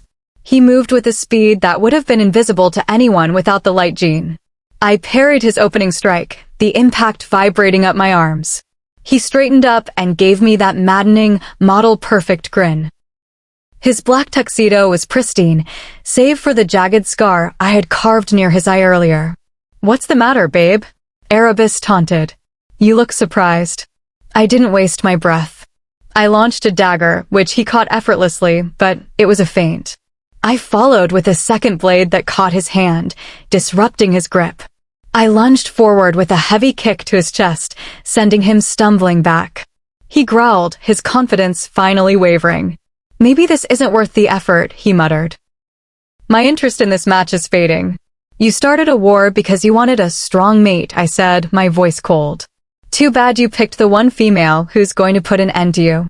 I charged, and he dropped into a defensive stance, his eyes glowing with an iridescent dark light. "I'm giving up," he started. I brought my machete down in a vertical arc. He caught it between his palms, but the light energy from my blade seared into him. He hissed and shoved me back, the contact leaving a glowing mark on his skin. "Giving up," I repeated. He nodded, though his eyes remained predatory. "Giving up on the courtship. It's too much work. I'll just settle for destroying the opposition." "Finally, we're on the same page," I responded. He lunged, his nails lengthening into obsidian claws. I parried his first swipe, but he was a blur of movement, unleashing a barrage of strikes. I relied entirely on my light-enhanced reflexes to stay ahead of his pace. Suddenly, Kabina was thrown into my side by Theodore's powerful strike. "Sorry," Theodore called out, distracted by the ferocity of the Gamma's rage. In that split second of distraction, Erebus's claws flashed. I threw up my arms to protect my face, feeling the stinging heat of silver-laced energy as his claws raked across my forearms. I leaped back, assessing the damage. For glowing gashes lined my skin, humming with dark magic. I retreated to the branches of a nearby oak, climbing with a speed that caught him off guard. I had one dagger left. I reached the canopy and looked down. He was right on my heels. "It's a long way down," he called out, looking up at me. I didn't move. I quickly wedged my dagger into a flexible branch, tethering it back with a strand of reinforced cord I kept for traps. I swung to an adjacent tree just as he reached the bait. "What?" He grabbed the branch to pull himself up, releasing the tension. The dagger snapped forward, powered by the branch's recoil and my own light energy. It struck him true, the silver biting deep into his shoulder and neck area, severing his connection to his shadow form. He let out a choked sound, his grip failing. From my new position, I had the perfect angle. I stood on the branch, my machete raised high, channeling every bit of alpha authority I possessed into the blade. In the name of the light, I pass final judgment. I threw the machete with everything I had. Erebus looked up, his eyes widening as the silver weapon cut through the air like a meteor. He gave a final, mocking wink before the blade struck home, piercing the center of his chest. He fell from the tree, hitting the ground with a heavy thud. I scrambled down to where he lay. The dark energy was leaking out of him like smoke. "Don't try to move," I said quietly. "The light is already reclaiming your energy." He glared at me, his breathing shallow. "How?" he managed to whisper. "How did you know exactly where to strike?" "The light shows me the darkness for what it is," I said. He looked over at Theodore and Kabina. "You're going to have your hands full with Kabina. My father's power is relentless." Satanivos. "Father, are you there?" "Trying to summon him won't help you now," I said. "Calm down," he muttered, a ghost of his usual humor returning. "I just wanted to say goodbye." I watched him, a strange hollowness in my chest. "First irony, and now you," I murmured. His eyes started to lose their focus. "What's next, Elisiana?" Is it just more darkness? That's a terrible pun to end on, I said, though my voice wasn't as sharp as before. He let out a dry, pained laugh. I know where I'm headed. I've done too much to expect anything else. He was right. Behind the jokes and the tuxedo, he was a man who had brought ruin to countless lives. Here it comes, he whispered. The dark shadow I'd seen earlier drifted over him, its red light fading into a dull, cold gray. He took one final, shuddering breath, and the entity known as Erebus was gone. Chapter 53. Elisiana POV. I stared at the spot where darkness had finally fallen, struggling to absorb the victory. He'd been the shadow haunting our lives since Jay's graduation, an architect of chaos now silenced. I drew a steadying breath, my mind turning to the warriors still clashing in the distance. I glanced down at my forearms. The gashes from Darkness's claws throbbed with a fierce, silver heat. Normally, an alpha heals in seconds, but silver clings stubbornly. I blocked out the stinging. One last threat remained before this night ended. I rushed to Theodore's side. He stood near a shattered oak, his chest heaving as he stared down his opponent. When I touched his arm, he offered a brief, weary smile. I'm struggling to find an opening, he mind-linked me, his scent heavy with exertion. You handled darkness beautifully, Elisiana. You're incredible. We both knew Nevos would be the real test, I replied. He's smart. He's letting Kabina's trained gamma instincts lead the fight while he provides the demonic power. Two alphas against one demon, Theodore grinned, his eyes snapping back to the enemy. I like those odds. Kabina, or the entity within him, suddenly charged, wielding a massive silver sword that seemed to hum with dark energy. We leaped in opposite directions, landing on the high branches of the surrounding trees. Any plan? I asked, my light gene electrifying my senses.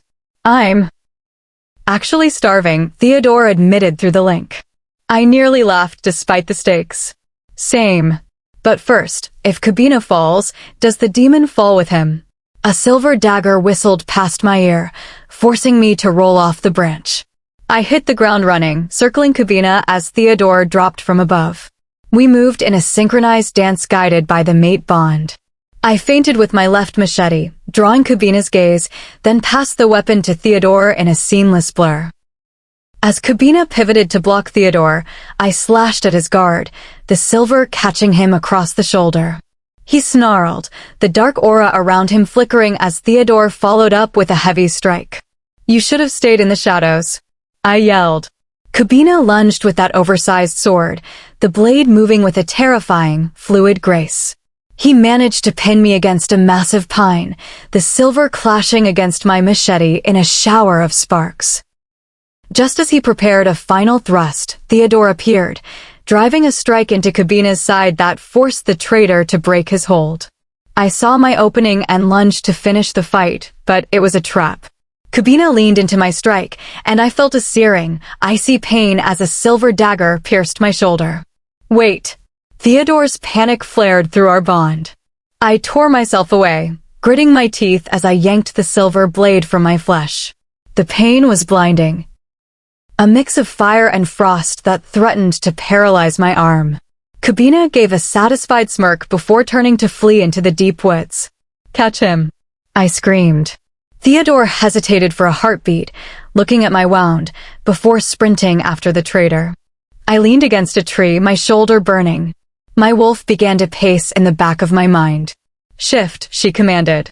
The silver is deep. Shifting will accelerate the purge and close the wound. I ducked behind the trunk and let the change take me.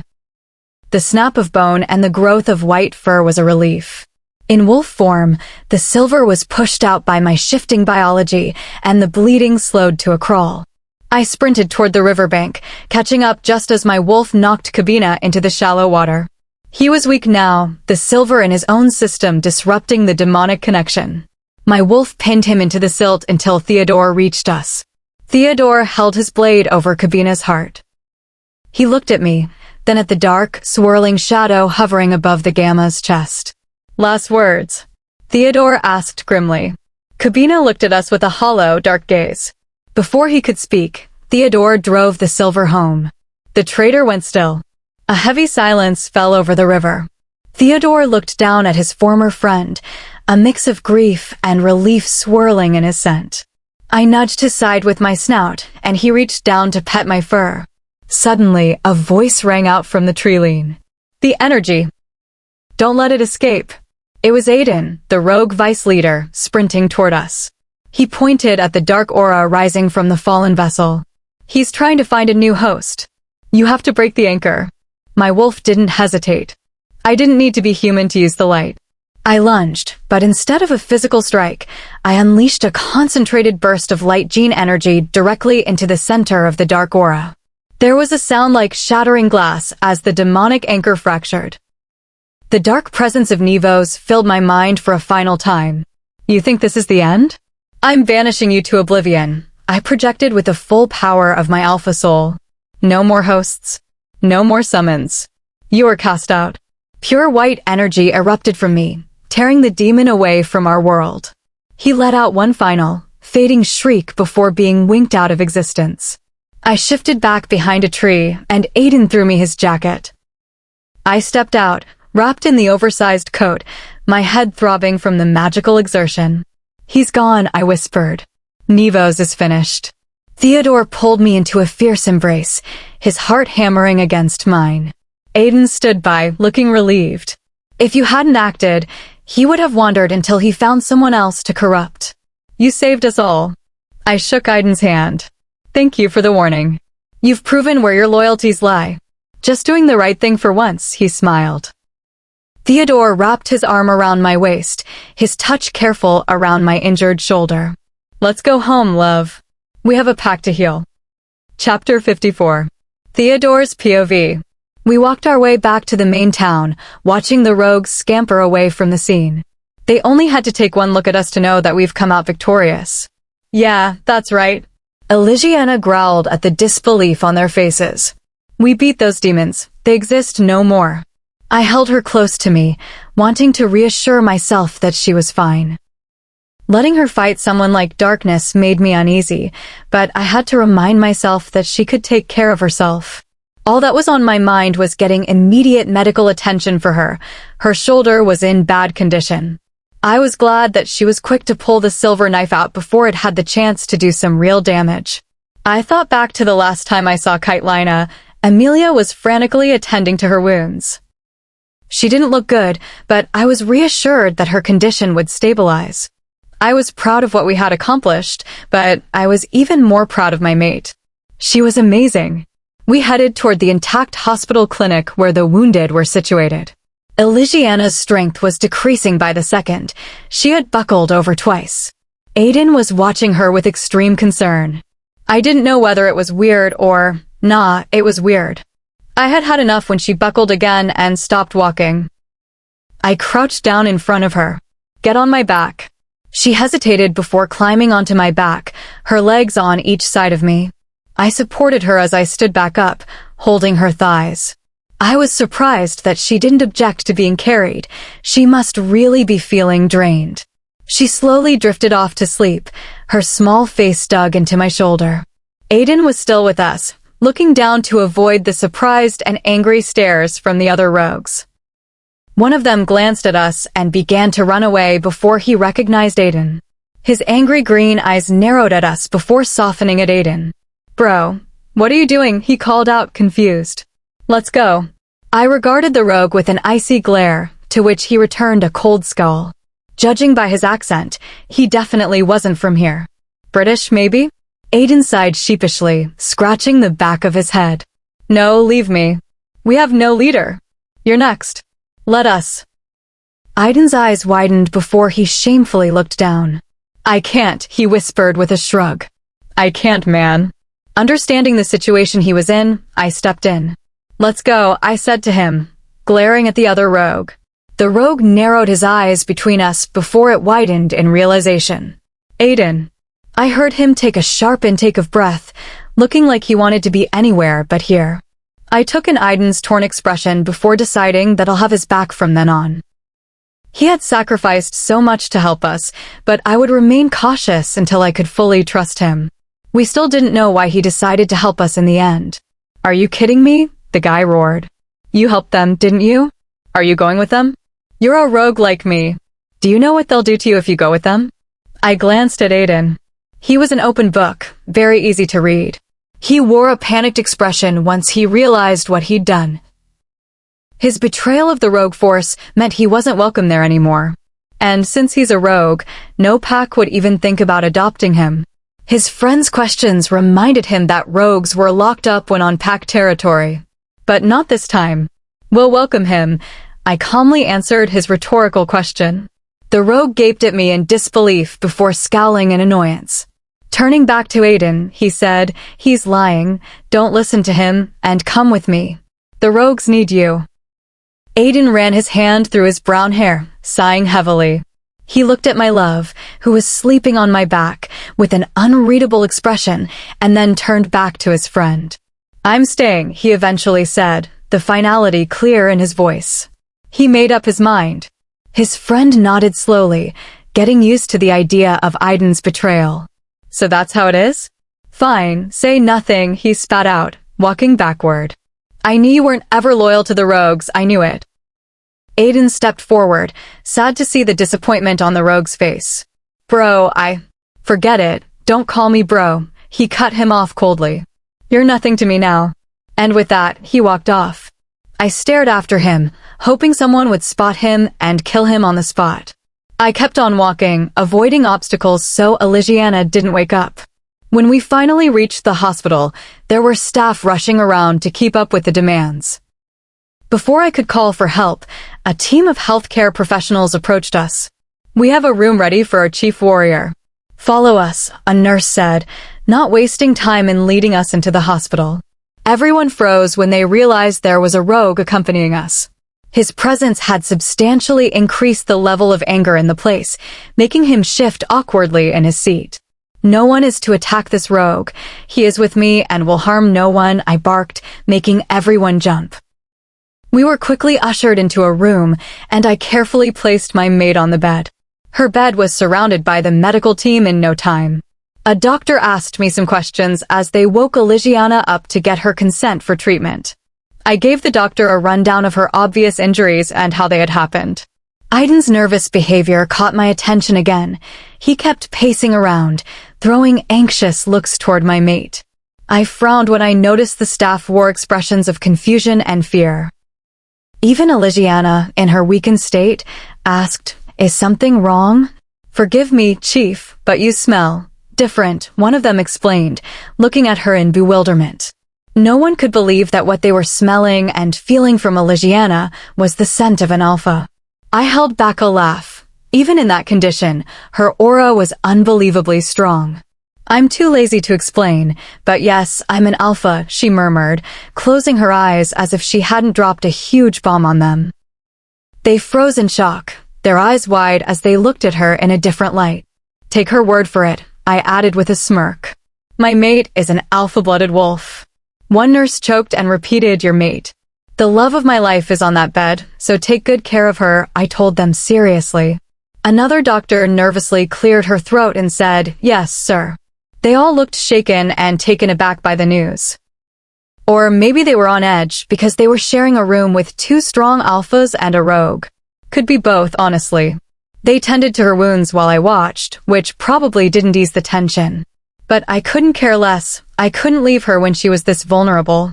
Once they were done, they left the room. One nurse stayed behind. "So as you can see, we started in 4 pump," she said, pointing at a machine connected to her. "It'll just pump painkillers into her system and should help.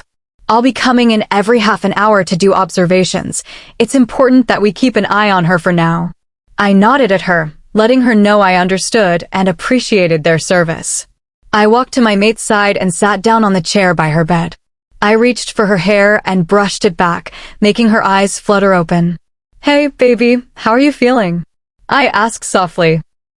She smiled sweetly and leaned into my touch, making my heart skip a beat. The duality of Elisiana never failed to surprise me. It wasn't too long ago that she struck a machete into Darkness' chest, a dangerous, beautiful woman, and now she was so adorable. I just wanted to grab her and tightly hold her within my embrace, but I decided against that urge because of her injuries. She frowned at my lack of clothing. I was still half naked. "Did you get yourself checked?" she asked with concern. I shook my head, making her glare at me. Without hesitating, she reached for the red button and pressed it with a smirk. I groaned, realizing she had called the nurse's desk, to which she giggled. "It's for your own good," she reasoned, becoming serious. "I'm totally fine, really I am.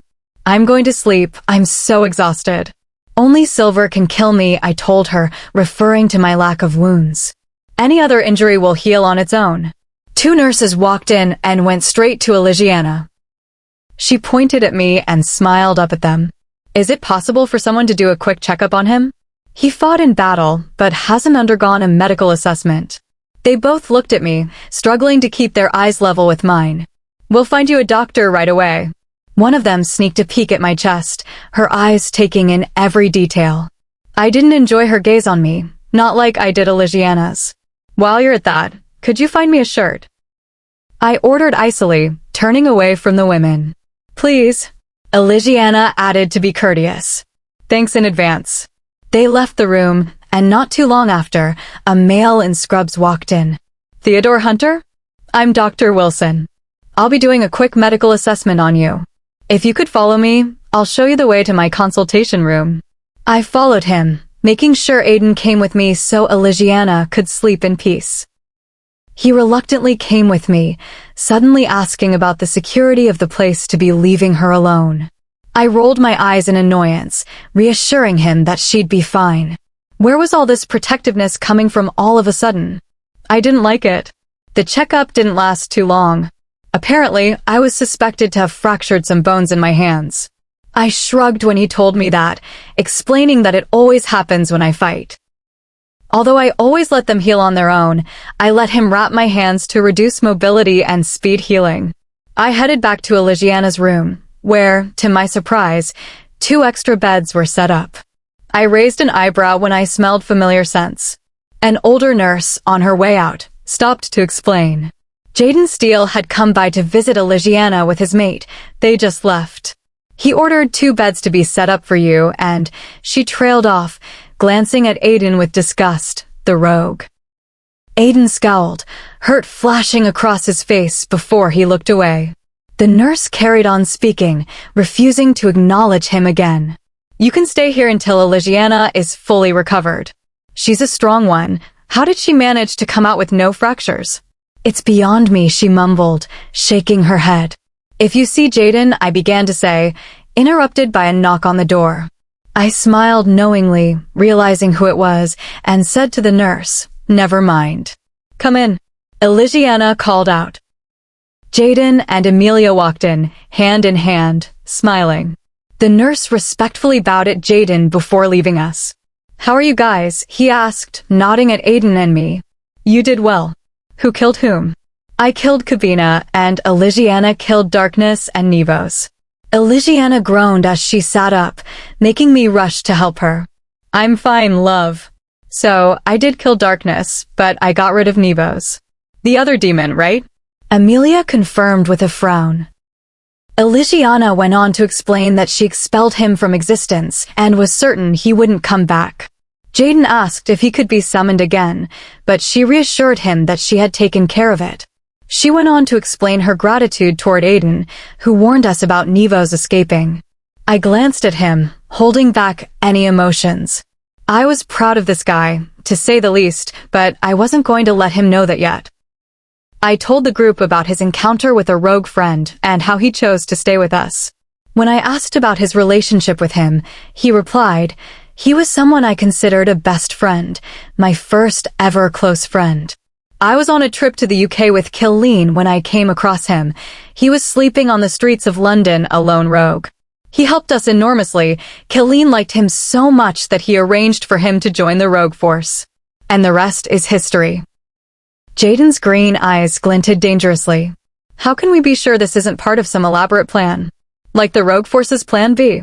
I wanted to snap at him for being ridiculous, but stopped myself. Elisiana felt the same, but also held her tongue. As much as we all wanted to trust him, we couldn't take any chances. Gaining our trust meant we were welcoming a rogue into our world. He could simply be an insider trying to form friendships and betray us in the end. A bitter taste was left in my mouth, thinking about Kabina. Aiden held his hands out, shaking his head at Jaden's accusation. No, Theodore just told you. I literally abandoned my post in the rogue force for you guys. Jaden's gaze narrowed at him mercilessly. Why? You didn't have to. Why, all of a sudden, did you help us? You betrayed your best friend to help a bunch of strangers. I'm sorry, but that doesn't make sense at all. I stayed quiet and looked at the shaken rogue for his answer. I felt bad for him. Interrogation had to come first. What possible reason could push a rogue to betray his own like that? I was glad Jaden was doing the interrogation. Aiden hung his head. Do you know why I'm a rogue in the first place? Most rogues were exiles, banned and kicked out of their pack for crimes they'd committed. He looked pretty young, probably around Elisiana's age. I wonder what this guy could have possibly done to be exiled. I didn't have a choice but to be one. He continued, his face hardening. Colleen happened to find a 1-year-old me cradled in my dead mother's arms in some random forest. He couldn't save her, but took me in and raised me to be the future leader of the rogue force. Everyone froze, not expecting that at all. I grew up as a rogue, and being normal wolves and packs, he carried on in a hushed tone. I didn't feel like I belonged there. I hated being a rogue. And above all, I hated what the rogue force was and what it stood for. But you still became vice leader? Elisiana spoke up. How do you know that? Nevos mentioned it when I was exiling him. She responded with a smile. He genuinely believed you had double-crossed him, that you were a betrayer all along. We all let out a sigh of relief. I guess trusting Aiden will be a lot easier now. I figured once Colleen was out of the way, I could somewhat try to turn the force into a pack. That was my dream, so I carried out every order, no matter how horrible, he explained, feeling embarrassed. I always tried to reason with myself that I was only doing this so that I could reach my dream. I was admired for my hard work, but they had no idea about the internal turmoil I suffered every day. His usual playful smirk was replaced with a sad frown. And then, those demons came along. I put my arm around him and patted his shoulder. You don't need to explain further, kid. He chuckled quietly. No, it's fine.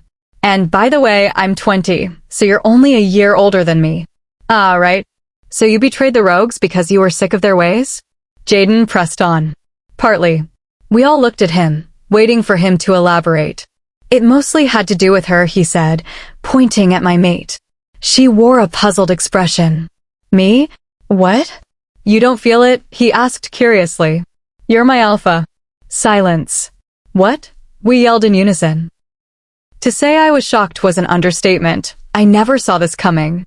But that did explain the sudden protectiveness over Elisiana. Wait, back up, Elisiana said. So you originally belonged to the Moonlit pack? I've never heard of that pack, Aiden deadpanned, shrugging. Amelia's eyebrows rose even further. Welcome to the club. Elisiana briefly explained about her pack. So how do you know I'm your alpha? He shrugged again. I just feel like you're my leader. I want to follow your commands, and I really admire you. I have this urge to protect you at all costs because to me, you're an authority figure worth protecting. Not to mention, every time you speak, I feel the need to bow. We all nodded. It sounded about right. He frowned at her, then at me, then at Jaden and Amelia, realizing we were all alpha bloods. His curious gaze rested on Amelia. You're a weak alpha blood. We're cousins, I explained simply. Our grandfather was an alpha. It just so happened that my father was born before hers. So the alpha lineage was passed along to me. Elisiana probably couldn't sense you because you're a rogue, Jaden explained, looking thoughtful. I can't explain why it worked the other way around, though.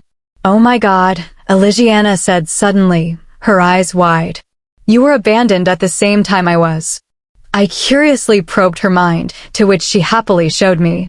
Understanding her train of thought, I couldn't help but nod. She was abandoned in a forest with no scent, I told him. Same.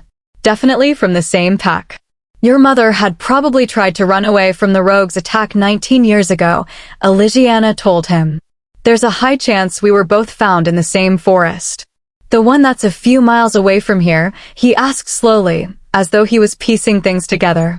Yes, you must have been the other baby then, Aiden gasped in realization. Colleen told me all about it. My mother was seen running with 2 babies, reported by rogues. They were ordered to stay back because she wore a warrior's uniform. When she was finally approached by Colleen, she only had one me. No way, Elisiana blurted in disbelief. I was abandoned on this territory by a warrior on the orders of my mother, who was the Luna. That warrior was your mother. Most likely, he breathed, shaking his head. I stared at Aiden. Who knew this guy would end up being connected to Elisiana's past? It had occurred to me that they could have easily been taken in by different people. Aiden could have been found by and adopted into the Imperial Pride Pack, and Elisiana could have been found by Colleen and likely killed on my father's orders. We all warmly smiled at him. We were going to accept this guy as one of us. I smiled when I found out what Elisiana had planned for him. Our eyes met, and we shared a knowing smile. Hopefully, he likes it. Chapter 55. Elisiana's POV. Oh, hey girl. I didn't know you stayed overnight again, Amelia remarked as she entered the room. I had spent yet another night in Kitelina's hospital room. Unfortunately, she still had not woken from her coma. I smiled and put a finger to my lips, pointing to Magnum, who was sleeping on another bed. He had barely left his mate's side, dropping most of his responsibilities onto his beta. Despite everyone begging Jaden to rest, he had taken the opportunity to shoulder the alpha responsibilities to distract himself. It had been 2 weeks since the attack, and everything was slowly returning to normal. Theodore had to fly back to our pack to attend to business. The news that I was an Alpha Blood and Theodore Hunter's mate had spread like wildfire. He was working hard to officially merge the packs, and my transfer was scheduled for tomorrow. I had delayed it in the hopes that Kitelina would wake up and be there when I officially left her pack. I leaned over and kissed her forehead. Good morning.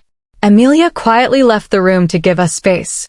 Everyone spoke to Kitelina. Despite her lack of response, Amelia was positive she could hear us. It's another beautiful day. It's been peaceful since the attack, I filled her in. I let out a sigh. It was hard seeing someone as lively as her held hostage by a coma. On a whim, I opened the telepathic channel. Others had tried to mind-link her with no success, but something pushed me to try. I wish you'd wake up, I thought. Silence.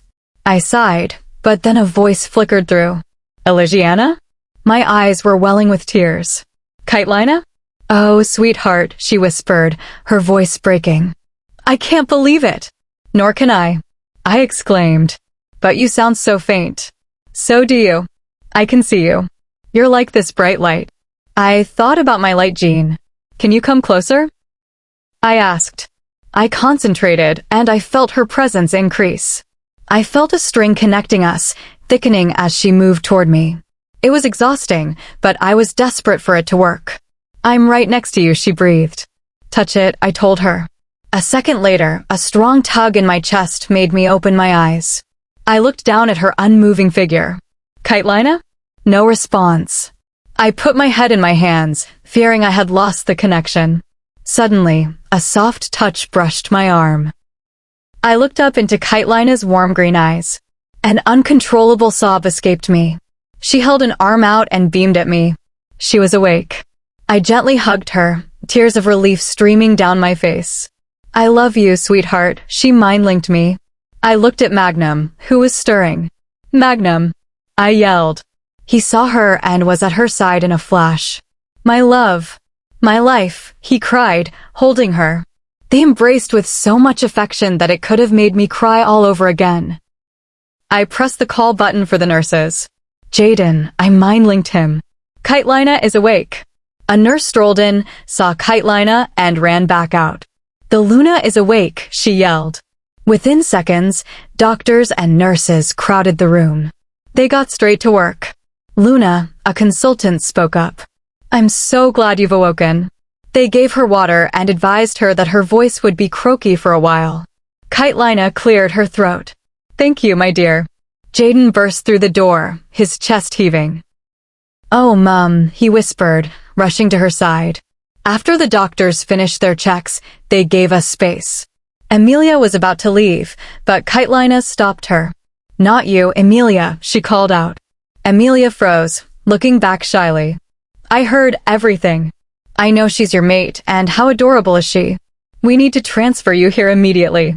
Jaden stared at his mum. "You know her name?" "I heard everything while I was under." Kaitlina was full of energy. "Both our children have found their other half. I'm so happy." I messaged Theodore, Julius, and Leonera. They all replied immediately with excitement and relief. We spent the day catching Kaitlina up on everything, defeating the rogues, my light Jean, and Aiden. Her eyes widened when I explained that Aiden was originally from the Moonlit pack and that his mother was the warrior who had saved me. "Fate has funny ways of bringing people together," she said. Aiden was staying in a spare room at the Alpha House. I told them about the plan Theodore and I had for him, which we would put into action tomorrow during the transfer. Theodore offered for us to travel by private jet, Magnum told her with a laugh. The next morning, the jet was a massive surprise for Aiden. "Your maid is loaded," he remarked, stroking the leather seats. "There's a bedroom in here. And a tub in the bathroom." He looked at the bathroom door in horror. "A tub on a plane. I'm going to flip this table." We landed and were met by Leonera and Julius. Leonera rushed over to hug me. "I missed you so much." We drove to the territory of the Black-Shadowed Pack. I saw banners everywhere, "Welcome Alpha Knight." My heart swelled. Theodore and I had agreed on the title Alpha, because of my lineage, and it seemed he had already briefed the pack. We pulled up to the Alpha Manor. A familiar, delicious scent filled my lungs. Theodore was here. I hopped out of the car and rushed to the door. It flung open to reveal him in gray joggers and a white t-shirt. His striking blue eyes met mine with longing. "Finally," he said, holding out his arms. I walked into his embrace. He tilted my head back and kissed me, a fiery, hungrily captured kiss that lit a primal desire within me. We reluctantly pulled away as the others approached. "This isn't over," he promised through the mind link. He greeted Magnum, Kaitlina, and Aiden. "Welcome to my pack. I hope my hospitality is at least half as amazing as yours." "I already feel welcomed, sweetie," Kaitlina reassured him. Aiden looked at Theodore. "There's a tub in your jet, man." "What?" Chapter 56. Theodore's POV. I made sure everything was prepared for this day. My mate will officially become my co-leader. It was almost time, and most of the pack were seated in the stadium. I looked out into the crowd in wonder. There were so many people, more than I was used to. I had also invited the Moonlit pack. They were looking forward to this day more than anyone. Today was also the day we officially merged. I stood on the stage, waiting for my mate to arrive. Magnum and Kaitlina, the Alpha and Luna of the Imperial Pride pack, were seated right in front of the stage. By their side was Aiden, who had his jaw hanging in awe at the size of the pack. Julius had just arrived, sitting by Aiden and explaining the ritual. It was the same traditional ritual packs use for anyone joining, but Aiden was unfamiliar with it, having been a rogue his entire life. My pack was not only welcoming a new member, but a leader. Leonera walked onto the stage, approaching me with a smile. She had helped Elisiana prepare. She bowed and said, "She's ready, Alpha." She hurried down to Julius. The sweet scent of my mate caught my attention, and I turned toward the source. The stadium quieted as a ripple of pure dominant energy moved through the crowd. I smirked. That was the power of their future leader. My mate finally came into view, and I gasped at how beautiful she looked. Everyone watched her strut across the stage in awed silence. She looked radiant in her off-the-shoulder golden dress. It fit her perfectly, hugging her curves. Her brown hair tumbled down to her waist in natural waves. Her piercing gray eyes held mine, and I could see the passion and fierceness swirling in them. She was ready. She broke into a happy smile as she looked at the crowd. I wanted to kneel before her, an urge I'd never had before. I just wanted to submit to her. She held her right hand up and gave a little wave. "Hello, everyone," she greeted them, her authoritative voice carrying easily.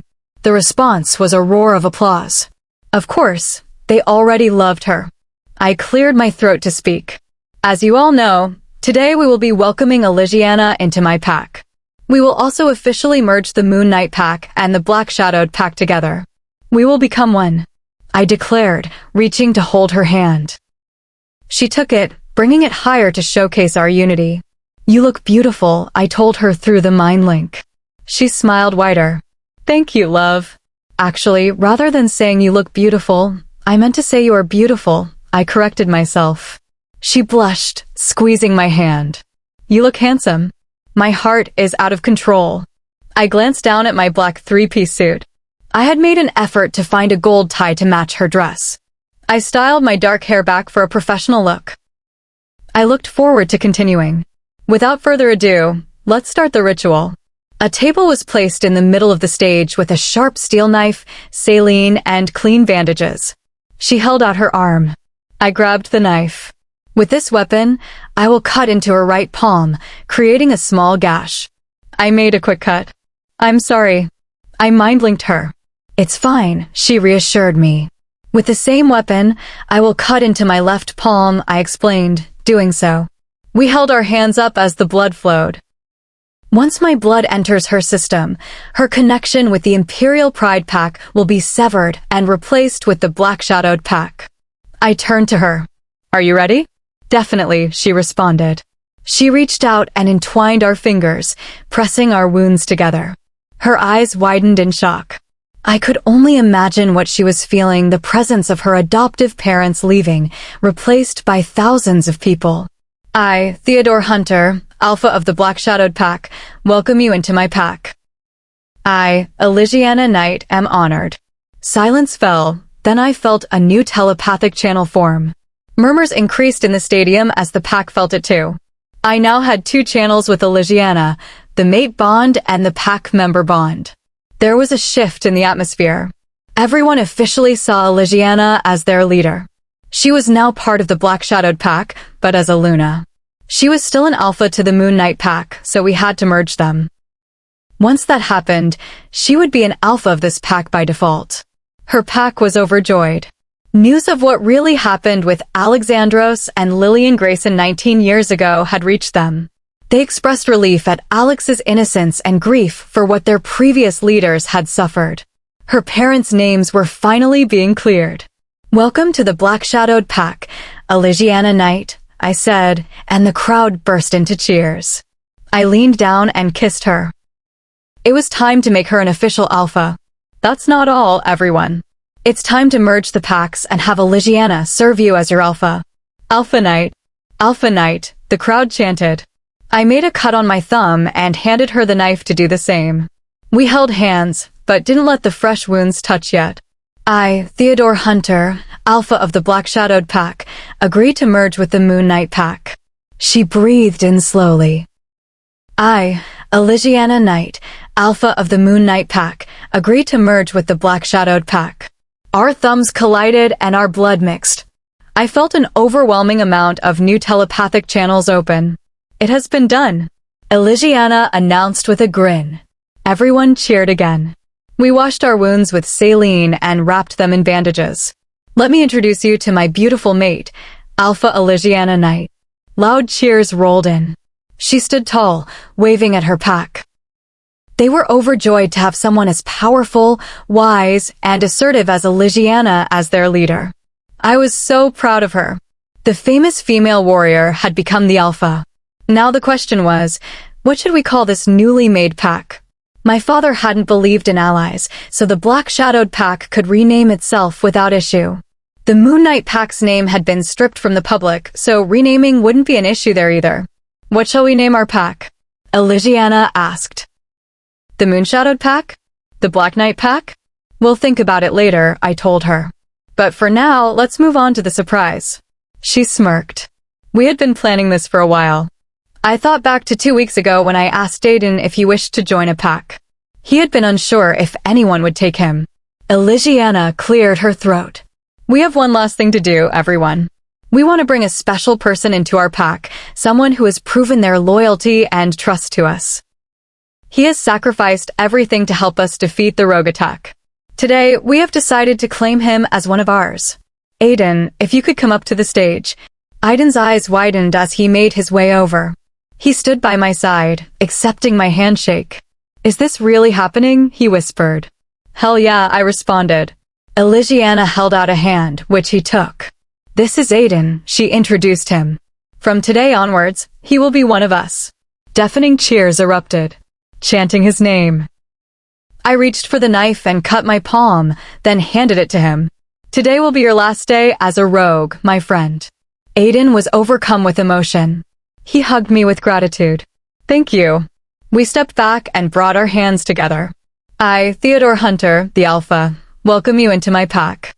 I, Aiden, am honored, he replied. He let out a gasp. What is that? I smirked, realizing he was talking about the mind link. Rogues weren't connected. They were lone wolves. He had never experienced telepathy. I prodded his mind. Don't freak out, but hi, I mind-linked him. He freaked out. What was that? He exclaimed, staggering back. That was you. In my head. I'll explain more later, I said. That wasn't the best timing, babe. Elisiana mind-linked me with a snicker. You're officially part of our pack, welcome. Elisiana exclaimed. And that's not all. We have a special present for you, I said. Adopting me was special enough, he whispered. You have trained to be a leader your whole life, I explained, referring to his time as vice leader of the rogue force. You have the skills to be named Gamma. We will name you our third in command, if you are willing. I am honored to accept such an esteemed role, Alphas, he responded. With that, the celebrations began. Everyone dispersed to parties and barbecues. Magnum and Kitelina had to leave to attend to their pack. Amelia's transfer was happening soon, too. I was glad she was paired with Jaden. He was softening her icy attitude. We made our way back to the Alpha Manor. This is your home, Aiden. Leonera squealed. We'll all be living together. You know this guy has a tub in his jet? Aiden told Julius. An actual tub. Julius's eyes widened. You have a tub in your jet? I've used the restroom, but I've never seen a tub. I sighed as they talked about jacuzzis. Elisiana reached for my hand. Leonera and Julius gave Aiden a tour, leaving us alone in the lobby. I brought her hands up to kiss them. I leaned down to kiss her forehead, her cheeks, and then her neck, making her gasp. I snaked my arms around her waist. I closed my eyes, relishing the feeling of happiness. She made me content. Before her, I was like an incomplete puzzle. I spent most of my life resenting love, but I hadn't known what it was. Love was magical and healing. I opened my eyes to find her watching me. Her gray eyes saw right through me, past the hard exterior, to the real me. The one who loves her. My eyes started to feel prickly. I love you, Elisiana, I whispered. Her lips parted in surprise. And with that, I captured her lips. I felt a burst of euphoria course through me. A couple of tears escaped, transferring onto her cheek. I felt her own tears rolling down her face. Her lips were warm and delicious. She pulled back, catching her breath. I love you too, she told me in a hushed tone. I suddenly twirled her around the lobby, making her laugh. Today was the best day of my life. Chapter 57. Elisiana's POV. I slowly opened my eyes, waking from a deep, peaceful slumber. A smile crept onto my face as I stared at the ceiling, feeling a sense of contentment I hadn't known was possible. A warm, strong arm rested securely over my waist, sending pleasant sparks through my skin. I looked to my right to find Theodore still asleep, his long lashes casting shadows against his skin. This was the quiet, gentle side of the Alpha that only I was allowed to see. It had been a month since the merger, and it had been an incredible journey. My parents' names were finally cleared, and the true story was finally released to the public. I'd even had people from my old pack reach out on social media, the same ones who had looked down on me before I became chief warrior. Now that I was an alpha, they wanted to be friends. I didn't give them a second of my time. As if drawn by the peaceful atmosphere, I reached over to trail my finger across the mark on his neck. I flushed, the memory of our night at the waterfall hideout rushing back. We had shifted into our wolves to hunt, eventually finding our way to the secret spot behind the cascading water. We had worked hard to make that space cozy, even moving a king-sized bed in there for the nights when we were too exhausted from training to return to the manor. That evening, the air had been thick with a new kind of tension, the final, undeniable pull of the maid bond. As the sunset dipped below the horizon, the atmosphere shifted from playful to profound. Theodore had embraced me from behind, his touch igniting a fire that had been building since the moment we met. We had finally surrendered to that pull, completing our bond in the dim light of the hideout. It wasn't just a physical act, it was a spiritual merging, a promise of forever written in our very souls. I sighed happily, touching the matching mark on my own neck. I was his, and he was mine. "Good morning, love," a husky voice murmured. I met Theodore's striking blue eyes, filled with a depth of love that made everything else disappear. He pulled me closer, snuggling into my neck and breathing in deeply. Downstairs, I could hear Aiden singing, terribly off-key, making me chuckle. I knew Theodore could hear him too. "He's a character," Theodore murmured. "But a hard-working one." Aiden had already proven himself a natural gamma. He'd moved into my old room in the manor, feeling it was a fresh start compared to the history of the other guest rooms. We also ensured that Cabina and Irony were given a respectful burial on our territory. Despite the betrayal, we chose to move forward with honor. Theodore and I made our way downstairs to the kitchen, where a roll of paper towels nearly hit us. Aiden was glaring at Julius and Leonera with mock fury. "Who finished the milk?" he demanded, clutching an empty carton. The couple just shrugged in unison, grinning. "Settle down, kids," I joked, heading for the blender. "Check the mini fridge by the patio barbecue." As breakfast wrapped up and conversations continued, I watched as Aiden brightened instantly and hurried out, humming a tune. He was fitting in perfectly, finally getting the hang of the pack's telepathic link. A moment later, the front door opened. In the kitchen, I mind-linked the visitor. My Uncle Noah walked in, his face lighting up. "Good morning, everyone." He accepted a coffee and sat with us. Shortly after, his son Isaiah followed, a basketball tucked under his arm. Isaiah had become quite popular in the pack lately, though he still acted like the same cool cousin I'd first met. "Jaden called this morning," Aiden announced, returning with his milk. "The biochemists have finalized the antidote for the wolfsbane substance, thanks to Amelia's research. Every pack is getting the formula." We all cheered. It was one less shadow hanging over our world. As the conversation turned to training, Noah caught my eye. "Are you doing all right after our talk yesterday?" he asked privately through the link. I took a steady breath. It was hard to hear, but I'm glad I know the truth. Yesterday, Noah shared the details of my parents' passing. It was a tragic end, my mother taken by a guard's cruelty, and my father. They said his heart simply gave out from the grief of losing his mate. He couldn't bear to exist in a world where her light had gone out. Hearing that his final words were her name had made my blood run cold, but it also proved the depth of their love. I promised myself I wouldn't cry for them anymore, I told Noah. From now on, I will celebrate the love they had. I'm going to live my life to the fullest for them. "I'm fine," I said aloud to the group, leaning into Theodore's side. "Just looking forward to the day. MS." Williams joined us a moment later, offering a warm smile. She had been through her own hell as a spy under duress, but she was finding her place in this new era too. "Time to tackle the paperwork," Julius sighed sarcastically as we all stood to leave. "The new Dawn pack won't lead itself," Theodore added with a smirk. I smiled at the name. We'd put it to a pack vote, and New Dawn had won by a landslide. It signified a fresh start, erasing the bad blood of the past.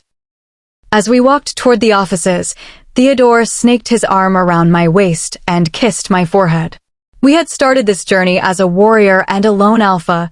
Now, we stood together as co-leaders of the strongest pack in the country. It had been a long, shadowed road, but we had finally found the light. Epilogue.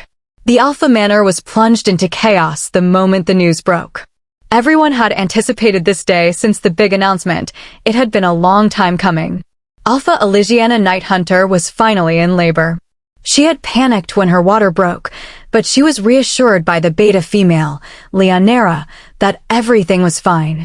Her best friend was doing all she could to ensure Elisiana had a smooth delivery, timing contractions and helping her breathe through the discomfort. Elisiana knew exactly what to do, having been through the experience herself. In the meantime, she had left her 1-year-old daughter, Ivy, in the care of her mate, Julius. To everyone's disbelief, Elisiana still sat at her desk, trying to finish some last-minute work before the baby arrived. Theodore had not left her side, the anxiety clear on his face. "Babe, you shouldn't be working while you're having contractions," he advised in a worried tone. She waved him off with a smile, though she grimaced as a sudden contraction hit. "It's only desk work. Typing won't hurt anything." Once the contraction passed, Elisiana glanced at her stopwatch and nodded firmly. "It's time to go to the hospital. Are you coming?" Theodore asked as Julius emerged with a crying Ivy in his arms. "I can't," Elisiana responded, taking the infant. "Ivy is being fussier than usual. Call us when the baby is here, and we'll head over. Don't tell Aiden yet." Elisiana called back as they headed out. "I don't want to disturb his honeymoon." Knowing him, he might fly home early just to see the baby. "Not that Maria would mind," Theodore muttered, referring to Aiden's mate. Drew, the Alpha's personal driver, had the vehicle prepared and helped them load their bags. Theodore and Elisiana sat in the back, where she shuddered through another wave of pain. She found a strange amusement in the situation. She had a high pain threshold, yet these contractions were taking her breath away. Theodore's constant touch helped ease the discomfort, and she melted into his embrace, grateful for such a loving husband. They had built an empire together over the last 3 years. With the help of their friends, the new Dawn Pack was now recognized as one of the most powerful in the world, nearly on par with the formidable Blood Rose clan from Italy. That clan was incredibly influential and private, showing little interest in U.S. allies, though they held vast territories in New York and New Jersey that they had owned for centuries.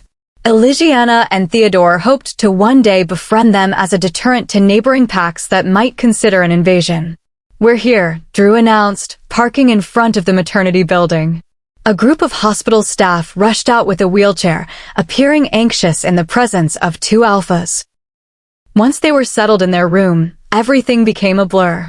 The contractions intensified until Elisiana was ready to push. To the midwife's surprise, she quickly dilated to 10 centimeters. Due to the short labor, she delivered using only gas and air for pain relief. It didn't faze her. She pushed with everything she had, waiting to meet the child she had carried for 9 months. Theodore stayed by her head, whispering sweet, encouraging words. Suddenly, a thin cry pierced the room. "You did it," Theodore told her, kissing her forehead. She smiled weakly, exhausted. He raised an eyebrow. "Is it really that draining?" The midwives were busy cleaning the baby while the new parents watched in awe. "Even you would be exhausted by this, Alpha," one midwife retorted bravely. In fact, Alpha Elisiana was lucky to have such a short labor. Elisiana leaned her head back and sighed. Thank goodness. Elisiana was in labor for almost a whole day. The midwife finally brought the future Alpha to Elisiana, placing the infant on her chest. The baby's wailing quieted immediately as she listened to her mother's heartbeat. "What?" that Elisiana yelped, jumping slightly. She looked down to see the midwife removing the placenta. Just finishing up, the woman explained casually. Elisiana made a face. "You." Theodore spoke up quietly, his eyes fixed on his family. "I would appreciate some privacy now. Thank you for your help." The staff bowed and left the Alphas alone with their newborn. Elisiana looked up at Theodore and saw that his eyes were welling with tears. "Oh, love," she whispered, reaching out to touch his cheek. A few tears escaped, rolling down his face. He could count the times he had cried on one hand, when he realized he loved her, when he found out she was pregnant, and now, seeing his child for the first time. "She's so precious," he whispered in awe. "Babe, we made her." Elisiana began to sob quietly. She felt a rush of conflicting emotions, exhaustion, bliss, and an overwhelming sense of blessing. They looked down at the future leader, already loving her completely. Theodore put a finger under Elisiana's chin and tilted her face toward his. "I love you," he whispered. She kissed him, her eyes bright. "I love you too." They glanced back at the sleeping infant. "So, it's decided?" Theodore confirmed. "We finally agreed on a name," she chuckled. "And now that she's in my arms, it sounds perfect." Theodore nodded. "I love the name we picked."